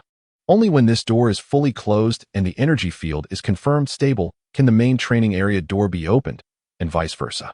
This ensures that at any given time, only one door is open, maximizing the closure of the main training area. The entrance to the main training area was an oval hatch, its edges lined with gear-like interlocking structures. Qianshan placed his hand on the center of the door, and the ceiling symbol illuminated in response, the gears slowly turning with a resonant mechanical roar. The inner door slid open silently, releasing a wave of extraordinarily pure, concentrated air imbued with a faint metallic and energetic essence. As Qianshan stepped inside, he was immediately enveloped in a peculiar tranquility, not an absolute silence, as the faint sound of air circulation could be heard, but a stillness on an energetic level. The lighting within was soft, with the walls and ceiling covered in honeycomb, sound-absorbing material, and the floor laid with elastic chakra-conducting mats that resonated with subtle energy fluctuations beneath his feet. It felt as though all the chakra was gently restrained by an invisible force field, scarcely able to escape. The interior space was modest, arranged in a circular layout. At its center lay a hexagonal training zone, its floor inscribed with 12 sets of guiding rune matrices. Each corner adorned with tall crystal pillars through which golden energy veins flowed, significantly thicker than those of the initial capsule. The embedded ceiling rune plates were more intricate and compact than those in the first storage chamber, and in the dim light, the flowing black ceiling patterns appeared almost alive, shimmering on the metallic surface. The eastern wall housed a holographic projection screen, currently displaying a simulated starry sky, perfectly mirroring the position of the Big Dipper in the actual night sky. Hueli had indeed installed the celestial device that Hinata Chikaz had mentioned. To the west was the living area, featuring an adjustable hardness floating bed, a simple restroom, and a shower system, all designed with rounded edges to prevent feelings of confinement during prolonged retreats. On the wall beside the bed was a palm-sized display screen, with communication buttons lined up below, the red one directly connected to Qianshan's office, the blue to Hueli's laboratory, and the green was for emergency calls. The most significant improvement lies here. Hueli approached the northern wall, lifting a metal panel to reveal a complex web of rune circuitry. The initial capsule's ceiling suppression was unidirectional, but the training room adopted an all-encompassing rune network with a total of 360 nodes integrated into the walls, floor, and ceiling, each capable of independently adjusting the suppression intensity. She called up the energy curve graph. When Lord Chikaz's chakra accumulation approaches a critical point, we can gradually enhance the suppression force to prevent an overload. Qianshan circled the training area, his fingertips gliding over the surface of the crystal pillars, feeling a stronger resonance of energy than in the initial capsule. The energy terminal in the corner displayed that the newly installed chakra circulation system had reduced energy consumption to 30% of the original, and the energy reservoir contained sufficient chakra crystals to sustain itself even in the event of a blockade. What about the entertainment system? Qianshan suddenly recalled Hueli's earlier jest. Hueli pressed the switch on the projection screen, instantly transitioning the starry sky into a bookshelf interface, with thousands of electronic scrolls floating in midair. The Intimate Paradise series was notably categorized in a special collection area, its cover glowing with a suspicious pink hue. There were also meditation guides, a white noise generator, and a scent system simulating natural environments. She pointed at the ceiling's micropores, explaining that scents of lavender, cedar, and rain-soaked grass could be customized for release. Footsteps echoed from behind, and Hinata Chikaz's white dress brushed past the hatch's gears, her gaze immediately drawn to the starry projection, her white eyes narrowing slightly. It's more spacious than I imagined. She traversed the guiding matrix, and as her boots made contact with the conductive mat, the rune array emitted a soft blue glow. Can I practice the basic footwork of soft fist here? Absolutely, Hueli replied, activating the motion monitoring mode. The conductive mat instantly displayed the footwork path of the soft fist, with the pressure sensing system recording her movements and generating a chakra flow report in real time. Hinata Chikaz approached the floating bed, her fingertips brushing over the communication buttons, finally resting on the red button. If I wish to end my retreat early, I can do so at any time. Qianshan moved to her side, lowering his voice. All systems in the training room have a manual termination function. You are not a test subject, Chikaz. As she turned, the light from the starry projection danced upon her eyelashes, casting a delicate silver glimmer. How long until we begin? Hui expressed that the final adjustments would be completed the day after tomorrow. Qianshan observed her tightly clenched and then relaxed fists, suddenly reminded of the legends surrounding the reincarnation eye from the original text. However, he swallowed those speculations back down. The medicinal cuisine and chakra crystals were already prepared. All that remained was for her to concentrate on accumulating energy, leaving the rest to him. Hui appropriately exited the training chamber, allowing the two of them their space. Hinata Chiyuki approached the crystal column, her palm pressed against the cool surface, the runes pulsating and seeping into her meridians, bringing forth a familiar sense of restraint. This time, it was not within a cramped cabin, but rather a space ample enough to breathe, beneath a starry sky that would never extinguish. 2 years, she murmured softly, as if making a promise to herself.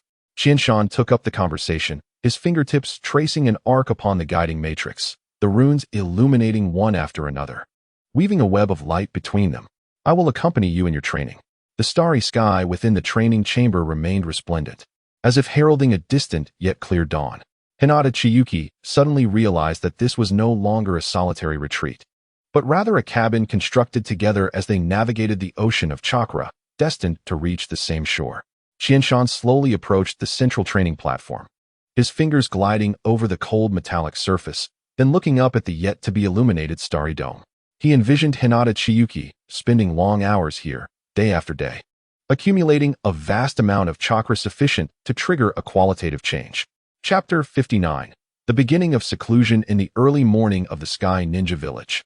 Sunlight filtered through the laboratory's skylight barrier, casting mottled golden patterns upon the alloyed door of the training room. Hinata Chiyuki stood before the double gates, her white dress gently fluttering in the breeze from the ventilation system. She gazed at the flowing seals upon the door, her fingertips involuntarily brushing against the sleeve's Hinata clan crest, a remnant torn away before her escape, now sewn into the fabric's inner side to remind herself to remain true to her original intentions. As Hui input the final set of energy calibration data into the control terminal, announcing the official commencement of the sealed training room, she conducted a last confirmation of the life signs monitoring system. Hui's voice came through the earpiece, tinged with a hint of tension. Heart rate normal, chakra baseline stable. Blood oxygen saturation data is normal. Lord Qianshan, Lady Chiyuki may now enter. Qianshan placed his hand upon Hinata Chiyuki's shoulder, the touch slightly stiffer than usual. She was about to embark on an untraveled path, relying solely on the explorations of others to crawl forward, each step taken with caution, taking the nourishing dew regularly, extracting chakra only from the surplus energy of her body. He handed her a glass vial embedded with silver crystals. If you feel mentally fatigued, press the red button immediately to terminate the retreat. Upon receiving the vial, Hinata Chiyuki felt the thin calluses of his palm, marks left by years of wielding a pen for calculations. I understand. She looked into his darkened gaze, suddenly reaching out to straighten his slightly askew collar. And you should avoid staying up late. Hui mentioned that you have recently been researching space-time ninjutsu.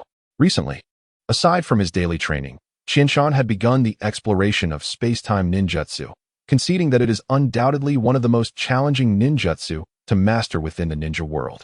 The internal research materials on space-time ninjutsu within the Sky Ninja Village only tangentially touched upon summoning techniques, making Qianshan's exploration quite arduous. He felt he needed to seize an opportunity to return to Konoha and acquire some research data. Something attained through capability cannot be termed stealing. Konoha possessed the Flying Thunder God technique, and acquiring its materials would undoubtedly yield significant breakthroughs in research. Qianshan raised an eyebrow, observing the faint blush on her ears, and suddenly chuckled lightly. Rest assured, I must maintain my best condition to teach you the breath concealment technique. He stepped back, gesturing, Please, my princess. As the double gates gradually opened, Hinata Chiyuki hesitated not at all, offering no further farewells, merely nodding slightly to Qianshan and Hui, who stood guard at the entrance. With a sealed box containing her simple personal items and the nourishing dew in hand, she resolutely stepped into the space enveloped by intricate runes and gentle light. Hinata Chiyuki entered the main training room. The starry projection responded promptly, with the Big Dipper swirling above her, and the chakra conduction mat beneath her feet glowing softly in blue, as if she were stepping upon a solidified river of stars. She inhaled deeply, the air imbued with a faint aroma of cedar, confirming that Hui had indeed prepared the fragrance.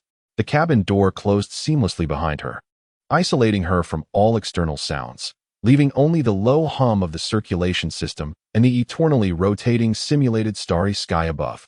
The retreat had begun.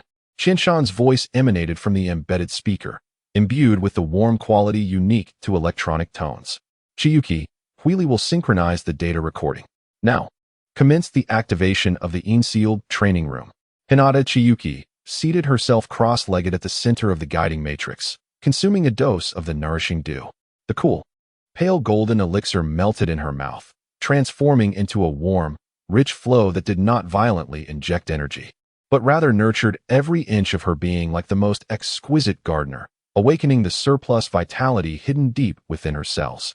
She could distinctly feel the surplus energy within her body steadily rising, directly enhancing her efficiency in accumulating chakra. The effects of the nourishing dew far exceeded her expectations. Hinata Chiyuki formed the tiger seal with her hands, and as the golden light within the crystal column surged, she felt a gentle yet firm sealing power emanating from all directions, as though an invisible hand was cradling her entire being. Chakra flowed smoothly within Hinata Chiyuki, even more so than when condensing it in the external environment.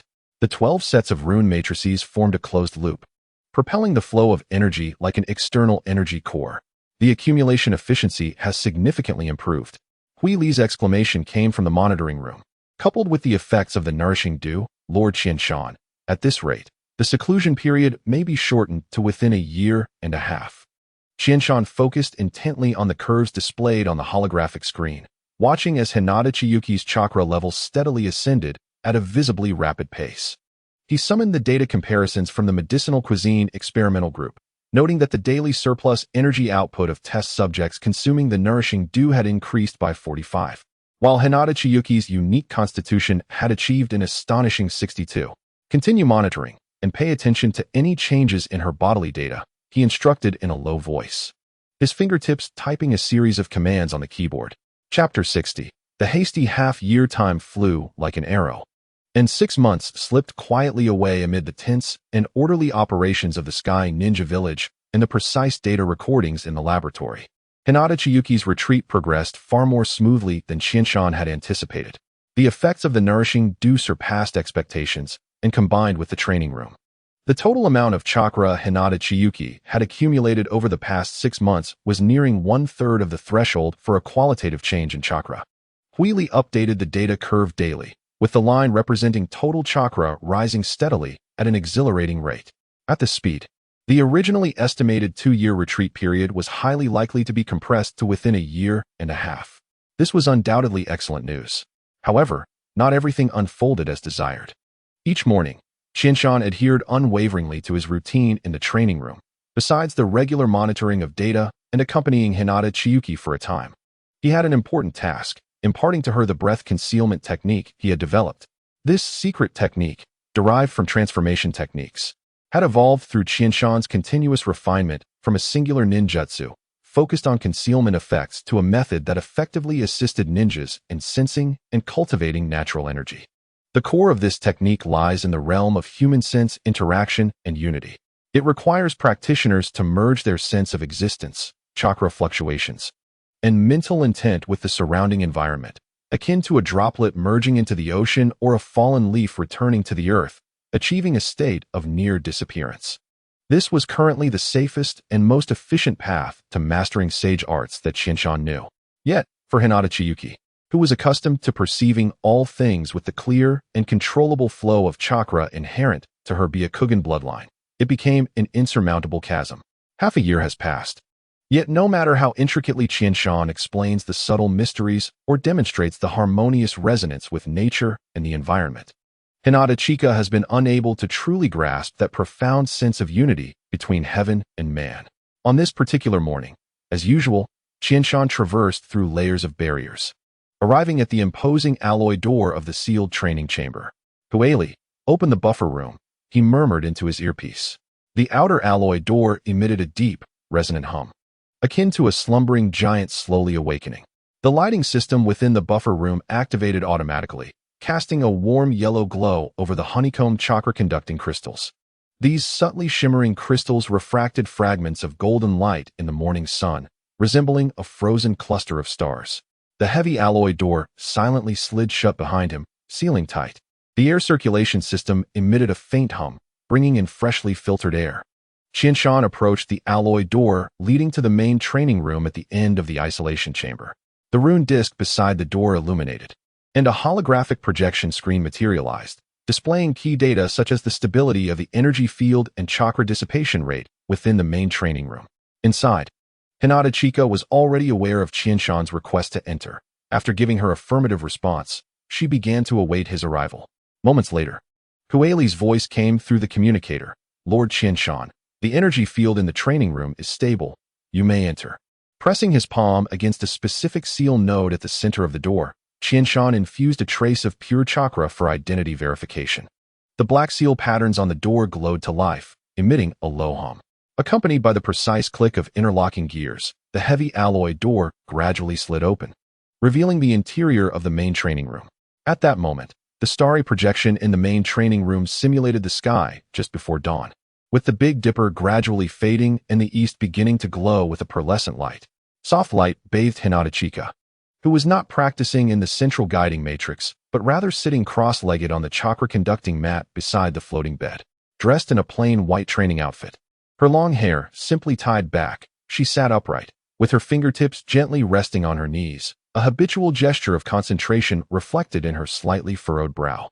The 6 months of seclusion had not left visible signs of fatigue on Hinata Chika. Rather, her skin exuded a lustrous radiance akin to jade, her eyes deep and tranquil. Even in Qianshan's era of celestial beauty, she would be aptly praised as a jade beauty. Yet, within her white pupils, there occasionally flickered a hint of subtle restlessness born from prolonged seclusion. Chapter 61, Guidance. Good morning. Hinata Chika's voice was calm, devoid of excessive emotion. Good morning, Chika. Qianshan sat down opposite her, also adopting a cross-legged position. The supporting sensation and subtle energy pulses from the mat beneath him were comforting. How do you feel today?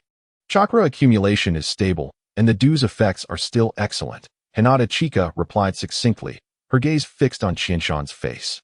The breath control technique remains the same. Qianshan nodded, not surprised by her response. He gestured towards the central guiding matrix. Let us proceed there. The environmental energy is more concentrated, which may aid in your perception. The two rose and walked to the center of the hexagonal training area. 12 crystal pillars, each as tall as a person, stood silently, with golden light flowing within them like a slumbering river. As they stepped into the core area, the rune matrix on the ground emitted a faint blue glow. Qianshan did not immediately commence his teaching, but instead closed his eyes to gather his focus and adjust his breath. The affinity cultivated through long-term training allowed him to enter an exceptionally relaxed and keen state. His breathing became elongated, slow, and profound, with each inhalation. It felt as if he were drawing in the pure energy of the training room, and with each exhalation, he gently released his existence, merging into the carefully constructed energy field of the sealed runes. Gradually, Qianshan's presence became almost imperceptible, although he sat directly opposite Hinata Chika, within her Byakugan's field of vision. The fluctuations of chakra within Qianshan became exceedingly faint and tranquil, merging seamlessly with the stable flow of the sealed energy and the pulsation of light from the crystal pillars. He seemed to transform into a piece of warm jade or a beam of light passing through the crystal pillars, present yet harmoniously inconspicuous. Do you feel it? Qianshan's voice was soft, as if afraid to disturb something. It was not about suppression or concealment, but rather about integration. Imagine yourself as part of this room, an integral link in this energy cycle, a speck of dust beneath the starry sky above. Your breath is the rhythm of this space. Your heartbeat is the pulse of this energy field. Hinata Chika obediently closed her Byakugan, attempting to mimic Qianshan's breathing rhythm. She endeavored to relax her body and empty her thoughts, striving to perceive the surrounding energy. However, in her perception, the pure energy flow within the training room, the suppressive force of the sealed runes, and the brilliance of the crystal pillars all remained distinctly independent entities. Hinata Chika could clearly see them and even subtly manipulate her chakra to approach and mimic their fluctuating frequencies, yet it always felt like a form of control, a conscious imitation, rather than the effortless integration that Qianshan exhibited. She felt as if she were awkwardly trying to fit herself into an ill-fitting garment, forced and unnatural. No, she said after a moment, opening her eyes, a hint of frustration in her white pupils. I can sense the environmental energy and control my chakra to approach it. But it always feels as if there is a barrier between us. The connection with nature that you speak of, that resonance with the heavens and earth, eludes me. Qianshan opened his eyes, observing Hinata Chika's furrowed brow, understanding that she had fallen into a mental dead end. He extended his hand. Palm up, give me your hand. Hinata Chika hesitated slightly, but gently placed her right hand in Qianshan's open palm. His hand was warm and dry, bearing the calluses of years of training. Close your eyes. Do not use your Byakugan, nor should you consciously control your chakra. Qianshan's voice was deep, imbued with a peculiar soothing power. Just feel the flow of my chakra. Sense the rhythm of my breath. Following his instructions, Hinata Chika closed her eyes and relaxed her bodily control. Qianshan gently guided a trace of exceptionally gentle, attribute-less chakra, like a trickling stream, through their touching palms, softly flowing into Hinata Chika's meridians. This chakra was not meant to direct her power, but rather served as a medium, an inspiration. Simultaneously, Qianshan once again entered that deep state of breath control. This time, he deliberately slowed the process, allowing Hinata Chika to perceive the changes more clearly. Hinata Chika's consciousness became entirely immersed in the chakra flowing into her body, belonging to Qianshan. She sensed that the fluctuations of his chakra began to slow and elongate, with each rise and fall perfectly aligning with Qianshan's deep breaths. Remarkably, the oscillations of this chakra seemed to resonate in an indescribable manner with the energy pulsations from the conductive mat beneath them, the radiance flowing within the crystal pillars, and even the faint energy radiation of the simulated starry sky above. It was as if Qianshan's trace of chakra had become an exquisite tuner, subtly connecting her perception with the environmental energy of the entire training room. For the first time, she clearly felt how Qianshan adjusted his frequency to synchronize completely with the environment, how he allowed his existence to dissolve into this energy field as seamlessly as water merges with water. It was neither suppression nor concealment, but a harmonious symphony.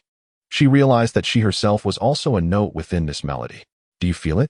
Qianshan's voice seemed to emanate from a distant place, yet it resonated within her heart. This is the connection. First, one must discover that point of resonance, allowing oneself to become a part of the environment rather than resisting or merely imitating it. Hinata Chiyuki's mind was entirely immersed in this extraordinary experience of resonance, striving to commit that sensation to memory. However, as Chiyama gradually withdrew his chakra and severed the connection, that clarity of resonance began to wane and ultimately faded away. Hinata Chiyuki opened her eyes, her white pupils shimmering with the light of understanding, yet overshadowed by a lingering confusion and a hint of urgency. I feel as though I have grasped a fragment of it. But as she attempted to articulate that sensation, she found her words inadequate. Do not rush, Chiyama said, his tone gentle yet resolute. You have already located the keyhole to this door. What remains is your persistent endeavor to find the sensation of inserting the key and turning it. Remember the resonance you felt earlier and strive daily to recreate it, even if only for a fleeting moment.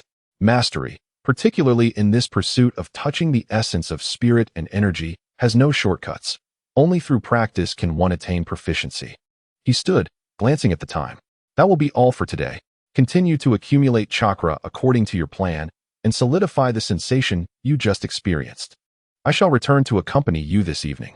Chiyama walked toward the exit, the heavy alloy door opening once more before closing with a resounding thud. The training room returned to its tranquil state, leaving Hinata Chiyuki alone, seated within the softly glowing runic matrix, her head adorned with an eternal simulation of the starry sky. She closed her eyes, no longer in haste for results, but savoring the wondrous resonance she had just experienced through Chiyama's guidance, attempting to recapture that ephemeral sense of transcendence using her own breath and chakra. Chiyama exited the isolation chamber, the alloy door sealing behind him in silence. He cast a glance back at the imposing door, his brow furrowing slightly. Hinata Chiyuki's progress was slower than he had anticipated. The bottleneck in her breath control technique proved exceedingly challenging to overcome. Was there an unseen threshold that eluded his perception? A vague premonition stirred within him. The breaking of this bottleneck might require not just time and practice, but an opportunity, one that would enable her to relinquish all pretension and control, completely merging with nature. Yet, the arrival of such an opportunity remained uncertain. Chapter 62. The strategic planning of the air shinobi stepping out from the heavy alloy door of the laboratory. He was met with a muffled echo as it sealed seamlessly behind him. Chiyama did not immediately depart, but paused momentarily, his gaze seemingly penetrating the layers of metal and sealing runes to rest upon the figure seated beneath the simulated starry sky. Hinata Chiyuki had her own path, and Chiyama had plans of his own to implement. During the 6 months of her seclusion, beyond his own cultivation and companionship of Hinata Chiyuki, he had also advanced the refinement of the Air Shinobi framework, deepening educational reforms and restructuring the Air Shinobi ninja system, endeavors he had long envisioned. The continuous development of chakra firearms and the ongoing research into the essence of chakra had gradually led them down a path distinctly different from other forces in the ninja world. To align with their current trajectory, the existing framework had become ill-suited for the evolution of the Air Shinobi. Chiyama held a lucid understanding of his political standing. In his past life, he would likely not have surpassed a competent county-level leader. Yet he recognized another truth: power emanates from strength. Utilizing the formidable reputation gained from severing the right arm of the third Raikage, he resolutely imposed his will. In this extraordinary world of ninjas, exceptional personal strength remains the decisive factor. Was Naruto's ascension to Hokage solely due to his capacity for forgiveness? No. It was his unparalleled combat prowess that set him apart. After Uchiha Sasuke's betrayal, was his reunion with Sakura and return to Konoha a result of mere redemption? It was because there was no one, save Naruto, capable of matching Uchiha Sasuke's might, and when Naruto chose to spare him, no one else could confront him.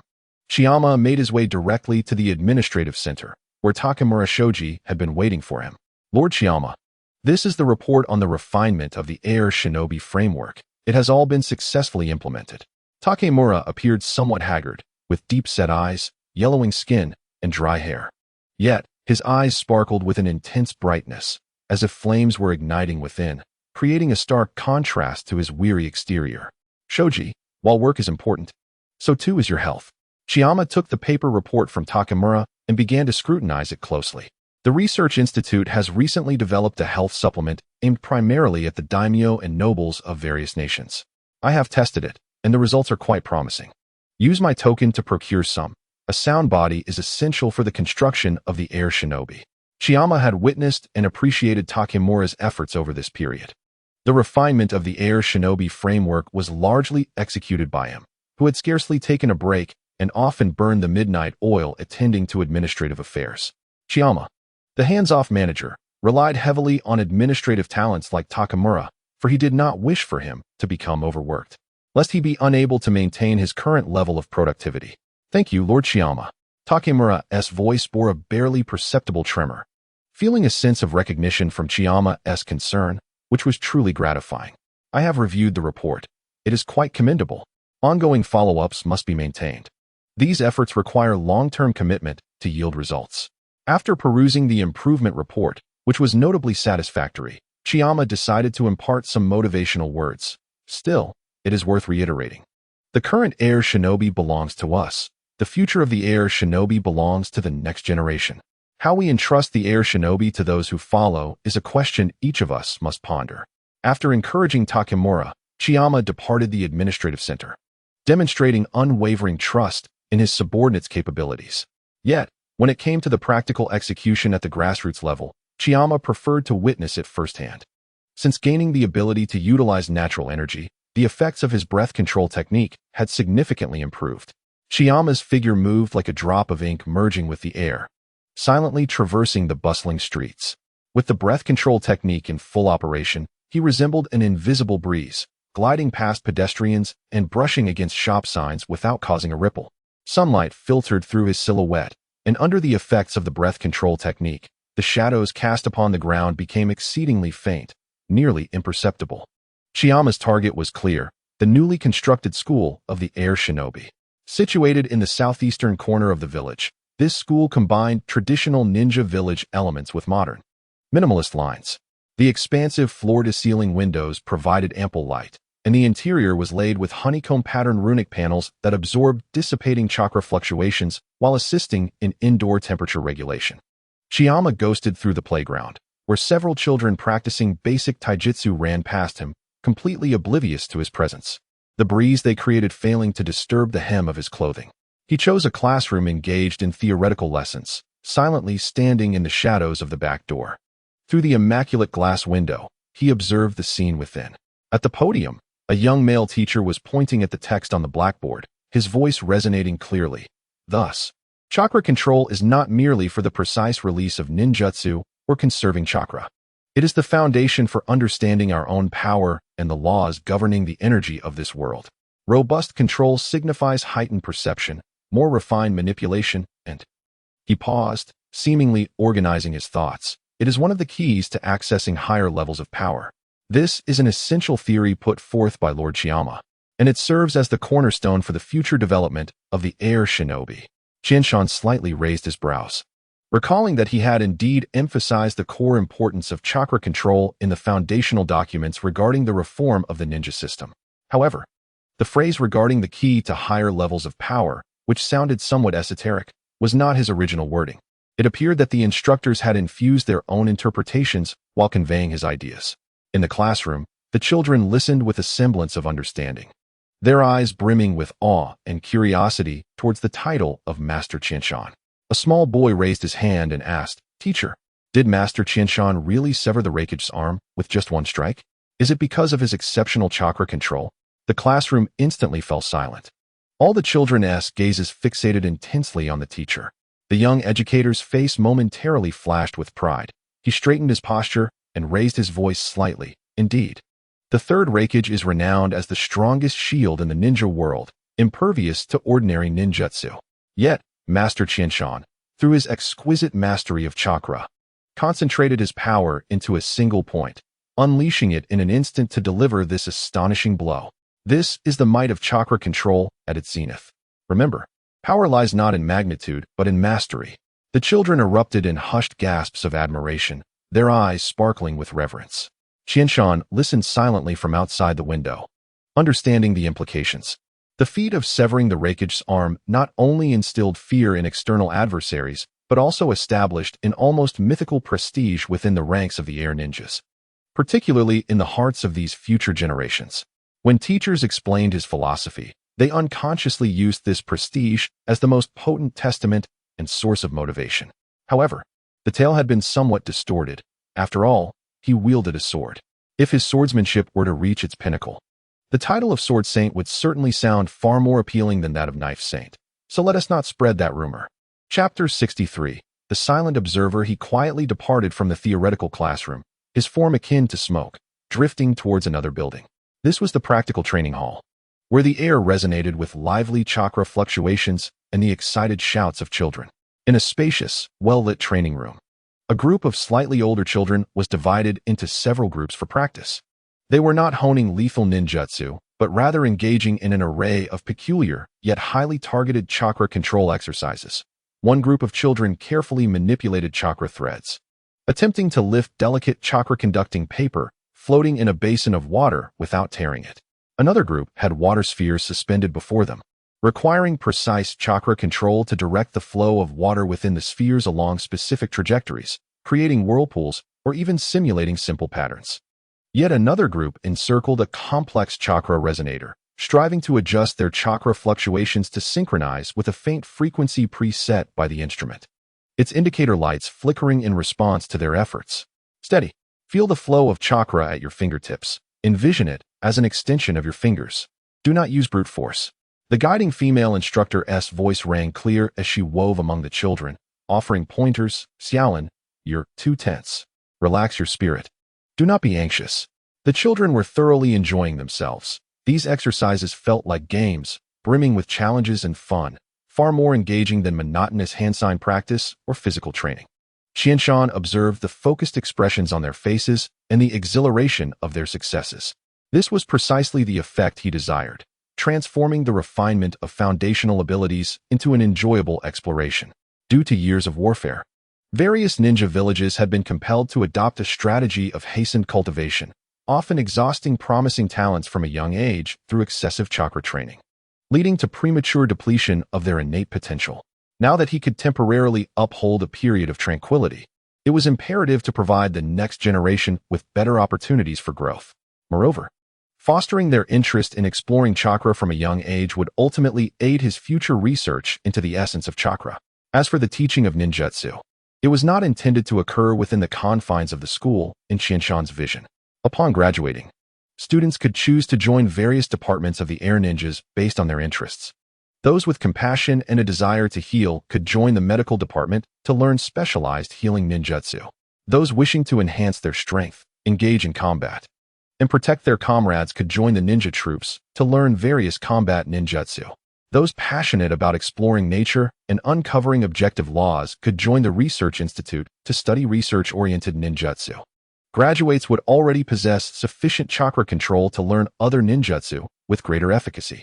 Furthermore, Qianshan believed that each person's talents were unique, and the best way to maximize individual abilities was to place individuals in suitable roles, rather than subjecting them to uniform training for the purpose of completing lethal tasks.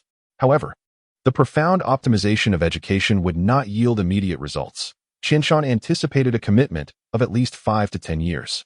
He noticed in a corner an elderly teacher with graying hair, appearing seasoned and wise, observing the training scene with a hint of confusion and contemplation. He quietly remarked to a young assistant, "These training methods are indeed ingenious, and the children are making swift progress. Yet, is expending so many resources on these exercises truly more beneficial than having them learn a few D-rank ninjutsu?" Master Qianshan's foresight is profound. "Perhaps there are deeper insights beyond our comprehension," the young assistant replied solemnly. "Since he has established chakra control as a cornerstone, there must be undisclosed profound reasoning behind it." Master Qianshan, at such a young age, severing the Raikage's arm serves as the best testament. We must unconditionally execute his vision and pass it on to the next generation. The elderly teacher, upon hearing this, did not completely dispel his confusion, but ultimately nodded in agreement, refraining from further discourse. As he redirected his gaze to the training ground, it was imbued with a deeper sense of inquiry. Clearly, he was not entirely convinced. But the notion of Master Qianshan's will alone was sufficient to quell his doubts and propel him to execute his directives wholeheartedly. Qianshan silently observed all of this from outside. He had not anticipated that the power he displayed during the battle in Yunin village would garner such high regard within the air ninjas. This prestige was akin to an invisible banner, allowing his reformative intentions to be implemented without obstruction. Even if some of his concepts appeared somewhat avant-garde or even impractical in the present context, the teachers would spontaneously strive to comprehend, interpret, and execute these ideas, diligently instilling them in the younger generation. He witnessed the children's yearning for power and their adoration for Master Qianshan, the pride radiating from the young teacher as he conveyed these teachings, and the elderly teacher's somewhat blind obedience rooted in prestige. This not only served as a boon to his ideologies, but also subtly imposed pressure upon him. He must ensure that the direction he was leading was indeed correct, lest this blind reverence misguide the air ninjas down a perilous path. Maintaining his concealment technique, Qianshan departed the training hall like a true specter. He cast a final glance at the monument in the central square of the school, symbolizing the air ninja's future, a sculpture of unrestrained flight, before merging into the throng at the street corner, vanishing from sight. Chapter 64. Eradicating Bandits and Training. After inspecting the school, Qianshan's thoughts became clearer. The seeds of education had been sown, yet the foundation of the air ninjas still required formidable martial strength for protection. He dispersed the concealment technique, allowing his presence to coalesce once more, and with a single step, his figure shot forth like an arrow, heading directly towards the ninja troops stationed at the outskirts of the air ninja village. This time, he no longer concealed himself. The authority belonging to the leader of the air ninjas emanated like a palpable force. "Emergency assembly." The deep, resonant voice pierced through the entire encampment, not a hoarse shout, but imbued with an undeniable clarity, precisely reaching the ears of every ninja engaged in training, resting, or executing tasks. This is a small technique for the application development of the Thousand Mountains combined with chakra, akin to directional broadcasting. In an instant, the encampment seemed to be cast into a tranquil lake by the plummet of stones. Figures on the training ground abruptly halted their movements, while the sound of hurried yet composed footsteps resonated within the barracks, and the vigilance of the outer sentinels sharpened. There was no clamor, only the clash of metal and the faint sound of footsteps scraping against the ground, merging into a low, ominous hum. Within a brief moment, all ninjas in the camp had assembled according to their respective combat formations, lined up across the expansive training field, though their numbers were not particularly vast. Around 200 individuals, each stood upright, their gazes sharp, equipped with standard chakra firearms or rune ninja tool pouches, exuding an air of resilience. Their chakra fluctuations, though deliberately restrained, coalesced to form an invisible pressure field. Since the conclusion of the conflict with the hidden cloud village, Thousand Mountains had streamlined the ninja forces from 5 battalions down to 2, recognizing that the essence of a military lies in its quality rather than quantity. Ninjas, possessing extraordinary abilities, are better suited for special operations. Group combat is not their forte. Infiltration, decapitation, and sabotage are the optimal choices for ninja warfare. Thus, Thousand Mountains established the Public Security Department to accommodate ninjas of lesser combat prowess, categorizing the combat ninjas of the Empty Ninja into 3 operational units, fostering healthy competition for positions. Among these, the Special Operations Team, being the smallest, comprised the elite of the elite. Naturally, their treatment was the best, and the missions they undertook were the most arduous and perilous, serving as a breeding ground for future champions of the Empty Ninja. Next was the Empty Ninja's regular ninja forces, whose primary daily tasks revolved around various trainings, real combat, and drills. Their remuneration was quite satisfactory. Unlike ninjas from other villages, those in the Empty Ninja forces received fixed compensation based on their combat ratings, alleviating the need to undertake missions for monetary gain. They merely engaged in routine patrols, with the remainder of their time devoted to training. Occasionally, Thousand Mountains would visit to elucidate on ninjutsu cultivation, while members of the Special Operations Team would also spare time to engage in combat. As a result, while the enhancement of their strength may not rival the breakthroughs achieved in life-and-death battles, it was characterized by stability and longevity, forming the backbone of the Empty Ninja. Finally, there was the newly established Public Security Department, serving as the foundational military force of the Empty Ninja, comprising the largest number of personnel and dealing with numerous miscellaneous tasks. In addition to daily security duties, they were sometimes seconded to assist other departments, such as the Construction Department, which would borrow Earth-style ninjas when in need, or the Research Institute, which would also request ninjas for assistance. However, the Public Security Department was also the most rigorous training ground for ninjas. A ninja who had been seconded across various sections could greatly broaden their horizons and learn a myriad of ninjutsu from different departments. Outstanding individuals could advance to higher-level combat departments or pursue positions in other administrative sectors. Standing atop a hastily constructed platform, Thousand Mountains calmly surveyed the assembly. He was satisfied with their assembly speed. Their spirit was far superior to the disheveled, empty ninja of yesteryears. The reforms and resource allocations of the past 6 months had shown remarkable results. Yet, how substantial was this force? Real combat is, after all, the only true test of military might. Gentlemen, Thousand Mountains began, his voice low yet clearly cutting through the sound of the wind. Complacency is the enemy of refinement. The borders of the Empty Ninja are not devoid of strife. The marauding bandits, like pests gnawing at the roots of a tree, threaten the safety of our merchant caravans and civilians. His voice turned chillingly cold. I command that, effective immediately, the combat division of the ninja forces, in coordination with the local Public Security Department, must completely eradicate all organized bandit strongholds within the borders of the Empty Ninja within 5 days.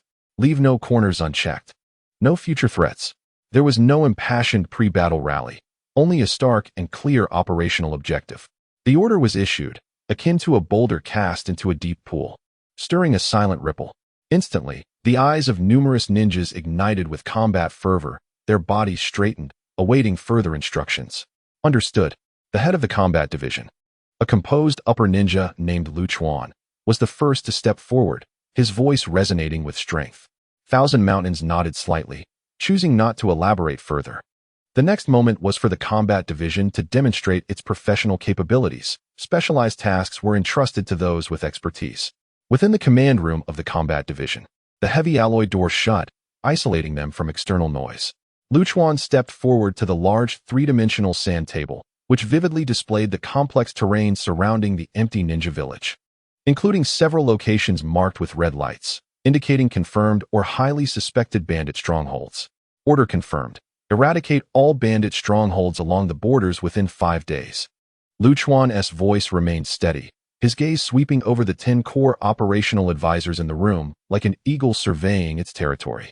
Priority targets, those threatening trade routes. Proximity to villages and towns, with the largest scale to be eliminated first. Requirements. Collaborate with local security forces efficiently, precisely, with minimal casualties. Intelligence team. Lu Chuan directed his gaze toward a sharp-eyed female ninja wearing glasses. Yes, the intelligence team leader swiftly activated a holographic display, revealing the current intelligence, confirmation of 3 major strongholds. Located in Greystone Valley, Black Pine Forest, and the abandoned mine. There were also 7 suspected medium to small-sized strongholds scattered across the border jungles and mountain passes. The composition of the bandits was complex, primarily comprising rogue ninjas, outlaws, and itinerant bandits, with mixed equipment. However, some strongholds were suspected to have rudimentary defensive structures, requiring caution against traps and ambushes. The enemy's total number was estimated to be between 400 and 600, possessing a certain degree of mobility. Time was pressing, and intelligence needed real-time updates. Lu Chuan traced his fingers over several red dots on the sand table, dispatching the reconnaissance flight team to survey all marked areas and suspicious blind spots, focusing on the bandits' activity patterns, defensive layouts, and the locations of their leaders. The intelligence team would concurrently analyze data to establish a dynamic threat model. Understood. The intelligence team leader quickly noted the operational requirements. Operations planning team. Lu Chuan called out to another side. 3 seasoned advisors immediately gathered around. Minister, the core of this operation lies in the combination of special raids and area control. Lu Chuan spoke rapidly, with clarity of thought. The public security forces will be responsible for outer containment, maintaining order after strongholds are eliminated, and clearing small strongholds. Our ninja forces' core mission: decapitation, disruption, and siege. He pointed to the 3 largest red dots on the sand table. Core targets: Greystone Valley, Black Pine Forest, and the abandoned mine. Operational strategy: night raids, simultaneous assaults. Strike at the command centers to incapacitate their resistance capabilities. Yes, everyone in the command room responded in unison, their eyes sparkling with excitement and focus. The advisors promptly returned to their respective posts, retrieving data, refining plans, and issuing directives. The entire combat division functioned like a precise war machine, operating efficiently and ruthlessly, an invisible aura of lethality permeating the atmosphere. Half an hour later, the combat division submitted an action plan to Thousand Mountains. He offered no further instructions, merely emphasizing that this operation was to be determined internally by the ninja forces. He would only observe the process and the results. The action plan detailed the following: Blade's Special Decapitation Team, comprising 2 sensory ninjas, 4 well-equipped chakra firearms specialists, armed with the latest armor-piercing Rune 3 rounds, and 2 ninjas skilled in earth-style and trap disarmament. 3 teams will be responsible for the 3 major strongholds. Mission: under the aerial guidance of the flight team, precisely locate the enemy leader or core combatants, utilizing the cover of night and the environment to execute rapid long-range sniping or close-quarters decapitation. 1 strike, 1 kill. After completion, swiftly mark the core structures or defensive nodes. Siege Assault Team, comprised of physically robust ninjas equipped with heavy rune armor, carrying chakra explosive runes, and directed energy shockwave devices, targeting fortifications. Mission: upon success or marking of targets by the decapitation team, immediately launch a fierce assault on the core defensive structures of the stronghold, dismantling the resistance hubs, such as command posts, armories, and communication points. Simultaneously, draw residual fire to open a passage for subsequent forces. The Shadow Strike Rapid Response Team, composed of highly mobile ninjas adept in stealth and assassination. Their mission: simultaneously execute decapitation and assault while clearing outer checkpoints, patrols, and severing potential communication and support routes between strongholds, such as carrier pigeons and low-level summoning beasts. They are also tasked with providing assistance to any teams encountering obstacles during their decapitation or assault missions, as well as swiftly neutralizing newly discovered or challenging mid-sized strongholds identified by the intelligence unit. The Celestial Eye Support and Communications Unit, responsible for providing real-time battlefield visibility, maintaining communication among various divisions, utilizing encrypted chakra communication runes, and carrying medical ninjas for emergency battlefield assistance. The Rock Command and Reserve Unit, personally led by Lu Chuan, stationed centrally to coordinate all teams based on real-time conditions, acting as a strategic reserve to address unforeseen circumstances. Operation Codename, Heavenly Net. All divisions are clear on their missions. Cooperative strategies confirmed and intelligence updated in real time. Immediate preparations are to commence, with all deployments to be completed within 24 hours. At midnight tomorrow, the assault will launch simultaneously. Lu Chuan's voice resonated with authority, leaving no room for doubt. Yes, everyone in the command room responded in unison, hastily returning to their positions to retrieve data, refine strategies, and issue orders. The entire operations department functioned like a finely tuned war machine, efficiently and coldly executing their tasks. An invisible aura of impending violence permeating the air. In another office, Qianshan, resting, felt the powerful aura of the operations department from within the building. Sharp and efficient like a blade drawn from its sheath. A subtle smile graced the corners of his mouth.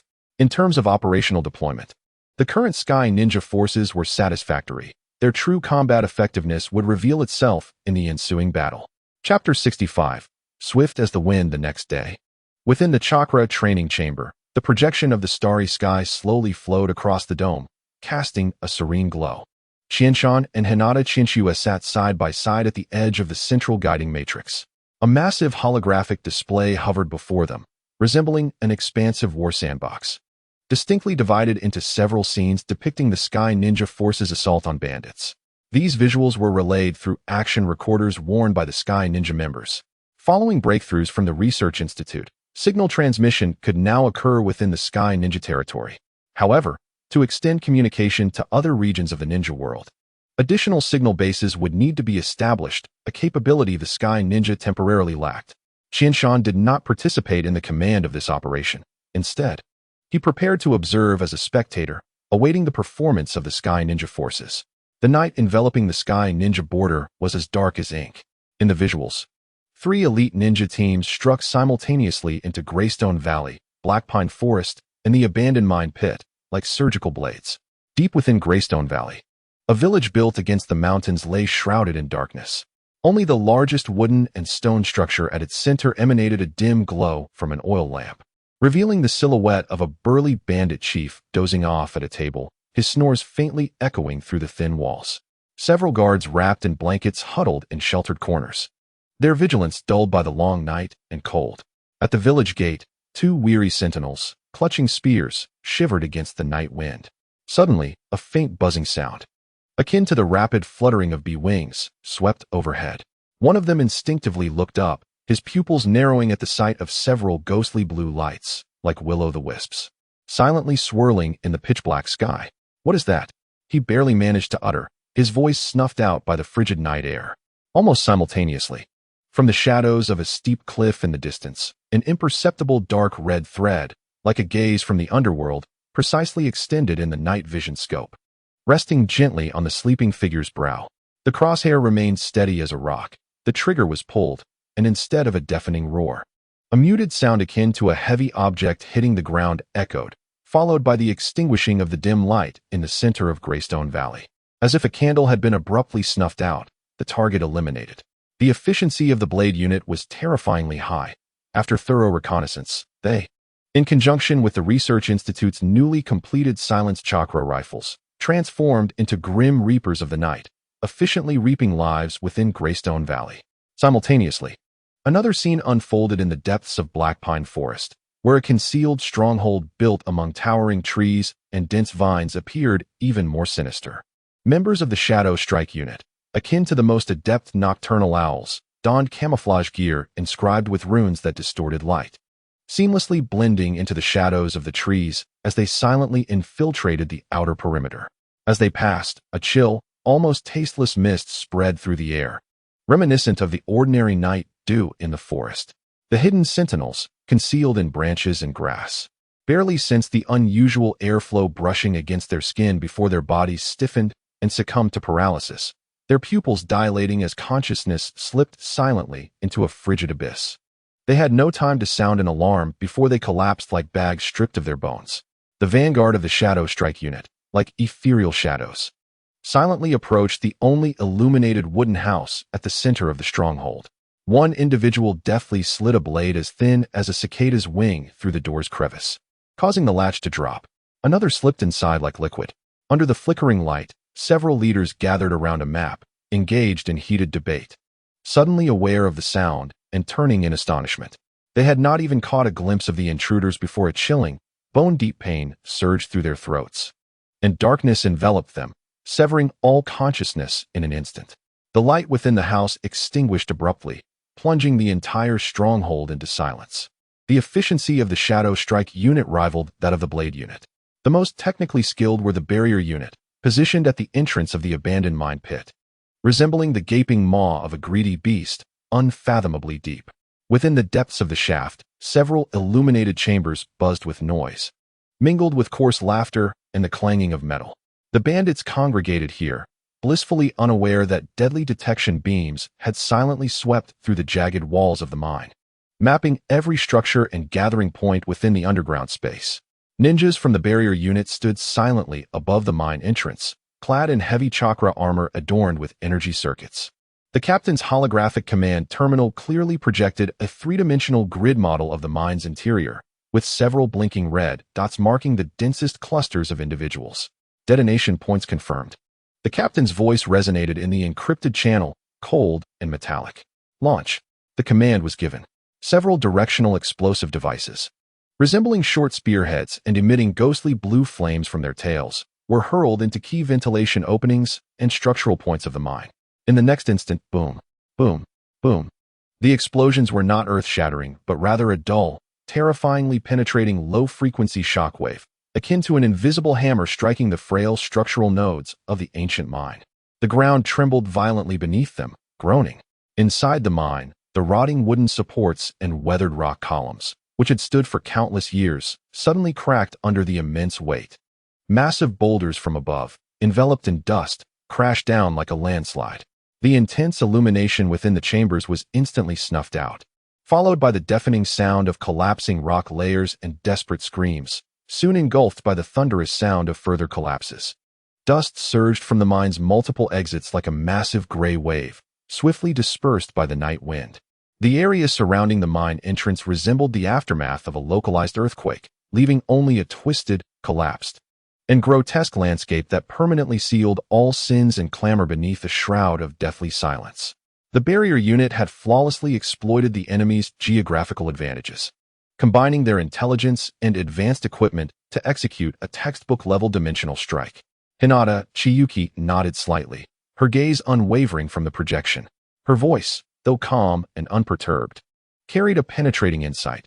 There had been no large-scale eruptions of conflict. The precise incapacitation and eradication had maximized the minimization of casualties. Their execution was remarkably clean.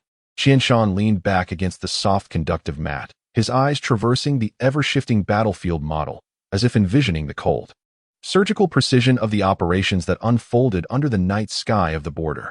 This was not a fervent charge driven by passion, but rather a chillingly efficient war machine operating with pinpoint accuracy.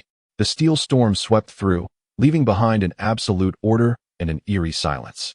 A faint smile curved the corners of Qianshan's lips, not of satisfaction, but of affirmation. The blade, which he had meticulously guided and nurtured, had begun to take shape. Indeed, he murmured, his voice resonating distinctly within the tranquil training chamber, they have performed commendably. Qianshan felt a sense of overall satisfaction with the performance of the air ninja troops, not merely because they had successfully completed their mission. The victory of the air ninja, possessing an overwhelming advantage in equipment, personnel, and resources, was inevitable. His contentment lay in the fact that the air ninja troops did not underestimate the enemy, did not act recklessly, but instead advanced steadily, fully utilizing their strengths to annihilate the foe. Chapter 66. As gradual as the forest raindrops meandered into distorted trails upon the heavy bulletproof glass, while the lights of Air Ninja Village blurred into hazy orbs against the stubbornly glowing backdrop of the night. Inside the conference room, the air was dry and stagnant, tinged with the faint hum of precision machinery and a subtle metallic scent. A massive circular tactical table dominated much of the space, serving as a complex interactive platform. currently projecting a holographic map of Air Ninja Village and the surrounding nations, with miniature mountains, rivers, towns, and fortresses vividly detailed. The bluish light illuminating the faces of those gathered. Qianshan stood at the head of the table, his hands resting on the cold alloy edge, his body slightly leaning forward. He had just concluded a review of the Heavenly Net operation, the cold from the rain outside contrasting sharply with the taut strategic atmosphere within. Regarding the performance of the new Air Ninja troops, he began, his voice soft yet clear, cutting through the sound of rain outside like ice crystals falling onto a jade plate, affirming that their direction was indeed correct. Yet, this was merely the beginning. A greater storm awaited in the years to come. His gaze sharpened as it swept across each face present, silently weighing their resolve and capabilities. In the coming years, the ninja world would experience a fleeting peace. The contradictions among the 5 great nations were irreconcilable. When the conflicts among them erupted in full, the Third Shinobi World War would inevitably descend upon them. What we must do is amass sufficient strength to deepen the roots of the Air Ninja before the storm strikes, allowing our branches to reach ever wider. He inhaled slightly, the light in his eyes keen as a blade, pointing directly at the faint glimmers around the Air Ninja village on the map that represented smaller nations. 3 strategic directions: population, military buildup, and infiltration, the primary areas of focus for this closed-door meeting. First, population growth. Qianshan stood straight, his left hand forming an imaginary grasp in front of him, as if seizing some intangible essence. People are fundamental. Currently, the population of Air Ninja is too small, severely limiting its rapid development. His gaze shifted to the administrative officer, Takanaka Shoji, and the president of the Dawn Chamber of Commerce, Ryoko. Ryoko, he stated, the Dawn Chamber of Commerce is now well established in the ninja world. You should lead the effort to introduce new populations, primarily orphans and children, without neglecting technical talents. Understood, Ryoko responded, dressed in a tailored deep blue suit made from luxurious fabric that exuded professionalism. Her makeup exquisite and her demeanor composed yet sharp from navigating the tumultuous waters of commerce. Her long tenure at the Dawn Chamber had transformed her profoundly, even her voice now sharper than before. Next, Qianshan directed his attention to the administrative officer, Takanaka Shoji. Shoji, work with Ryoko to ensure the proper resettlement of the introduced population within Air Ninja. We must also focus on improving the birth rate.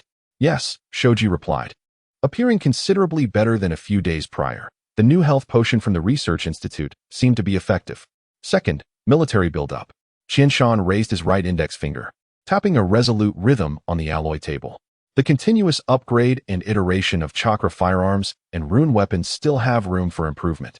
He turned to the minister of the Air Ninja troops, Yukawa, stating, practical data is the best catalyst. You must closely cooperate with the Research Institute to ensure the ongoing technical accumulation of our weaponry. This is also an essential aspect of military preparation. Yukawa stood tall and resolute, responding in a deep voice, yes. The practical feedback has been compiled, and the data will be submitted to the Research Institute shortly. His fist tightened quietly on his knee, knuckles blanching slightly. Shoji, Qianshan resumed, looking back at Takanaka, you have been responsible for the allocation of weaponry. The current inventory of Air Ninja's arms can still be increased, and we should begin accumulating various strategic materials gradually from now on. Do not worry about having too much in reserve. The intensity of the impending Third Shinobi World War will undoubtedly be severe. The more resources we have, the more confidence we will possess, and even if we have excess, they can be sold to other nations. Qianshan was well aware of the ferocity of the Third Shinobi World War in the original narrative, its intensity far surpassing that of the previous 2 conflicts.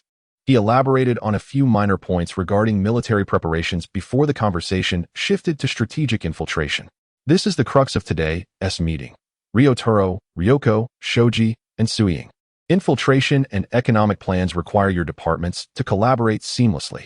Qianshan issued directives for each of their tasks, instructing Ryoko to leverage the Dawn Chamber of Commerce to establish a commercial footprint in the surrounding smaller nations, conducting large-scale, low-cost sales of essential goods to capture the market and achieve economic infiltration. Suiying's mission was to have the Special Operations Team infiltrate and monitor the key figures of several smaller nations, undertaking sabotage and decapitation tasks when necessary. As Suiying's tasks were detailed, he, seated in the corner's shadow, donned a sleek black outfit, his face obscured by a dark mask that concealed his mouth and nose, revealing only his keen, hawk-like eyes. He uttered no words, merely nodding slightly.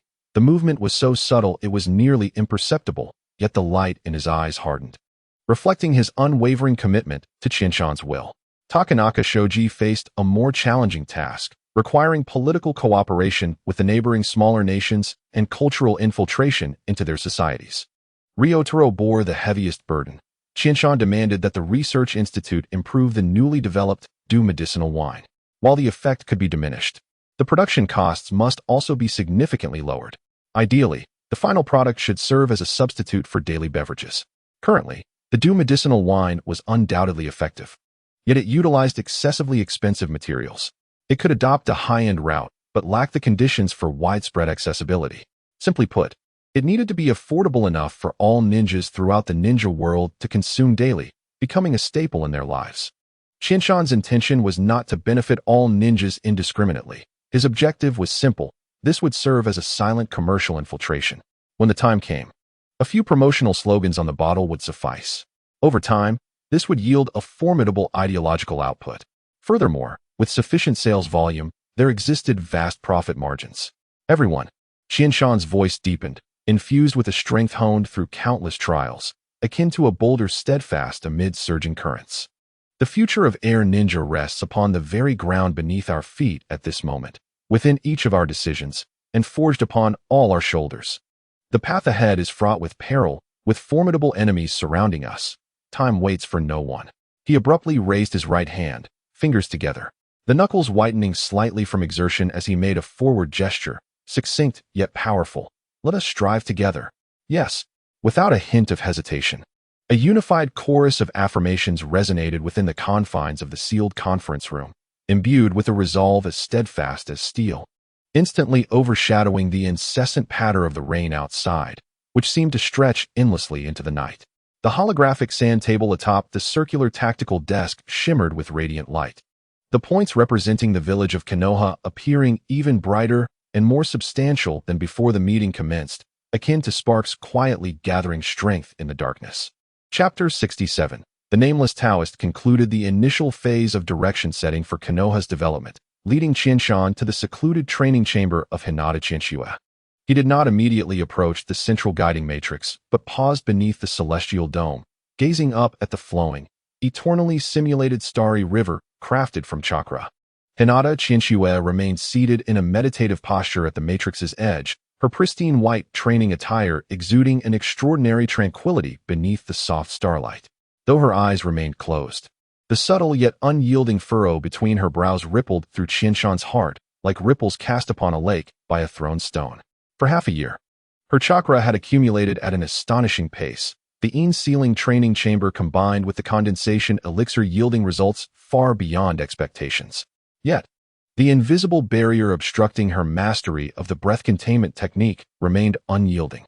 Hinata Chinchua was endowed with exceptional talent, her chakra control meticulous, her perception unparalleled among her peers, and the quality of her chakra extraordinarily dense. Why, then, was she hindered by what appeared to be a simple act of integration? According to the theories of ninjutsu learning, Hinata Chinchua's current abilities in chakra control, perception, and chakra quality surpassed those of Qinshan during his time in Konoha.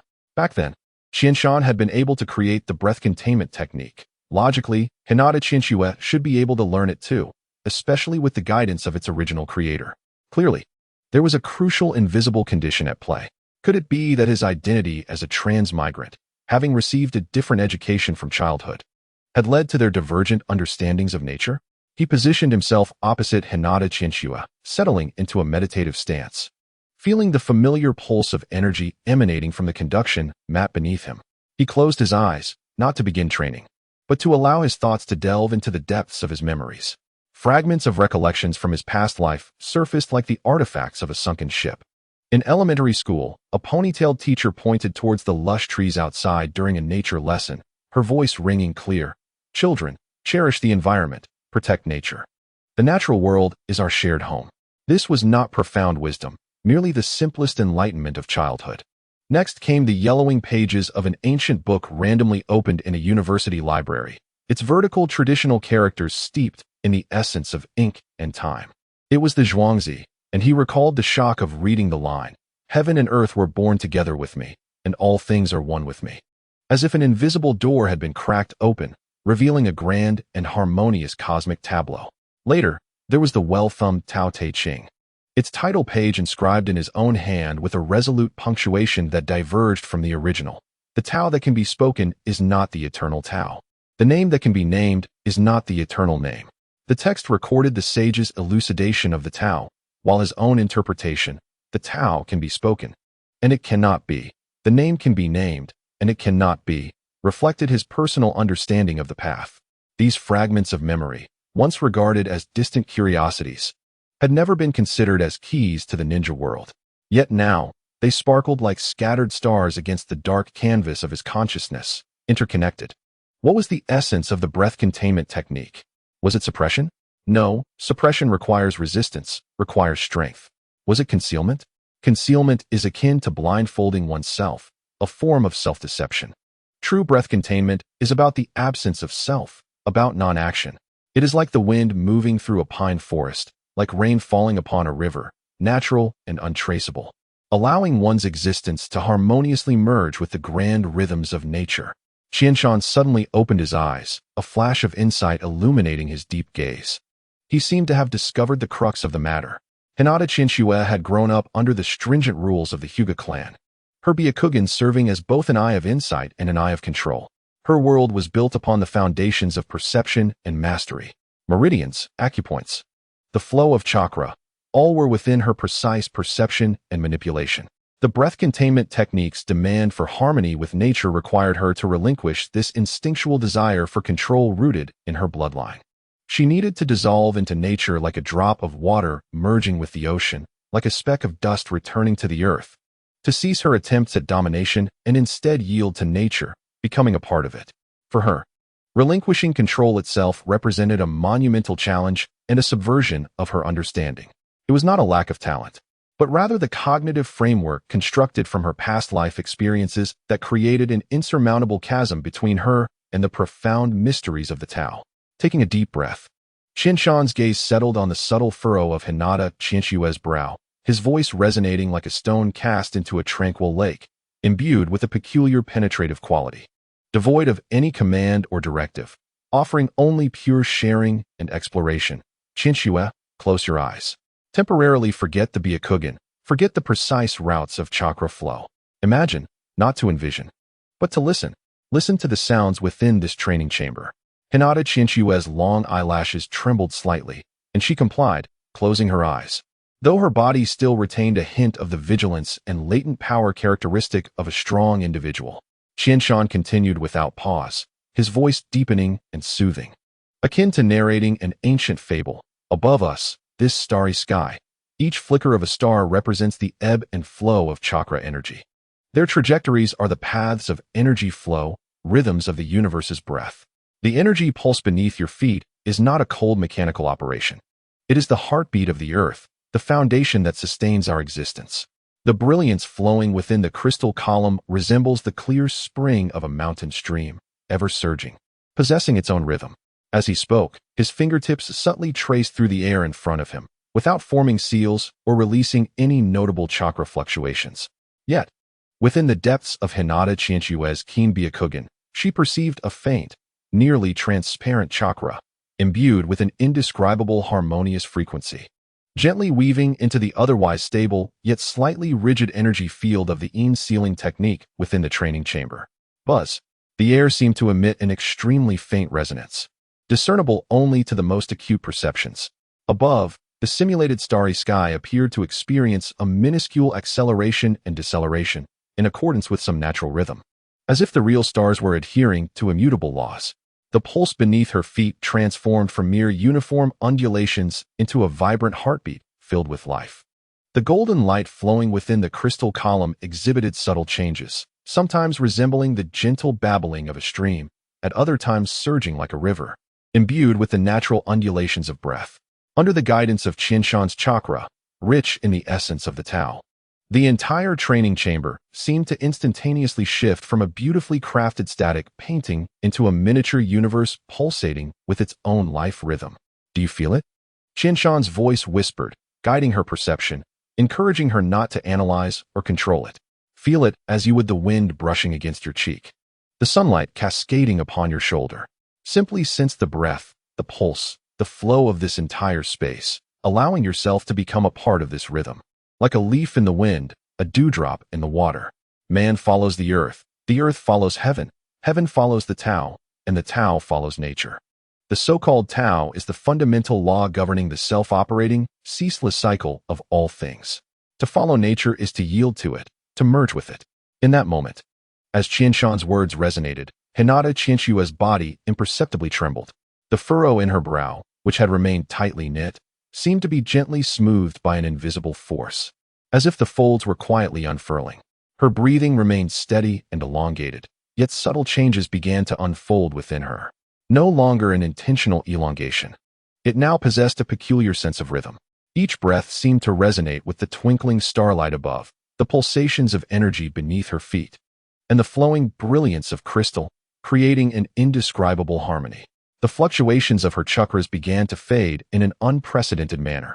It was not a forced suppression or convergence, but rather like salt dissolving in water, ink dispersing on paper, naturally merging with the vibrant energy field of the entire cultivation room, where boundaries became blurred until they were indistinguishable.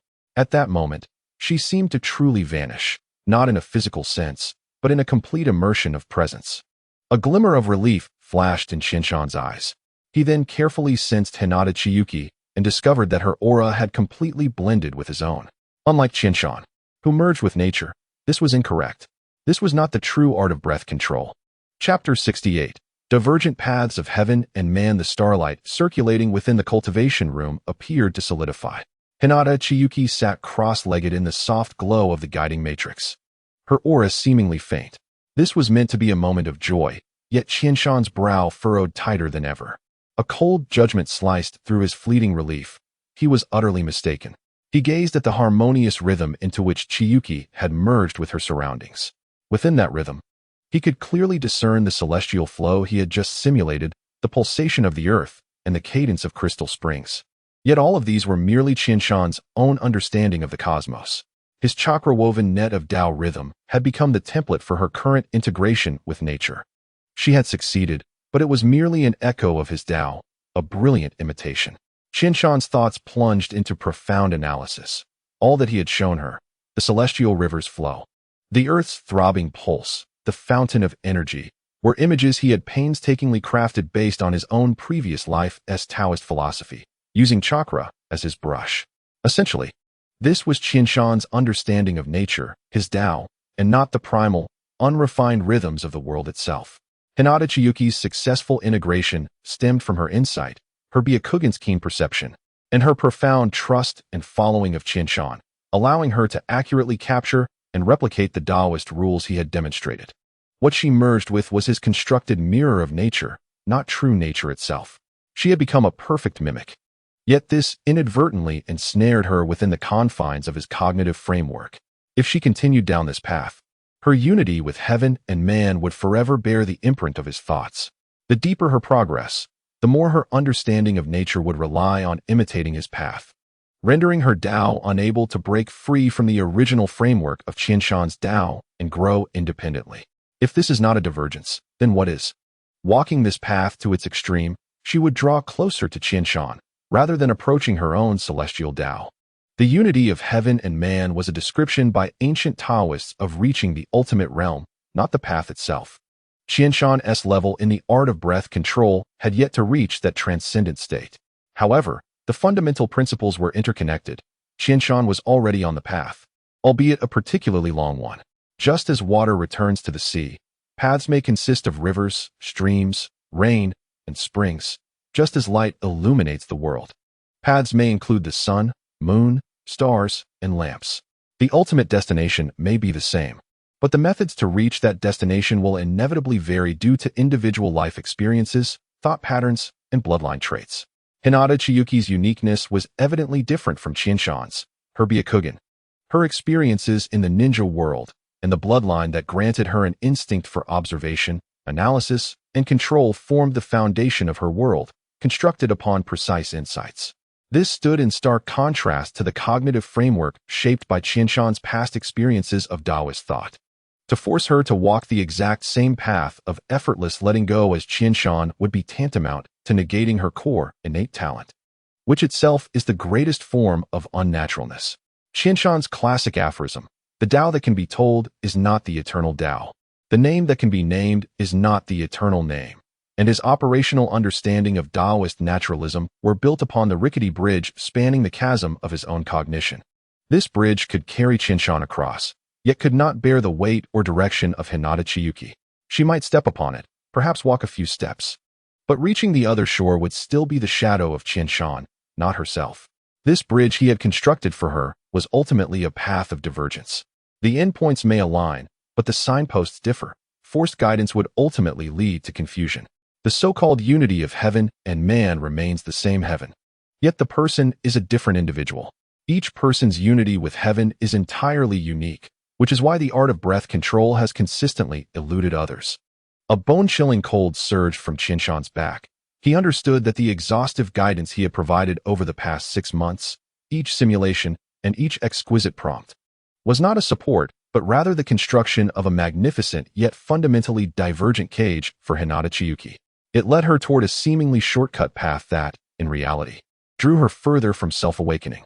The more he successfully taught her to imitate himself, the more he stifled the seeds of a Tao that belonged exclusively to Hinata Chiyuki, which might have taken root within her. Qianshan awakened Hinata Chiyuki, halting her practice of the art of breath control, conveying his thoughts to her, and informing her that he had discovered a method for her to truly learn the art of breath control. The alloy door silently slid open, and Qianshan returned to his study, his steps somewhat heavy. He lit a pot of calming herbs, the slightly bitter aroma spreading, yet failing to dispel the gravity in his heart. After a prolonged silence, until the first wisp of blue smoke from the incense burner rose almost straight into the air, he exhaled deeply, having made up his mind. He approached his writing desk and unfurled a scroll. He added water to the ink block in the inkstone, grinding slowly and steadily. This was not the preparation of a ninjutsu scroll, but the initiation of a completely different direction. The brush, saturated with thick ink, hovered above the paper, encapsulating all his memories, sedimented with a solemn transmission of will. He began to write. Man follows the earth follows heaven. Heaven follows the Tao, and the Tao follows nature. Embrace emptiness to the utmost, and maintain stillness with diligence. All things operate in unison, and I observe their return. Heaven and earth are born with me, and all things are one with me. The Tao that can be told is not the eternal Tao. The name that can be named is not the eternal name. Qianshan's brush moved ceaselessly, the white scroll drenched in ink. He no longer pursued guiding Chiyuki to reach a specific endpoint. Instead, he aimed to open a window for her, to illuminate a lamp, to remove the bridge of divergence that belonged to him, allowing her to discover her own unique path across the vast cognitive wilderness. The only sound left in the study was the rustling of the brush on the paper, akin to silkworms consuming leaves. When the final stroke was made, the ink-wet scroll glimmered under the lamp's light. He no longer looked up at the potential successes beneath the starry dome, but focused solely on the ancient characters brimming with infinite possibilities before him. Qianshan recorded the Taoist classics he still remembered, and then instructed the empty ninja to search for texts in the ninja world concerning the nature of explanation. Hinata Chiyuki's unity with heaven and man still required her own understanding. Otherwise, even if she mastered the art of breath control to conceal her own techniques by imitating Qianshan's nature, she would never learn the art of immortality. Chapter 69. Resonance of Heaven and Man. The alloy door of the cultivation room closed silently behind him, isolating the figure of Hinata Chiyuki immersed in Taoist texts. Qianshan did not leave immediately but stood still in the expansive metallic corridor, his mind still steeped in the profound analysis of Tao and technique he had just experienced. He had realized that the true essence of the art of breath control was not a replicable skill, but rather a unique insight and integration derived from an individual's life experience with the rhythms of heaven and earth. As if a long-sealed door had been opened for him. This was not an epiphany, but rather a natural clarity that had emerged at the right moment. For a long time, he had created the art of breath control to perceive and accept natural energy, stepping into the threshold of immortality. However, he had predominantly viewed natural energy as a force to be utilized, a power that required careful taming, a fuel for enhancing strength, and a tool for honing the body. However, when he revisited his relationship with the natural energies through the lens of Tao, an unprecedented and profound sense of connection arose within him. It became evident that what truly facilitated his cultivation of the immortal arts was never the technique of breath control itself. This esoteric practice, which originated from shape-shifting, manifested various extraordinary phenomena, all stemming from the externalization of a state of unity between heaven and humanity. Consequently, it has never been genuinely mastered by others.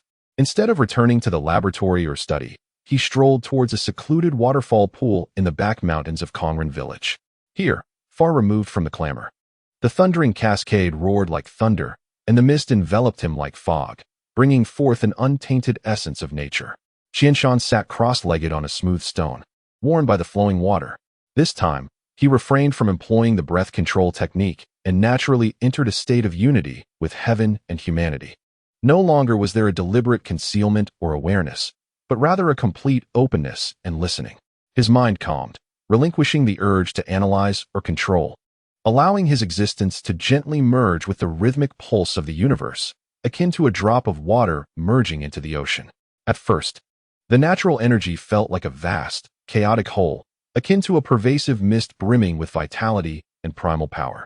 Yet, as his mind became entirely unburdened, establishing an unprecedented, pure, and profound connection with the environment of the waterfall pool, subtle differences began to emerge. Qianshan's unity with heaven and humanity ascended to a new level through his newfound perception of nature, resulting in a transformation of his sensory capabilities. In his perception, the once uniform mist revealed itself to be a tapestry of intricate, active distinctions.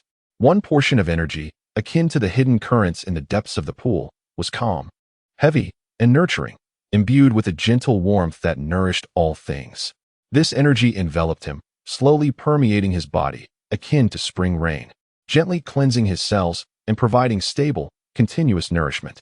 This was the mainstream natural energy he had always absorbed, relatively safe, yet slow to change. However, another portion of energy was entirely different. It resembled splashing droplets, refracting blinding light in the sun, akin to the tumultuous spray that erupted when the waterfall crashed into the deep pool. This energy was more restless, more luminous, embodying an almost violent vitality. This was a new realm Qianshan had never before perceived. This new stage of awareness marked the true beginning of his journey towards the unity of heaven and humanity. His spiritual resonance allowed him to perceive the myriad breaths of the universe more clearly. Previously, he had only lingered at the threshold without truly stepping inside. Cautiously, his spiritual awareness reached out to a thread of this high-activity natural energy. Instantly, a sharp pain, akin to countless icy needles piercing his soul, surged through him. This was not a physical injury, but a direct erosion at the mental level, as if his consciousness were being torn apart, assimilated back into the primordial chaotic flow of energy. Simultaneously, his body instinctively trembled violently, the meridians beneath his skin igniting with a burning pain, as if his cells were emitting waves of lamentation. Qianshan abruptly withdrew his consciousness, his complexion pale, beads of cold sweat forming on his forehead. The corrosive nature of this energy exceeded his expectations.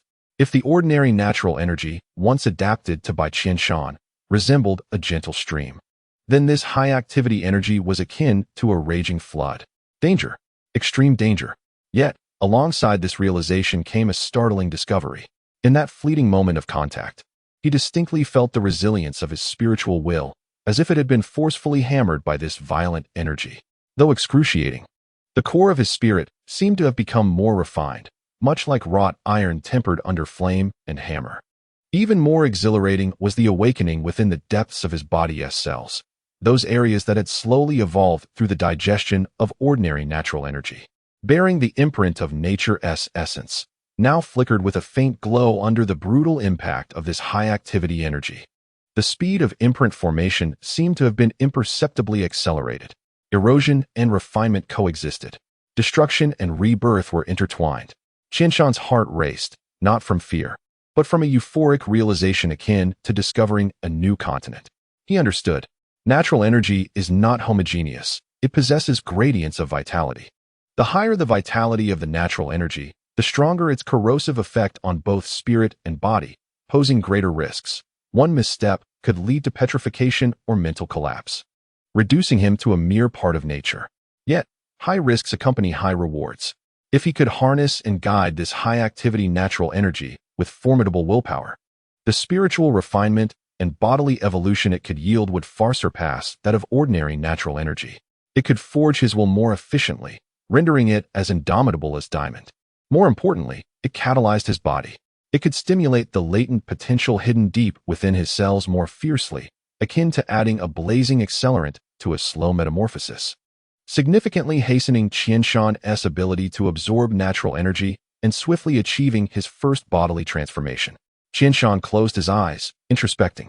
Originally, based on his meticulous calculations and bodily feedback, the accumulation of natural energy within him and the adaptation of his cells required approximately 2.5 years of painstaking effort before he could undergo the first true qualitative transformation, achieving preliminary immortality, where his body would fully adapt to natural energy, eliminating the risk of petrification and enabling the stable and efficient generation of immortal chakra. But now, he cautiously attempted to draw forth a thread of extremely faint, marginal high-activity natural energy once more. This time, rather than confronting it head-on, he approached it with the sensitivity of unity with heaven and humanity, guiding it as one would a rebellious serpent, with his spiritual will intensely focused. Like the most precise filter, he allowed only the slightest trace of the most marginal active natural energy to seep in, while striving to achieve a fragile resonance with its tumultuous fluctuations. Pain persisted, akin to fine currents leaping at the nerve endings. Yet it was considerably less intense than the previous tearing sensation. His spiritual will underwent further tempering through resistance, becoming more concentrated. When this tamed thread of active energy touched his bodily cells, the effect was instantaneous. The affected cells felt as though they had been injected with a powerful catalyst. The natural energy imprint within his body was hastily sculpted as if by an invisible chisel, rendering its intricate structures visible to the naked eye, or through spiritual introspection, at an astonishing speed. Although it was merely a small local area, the enhancement in efficiency was astonishing and revolutionary. So this is the deeper gift of nature? Qianshan opened his eyes, brilliance radiating from them, excitement and reverence surging amidst his fatigue. Previously, he had passively absorbed relatively gentle energy, akin to drawing water from a stream. Now, he felt as if he had discovered the pure gold hidden within the raging flood, provided he possessed sufficient strength and skill to sift and refine it. The deeper and more essential resonance with nature brought forth by his unity with heaven and humanity enabled him to discern and touch these dangerous, yet precious high-activity natural energy particles. For half a year, Qianshan murmured to himself, sensing the vitality within him accelerating due to that fleeting high-activity energy. No, perhaps even faster. He closed his eyes once more, immersing himself in the natural rhythms by the deep pool. This time, his resonance with heaven was no longer merely about concealment or perception. It felt like an in-depth dialogue and exchange of energy with the natural world. He resembled a master alchemist, using himself as the crucible, with his powerful spiritual will as the controlling core, guided by his insights into nature, meticulously selecting and filtering the natural energies that permeated the world around him. Gentle energy flows like a trickling stream, continuously nourishing his foundation, while the faint yet potent high-activity energy, precisely captured, guided, and tamed by him, resembles fragments of stars cast into a furnace, wielding destructive heat that forges his will with greater intensity and efficiency, catalyzing the metamorphosis of his body. Each successful guidance of this high-activity energy is accompanied by a subtle refinement of his mental will and a remarkable acceleration in the pace of physical transformation. Pain and rebirth intertwine, and danger coexists with opportunity. Qianshan distinctly senses that the natural energy imprint, which would typically require years to establish, is now inscribed deep within every cell at an unprecedented, almost voracious speed. The waterfall continues to roar, and the mist above the deep pool lingers. Qianshan, seated in meditation, embodies an increasingly profound and restrained aura, as if he has wholly melded with the surrounding world. Only the transformation within him, akin to a star-forging furnace, heralds the impending storm. Chapter 70.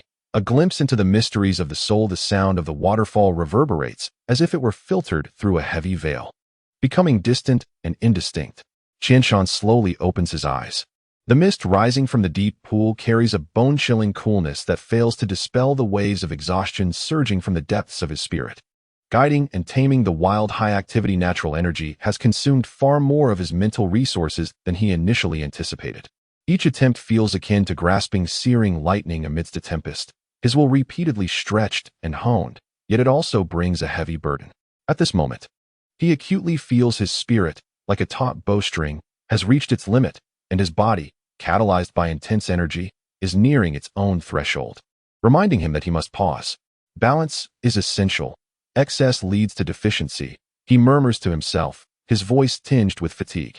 Drawing in a deep breath of the moist, cool air, he gradually withdraws his energy, allowing the raging furnace to cool temporarily. However, he realizes that the high-activity natural energy is not the greatest gain from this moment of enlightenment. In that peak state of celestial resonance, where his mental will collided and fused with the wild natural energy, he vaguely perceived a more profound, fundamental power, an elusive force akin to an undercurrent hidden beneath the deep sea. This was neither chakra nor mere natural energy, nor was it purely willpower. It seemed to emanate from the deepest recesses of his soul, born from trials, insights, and transcendence, a luminous essence of spiritual will. This force, though exceedingly faint like a flickering candle in the wind, bore an ineffable sense of dominion. Qianshan vaguely sensed that when this spiritual light flickered briefly, the once disparate chakras, natural energies, and even mental fluctuations within him seemed to be gently smoothed by an invisible hand, becoming more harmonious, tamed, and infused with vitality and direction. This revelation sent a tremor through Qianshan's heart, for he had previously entertained vague conjectures. While delving into the nature of chakra, he had speculated, in the original text, Kakashi instructed Naruto to perceive the sharpness and cutting essence of wind chakra, to use his chakra to slice through leaves. The crux of Kakashi's teachings lay in imagination. This hinted at a phenomenon where imagination could endow chakra with unique properties. Initially, Qianshan proposed that chakra was a synthesis of bodily and mental energies, naturally influenced by mental will. However, today's spiritual revelations reshaped his understanding, stemming from his teachings to Hinata Chikichi. This adjustment refined Qianshan's fundamental comprehension of the unity of heaven and man, subtly altering his perception of the entire world. This catalyzed a profound elevation of his spiritual will, which Qianshan believed might also enhance the essence of his soul. The elevation of his soul's essence, in turn, benefited the overflow of his spirituality, leading to a transformative shift in his perceptual dimensions, allowing him to sense the high-activity natural energy. Moreover, Qianshan was certain this was not his first encounter with such dimensional power. It felt familiar. Akin to the resilience of the soul within the critical elements of chakra synthesis he first experienced when absorbing natural energy.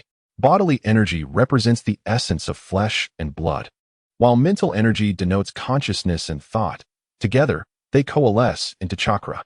Yet, the emergence of chakra's transformative properties introduces a powerful idealistic intervention, enabling chakra to exhibit extraordinary characteristics beyond its foundational nature.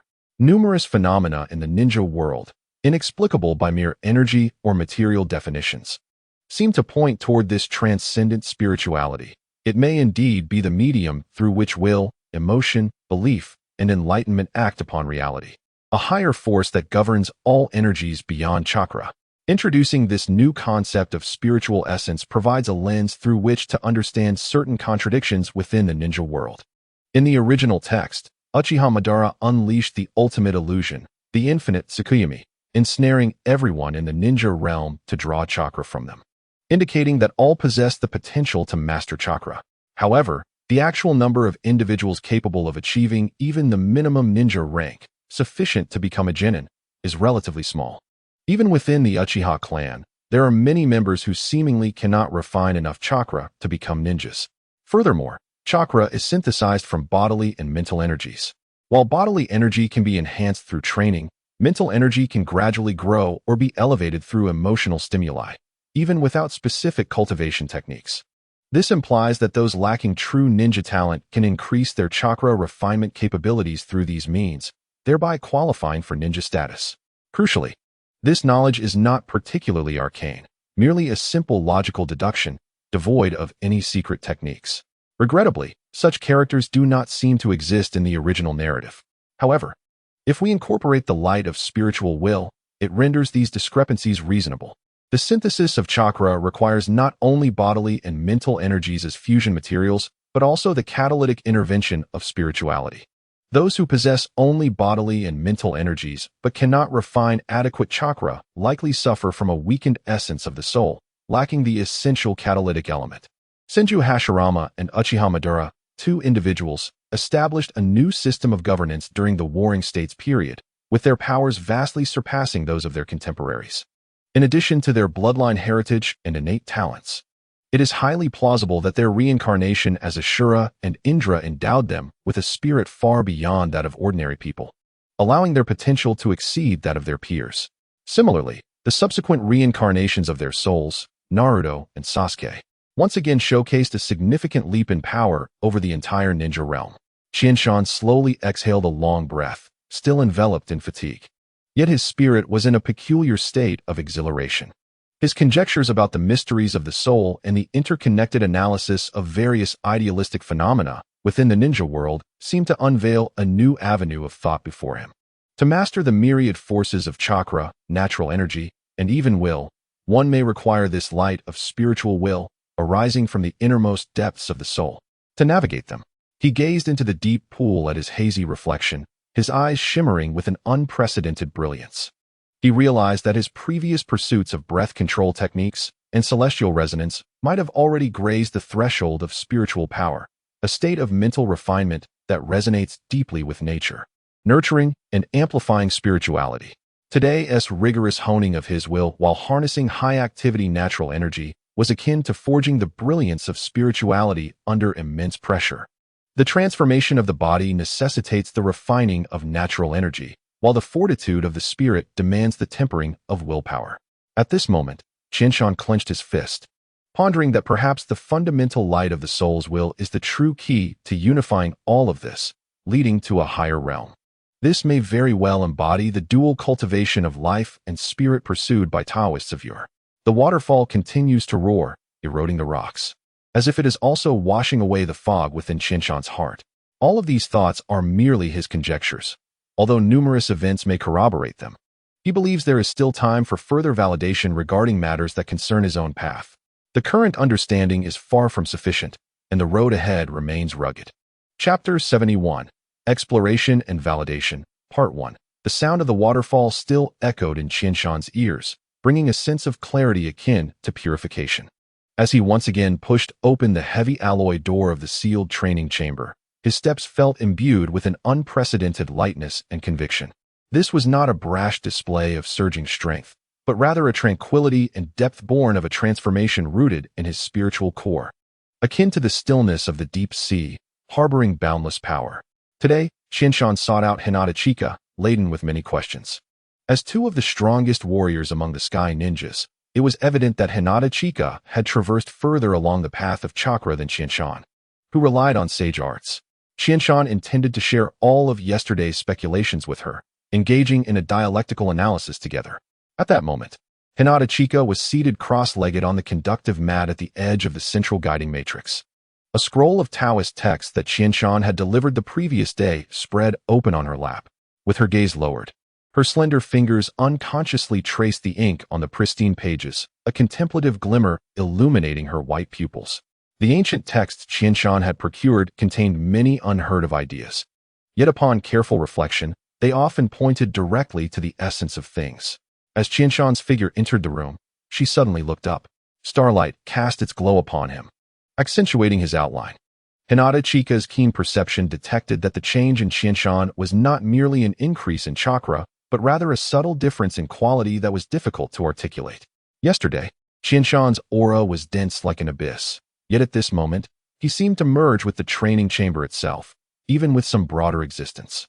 Enveloped in an ineffable harmony and clarity, his gaze remained profound, yet lacked the sharpness of before, replaced by a serene insight into the essence of things. As if he had shed superficiality and returned to simplicity. Even the faint currents of air he stirred seemed to carry a natural rhythm. Qianshan, Hinata Chika's voice carried a hint of hesitation and astonishment. How can one undergo such a tremendous transformation within a single day?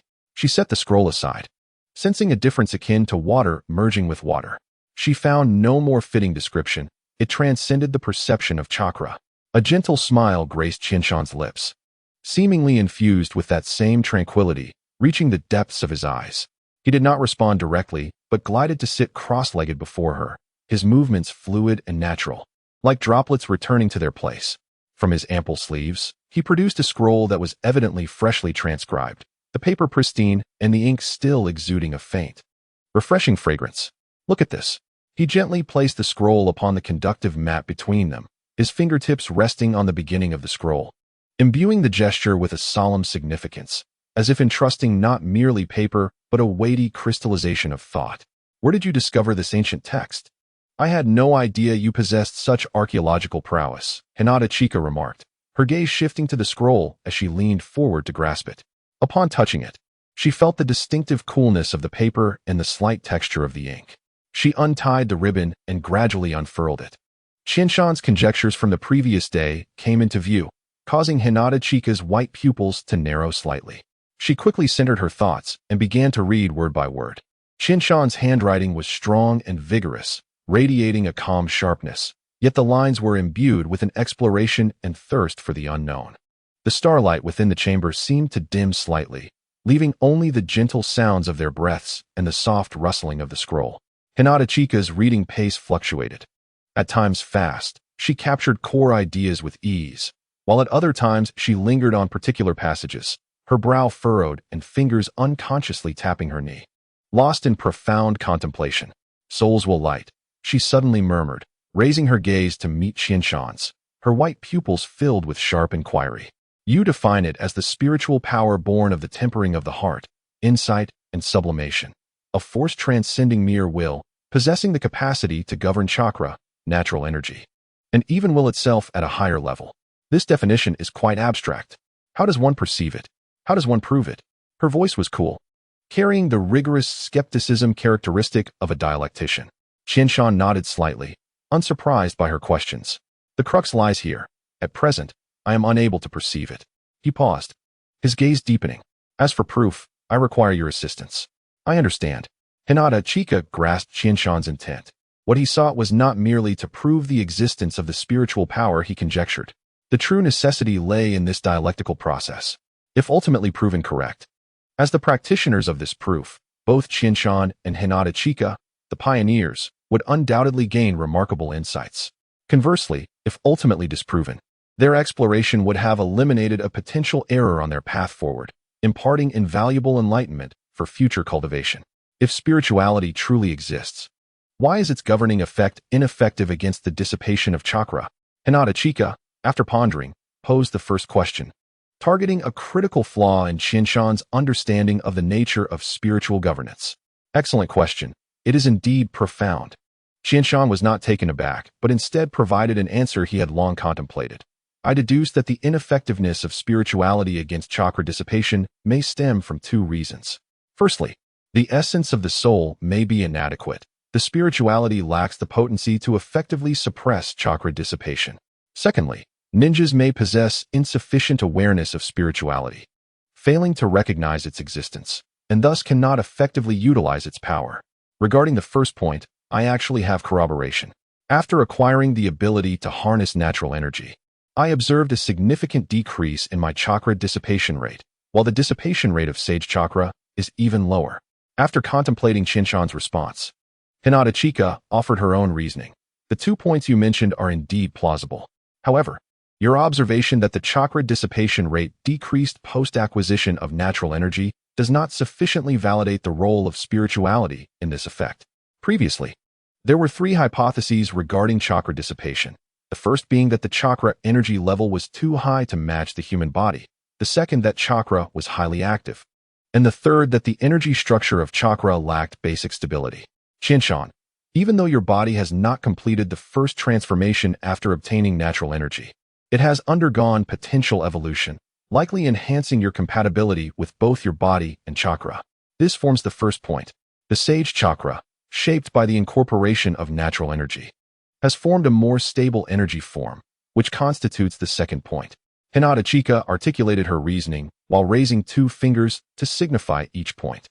These factors are also crucial in influencing your chakra dissipation rate, thus necessitating further data and experimentation. You make a compelling argument. Qianshan nodded in acknowledgement, recognizing that Hinata Chika's analysis was indeed on point, logical, and coherent, an aspect he had overlooked. The two delved deeper into the exploration and validation of spirituality, seeking more robust evidence for its existence in theory while eliminating distractions. Two souls imbued with a spirit of exploration sparked intense flashes of inspiration within the confines of this small chakra training chamber. Regardless of whether they could ultimately prove the existence of spirituality, at this moment, their souls blossomed into the most resplendent flowers of wisdom. Chapter 72, Discussion and Argumentation, Part 2. Within the confines of the training chamber, starlight ebbed and flowed, while the air seemed to congeal under the weight of contemplation. Qianshan and Hinata Qianxua sat facing each other, with an unwound scroll on the conductive mat resembling a map, marking the fervent trajectories of their intellectual duel. As they engaged in their continuous discourse, their gazes grew increasingly luminous, akin to a beacon illuminating the vast darkness, guiding their way. Regarding the hypothesis of the duality of chakra's mass energy, a new query emerged from Hinata Qianxua. How does spirituality mediate this relationship? This inquiry was pivotal, as many techniques currently employed by the Konin are predicated on this hypothesis. Qianshan referred to this conjecture as the first law of chakra. It represents one of Qianshan's most significant explorations into the essence of chakra within the ninja realm. He posited that chakra is both matter and energy, possessing a duality of mass energy. The ninjutsu utilized by ninjas in the ninja world can be categorized into the fundamental 5 elemental types, supplemented by various bloodline limit attributes, resulting in a plethora of varieties. However, from Qianshan's perspective, ninjutsu can be distilled into 2 fundamental forms: energy-type ninjutsu, where the ultimate manifestation is an energy attack, such as the Great Fireball Technique, Raijin, and Rasengan, and physical-type ninjutsu, where the manifestation is a physical assault, exemplified by various taijutsu techniques. The Water Dragon Bullet Technique, the Great Waterfall Technique, and the Earth Wall Technique.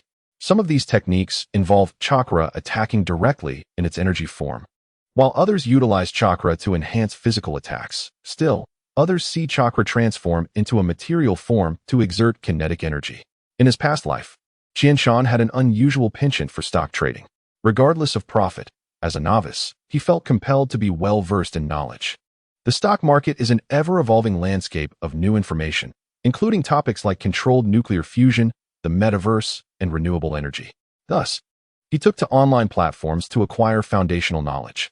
Eventually, he came to understand the mass energy equation, which posits that under certain conditions, matter and energy can be converted.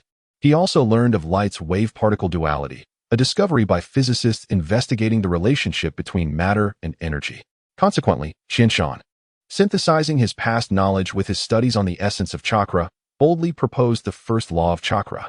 This hypothesis had even seen half of its proof established by a now-deceased individual, none other than the god of ninjas, Senju Hashirama. Hashirama, through his remarkable chakra control, created a wood-release chakra crystal, which was ultimately passed down to Tsunade, one of the legendary Sannin of Konoha. Why is it said that Hashirama only proved half of the first law of chakra? Analyzing chakra's transformation into kinetic energy-based ninjutsu. The Water Dragon Bullet Technique serves as a quintessential example. This technique relies primarily on the formidable impact of water to inflict damage upon adversaries. When this ninjutsu is executed, it can be interpreted as chakra transforming into water, a conversion from energy to matter.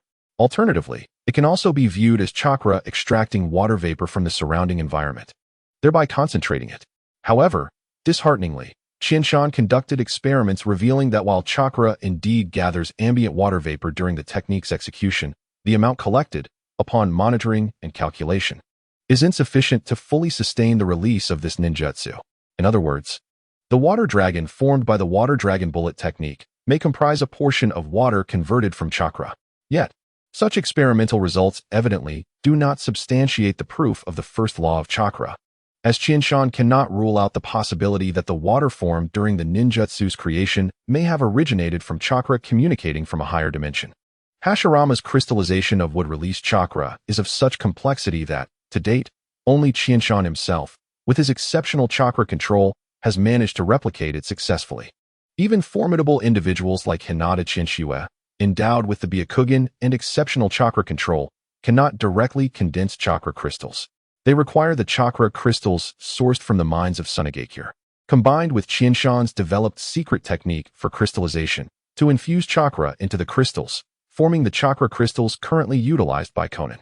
Chakra energy can transform into chakra crystals under specific conditions, persisting over time, which sufficiently attests to the potential of chakra energy to transition into a unique material form under certain circumstances, yet akin to hydrogen atoms, which can participate in nuclear fusion to release immense energy.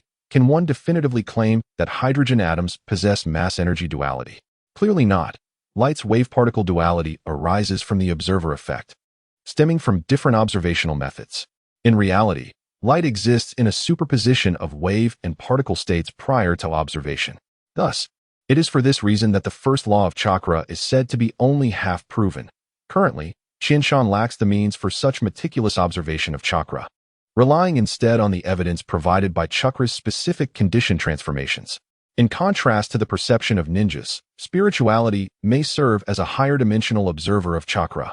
When spirituality observes chakra from an energetic perspective, as ninjas utilize energy-based ninjutsu, chakra manifests in its energetic form. Conversely, when ninjas employ physical-type ninjutsu, spirituality, as the observer, perceives chakra from a material standpoint, resulting in chakra revealing itself in its material form. Mass energy duality. Hinata Qianshue's delicate fingers gently trace the characters, her white pupils glimmering with contemplative illumination. Using spirituality as a bridge, she elucidated the possibility of chakra transitioning between pure energy and material manifestation, indeed offering a novel perspective.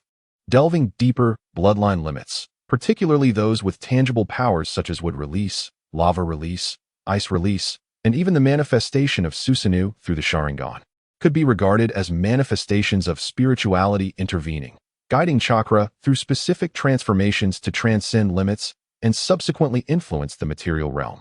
Chapter 73, Discussion and Argumentation, Part 3.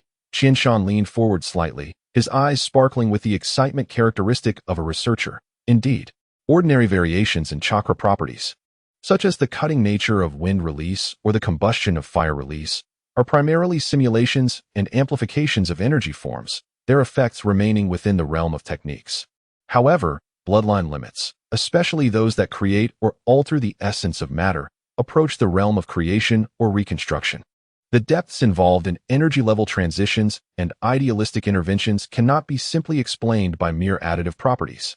Spirituality, as a deeper form of dominion, could very well be the crucial catalyst and observer. It bestows direction and qualitative transformation upon chakra, enabling it to surpass basic property variations and achieve qualitative leaps. Hinata Qianxue subtly nodded, acknowledging Qianshan's analogy, yet the brilliance in her gaze remained calm and incisive. Your hypothesis is remarkably audacious and inspiring. It resembles a key attempting to unlock a door we have never truly glimpsed beyond. However, her tone shifted, imbued with an undeniable rigor, no matter how perfectly shaped. A key without a lock to validate its fit remains merely a splendid conjecture. All our current evidence is grounded in your personal insights, the fluctuations of your own chakra, and your interpretive readings of phenomena within the ninja world. The sample size is singular, variables cannot be precisely controlled, and there is a lack of reproducible experimental data to substantiate it. She raised her head, her white pupils locking onto Qianshan with an undeniable intensity. Your unique experiences, Senjutsu, the art of concealment, the ethereal inspirations you have encountered, and even the potential uniqueness of your spirituality, regardless of its existence, constitute an irreplicable extreme sample. Relying solely on your insights, we cannot discount the possibility that this is a particular instance arising from your unique path. Nor can we ascertain that spirituality is a universally present power level within ninjas that can be recognized and harnessed. The fervor in Shinshan's eyes gradually subsided as he recognized the validity of Hinata Chiyuki's assertions. The paramount aspect of research lies in its reproducibility, necessitating control groups and the elimination of confounding variables. His personal pathway, his connection to the celestial, constituted the most significant disruptive variable. Thus, Shinshan inhaled deeply, reclining slightly while his fingers gently tapped his knees. His gaze transformed into one of calm exploration. Evidently, Hinata Chiyuki had already conceived a direction for validation. The corners of Hinata Chiyuki's lips subtly curved into a faint arc, marking her entry into an analytical state, a silent joy shared between them. She picked up the scroll filled with hypotheses, her fingertips gliding over the passages concerning spiritual dominion and catalysis. We require anchor points. Your hypotheses must be drawn from the ethereal realm of philosophical speculation back to a controllable experimental platform. Her voice was clear and resolute, as she meticulously selected 5 ninjas. The criteria were stringent, differing chakra attributes: wind, fire, earth, water, lightning, above-average mental resilience, no bloodline limits, and exceptional chakra control. Most importantly, they must be entirely unaware of the spiritual concepts you propose. And then, Shinshan queried, leaning slightly forward, his hands crossed before him, embodying a posture of unwavering focus. Hinata Chiyuki's tone carried an undeniable decisiveness as she delineated the second phase training for chakra property transformation. This was not merely mastering basic transformations, but rather advancing towards a deeper, more tangible edge. She elaborated on her methodology, setting a visualization goal for each individual that surpassed their current capabilities, yet theoretically attainable within the confines of their chakra attributes. For instance, for the wind attribute ninja, conventional transformations primarily involve cutting and sharpness. Further transformations could enrich the nature of wind chakra, steering it towards lightness and swiftness, even towards flight, liberating it from the constraints of ninjutsu. For the fire attribute ninja, while conventional transformations involve burning and explosions, a secondary transformation could explore a different avenue, wherein a gentle flame may also possess healing properties. For the lightning attribute ninja, conventional transformations entail paralysis and destruction, while a secondary transformation could navigate towards purification, endowing the lightning attribute with new purifying properties. The training method would employ will guidance techniques, requiring them to abandon conventional hand seals and chakra control techniques, and instead focus on imagination and the infusion of intent. Throughout the process of refining and releasing chakra, they must continuously infuse it with a strong intent that bestows form and texture, akin to imbuing it with a soul, concentrating on the pure link between their attributes and goals. Hinata Chiyuki set the scroll down, her posture erect, her white eyes locking onto Shinshan with the intensity of a searchlight. This experiment on the secondary nature transformations of these 5 chakra types will serve as 5 anchor points. If we assume that spirituality exists as a governing and catalytic force, then during their attempts at extreme guidance of intent, even if they possess no prior understanding, they may trigger within themselves a faint spark of spiritual illumination at a critical juncture, thus exhibiting observable breakthroughs in the qualitative transformation of their chakra. She paused slightly, her voice laden with undeniable weight. Conversely, if none of the 5 can achieve any transcendental qualitative transformation under the will guidance method, or if the degree of transformation falls significantly short of expectations and monitoring data fails to support evidence of any external force intervening, then, Shinshan, your hypothesis on spirituality will, at least at this stage, lack a universal experimental foundation. It may exist solely on your unique path, or manifest in a form entirely divergent from our expectations. Shinshan listened attentively, his gaze oscillating between Hinata Chiyuki's cool, resolute countenance and the scroll.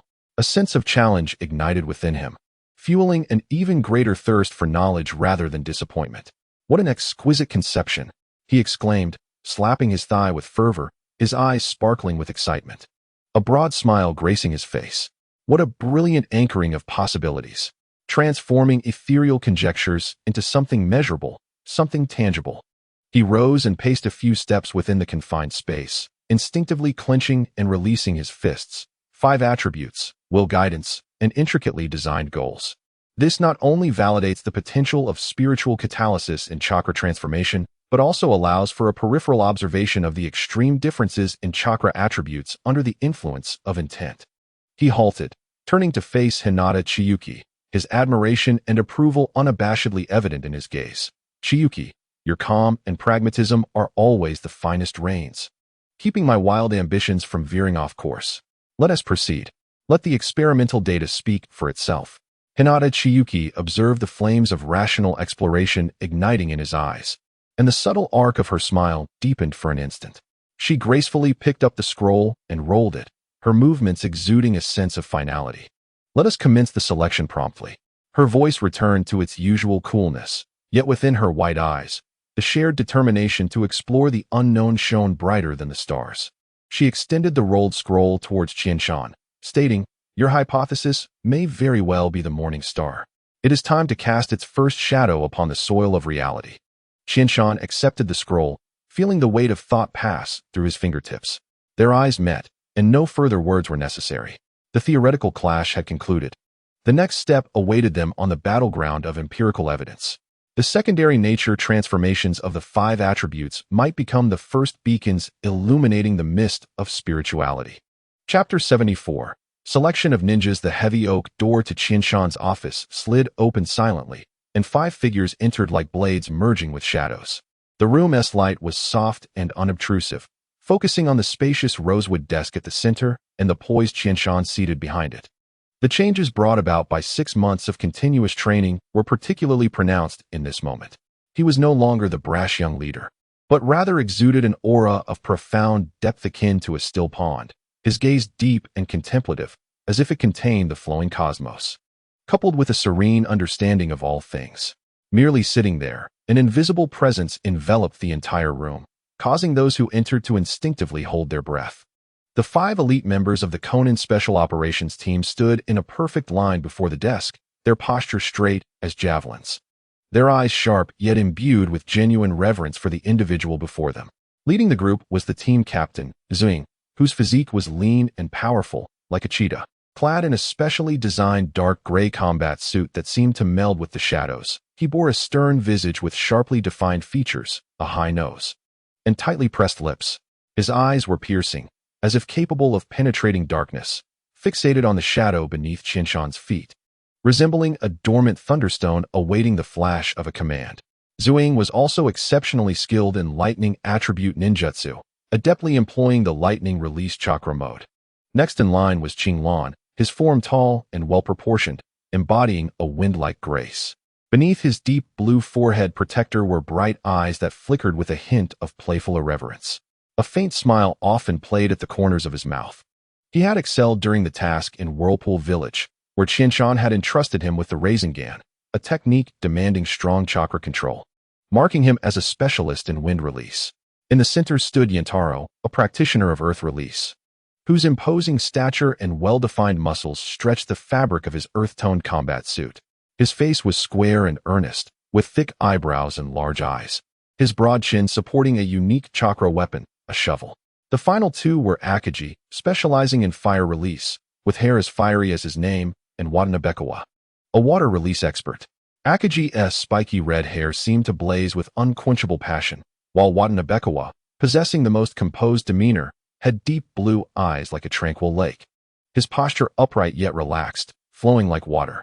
Qianshan exchanged no superfluous pleasantries, his gaze calmly sweeping across the 5 individuals. His eyes bore a tangible weight, causing an involuntary chill to run through them, compelling them to suppress any flicker of emotion and stand even more erect. "Esteemed colleagues," Qianshan began, his voice neither loud nor soft, yet resounding clearly in each ear, imbued with an undeniable gravity. "I have summoned you for an important experiment concerning the foundational powers of Kongren's future." He retrieved 5 scrolls from beneath the table, each crafted from dark chakra-conducting paper, their edges embossed with symbols signifying utmost confidentiality. He personally approached each individual, handing them their respective scrolls. "This outlines the core of the experiment, detailing the directions you are to explore." As Qianshan returned to his seat, his tranquil gaze remained fixed upon them. The 5 received the scrolls, feeling their icy coldness. Yet the embossed symbols emitted a faint energy, hinting at their extraordinary nature. Almost in unison, they untied the bindings. a mixture of solemnity and curiosity, prompting them to slowly unfurl the scrolls. The only sound that filled the office was the soft rustle of paper. The tranquility was shattered in the next moment. What? Purification? Flight? Healing? Is this a change in nature? Shock, confusion, and disbelief manifested on their faces, varying in intensity but equally vivid. The icy demeanor of Chasing Shadow was abruptly disrupted, his keen pupils narrowing to pinpoints as he scrutinized the scroll's description of lightning purification, an idea utterly at odds with his understanding of lightning's violent, destructive, penetrating, and paralyzing nature. His fingers gripped the edge of the scroll tightly, turning pale, his lips pressed into a rigid line as he fought to suppress the rising tide of doubt. Purification? Lightning? It was as absurd as the notion of freezing fire. He instinctively glanced at Qianshan, his eyes filled with unvoiced questions and confusion. Beneath his composed exterior lay the shock of a profound cognitive upheaval. The air in the office felt as though it had solidified, saturated with silent astonishment and a plethora of unasked questions. The 5 seasoned ninjas, who had faced countless battles, now stood like fresh students confronting a textbook that completely upended their understanding. Qianshan observed their reactions with calm eyes, seemingly having anticipated this moment. He broke the silence with a measured tone. I understand your thoughts. These directions diverge significantly from your past training and insights, even contrasting with the general understanding of chakra nature changes within the ninja world. His voice remained steady yet possessed a peculiar penetrating quality that struck directly at their hearts.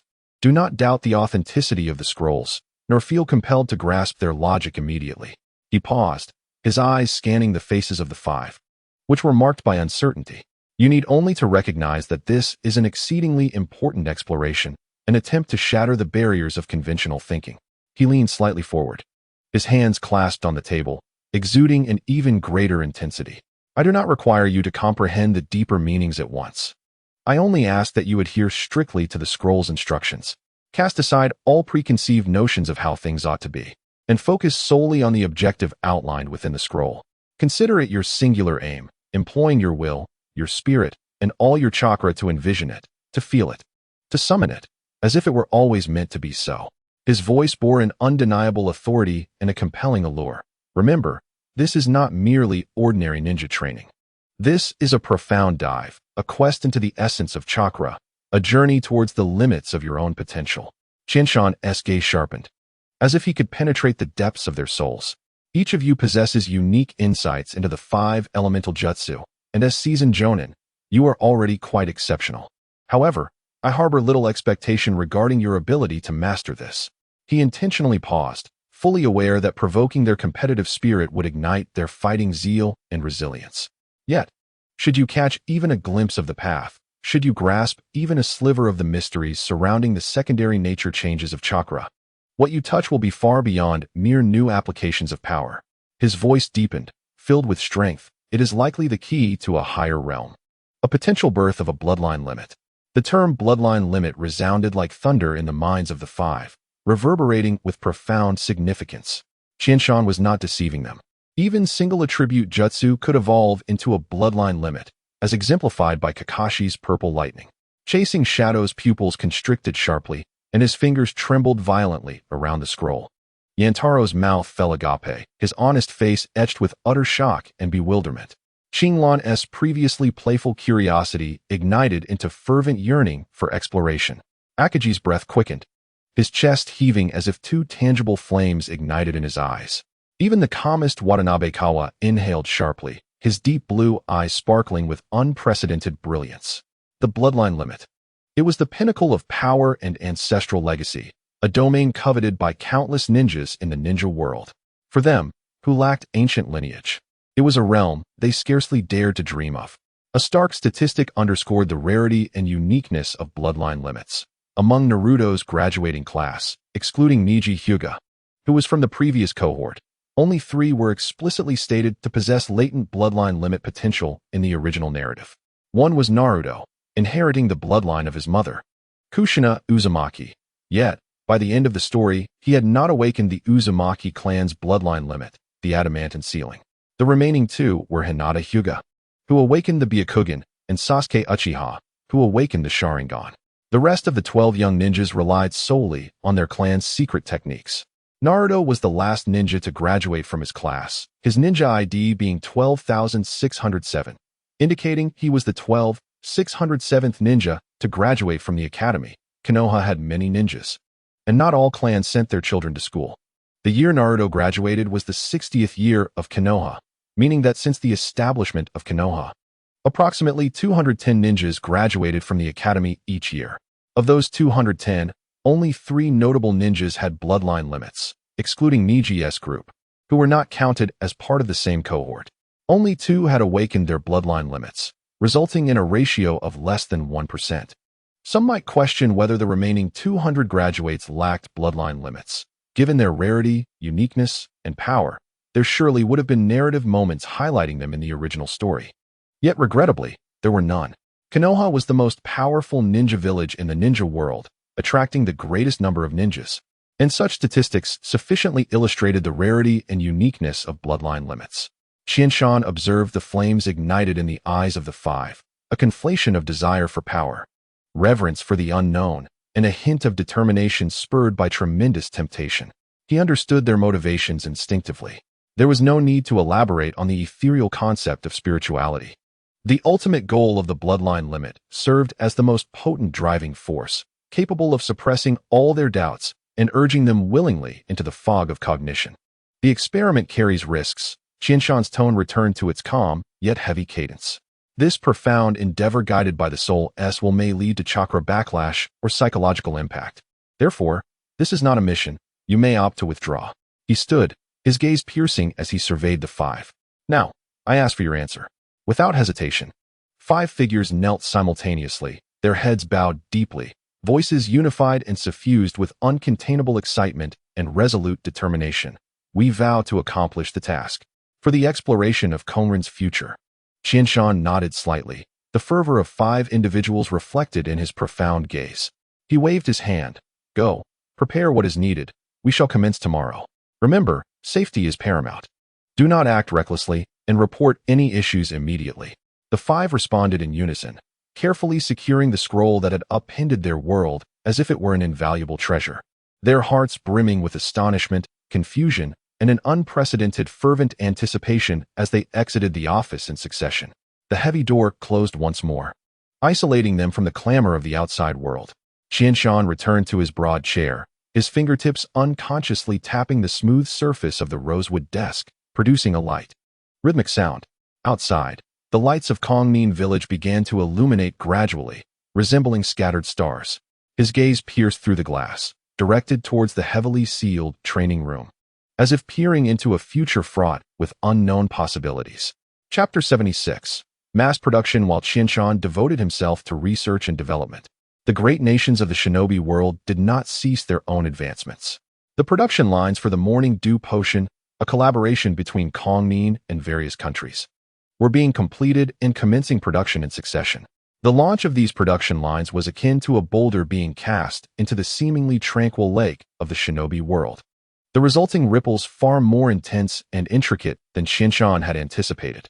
Initially, the major nations maintained strict secrecy regarding their collaborative production lines. However, it soon became evident that a vast quantity of Morning Dew potions was flooding the market, prompting subtle changes that quickly caught the attention of various shinobi villages. Upon further investigation, it was swiftly uncovered that Kongnin had established production lines not only in collaboration with its own allies, but also with other shinobi villages. This news spread like wildfire among the high echelons of the shinobi world. When the leaders of the major villages learned that Kongnin had engaged in simultaneous collaborations with multiple great nations, including their own, their initial astonishment was swiftly replaced by a sense of indignation at being outmaneuvered. In the land of Earth, at Awagakure, Oyama floated in midair, the atmospheric pressure around his diminutive form plummeting. What audacity from Kongnin! What a cunning collaboration! His expression darkened as he nearly crushed the intelligence scroll in his hand, fury boiling within him. How dare they toy with us all at once, assuming we would not dare to confront them? Hatsu, standing below, calmly analyzed, Father, anger will yield no results. Kongnin's actions effectively render the core formula of the Morning Dew semi-public. If we sever cooperation now, and other villages master the production line and comprehend the formula, they will inevitably increase their output. leaving us at a disadvantage in terms of strategic reserves and the recovery capabilities of our shinobi. He paused, his tone laced with a hint of resignation. Moreover, the channels of the Dawn commerce have already expanded, and the market is beginning to accept this product. A complete blockade is nearly impossible. We must swallow this bitter pill for now. Oyama scoffed, his eyes glinting with a mix of determination and frustration. Then we shall continue cooperation. But send someone to keep a close watch on that production line and the movements of the Dawn commerce. Additionally, instruct the medical team to spare no effort in analyzing the components and swiftly strive for replication or alternatives. We, Awagakure, cannot allow a mere Kongnin to lead us around by the nose for too long. In the land of lightning, at Kumogakure, the third Raikage, had fully recovered his right arm, yet the sense of humiliation lingered more deeply. His face darkened as he slammed his fist onto the table, the sturdy surface fracturing instantly. Outrageous. They severed my arm, and now mock us with such tactics. Kongnin must pay a price. He roared, his voice reverberating through the command center. A calm advisor reminded him, Lord Raikage, please temper your anger. Kongnin's actions are exceedingly cunning. If we disrupt our cooperation, Konoha and Sunagakure would relish our withdrawal. At that point, they would hold the upper hand in mission execution and shinobi endurance. Moreover, this product holds immense value for frontline shinobi. He lifted a sample that had just arrived through secret channels, especially for our Kumogakure shinobi, who prioritize speed and strength. The ability to restore chakra in critical moments is akin to gaining another life. Though flames of fury burned in the third Raikage size, they ultimately transformed into a subdued growl. We shall continue cooperation, but intensify our intelligence infiltration into Kongnin. Find out everything. Furthermore, dispatch a team of envoys to hold Kongnin accountable. Kumogakure was accustomed to dominance and could not tolerate any loss.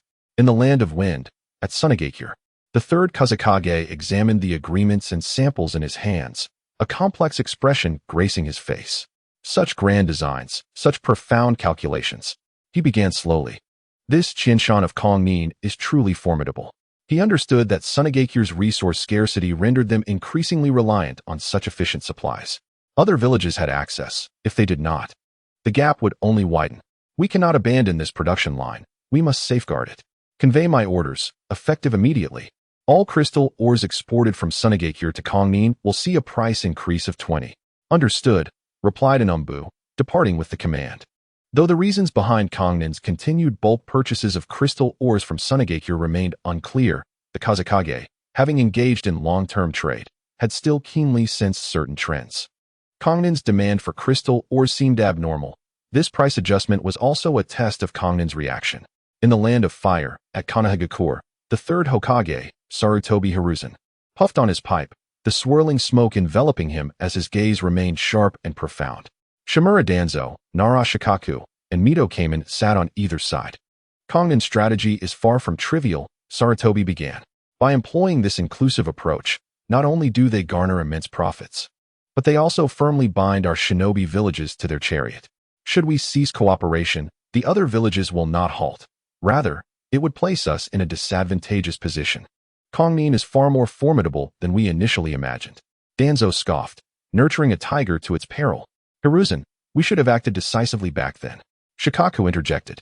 What matters now is how we respond. We must maintain cooperation to ensure supply.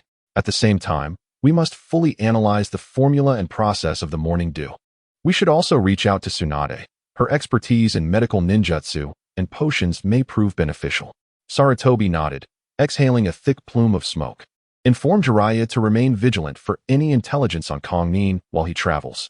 As the production lines across the major shinobi villages operated at full capacity, coupled with the expansive distribution network of the Dawn commerce, the morning dew potion swiftly permeated the shinobi world like a spring rain.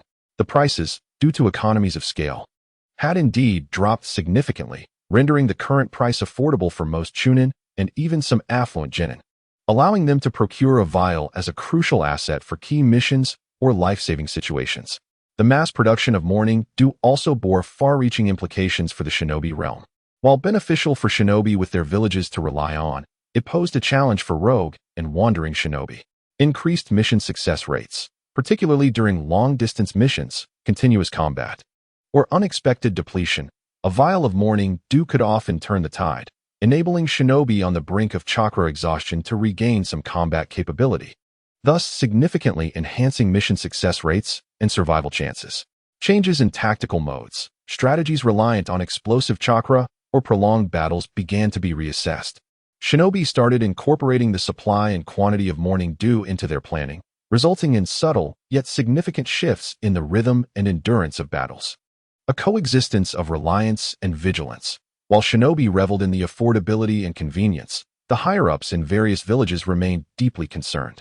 The increasing dependence on morning dew implied that Kongnen's influence over the nations was subtly expanding through this invisible tendril.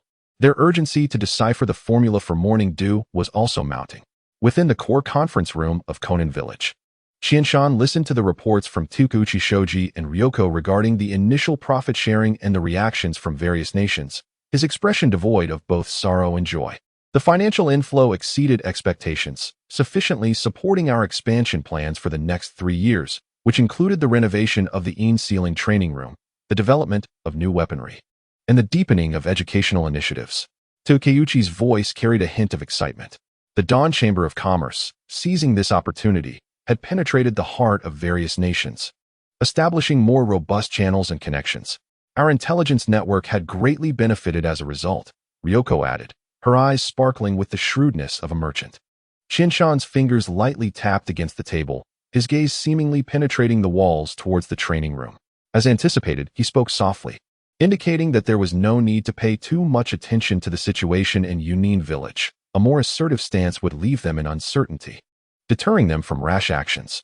He paused, a glimmer of profound insight flashing in his eyes. Moreover, they are currently preoccupied with researching how to replicate or substitute our products, which inadvertently grants us precious time. However, we must approach the situation with Sunagakure carefully. Although we have purchased large quantities of their exported crystals to create a facade of confusion, they will eventually discover the existence of chakra crystals. Before that happens, we must intensify our purchasing efforts. Qianshan understood well that such matters could be concealed temporarily, but not indefinitely. We must acquire as many as possible before Sunagakure fully realizes the potential of chakra crystals.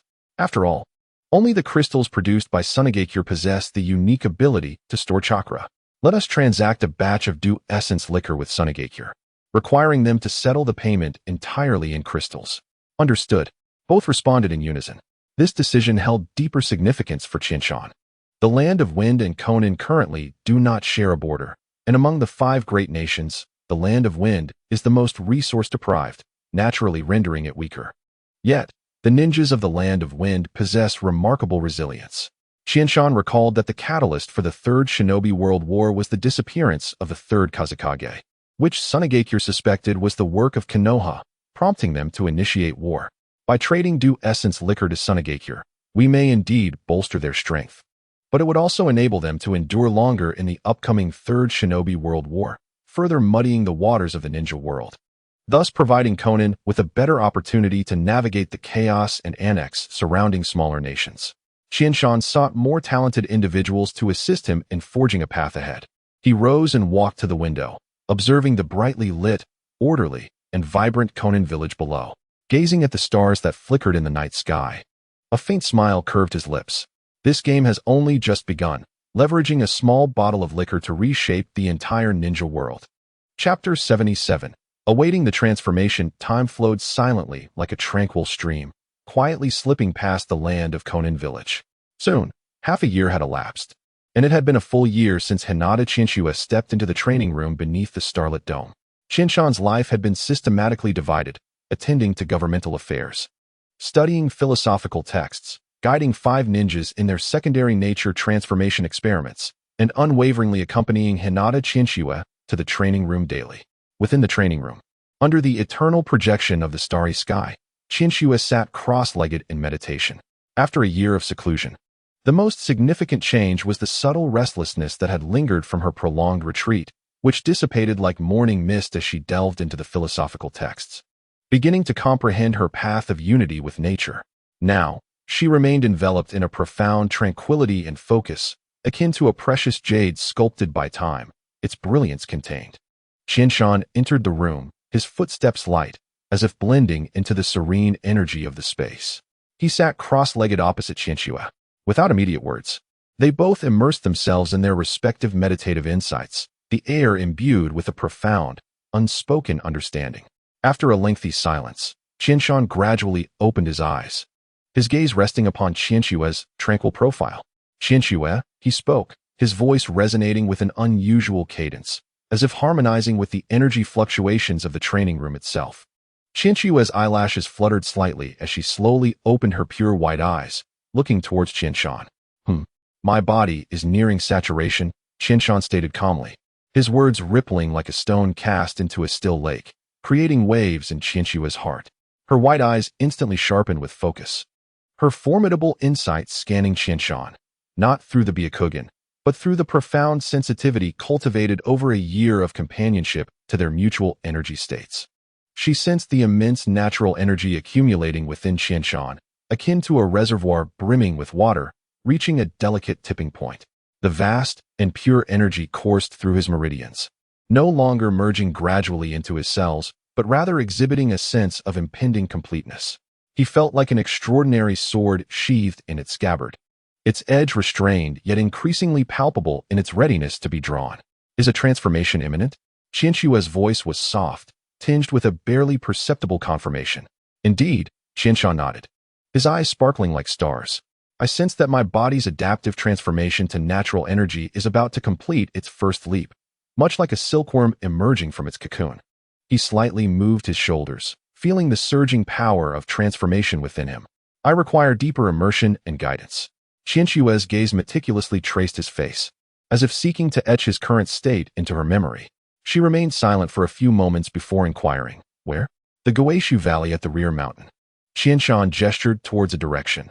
That location was uniquely shaped, surrounded by mountains on three sides, with a central depression resembling a basin, serving as a natural nexus for gathering energy.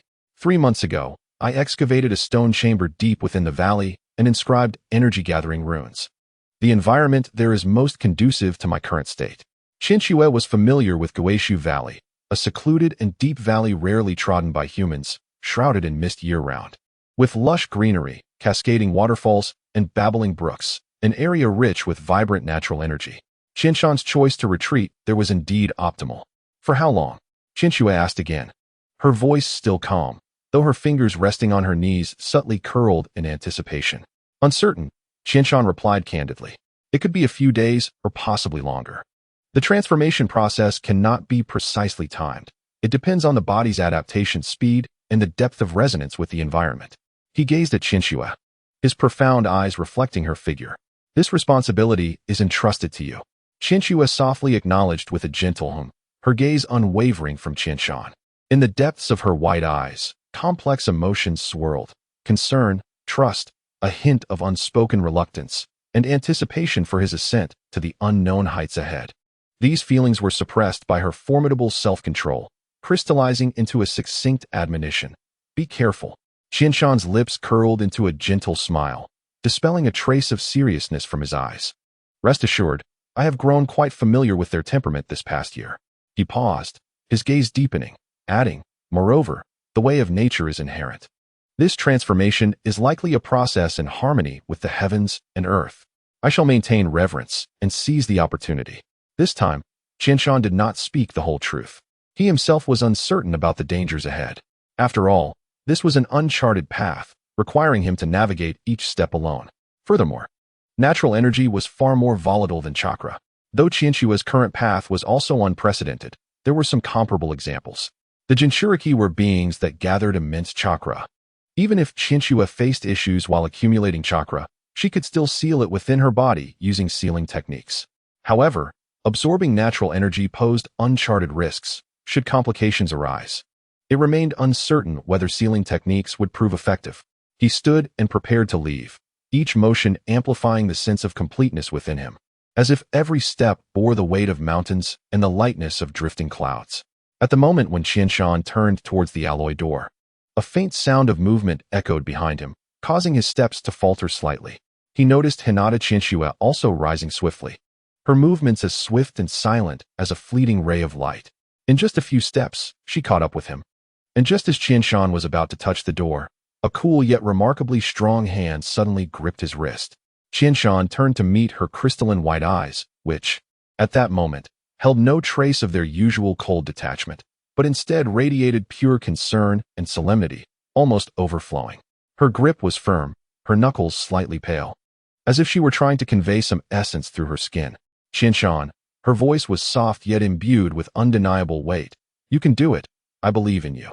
There were no superfluous words, no sentimental tears, only this most earnest wish and profound trust. The words I believe in you encapsulated all unspoken worries about danger, hopes for the future, and an ineffable dependence. Qianshan reciprocated by placing his warm, strong palm over her cool hand, gazing deeply into her eyes, as if he intended to imprint that pair of white orbs, brimming with myriad emotions, into the depths of his soul. Good, he responded with a single word. Yet it bore the weight of 1,000 promises. The commitment silently passed between their clasped hands. He released her grip, no longer hesitating, and pushed open the heavy alloy door.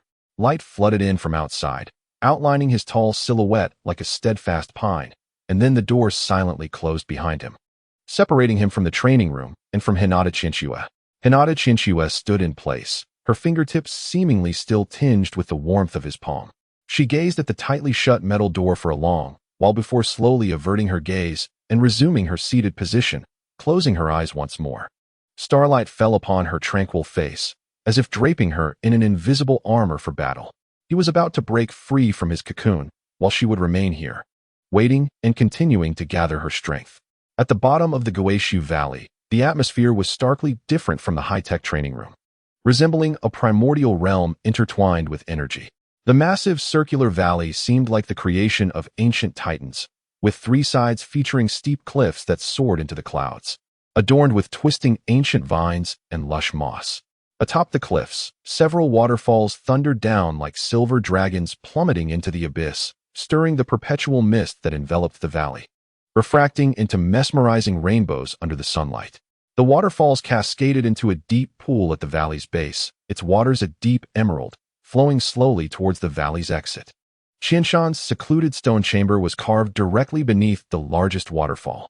The entrance was concealed by thick vines, making it difficult to discover without careful searching. Upon pushing open the heavy stone door, a wondrous sight unfolded within. The chamber was not luxurious, and even appeared somewhat rough, yet it emanated a charm that bespoke meticulous arrangement. Small apertures in the ceiling allowed shafts of daylight to enter, illuminating a smooth, natural bluestone platform at the center. This was where Qianshan would meditate. The ground surrounding the stone platform was not uniformly carved, but followed some esoteric pattern, engraved with layers upon layers of intricate energy runes. These runes were not cold engravings. They pulsed with a liquid chakra-like glow, presenting a deep hue that oscillated between blue and green, akin to the veins of a living organism, slowly throbbing in harmony with the valley's natural energies. Most striking were the walls and ceiling of the chamber, embedded with countless clusters of natural crystals of varying sizes.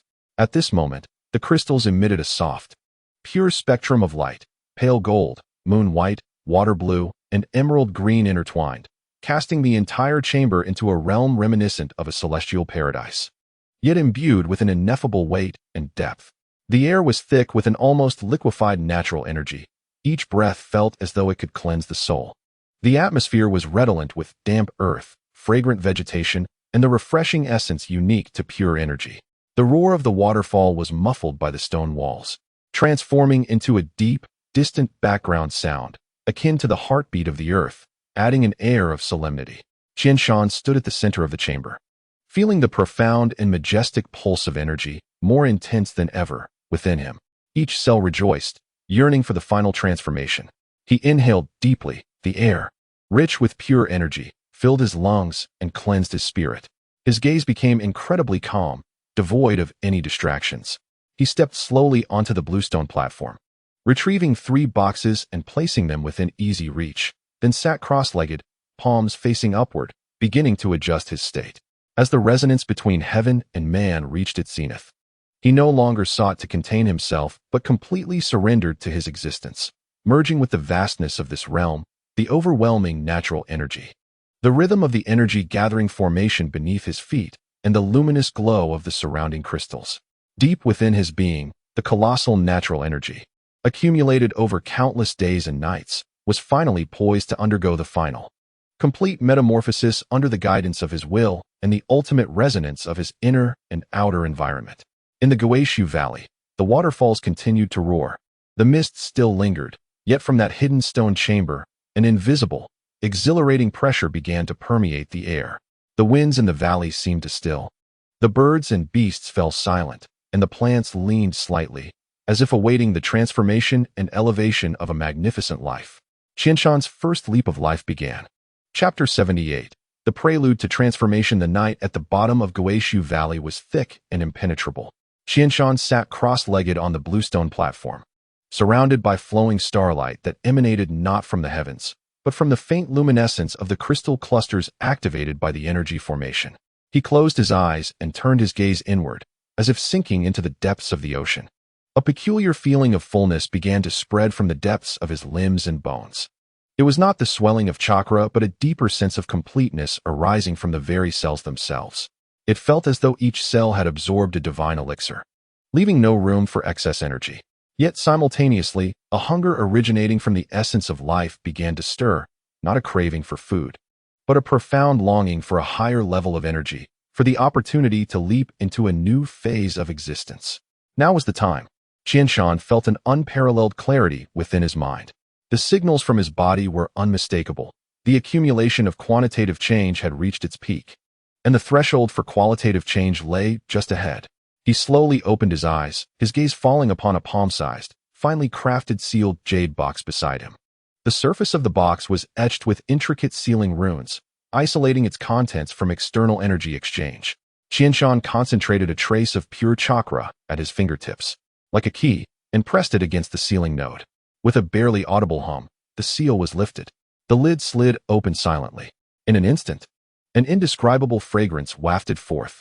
The aroma was extraordinarily complex. At first, it bore the heavy scent of rust and blood, imbued with the weight of some ancient mineral. This was soon followed by the rich medicinal aroma reminiscent of a millennium-old ginseng, mingled with the crispness of snow lotus. Finally, it revealed a subtle, elusive vitality akin to decaying leaves and newly sprouted fungi deep within a rain-soaked forest. Inside the box lay a multitude of pills, each roughly the size of a fingernail. Each one showcased a profound dark red hue, its surface smooth as the finest agate, yet under the dim light, it glimmered with a metallic sheen. They lay silently, resembling solidified volcanic lava or slumbering fragments of stars, harboring heart-stopping energy. These were the transformation pills, meticulously crafted by Qianshan, combining the core principles of the condensed elixir with rare medicinal materials collected by Kong Ruan and his own understanding of pharmacology, expending tremendous effort in their refinement. Each pill contained an immense essence of life capable of causing an ordinary person to explode from its sheer power. Without hesitation, Qianshan picked up one pill and placed it in his mouth. The pill dissolved instantly, contrary to expectations of scorching heat or extreme cold. It instead imparted an extraordinary sensation of emptiness, as if he had swallowed a concentrated vacuum. But in the next moment, boom! It was as though a volcano that had lain dormant for eons erupted within him.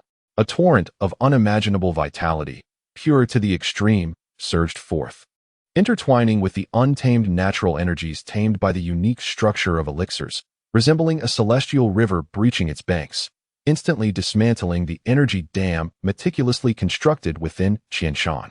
With a muffled groan, Qianshan's body quaked violently, his skin flushing abnormally, droplets of blood seeping from his pores. He clenched his jaw, veins bulging on his forehead like coiling dragons. Yet, this was merely the beginning. He bore the excruciating pain, his celestial perception reaching unprecedented heights. His will stood as a lighthouse amidst a tempest, exerting its full dominion over the uncontrollable torrent of energy. Celestial perception, the way of nature, Qianshan murmured within, his spirit fully unfurling, resonating with the grand natural rhythms of the Guishu Valley. The roar of the waterfall transformed from mere noise into the rhythmic pulse guiding the energy's tumult. The chilling depths of the pool became a soothing rain calming the fury. The resilience of ancient vines on the cliffs, the purity of crystal clusters, and the pulsations of the earth beneath his feet seemed to synchronize with him in that moment. The chaotic torrent, under the dual guidance of Qinshan's formidable will and the valley's natural rhythms, began to be forcibly organized and tamed.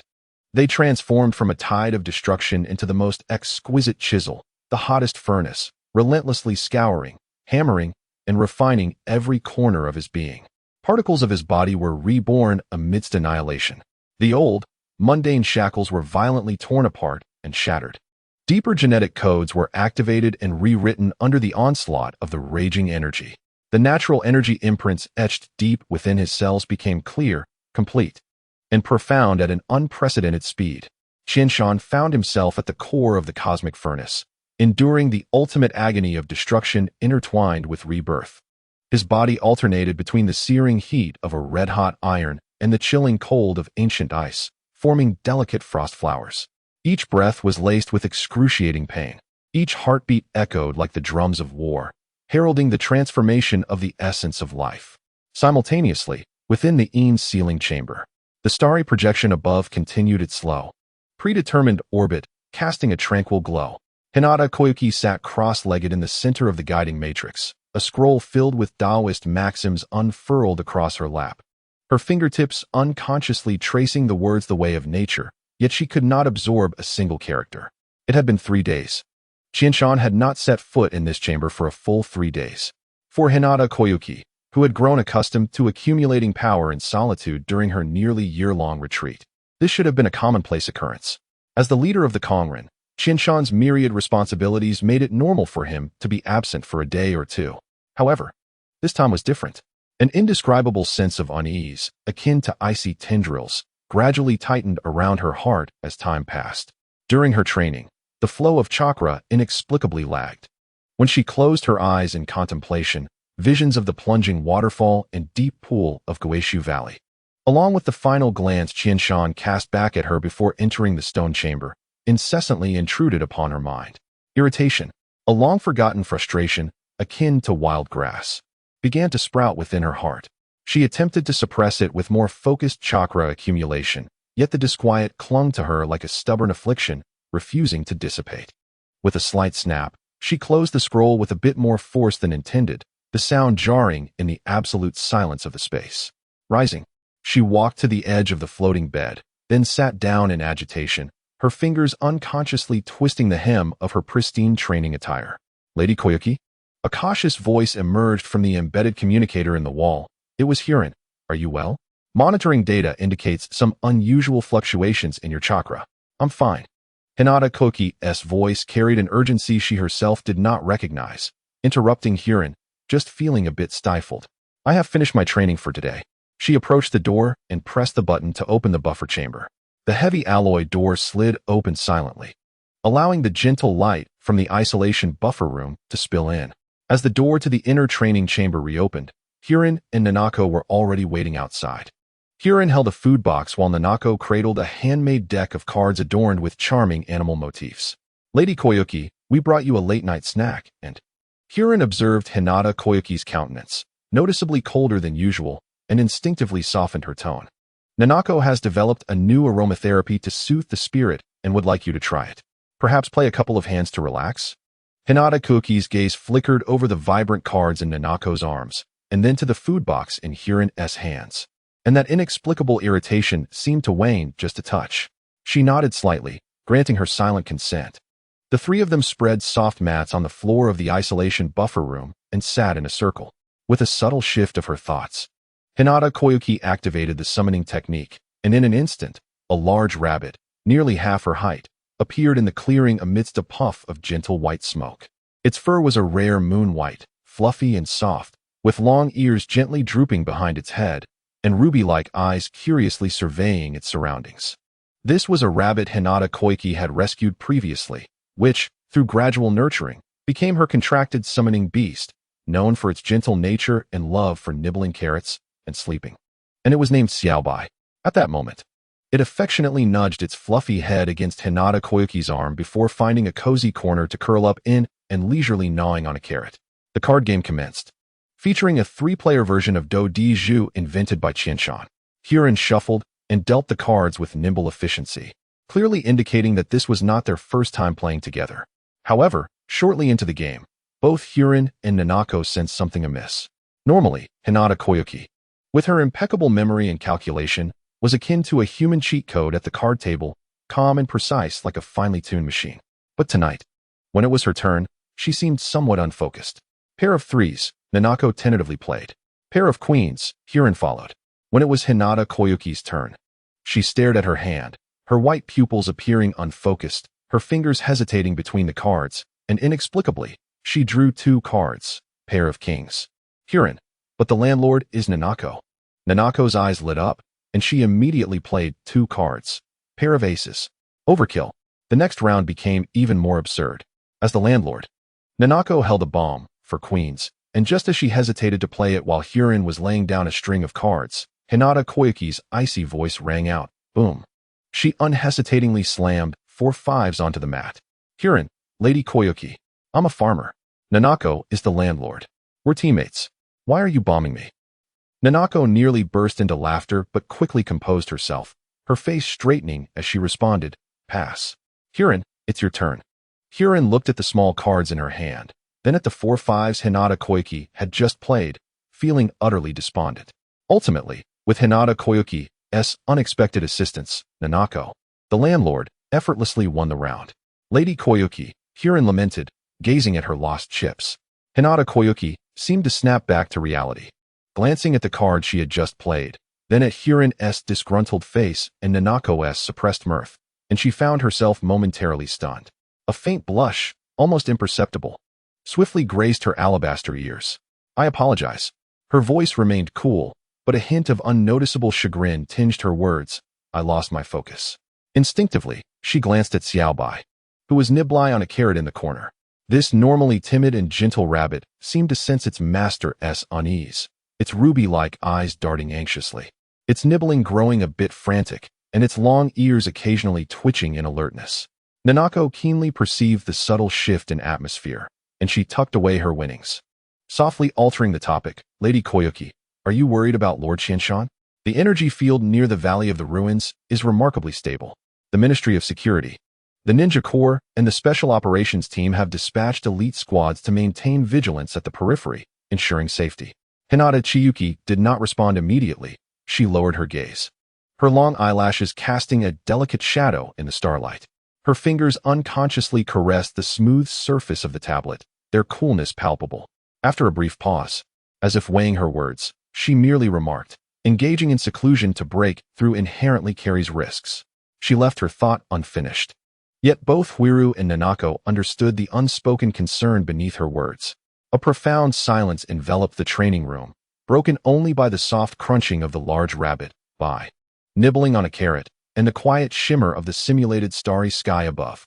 Hinata Chiyuki's gaze drifted once more to the tightly sealed main alloy door leading to the outside world, as if she could pierce through the weighty metal and vast distance to glimpse the figure enduring the pain of transformation at the valley's bottom. The deep-seated worry and care within her flowed silently, like an unceasing tide beneath the tranquil starlight. Chapter 79. The spark of life. The roar of the waterfall had long faded into a distant, indistinct melody as Qianshan sat cross-legged upon the smooth rocks, his consciousness plunging to unprecedented depths.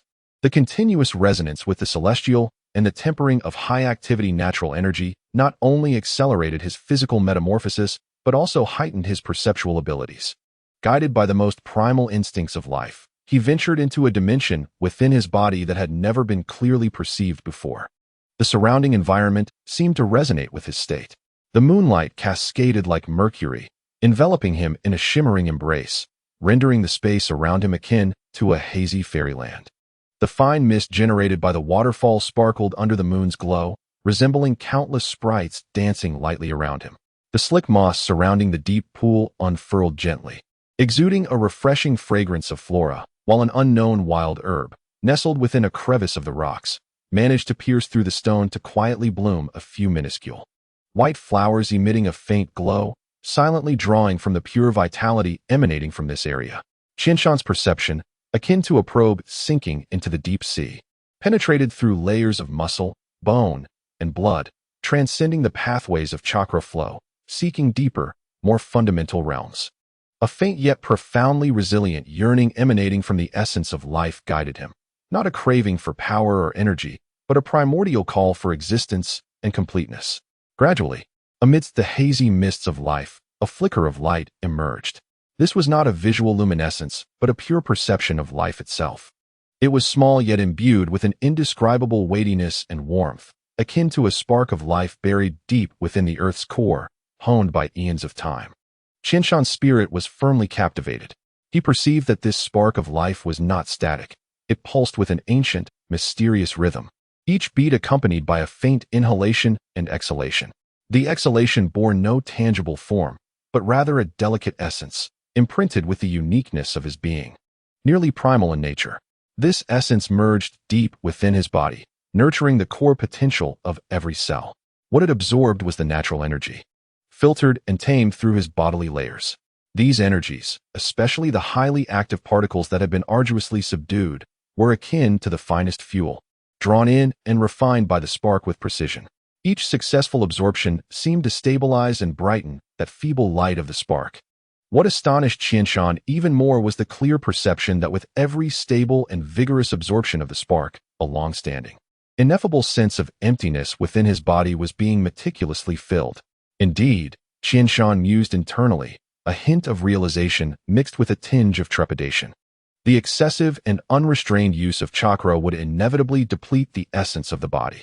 In the past, during the harsh days in Konoha, for survival, for missions, for protecting companions, or merely for self-preservation, he had often coerced his body to extract chakra to its limits, even resorting to forbidden techniques that drained his essence.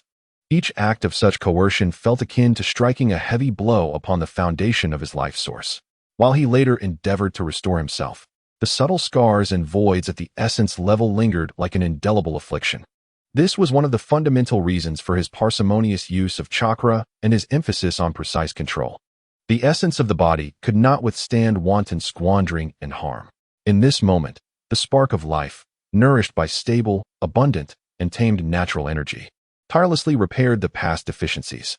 This was not the augmentation of power but the restoration of foundations, a reaffirmation and solidification of life's essence. An indescribable sense of comfort began to spread from the deepest recesses of his being, akin to parched earth finally receiving the nurturing rains. This was not merely the relaxation of muscles or the ease of healed wounds, but a profound sense of fulfillment at the level of existence itself, a warmth that surged from the very core. It felt as though every minuscule particle of his body sighed contentedly, as the voids were gradually filled. The spark of life appeared to grow more potent, more vibrant. Its capacity for absorbing natural energy began to rise significantly. With each pulse, it absorbed more energy than before, enhancing the efficiency of its refinement, and the exhaled essence of life became increasingly pure. This process continued, akin to water wearing down stone, slow yet resolute.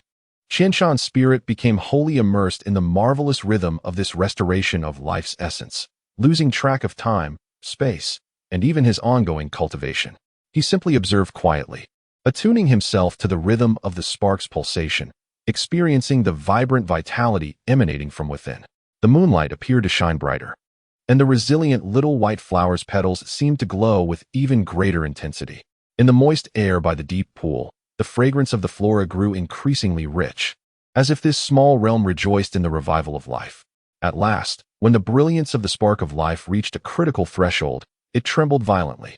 Not an explosion, but in an internal culmination of boundless energy bursting forth. A resonant hum, seemingly existing solely within the realm of the soul, reverberated deep within Qianshan's consciousness. The spark erupted with an unprecedented, fervent, and pure radiance.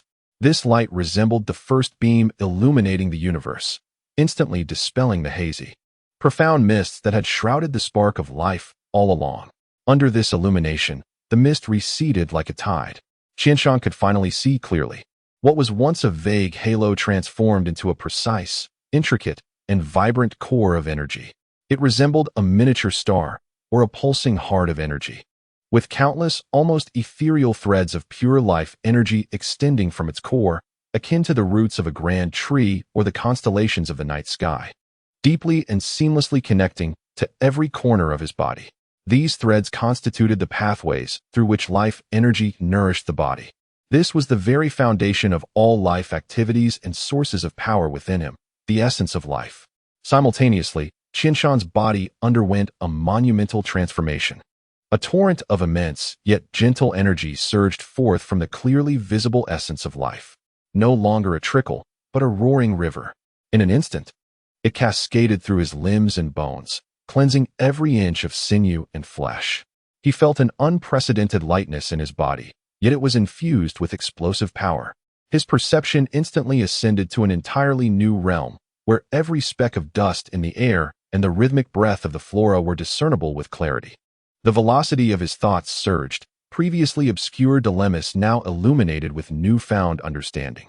Most fundamentally, the profound connection with the natural world deepened, feeling as though he were an intrinsic part of it, capable of stirring the tidal energies around him with each breath. As he slowly opened his eyes, the depths of his obsidian pupils seemed to swirl with the cosmos, akin to a river of stars, or perhaps a flame of life quietly burning within. He gently clenched his fist, the bones emitting a subtle crackle, the sensation of power coursing beneath his skin unmistakable. At that moment, the transformation of his body culminated in a pivotal leap, as the essence of life was keenly sensed and initially restored. This was not merely an enhancement of strength, but a profound elevation of his very essence. Under the moonlight, his figure appeared more upright and profound than ever. A genuine smile graced his lips as his gaze fell upon the luminous white flower blooming between the stones. The world had transformed in Qianshan's eyes. Chapter 80. The End of Seclusion. Qianshan glanced down at his blood-stained garments, a flicker of thought passing through his mind. The celestial chakra flowed like a gentle stream, quietly permeating every fiber of his clothing. Moments later, the moisture evaporated, rendering his attire dry and crisp, devoid of even a wrinkle. Clearly, his ability to wield energy had been significantly enhanced during this metamorphosis. 8 days, Qianshan murmured to himself, a hint of astonishment in his tone. During his immersion in the perception and transformation of life's essence, his sense of time had become profoundly distorted, as if he had merely traversed a long and profound dream, when in reality, 8 days had elapsed in the outside world. The thought of Hinata Chiyuki tightened his heart. These 8 days must have been tormenting for her. He did not linger, gathering the 3 boxes left on the ground. Apart from the first box, which contained half-used elixirs, the other 2 remained unopened. This period of seclusion had unfolded far more smoothly than Qianshan had anticipated. He rose and pushed open the heavy stone door. As the morning sunlight pierced through the valley's mist, cascading upon him, awaiting at the valley's entrance, Lu Chuan and the elite team of chasing shadows immediately stood alert. Upon recognizing Qianshan, their tense expressions transformed into surprise and reverence. "My lord." Lu Chuan stepped forward quickly, his voice imbued with excitement and a hint of inquiry. "I am unharmed." Everything went smoothly. Qianshan waved a hand, interrupting his impending question, his gaze sweeping over the weary yet resolute faces of the group. "Thank you all for your hard work. Dismiss and take a good rest." His voice was calm, yet carried an undeniable authority. "Yes," the group answered in unison, their taut nerves finally relaxing. They sensed a profound and indescribable change in their leader's aura, heavier and deeper, as if he had merged with the valley and the heavens, exuding an essence that commanded reverence.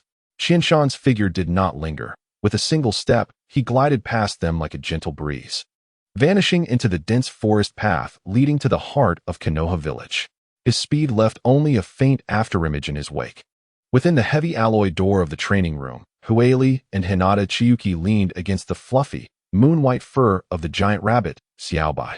The massive creature resembled a plush recliner, leisurely nibbling on a carrot, its ruby eyes half-closed in blissful tranquility. Therefore, I believe we might consider adding a touch of ice crystal flower pollen to the aroma blend, to balance out the sweetness of the dragon's saliva. Hueli was softly discussing the fragrance formula with Chiyuki, attempting to divert her attention with trivial topics. Chiyuki responded absently, her gaze never straying from the closed alloy door. Her expression remained cool, yet the underlying worry in her eyes resembled a turbulent current beneath thin ice. 8 days without any news. Although the energy field in the valley remained stable, the silence itself hung like a blade over her head. As Hueli continued her chatter, Chiyuki's body suddenly stiffened. The giant rabbit Xiaobai seemed to sense something. Its long ears perked up, halting its nibbling, red eyes fixed on the door. Chiyuki-sama? Hueli noticed her unusual reaction, her words abruptly ceasing. Then, without any warning, the heavy alloy door slid open silently. Standing outside was Qianshan. Soft light from the anteroom spilled into the training chamber, outlining his upright figure as if gilded. His aura was calm and profound, imbued with an indescribable sense of wholeness, contrasting sharply with the sharpness he had displayed upon departure. Hinata Chiyuki sprang to her feet the instant the door opened, her movements swift as lightning. She did not cry out or rush forward. Instead, her pure white eyes shone with astonishing brightness, akin to clear waters revealed by the melting of ice, reflecting Qianshan's silhouette and the overwhelming joy and relief he had suppressed. "Qianshan, you have returned." Her voice was soft, tinged with a barely perceptible tremor, yet it penetrated the silence of the anteroom with clarity. "I have returned." Qianshan's voice was gentle and steady, infused with a soothing power. He stepped inside, his gaze immediately locking onto her. Hueli quickly rose, respectfully bowing, "Lord Qianshan." Her face was also alight with joy. Qianshan nodded to Hueli, but his focus remained on Hinata Chiyuki. He approached her, clearly noticing the faint traces of bloodshot in her eyes and the fatigue concealed in her brow. "I apologize for causing you worry." Qianshan's voice lowered, laced with regret. Hinata Chiyuki took a deep breath, forcibly suppressing her rising emotions, her gaze meticulously scanning him, as if seeking to confirm that every inch of him was unharmed. She said nothing, but her silent scrutiny was more potent than any words. Qianshan understood her concern and spoke first. "The process was somewhat tumultuous, but the outcome is favorable." He paused, retrieving a specially designed vacuum tube from his ninja tool pouch, within which flowed a faint stream of energy, containing approximately 10 milliliters of bright red blood, and handed it to Hueli. "Hueli, immediately deliver this blood sample to the Research Institute's Precision Analysis Lab, syncing the data with me in real time." "Yes, Lord Qianshan." Hueli carefully accepted the blood sample, as though it were a rare treasure, and promptly turned to leave. Xiaobai, too, curiously tilted its head in the direction Hueli departed, then returned to its carrot. Only two remained in the training chamber. Hinata Chiyuki's taut nerves finally relaxed completely, and the sense of relief akin to surviving a calamity left her momentarily drained. She returned to Xiaobai's side, patting the space beside her. "Sit down." Qianshan complied, settling beside her, the soft rabbit fur providing a comforting sensation. Xiaobai affectionately nudged Qianshan's leg with its large head. He did not speak immediately, but closed his eyes for a moment, seemingly processing the breathtaking experiences of the past 8 days. Longer than anticipated, yet deeper than expected. Qianshan opened his eyes, his voice imbued with a strange calmness. "The adaptation of my body to the natural energy has completed its first qualitative leap, which was anticipated. Yet, the truly crucial aspect lies in the extreme refinement and the depth of my connection with nature. I perceive." His voice grew low and exploratory. "I perceive the true source of life, the fountain of life." Hinata Chiyuki's white eyes widened in astonishment, revealing an unprecedented focus and shock. "The fountain of life? Its concrete form?" "It is not form, but existence." Qianshan meticulously pondered his words, attempting to articulate that profound perception. In the ensuing time, he elaborated on the intricate details of his breakthrough process to Hinata Chiyuki. She listened in silence, her white eyes shimmering with light as she absorbed this invaluable information. With a hint of curiosity and affirmation, she gently placed her hand on Qianshan's wrist, activating her Byakugan to enhance her perception. What she sensed was a steady and powerful pulse, and within that pulse, an unprecedented rhythm of life, as profound as the earth and as boundless as the starry sky. This vibrant and inward vitality far surpassed the mere swelling of chakra. It stemmed from the very essence of life itself. She lifted her gaze to meet Qianshan's deep and luminous eyes, which, beyond strength, reflected a clarity and tranquility that seemed to grasp the mysteries of existence. "It seems you have taken the first step on your path." Hinata Chiyuki's voice remained cool, yet deep within her eyes blazed a bright flame.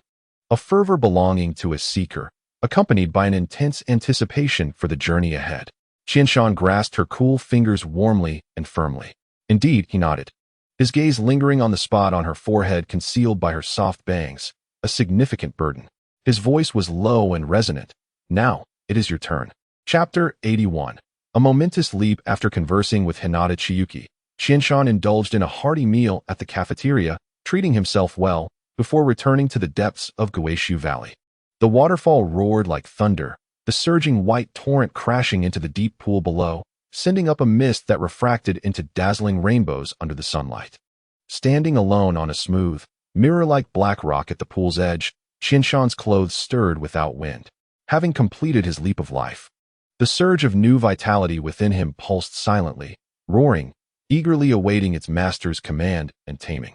He needed to ascertain just how powerful this reborn body had become. With a flicker of thought, a kunai, always at his side, slid into his palm.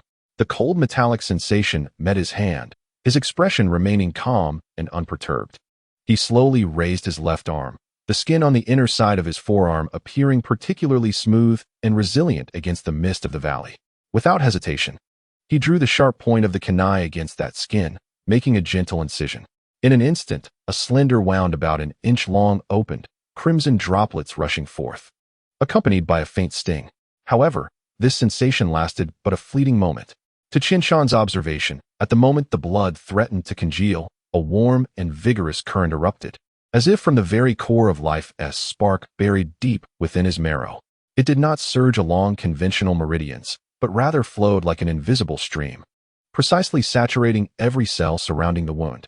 Qianshan's perceptive vision clearly witnessed the ruptured skin, delicate blood vessels vibrating rapidly under an indescribable rhythm of life, pulling together, reshaping. The efficiency far exceeded that of standard medical ninjutsu-induced cellular division, resembling a localized reversal of time in the area of injury. The droplets of blood were quickly reabsorbed, the edges of the torn flesh seamlessly merging as if drawn together by magnets, new skin gradually covering it, transitioning from a tender pink to its normal fair hue, leaving behind a scarcely perceptible light scar, which ultimately vanished entirely. The entire process, from incision to complete healing, took no more than half a stick of incense. Qianshan gazed down at his forearm, now as smooth as new, his fingertips gently brushing over the recently wounded area, feeling the skin's flawless elasticity and warmth. The power of life's spark lay not only in the abundance of vitality it contained, but also in its exquisite dominion and reconstruction of bodily particles. It seemed he had indeed gained a measure of self-healing ability. Though this ability was still weak, far inferior to the superhuman regeneration of the Sage of the Six Paths, Senju Hashirama, and significantly lacking compared to Tsunade's creation and regeneration techniques, there remained the promise that as his body continued to transform and the life spark grew stronger, he might one day reach their levels of self-healing. Subsequently, Qianshan initiated his second test, directing his gaze toward the imposing waterfall nearby. Its thunderous sound akin to the force of 1,000 hammers, an ideal target for assessing destructive capability. With one hand raised in a grasping motion, a vibrant blue Rasengan swiftly took shape within it. Under Qianshan's energetic output, the initially fist-sized Rasengan rapidly swelled to the size of a basketball. Then, akin to inflating a balloon with a high-pressure pump, it grew larger and larger, eventually becoming a 3-meter diameter energy sphere within 3 breaths. Qianshan shifted from a single-handed hold to a two-handed support for the enormous Rasengan, which from a distance resembled a small energy bomb cradled in his grasp. Supersized Rasengan. He hurled it toward the waterfall, and as it was released, the surrounding air emitted a piercing shriek, forcibly tearing apart. Boom! A deafening explosion erupted. The indomitable curtain of water was pierced as though it were fragile fabric, severed in an instant. Where the energy sphere passed, the waterfall was momentarily cleaved into 2 segments. The upper portion, deprived of its support, crashed down like a decapitated dragon, sending towering waves and a thunderous roar into the air. The energy sphere, having traversed the waterfall, continued its momentum, embedding itself forcefully into the solid cliff behind. Boom! The rocks splintered, and spiderweb-like cracks spread outward. Qianshan gradually reined in his energy, the surging chakra of sage arts within him subsiding like a receding tide. The resultant water droplets cascaded back down, forming a brief localized rain shower. The abundant moisture in the air refracted the sunlight into a kaleidoscope of colors, dazzling in its brilliance. The outward flow of sage chakra isolated the droplets, and the immense Rasengan exceeded Qianshan's expectations. It was not that he had not previously unleashed such powerful ninjutsu, but rather that he had never done so with such swiftness. The speed at which the Rasengan formed was astonishingly rapid, a significant enhancement in energy output efficiency following his transformation. To simplify, if previously Qianshan's maximum chakra output in 1 second was 1 point, it was now 3 points in the same time frame. This improvement was terrifying, representing a direct tripling of his attack power within a unit of time. Naturally, an increase in energy output efficiency did not equate to a threefold increase in overall strength. Nevertheless, should the third Raikage dare to confront him again, Qianshan held confidence that he could breach the defenses of his lightning armor without resorting to the Raijin technique. Having validated both self-healing and explosive power, the next inquiry revolved around the fundamental endurance and the resonance with nature. Whether the state of sensory perception could indeed become an inexhaustible source of strength. Qianshan focused his gaze on the most protruding and water-pressured black boulder beneath the cascading waterfall. In a flash, he appeared like a specter atop the massive rock. Boom! The frigid, bone-chilling torrent, brimming with formidable kinetic energy, descended upon him like countless heavy hammers, crashing down upon his head, shoulders, and back. The terrifying impact, sufficient to crush steel, caused Qianshan's body to sink, the rock beneath him groaning under the strain. However, his spine remained erect, and under the enhancement of Sage Chakra, he found the impact entirely bearable. It is worth noting that in the original narrative, when Naruto first employed Sage Arts against pain, he had easily hurled a massive summoning beast with both hands. Qianshan closed his eyes, breathing long and deep. Synchronizing perfectly with the pulsations of the earth beneath him, the roar of the waterfall above, the breezes circulating through the valley, and the vitality exhaled by the flora. Now, there was no need for him to employ the breath-concealing technique. Qianshan could continuously and steadily absorb natural energy, perpetually synthesizing Sage Chakra.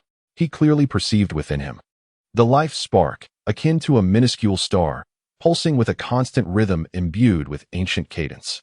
With each heartbeat, an immense natural energy flows through his body, entering as effortlessly as a breath. This energy reaches the core furnace of life's essence, where it is instantaneously refined and purified, transforming into vital life energy for nourishment and pure chakra for manipulation. A perfect dynamic balance between consumption and replenishment is achieved in this moment. Time passes silently. Day breaks and night falls as the stars rotate. The violent torrents relentlessly batter his body, attempting to crush and sweep him away. Yet, he remains steadfast like an ancient pine rooted deep within the bedrock. His garments, thoroughly soaked, cling to his form, outlining powerful and graceful contours. 12 full hours have passed. A complete day and night. When dawn once more pierces the valley's mist, casting the first golden rays upon the damp tips of his hair, he slowly opens his eyes. His pupils, clear and unmarred, reveal no trace of fatigue, only an innate sense of boundless strength. With a subtle thought, a thread of chakra leaps from his fingertips, vibrant, pure, and agile, indistinguishable from the essence he wielded 12 hours prior, perhaps even more harmonious and fluid. The connection between heaven and man has become the very breath of his existence. As long as he stands between heaven and earth, as long as he possesses strength, he can continuously synthesize chakra, his inexhaustible source of power. Thus, the sage mode has become a permanent state for him, one that requires no conscious effort to maintain. The final test, devoid of external factors, addresses the deepest essence of his being. He gently assumes a seated position beneath the roaring waterfall, atop the slick boulder. Closing his eyes once more, his mind sinks deep, akin to a stone cast into the depths of an ancient well, plunging towards the most profound source of life. His consciousness penetrates the barriers of flesh and blood, traversing the flowing chakra and energy, and distinctly perceives the spark of life suspended at the core of his being. It shines brighter and more stable than at the moment of transformation, each pulse imbued with vibrant vitality, illuminating the ocean of consciousness like the stars. This time, his perception expands beyond the spark itself, tracing the myriad, delicate yet resilient veins of life extending from its core, exploring deeper, further, and into the nebulous unknown. An ineffable sense of duration materializes within his consciousness. It transcends spatial measurements, becoming a scale of time. This is not a specific number, but rather a clear trajectory of life's essence projected across the continuum of time.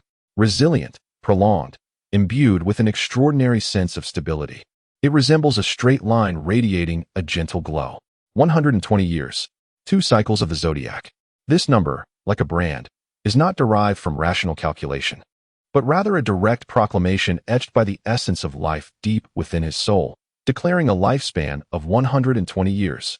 This is the natural longevity bestowed upon him after igniting the spark of life and completing the essence. Even more wondrous, with this perception of trajectory, he clearly understands its unique form.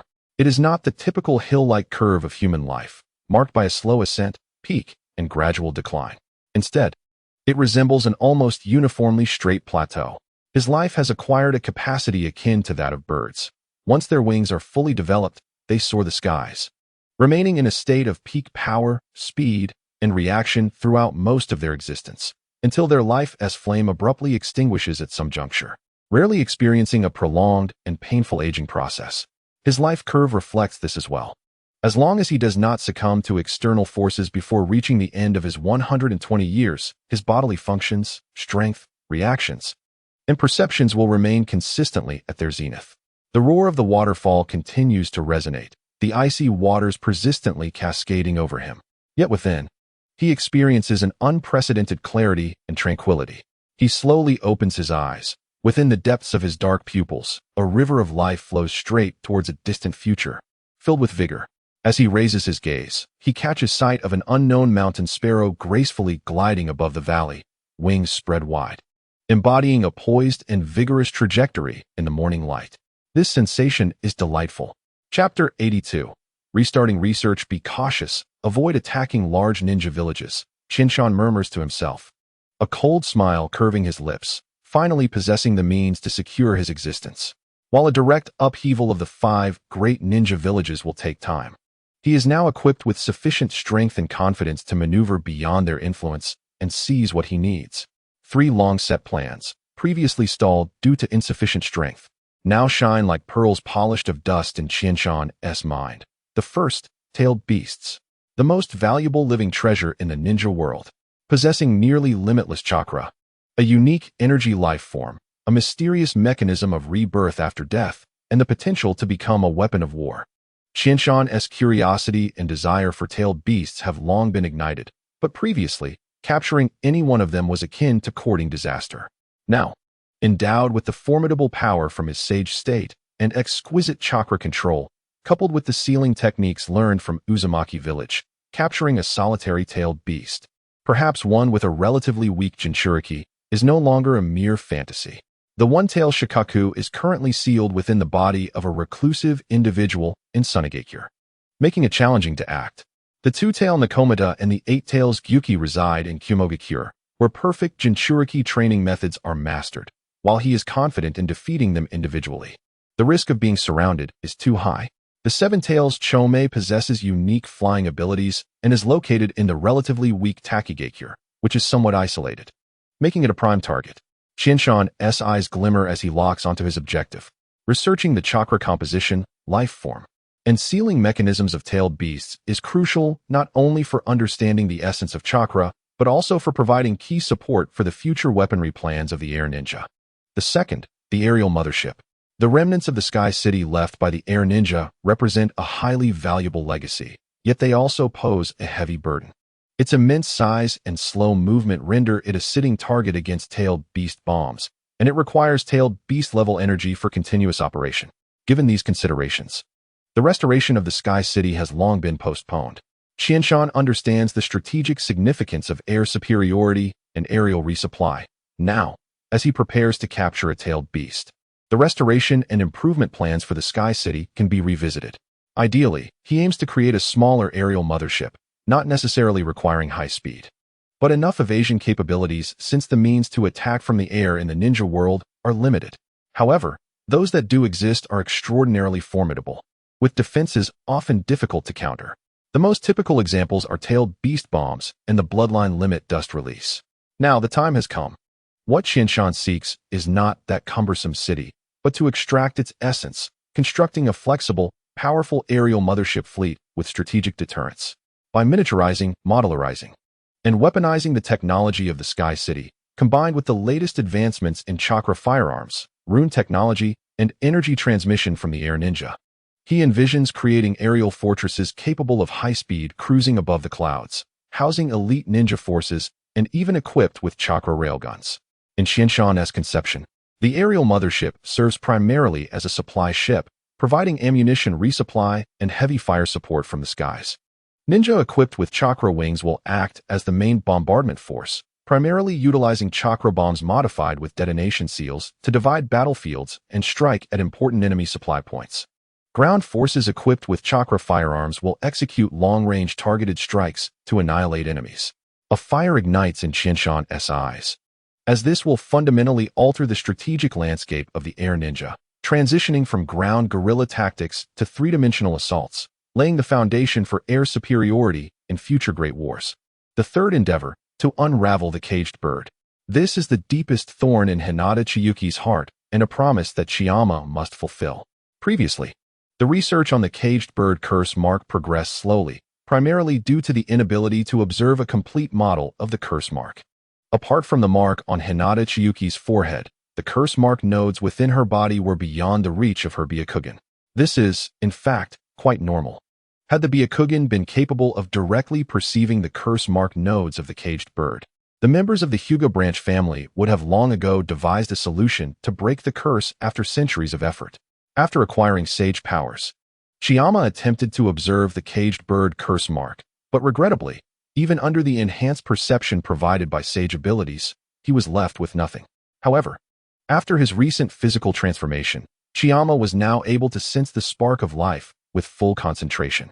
This ability had been attained by others in the original work as well, notably by the Sage of the Six Paths, who demonstrated that after exhausting himself, the Raikage nearly defeated him. Upon fully unleashing the power of the Eight Gates, the Raikage was left ashen, and the Sage of the Six Paths acknowledged that the Raikage's flame of life was flickering, subsequently releasing a truth-seeking ball to grant the Raikage a dignified end. Later, the truth-seeking ball was kicked away by Naruto, who had obtained the power of Yang, ultimately stabilizing the Raikage's life force by placing his hand on his chest. The Sage of the Six Paths interpreted this as Naruto salvaging the final outcome of the Raikage's use of the Eight Gates. From this narrative, Chiyama gleaned two significant insights. The first was that his ability to sense the spark of life indicated he had likely reached the threshold of the Six Paths level in terms of perceptual capability, which theoretically meant he should also be able to perceive the curse mark nodes of the caged bird. If he could sense them, along with the expertise of skilled sealing practitioners and calculation abilities, there was a promising chance to discover a way to break the curse. It was previously speculated that the reason the caged bird curse mark had remained unbroken for centuries was not due to the lack of effort from the branch family, but rather because the curse mark might harness the power of the sage's brother, Otsutsuki Yumura, belonging to the energy level of the Six Paths, requiring a force of equal caliber to unravel it. The second revelation was that Naruto's yang power could stabilize the flickering flame of life of the Raikage, suggesting that chakra could indeed nourish the body, albeit with an exceptionally high requirement for chakra levels. The first two plans were heavily intertwined due to the tailed beasts, necessitating the collection of information from Takigakure to ascertain the status of the seven tails and the timing of their capture. Conversely, the task of unraveling the caged bird could commence immediately. Thus, Chiyama returned to the laboratory to prepare for the forthcoming examination the next day. As per usual, he arrived early at the chakra training room to practice alongside Hinata Chiyuki. Beneath the starlit dome, Chiyama sat cross-legged at the edge of the guiding matrix, breathing deeply. Hinata Chiyuki sat opposite him, her pristine training attire enhancing her ethereal aura. Above her, the simulated starry sky spun quietly, with 12 crystal pillars flowing with golden veins, silently infusing pure energy into the matrix. After completing their daily training, Chiyama gazed intently at Hinata Chiyuki and spoke. My perceptual abilities have undergone a qualitative change following my transformation. His gaze was calm, yet penetrating. Today, I wish to attempt once more to examine the curse mark upon your forehead. Chapter 83. Investigating the Caged Bird, Part 1. As Chiyama's words faded, the training room seemed frozen in time, the air abruptly thickening. Hinata Chiyuki's fingers tightened, her knuckles paling. She suddenly lifted her gaze, her pure white eyes reflecting the ripples of shock, swiftly evolving into an overwhelming, almost searing hope. The brilliance was so intense that it threatened to pierce through her usually frozen expression. Her lips parted silently, yet no sound emerged, causing the stable energy fluctuations of the training room to momentarily falter. All right. After a brief silence, she finally uttered a single word, her voice somewhat subdued yet resolutely firm. Chiyama rose and exited the training room, retrieving a circular silver-gray metal plate from the buffer chamber, an adult-sized hollow ring capable of accommodating a grown person. Its surface was etched with layers of intricate circuits resembling a star map, with liquid chakra flowing in a ghostly blue luminescence. This was an upgraded version of the sealing template they had utilized to escape Konoha in a state of feigned death within the cave.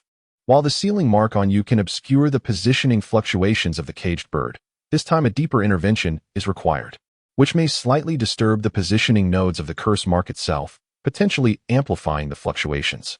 Chiyama placed the metal plate at the center of the matrix, where the ghostly blue glow mingled with the pale blue runic radiance emanating from the ground, producing a more brilliant luminescence. With this in place, success was assured. Hinata Chiyuki approached the center of the matrix, her fingertips trembling almost imperceptibly as she brushed aside the smooth black hair that framed her face. The teal-caged bird curse mark lay fully exposed beneath the flowing aura, resembling a cold serpent coiled upon her fair skin. She gradually reclined within the metal ring, the conductive mat beneath her adjusting its shape to perfectly fit her form. Her body was somewhat rigid, her white eyes fixed unwaveringly upon the swirling galaxy above. Chiyama knelt beside her, his hands hovering above the sealing template, fingers slightly splayed to activate the power of the sealing mark. Relax, Chiyuki. Trust me. His voice was serene and tranquil, imbued with a peculiar soothing power.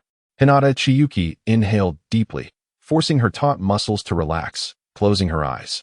This scene bore a resemblance to that of several years prior in the cave, but at that time, Chiyama had been somewhat anxious, lacking confidence in the runes he had designed. The Chiyama of today was entirely different. His overflowing confidence was capable of profoundly influencing his own emotions, halting the dispersion of thoughts. Hinata Chiyuki centered her mind. Let us begin. Maintain stability in your chakra and refrain from mobilizing it as much as possible. I am commencing. Understood. Chiyama slowly closed his eyes, his spiritual perception reaching its zenith in an utterly unique manner compared to previous experiences. This time, he did not hold back. His mental awareness plunged into the vast ocean of chaotic perception like a boulder thrown into a tranquil lake. Buzz. Chiyama's mental will sank into a chaotic yet expansive sea of awareness, and the first presence he encountered was the spark of life belonging to Hinata Chiyuki. The flame burned vividly before him, pure and fervent, embodying the tenacious vigor of life itself. The flame's form was not static. It flickered like a candle in the wind, resilient and unextinguished, yet at times it possessed the stability and intensity of a furnace's core. Within Chiyama's perception, Hinata Chiyuki's spark of life shone far brighter than before his transformation, its richness surpassing that of his former self. It appeared evident that Hinata Chiyuki's physical essence had indeed strengthened significantly compared to his pre-transformation state. However, Chiyama keenly detected a subtle, indescribable emptiness entwined within this vibrant flame of life. This was not a deficiency of energy, but rather a slight depletion at the core, akin to an imperceptible crack within a beautiful jade. This was undoubtedly a mark left by the overexertion of her body due to the rigorous training imposed upon her from a young age, as well as the indelible scars from numerous life and death struggles throughout her ninja career. Logically, before meeting him, Hinata Chiyuki would have been unaware that excessive overexertion in refining chakra could harm her physical essence. Moreover, being a prodigy from an early age, her training volume in the Hyuga clan would have exceeded his, rather than being lesser. Yet, the sense of frailty in Hinata Chiyuki's spark of life was substantially less than his own. Chiyama speculated that in addition to her inherently greater physical essence, there was likely some unseen influence at play from her Byakugan bloodline, which she inherited from the Otsutsuki clan, contributing to this phenomenon. However, Hinata Chiyuki is nearing the critical point of chakra transformation, and preparations for her upcoming challenges must be intensified. With a myriad of thoughts swirling like a mountain stream, Qianshan gathered his scattered consciousness, akin to the most refined probe, piercing into the core of the caged bird curse mark residing within Hinata Chiyuki's cerebral domain. Empowered by the formidable enhancement of celestial perception, his awareness ascended to unprecedented dimensions, transcending the vague contours of energy into a near clarity of insight into its essence. This time, he was not met with disappointment.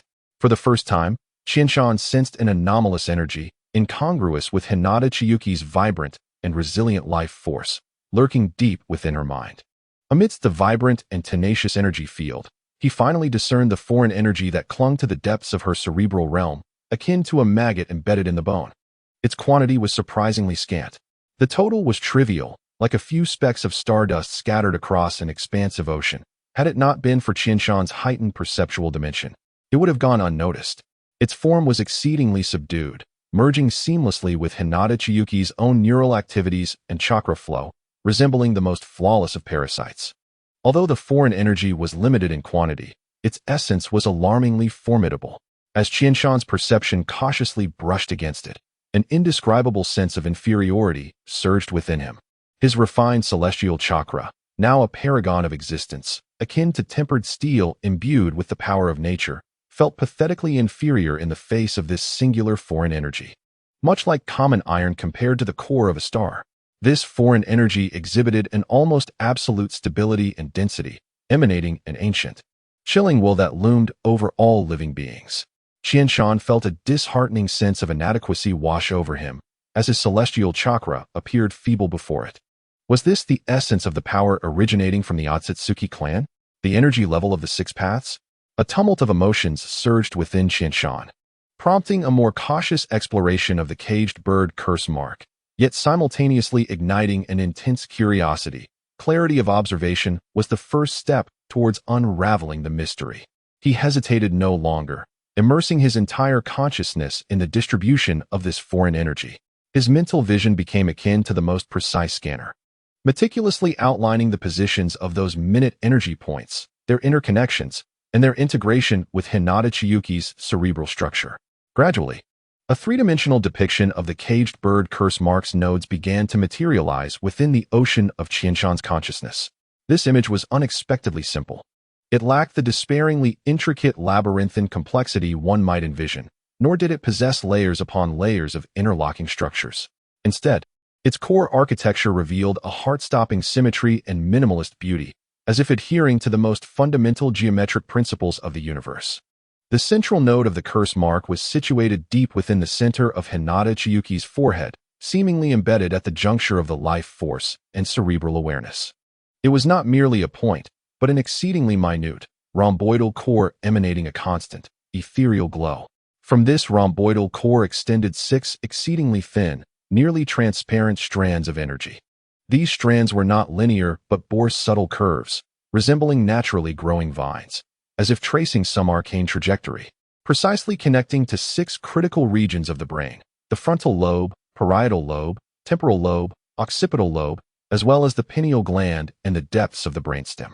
These 6 connection points also exhibited perfect symmetry, surrounding the central rhombus, forming an incredibly stable octahedral prototype in three-dimensional space. Energy flowed between these nodes and strands, creating a robust internal circulation. Yet, beyond this simplistic, symmetrical core architecture, 2 incongruous tendrils extended, eluding Qianshan's comprehension. These tendrils were not tangible energy strands, but rather projections or mappings emanating from the core rhombus, belonging to a higher dimension. Their presence was exceedingly vague, akin to reflections in water or the folds of space itself. The core octahedron, simple and stable, served as the framework and control center of the curse mark. Qianshan forcefully suppressed the discomfort and the overwhelming pressure from the high-dimensional energy. With astonishing willpower, he indelibly etched this complete three-dimensional depiction of the curse mark's nodes, complete with 2 unknown extensions, into the depths of his memory, striving for precision in every node, every strand's position, curvature, and the subtle direction of energy flow. Suddenly, while seated beside Hinata Chiyuki, Qianshan let out a stifled groan, his body shaking violently, his complexion turning as pale as paper, beads of cold sweat forming on his forehead as if he had just emerged from icy waters. Maintaining that extreme state of celestial perception to observe, analyze, and memorize an energy structure far beyond his own essence was an expenditure far surpassing his imagination. This was not merely a drain of chakra, but an extreme overextension of his spiritual will. His brain felt as though it were pierced by countless red-hot needles, sending waves of tearing pain coursing through him. While darkness clouded his vision, the intense dizziness nearly toppling him. He hastily severed his perception, retreating inwardly to soothe his excessively drained spirit. The sealing curse mark template within the metallic ring continued to operate steadily, a soft blue luminescence enveloping Hinata Chiyuki. Upon sensing Qianshan's stifled groan, Hinata Chiyuki opened her eyes. Her white pupils instantly filled with concern. Noticing Qianshan's pallid face and cold sweat, she quickly sat up, exclaiming, "Qianshan, are you all right?" Her voice trembled slightly, her hands instinctively reaching out to support him. Qianshan collapsed in Hinata Chiyuki's embrace, taking deep breaths to forcibly suppress the tumultuous sensations and overwhelming weakness in his mind. Managing to force a reassuring smile, his voice hoarse with fatigue, "I'm fine, just overexerted myself. I managed to remember the diagram." He laboriously raised his hand to point at his temple, his eyes, though weary, burned with the fervor of success. Hinata Chiyuki observed him and then felt her own forehead's curse mark, seemingly finding no irregularities. Her taut body gradually relaxed, yet seeing Qianshan's weakened state, the worry in her white pupils nearly overflowed. She remained silent, quietly retrieving a vial of potion and gently administering it to Qianshan. In the training chamber, only the faint sounds of their breathing remained. A blueprint imbued with the hope of unraveling endless mysteries was deeply imprinted within Qianshan's soul, awaiting the restoration of his spirit to embark on the journey of breaking the shackles that had plagued the Hinata clan's branch family for a millennium. Chapter 84, Exploring the Caged Bird, Part 2. The following morning, although Qianshan's complexion still bore a trace of imperceptible pallor, the fatigue in his eyes had dissipated significantly, replaced by a sharpness and a hint of barely detectable excitement. He was early, seated behind the expansive rosewood desk in his office, his fingers unconsciously tapping a rhythmic and steady sound upon the surface. "Lord Qianshan, Lord Chasing Shadow has arrived," a voice announced from outside the door. "Come in." The door slid open silently, and Chasing Shadow entered like a blade merging with shadows. Clad in tight-fitting combat attire, his expression remained austere.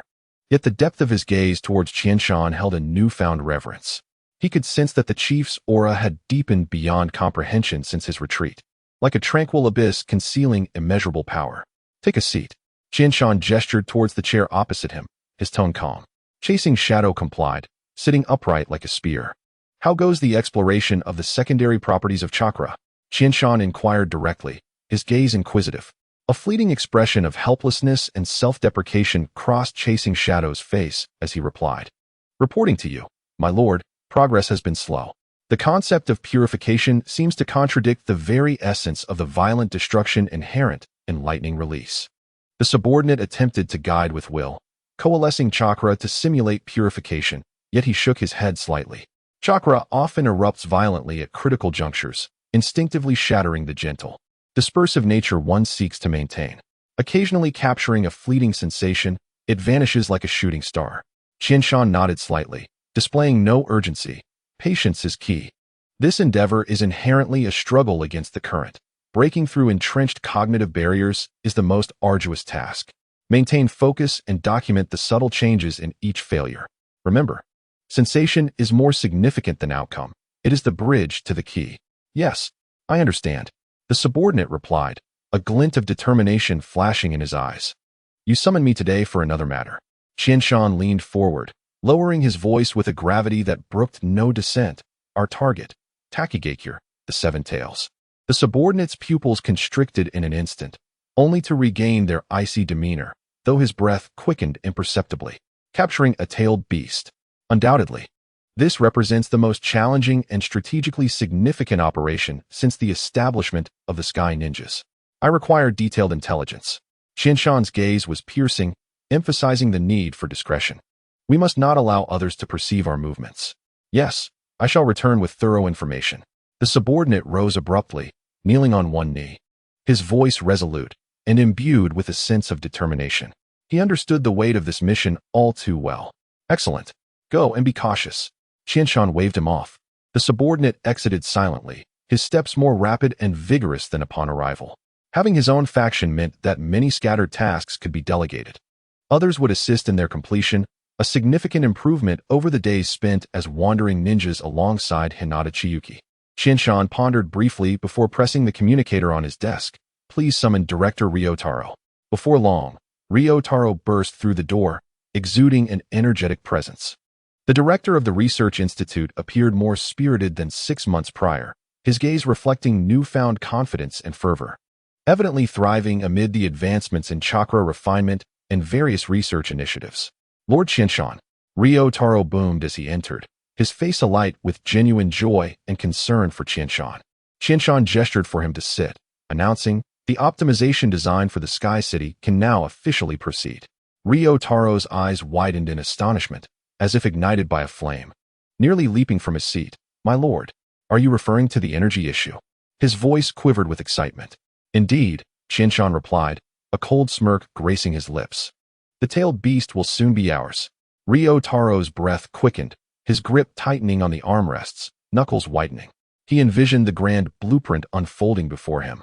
His voice trembling with exhilaration, the aerial mothership fleet. Dominating air superiority. Chakra railguns. My lord, this is simply. His excitement rendered him momentarily incoherent. Before he thumped his thigh decisively, this is wonderful. The entire institute will surely dedicate themselves to this. I will gather all relevant project teams immediately.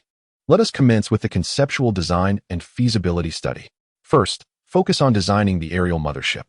Qinshan observed Ryotaro's fervor, a hint of amusement crossing his features, yet emphasizing a crucial point. We must balance firepower and mobility. We do not require a cumbersome fortress. We need a nimble, combat-ready aerial spear. Understood. The golden triangle of firepower, mobility, and protection. I shall prepare at once. Ryotaro rose enthusiastically, eager to return to the Research Institute. Wait, Qinshan called after him. There's another matter requiring your involvement alongside 2 others. Please summon Baiwi Nanako and Sujetsu. Ryotaro paused, realizing the importance of the additional task, and quickly tempered his excitement. Yes, my lord.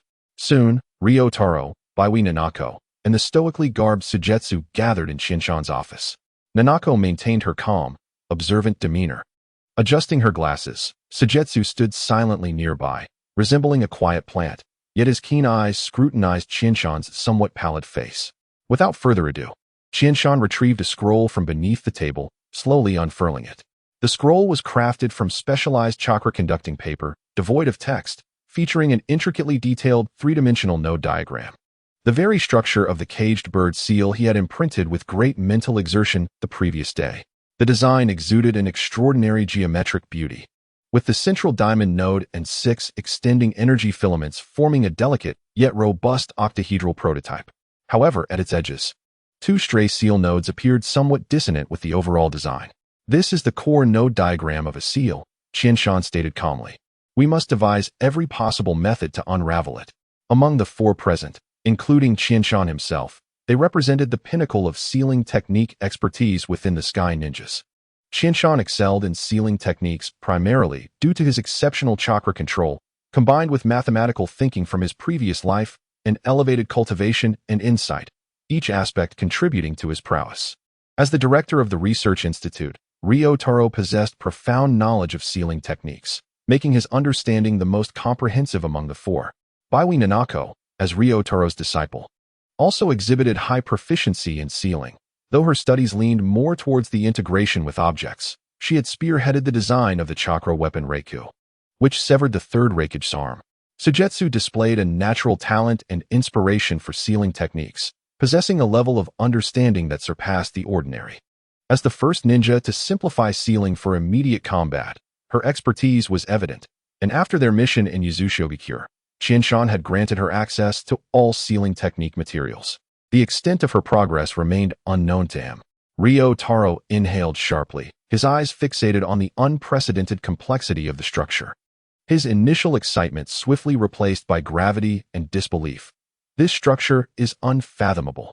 Such an arrangement of energy nodes has never been witnessed in any sealing technique texts. Baiwi Nanako's eyes sparkled behind her glasses as she leaned closer to the scroll, her fingertips unconsciously tracing the lines, murmuring, the core octahedral structure is remarkably stable. The energy circulates internally, forming a self-sustaining system, almost perfectly integrating with cerebral neural pathways. She lifted her gaze to Qinshan, my lord. Could it be that this seal is intended for the human brain? Qianshan nodded approvingly. Nanako, your observation is astute. Indeed, I sensed this seal within a person's brain. He refrained from disclosing that the seal originated from Hinata Chiyuki. Ryotaro furrowed his brow, habitually tugging at his graying sideburns. If it is intended for the brain. While this seal's configuration may be simplistic, it would likely be significantly more stable than typical seals. Forcibly severing it could yield unpredictable consequences. Precisely. That is the crux of the challenge, Qianshan replied solemnly. I require a plan to safely jetru the seal. The office fell into a contemplative silence. Sujetsu, who had been silent until now, tilted her head slightly, her indifferent gaze fixed intently on the core octahedron and the two stray seal nodes on the scroll. Suddenly, she extended her slender finger, a faint, nearly imperceptible thread of chakra coalescing at her fingertip, tracing the outline of a human form on the paper. This seal appears incomplete. A portion is missing, Sujetsu stated softly, her voice like a whisper yet resonating clearly in everyone's ears. The chakra thread at her fingertip quivered slightly, simulating the flow of energy, indicating that activating the core node was essential for the seal to manifest fully within the body. Though Sujetsu's description was somewhat fragmented, the core idea struck like thunder in the minds of those present. Qianshan, Ryotaro, and Baiwi Nanako's eyes simultaneously brightened. A clever ruse. In an instant, Nanako comprehended the complexities of the spell, her words tumbling forth with remarkable speed. This seal employed a concealed two-stage design, necessitating an exceptionally high energy quality at its core. Otherwise, the other nodes within this two-stage configuration could not be effectively concealed. Suzutsuki nodded gently in acknowledgement of Nanako's addition. A spark of brilliance ignited in Chiyama's eyes. It seemed that the predecessors of the ninja world were all seasoned veterans of deception. Excellent. Chiyama abruptly rose to his feet, although the motion tugged at his temples. Causing a lingering ache, his spirit soared with exhilaration. He decided to conclude their session for the day, planning to resume discussions on the decryption strategy once the remaining nodes of the two-stage seal were organized. Chapter 85. Investigating the Caged Bird, Part 2. After 3 days of recuperation, Chiyama's pallid complexion finally regained its former vitality, and the excruciating pain from overexertion in his mental realm receded like the tide, leaving only a serene clarity. He pushed open the door to his study. The morning sunlight spilled into the corridor, imbued with a hint of warmth. Instead of heading to the administrative hall or the laboratory, he walked directly to the familiar training room. The heavy alloy door slid open soundlessly, revealing Hinata Chiyuki, seated in the center of the guiding matrix. Her simulated starry sky above her serene and ever-circulating. She appeared to have just completed a cycle of chakra accumulation, her aura dense and her white pupils clear. Upon hearing the door, she opened her eyes, her gaze landing on Chiyama's face. Confirming his recovery, the subtle concern in her eyes dissipated, returning to tranquility. How do you feel? Chiyama inquired gently as he took a seat opposite her. The chakra accumulation is stable, Hinata Chiyuki replied succinctly, then shifted the conversation's focus. Her white pupils locking onto Chiyama's. You have recovered. We can begin. There were no superfluous pleasantries, no hesitations. She directly addressed the crux of the matter. Hinata Chiyuki was well aware of the purpose of his visit and had already prepared herself. Chiyama gazed into her pure, yet seemingly glacial white pupils, his heart tightening slightly. He took a deep breath, his voice low and solemn. Chiyuki, I need you to actively trigger the caged bird seal. The air in the training room felt as if it had momentarily solidified. Hinata Chiyuki's body tensed almost imperceptibly before gradually relaxing again. Her fingers, resting on her knees, unconsciously curled, the tips turning slightly pale, yet her expression remained unchanged. Deep within her white pupils, a fleeting glimmer of complex emotions passed, profound memories of pain, an intense loathing for shackles, and perhaps a near-pathological expectation. Triggering the Byakugan, she commenced, her voice as cold as ever. I will channel chakra through the Byakugan's pathways. Should there be any signs of chakra intrusion, the caged bird seal will activate on its own.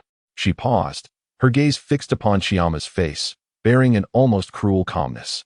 This process will be excruciating, delving into the very essence of the soul. It will be challenging for me to maintain chakra stability. Your perception may be disrupted. I am confident, Chiyama asserted decisively, his eyes sharp as blades. After my transformation, My perceptual dimension is sufficient to detect energy fluctuations of that magnitude. This time, I will not miss it.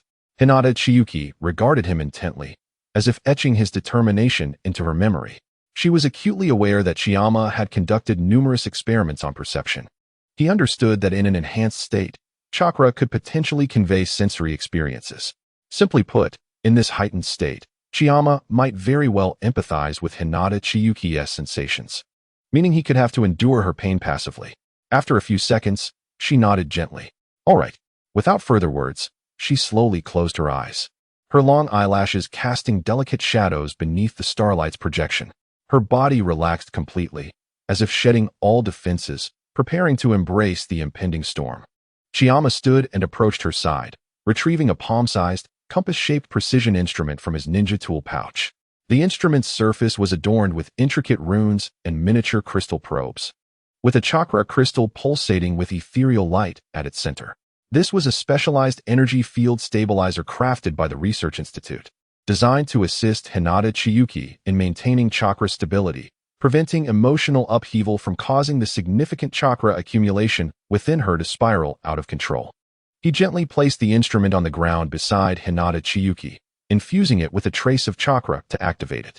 The device powered up silently, emitting a soft blue glow, with countless tiny light points swirling across its surface like living creatures. Chiyama settled into a cross-legged position opposite Hinata Chiyuki. He closed his eyes, his mind settling like deep waters. He fully activated his heightened perception, his mental will functioning like the most precise radar, firmly locking onto the turquoise seal on Hinata Chiyuki's forehead. Let us begin. Chiyama's voice was like a stone cast into still waters. Hinata Chiyuki did not respond. Yet Chiyama distinctly sensed her chakra commencing an extraordinarily unique, piercing frequency, violently surging toward the pathways surrounding her eyes. Buzz. Almost instantaneously upon the initiation of her chakra assault, an indescribable, frigid, and violent energy wave erupted from the core of her seal, akin to a slumbering viper suddenly awakened. Ugh! Hinata Chiyuki's body convulsed violently. A sound, stifled to the extreme, yet still laced with agonizing tears, escaped from her clenched teeth. She threw her head back, her neck arching in a frail curve. Beads of cold sweat instantly dotting her forehead, her complexion paling visibly. The turquoise caged bird seal abruptly flared into a fiery red, and a wave of dark red energy, imbued with a sense of destruction, surged outward from the seal's center. The energy stabilizer beside her emitted a piercing alarm. Its surface glowed wildly, with countless light points darting about like startled fish, while the central chakra crystal quaked violently, emitting a sound of unbearable strain. Chiyama's mind felt as if struck by a heavy hammer. The explosive energy impact carried a malicious curse and tearing sensation from the depths of the soul, causing him to experience a wave of intense pain. However, he was prepared. His formidable willpower stood firm like a rock, maintaining clarity of mind as all his perceptive abilities surged to unprecedented heights. Now, Chiyama roared internally, his mental vision piercing through the chaotic, punishing energy waves, locking onto the core of the seal. In his sight, the diamond-shaped core resembled a furnace ignited, beginning to siphon Hinata Chiyuki's vitality and chakra. As this energy was infused, the core jolted violently. Buzz, a sound, existing solely at the level of the soul, reverberated deeper and more profoundly. The core diamond suddenly split apart, like a flower blooming. It extended two new, thicker, more solid energy veins, exuding a chilling dark luminescence. These two veins, like venomous vines imbued with life, swiftly pierced through the previously stable octahedral structure. They did not connect to the brain, but raced down the spine, one precisely piercing the heart's core, the other plunging harshly into the Dantian's energy sea, the heart and the Dantian, the absolute core of human life and chakra. The moment these two nodes were penetrated, Hinata Chiyuki's body felt as if gripped by an invisible giant hand. She arched her back violently, resembling a boiled shrimp, her throat emitting hoarse, discordant gasps. Her body convulsing violently, sweat instantly soaking her pristine training attire, making her appear as if pulled from water. Her white pupils rolled intensely, the irises sometimes dilating, sometimes constricting, as if enduring unimaginable torment. That pain, penetrating to the marrow and tearing at the soul, was enough to shatter even the strongest ninja. However, amidst this excruciating agony, Qianshan observed that Hinata Chiyuki, with her lips tightly clenched, slowly revealed a twisted, nearly macabre smile. It seemed her consciousness had not entirely succumbed to the pain. Rather, it bore a semblance of lucidity, akin to a masochistic enjoyment. Hinata Chiyuki savored this torment, relishing the bitter fruit that had imprisoned the Hinata branch family for a millennium, akin to a maggot gnawing at a bone. It was as if only this extreme suffering could allow her to genuinely perceive the shackle's existence and the deep-seated hatred that permeated her being. This hatred was both the source of her strength and the impetus for her survival. Qianshan felt as though his heart was being wrenched, an indescribable pang of sorrow and fury surging within him. Yet he understood that he must not lose focus at this moment. Capturing the complete structure of the cursed seal was the hope for her liberation. He forcibly suppressed the tumultuous emotions, his mental resolve as resilient as the strongest spider silk, tightly binding the two recently manifested, dark veins that ravaged like venomous serpents and their critical nodes that pierced the heart and dantian. Every detail, the shape of each connection point, the trajectory of energy flow, and the manner in which it interlocked with the essence of life, was meticulously etched into the depths of his soul with astonishing willpower. Akin to the most delicate engraving, time appeared to stretch, each second feeling like a century. Hinata Chiyuki's body trembled violently in agony, sweat dripping onto the conduction mat, spreading dark stains. Yet the twisted smile at the corner of her mouth became increasingly pronounced, her white pupils ablaze with a flame that bordered on annihilation. Finally, the energy triggered passively by the caged bird seemed to reach a peak and began to wane. The brilliance of the cursed seal dimmed, the two grotesque dark nodes receding like the tide, vanishing into the void as if they had never existed. Hinata Chiyuki's taut body suddenly relaxed as if all her bones had been extracted, collapsing weakly onto the conduction mat, gasping for breath, her chest heaving violently. Sweat-soaked hair clinging to her pallid cheeks, her entire being appearing utterly spent. Only her bloodshot white pupils remained wide open, still reflecting pain, exhaustion, and a nearly frenzied sense of release. Qianshan also slowly opened his eyes, his complexion somewhat pale, utterly drained, yet within his profound gaze burned an unprecedented brilliance. Akin to the stars, he had succeeded. The complete structure of the caged bird's cursed seal, the core octahedron, along with the two deeply hidden, fatal chains connecting the heart and dantian, were now imprinted onto his soul as the clearest star map. He leaned down, cautiously avoiding her damp body, and picked up the energy stabilizer beside him. The surface of the device still radiated high temperatures, with a fine crack appearing in the central crystal, a testament to the energy shock it had just endured. Chiyuki. Qianshan's voice carried a hint of hoarseness and an uncontrollable heartache as he reached out to brush aside the damp strands of hair on her cheek. However, Hinata Chiyuki suddenly raised her hand, her cold, clammy fingers gripping his wrist. Though her strength was not great, it bore an undeniable resolve. She struggled to lift her head, her white pupils fixed upon him, burning with a nearly obsessive flame, her voice trembling with weakness yet crystal clear. "Did you get it?" "I got it." Qianshan nodded emphatically, gripping her icy hand tightly. "It's complete." Upon hearing this, Hinata Chiyuki's body quivered imperceptibly. Then, that twisted smile blossomed again at the corners of her pale lips, clearer and more frenzied than before. "Very good," she whispered, as if savoring a sweet poison, her white pupils seemingly frozen with a millennium of hatred and madness about to break free. Slowly, she closed her eyes, allowing her body to completely relax on the cold conduction mat. Yet the smile at the corner of her mouth lingered, as if branded upon an altar woven from pain and hope.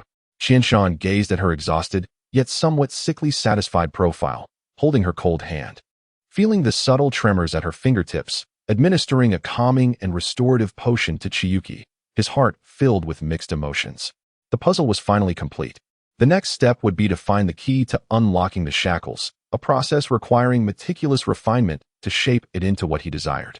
Chapter 86. The plan unveiled. The scroll inscribed with the complete structure of the caged bird's cursed seal gradually unfurled across the vast tactical table, the eerie blue runes illuminating the faces of the four-seated Qianshan, Ryotaro, Nanako, and Sujetsu.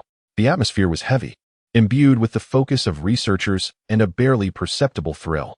The core octahedral structure served as the backbone, stable and efficient, connecting 6 critical nodes within the cerebral domain, maintaining the fundamental control loop and positioning. Qianshan's fingertips traced the perfectly symmetrical diamond core and the 6 strands of energy on the scroll. The crux lay in the 2 nodes he pointed to, the dark veins extending from the cursed seal in a triggered state, connecting the heart and Dantian. These were the locks, the true fatal shackles. They remained hidden, only manifesting when the cursed seal was activated or when the caster's will descended, siphoning life and chakra core power, executing destruction or punishment. Ryotaro stroked his beard, his brow furrowed. The energy essence is too high, far exceeding conventional chakra techniques. Chakra seems loose in comparison. Forcibly severing or interfering not only requires an extraordinarily high energy level, but also poses the risk of irreversible damage to the host's brain, heart, and Dantian. The 2-stage design necessitated a high energy level to maintain the cursed seal's effect, presenting both a challenge and an opportunity. The caged bird's 2-stage curse effectively concealed the complete form of the seal, yet this very structure also allowed for the possibility of an internal breach, compromising the otherwise efficient stability of the core nodes. Nanako adjusted her glasses, the lenses reflecting a ghostly light. The key to the unraveling lies in deceiving or neutralizing this high-energy core. However, based on its energy level, our plan's energy quality must reach or approach its level. Sujetsu listened quietly, her fingers unconsciously sketching complex sealing patterns in the air. For the next 7 days, the 4 entered a state of intensive research and development. Qianshan's formidable sensory skills and chakra control formed the foundation for the model's simulation. Ryotaro's profound knowledge of sealing arts provided countless frameworks for reference. Nanako parameterized and quantified the intricate models, seeking optimal solutions, while Sujetsu frequently offered intuitive suggestions that broke conventions and targeted the core directly. Concerning the plan to dismantle the caged bird, Qianshan had long been prepared for meticulous refinement. However, to his surprise, the prototype of the dismantling plan emerged more rapidly than anticipated, swiftly optimizing into 3 feasible paths. On the 7th night, as the final set of data stabilized on Nanako's calculation board, everyone realized that the key to breaking the cage had been grasped firmly in their hands. Ryotaro stood up, pointing at the core diamond node on the scroll, his voice clear and powerful. We now have 3 plans to unravel the cursed seal. Plan 1. High-dimensional energy coverage reconstruction. Highest requirement. Energy quality must surpass the core energy of the caged bird. 1. Absolute energy suppression. The caster must invoke an energy of a higher essence than the cursed seal's core node energy level, for instance, a more refined and powerful Ninjutsu chakra, or a potential source of natural energy that may be obtained in the future. This energy must exceed the energy level of the cursed seal's core. 2. Node energy coverage. At the core node's location, this overwhelming high-dimensional energy must form a small, yet absolutely controlled energy field or sealing core, forcibly covering and enveloping the original cursed seal's core node. Energy assimilation and reconstruction. Under absolute suppression, high-dimensional energy forcibly infiltrates the core node structure, directly assimilating, decomposing, and absorbing the energy of the cursed seal core, ultimately achieving the effect of breaking the seal. The challenge lies in the requirement for energy levels to exceed that of the cursed seal core, with no excessive demands on control. Plan 2.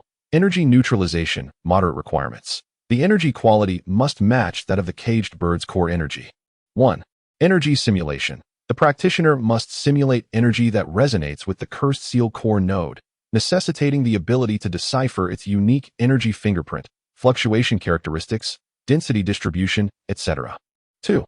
Precision positioning and injection. The simulated energy is to be precisely injected into the core node control center using specialized guiding techniques, thereby granting the practitioner control privileges to directly dissolve the entire seal. The challenge here is the extremely high precision required for energy simulation. Failure could lead to the seal spiraling out of control, resulting in the immediate death of the target.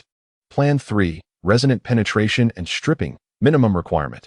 Energy quality must exceed 80% of the caged bird's core energy. This plan centers on resonance and penetration rather than brute force. Although the core octahedral structure is stable, its energy exhibits extremely subtle periodic fluctuations akin to breathing while maintaining the concealed 2-stage link. This fluctuation arises from the interaction between its high energy level and the relatively low energy environment of the host body. 1. Precision energy probe. The practitioner must condense high energy levels into an exceptionally fine, stable, and controllable energy probe.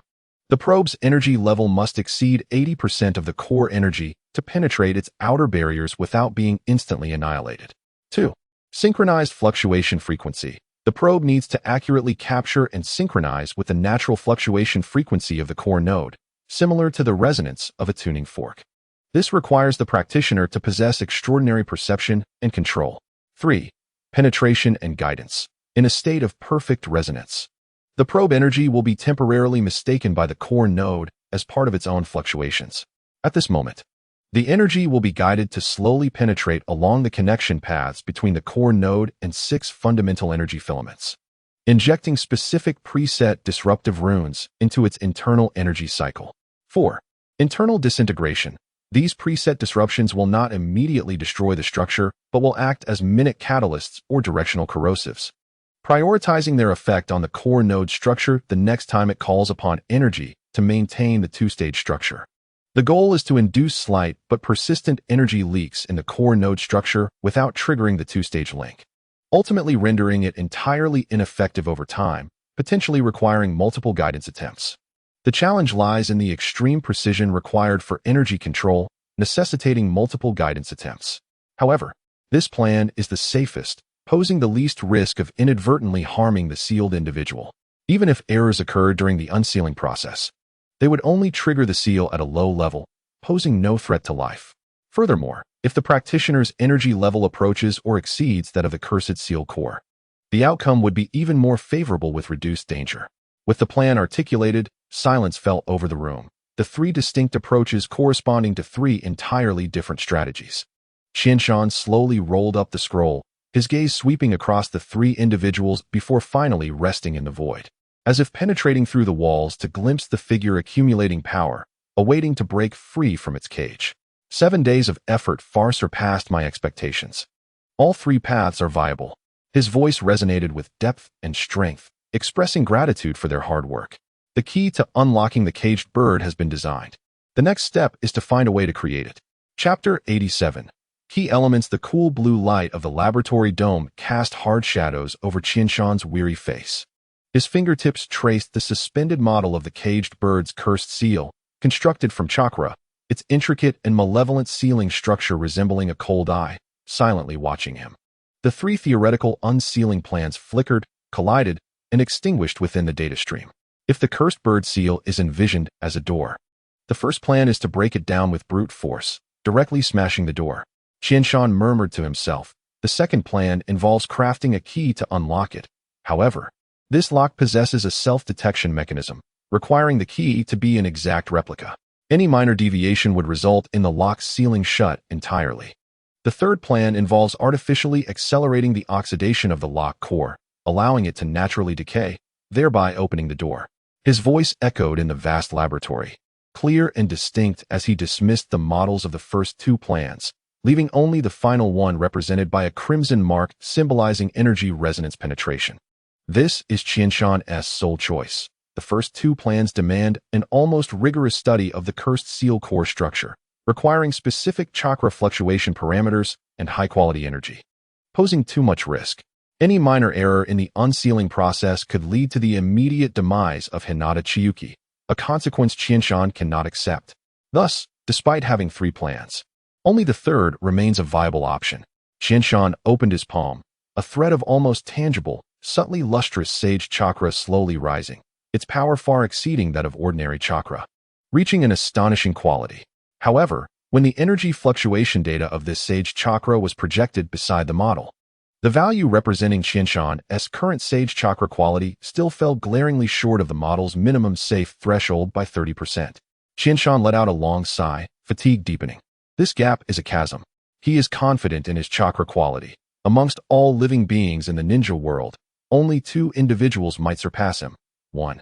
The elusive Uchiha Madara, and the other, residing in Konoha, the wife of the god of ninjas, the first Jinchuriki of the 9 tails, Uzumaki Mido. Even if their chakra quality is higher, it is only marginally so. Yet, He wonders if Uzumaki Mido is still alive. The original narrative never clearly states when she dies. However, it is certain that she perished before the Third Great Ninja War. Otherwise, during the war when Tsunegakure advanced to Konoha's Kikyo Mountain, she would have intervened if alive.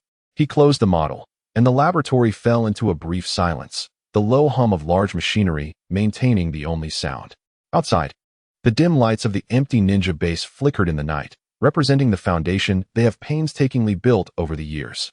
Deep within the base, in the quiet chamber where Hinata Chiyuki resided, a faint yet stable chakra fluctuation persisted, indicating her relentless training, accumulating power in preparation for the imminent threshold of chakra transformation. Currently, Qianshan's daily training involves meditative practices, absorbing natural energy, and gradually refining his body and spirit through this energy, elevating the quality of his sage abilities. This path is safe and reliable, but exceedingly slow. After an initial transformation, his daily progress has become akin to a snail's pace. Qianshan approached the window, gazing at the occasional flashes of ninjutsu in the distant training grounds. At this rate, to reach the energy level sufficient to safely unseal the caged bird seal may take until that yellow-haired boy from Konoha matures and the turmoil of the Nine Tails subsides. 20 years? Perhaps even longer? Hinata Chiyuki must endure the invisible shackles for such an extended period. Every time he witnesses her subconsciously touch her forehead, even knowing that the perception of the caged bird has been temporarily shielded, Qianshan feels as though he is being pricked by needles. He needs a variable, a catalyst to break this slow accumulation, a breakthrough pointing toward the soul. Chakra is a fusion of spiritual and physical energy, while sage techniques further incorporate natural energy. The soul, as the core source of spiritual energy, directly influences the quality of sage chakra through its strength and purity. Qianshan's eyes sparkled with determination. Should he effectively enhance the strength of the soul, it could greatly pivot the foundation of sage chakra, achieving a qualitative leap. However, the realm of the soul remains an absolute taboo and wasteland within the ninja world. Relevant research materials, akin to dust cast into darkness, have nearly vanished. Qianshan has scoured the legacies of the Empty Tolerance and Vortex clans, obtaining merely superficial sealing techniques concerning soul stability and mental protection. Lacking insight into how to actively enhance the soul, he currently harbors but a singular conjecture, that accelerating the integration of heaven and man may elevate the soul. Upon achieving a profound connection with the realm of celestial resonance, Qianshan has distinctly sensed a significant growth in his spiritual essence. Yet, the advancement towards this integration relies heavily on Qianshan's comprehension of the natural world, a realm steeped in esoteric profundity. One could argue that the alignment of favorable circumstances, timing, and human factors is indispensable. Sometimes, a single opportunity can lead to remarkable progress. Much like when Qianshan realized that each individual possesses unique traits within the unity of heaven and man, he immediately entered the state of celestial resonance. In contrast, there are many, like Hinata Chikaz, who have yet to grasp the threshold despite their continuous accumulation of insights. In his practice of celestial resonance, Qianshan diligently trains each day, yet he harbors no expectations for a qualitative breakthrough in the near term. It would be more prudent to return to Konoha and chance upon fortune. He had already incorporated this into his long-term plans to acquire the technique of spiritual transformation. This S-rank forbidden technique, Kato Danzan's renowned skill, allows the soul to exit the body, traverse freely, and even assault the minds of others. Rare information regarding this technique flickers in Qianshan's mind. It is not only a formidable offensive method, its core principles undoubtedly involve a profound understanding and manipulation of the essence of the soul. Should he decipher this technique, it is highly probable he could discover a means to enhance the strength of the soul, thereby elevating the quality of sage chakra.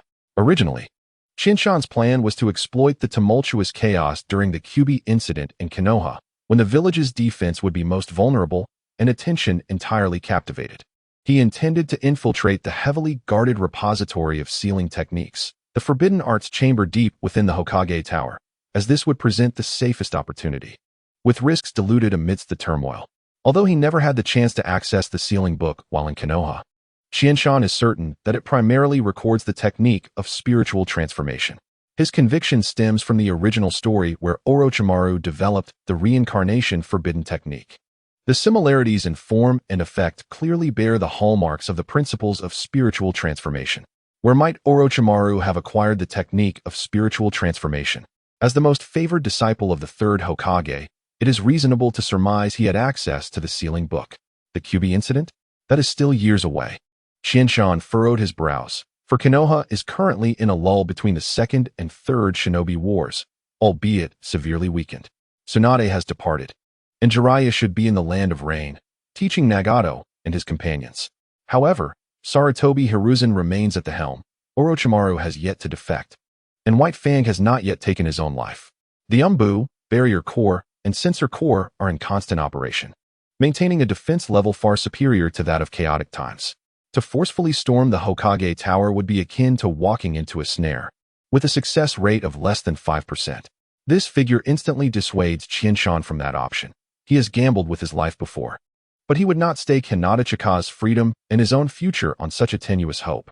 His mind swiftly rummaged through every fragment of information regarding the technique of spiritual transformation. A name, a place, gradually crystallized: Tsunade. Kato Danzan's beloved. Tsunade, devastated by the deaths of her lover Kato Danzan and her brother Shoto, fell into a deep despair, suffering from hemophobia, and ultimately left Konoha to wander. Qianshan paced before the laboratory table, his fingers unconsciously tapping the cold metal surface. As Kato Danzan's closest companion, she likely possesses the original or a copy of the scroll containing the technique of spiritual transformation. Furthermore, given her current mental state, the likelihood of her carrying a forbidden scroll that evokes painful memories is quite low. His gaze shifted to the virtual map depicting the area of Konoha, honing in on a relatively secluded corner, the Senju clan's ancestral land, Tsunade's former residence. That place had been deserted for years, with Tsunade long absent from the village. Thus the guards would undoubtedly be lax. In contrast to the heavily fortified, barrier-laden Hokage Tower, Tsunade's old home represents a forgotten corner, a potential blind spot. A glimmer of resolve flickered in Qianshan's eyes. Risks still loom. Did Tsunade truly leave behind the scroll? Is it still in its original location? Does Konoha maintain regular surveillance on the former residences of the legendary Sannin? Most crucially, is Uzumaki Mito still alive? Yet, compared to storming the Hokage Tower, the risk factor of infiltrating this place is worth taking a chance. Moreover, he can first sense from a distance. As the Jinchuriki of the Kyuubi, as long as she lives, Mito would undoubtedly be the most conspicuous target in Qianshan's perception. As long as he does not recklessly expose himself, even if Mito, now frail with age, senses his presence, would she dare pursue him beyond Konoha? Should Mito venture outside the village, Qianshan would abandon his plan to capture the Seven Tails and instead prepare to seize the Kyuubi. In his youth, Qianshan harbored no absolute confidence in defeating Uzumaki Mito. After all, she is the woman who wed the god of shinobi, Senju Hashirama. Her strength is not to be underestimated. However, time is the most merciless of sculptors. Even if Uzumaki Mito still lives, she likely struggles to maintain her final breaths, and Qianshan is confident he could outlast her. The theory of youth being favored in combat is even more applicable in the shinobi world. His reluctance to act within Konoha is not solely due to fear of being besieged by numerous powerful shinobi. Rather, he is most wary of those hidden, nameless elder figures who are of Mito's generation. Much like the Uchiha clan, who can maintain the loyalty of their kin without following their leader, Uchiha Madara, out of the village. There undoubtedly exists a formidable coalition of Uchiha strongmen capable of rallying the clan's support. Otherwise, would the Uchiha clan have remained intact? Ultimately, strength is the currency of the shinobi world.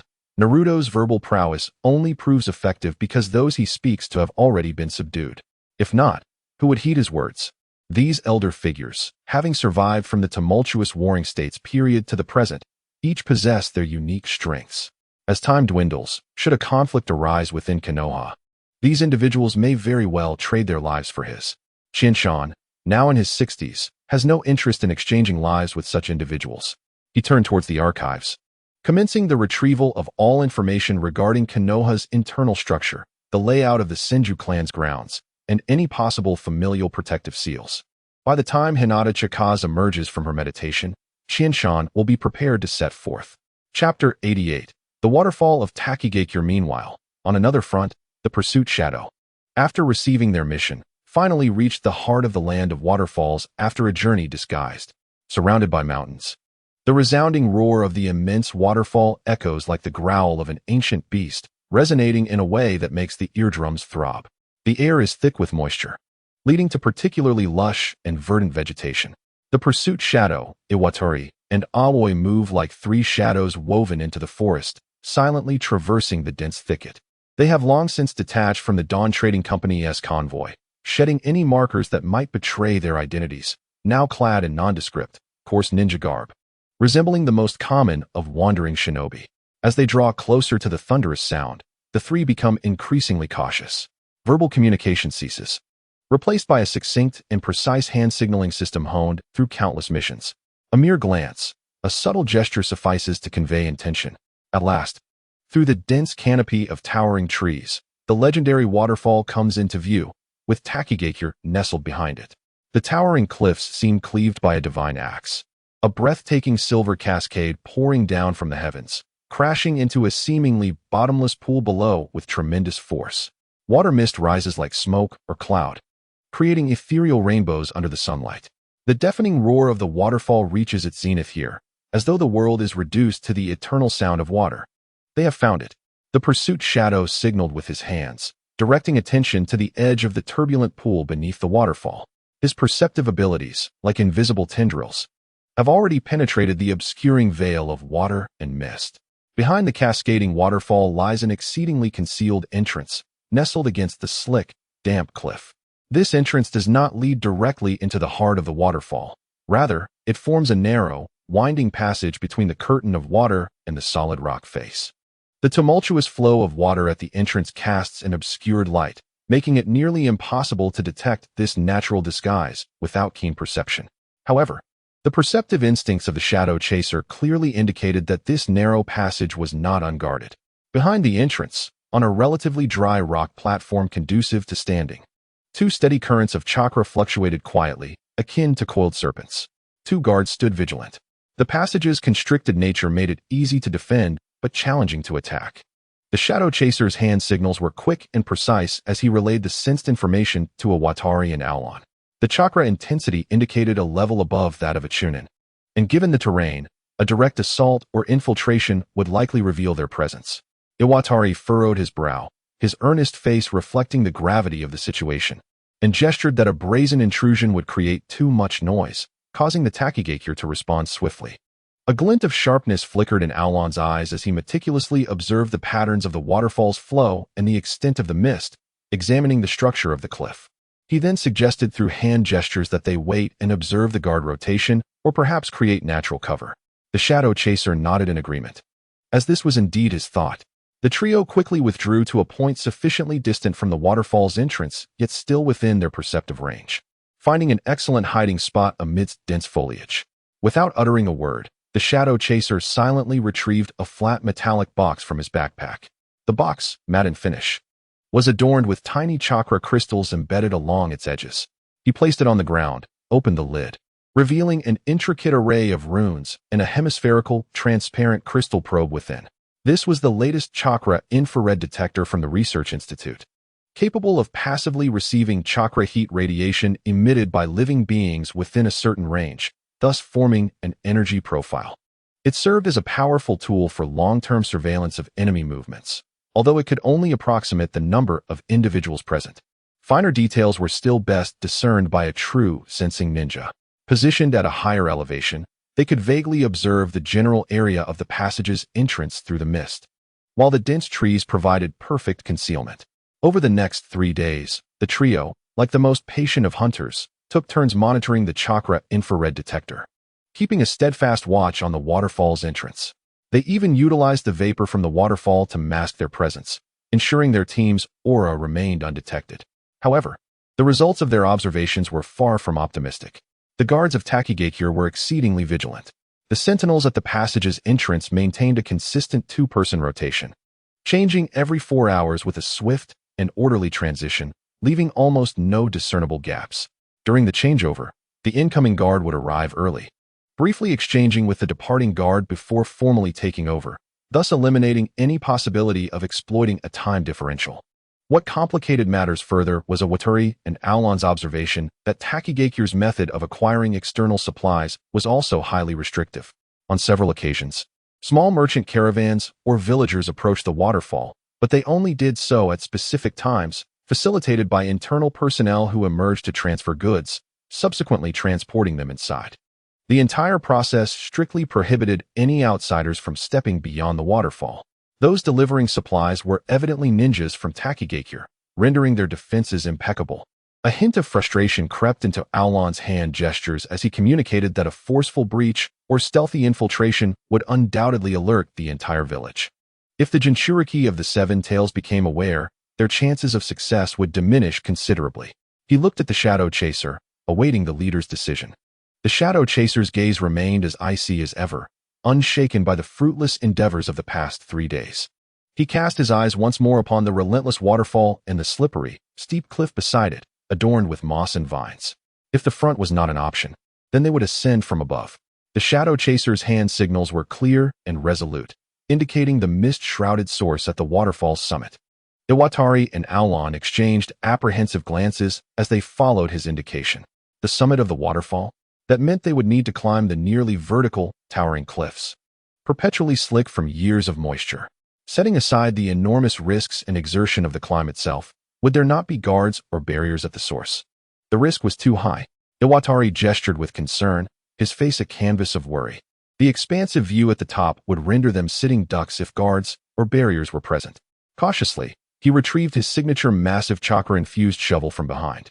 The shovel, a deep dark iron hue, had its handle wrapped in specially crafted anti-slip fabric, with the edges of the blade etched with minute reinforcement and silencing runes.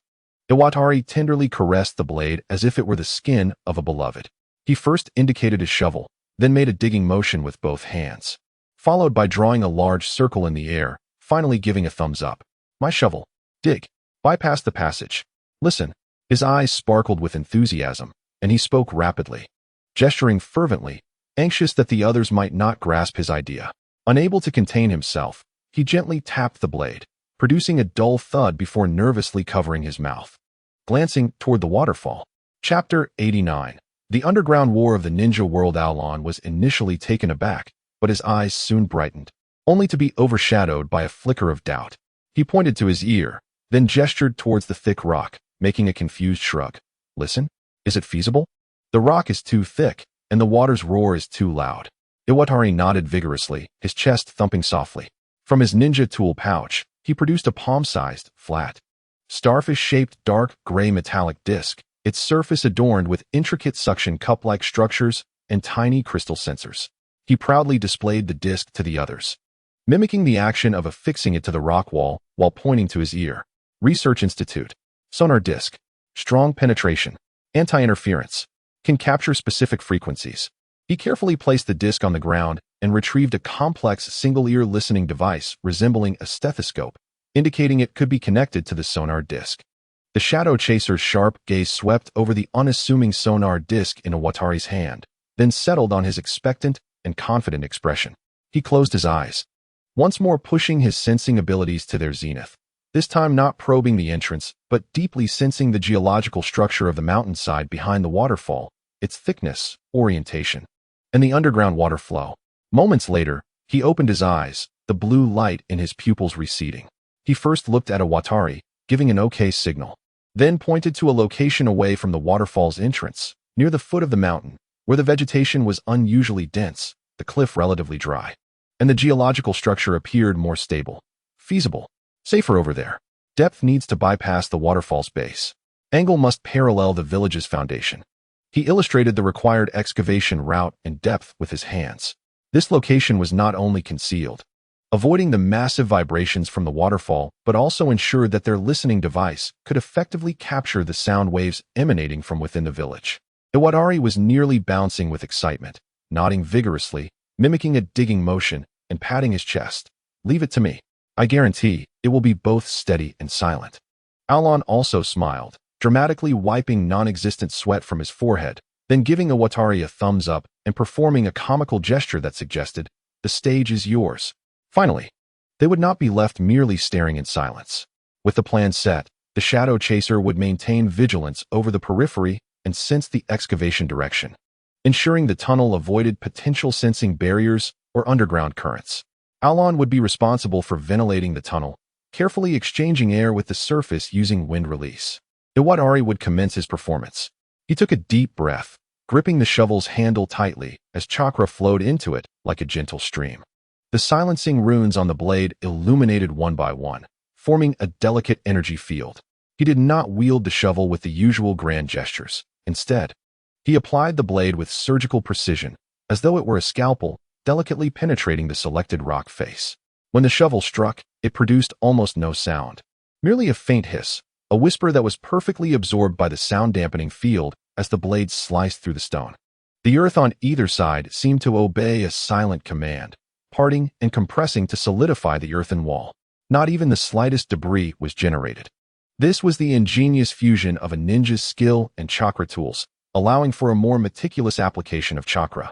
His movements were steady and powerful, each excavation imbued with a peculiar rhythm, the shovel in his hand seeming to become an extension of his very being. Iwatari's gestures were minimal, yet each thrust of the shovel exuded a sense of grounded strength, his arm muscles taut, sweat quickly saturating his temples, yet his gaze remained focused, his breath measured, as every strike and scoop demanded precise control over chakra's fluctuations. Alon, akin to a nimble wind sprite, moved with grace, his hands forming the minutest of seals, summoning nearly invisible currents of fresh air that revitalized the atmosphere within the tunnel. The dark, damp passage gradually extended toward the village of Takigakure under Iwatari's diligent toil. Chasing Shadow, resembling a stone statue, pressed against the tunnel's rocky wall, his ears attuned to the slightest shifts in the surroundings, safeguarding their silent excavation. The roar of the waterfall was filtered through the thick rock layers, transforming within the tunnel into a deep, muffled vibration that served as their best cover. Days later, a narrow passage, just wide enough for one to traverse while stooped, had finally taken shape, slanting downward. At the tunnel's end, the rock wall was cold and moist, adorned with fine beads of water. Iwatari, panting, wiped the mixture of sweat and mud from his face, a contented smile gracing his features. Chasing Shadow took the heavy, waterproof scroll and a metallic box, the data core of the sonar device, and placed them upon the rosewood desk before Chiyama. Well done, Chiyama acknowledged with a nod. Surveying the trio, take 5 days off to rest, spend time with your families, and enjoy a soak in the hot springs. You need not worry about the next steps. Yes, they chorused, relief washing over their faces, especially Iwatari, whose broad grin nearly reached his ears. The 5 departed swiftly, the office door closing silently behind them. Inside, Chiyama remained alone. He did not immediately unroll the scroll, but first poured himself a cup of tea, moving to the window to gaze at the orderly, vibrant village below. Moments later, he returned to his desk and unfurled the weighty intelligence report. The scroll was lengthy, the handwriting neat, accompanied by illustrations. Chasing Shadow's penmanship was calm and objective. Iwatari contributed geological insights and potential passage suggestions, while Aulon meticulously recorded the precise timing of the guard rotations and environmental details at Takigakure. Chiyama examined the document with great care. To his astonishment, the initial pages prompted him to furrow his brow. Although Takigakure possessed one of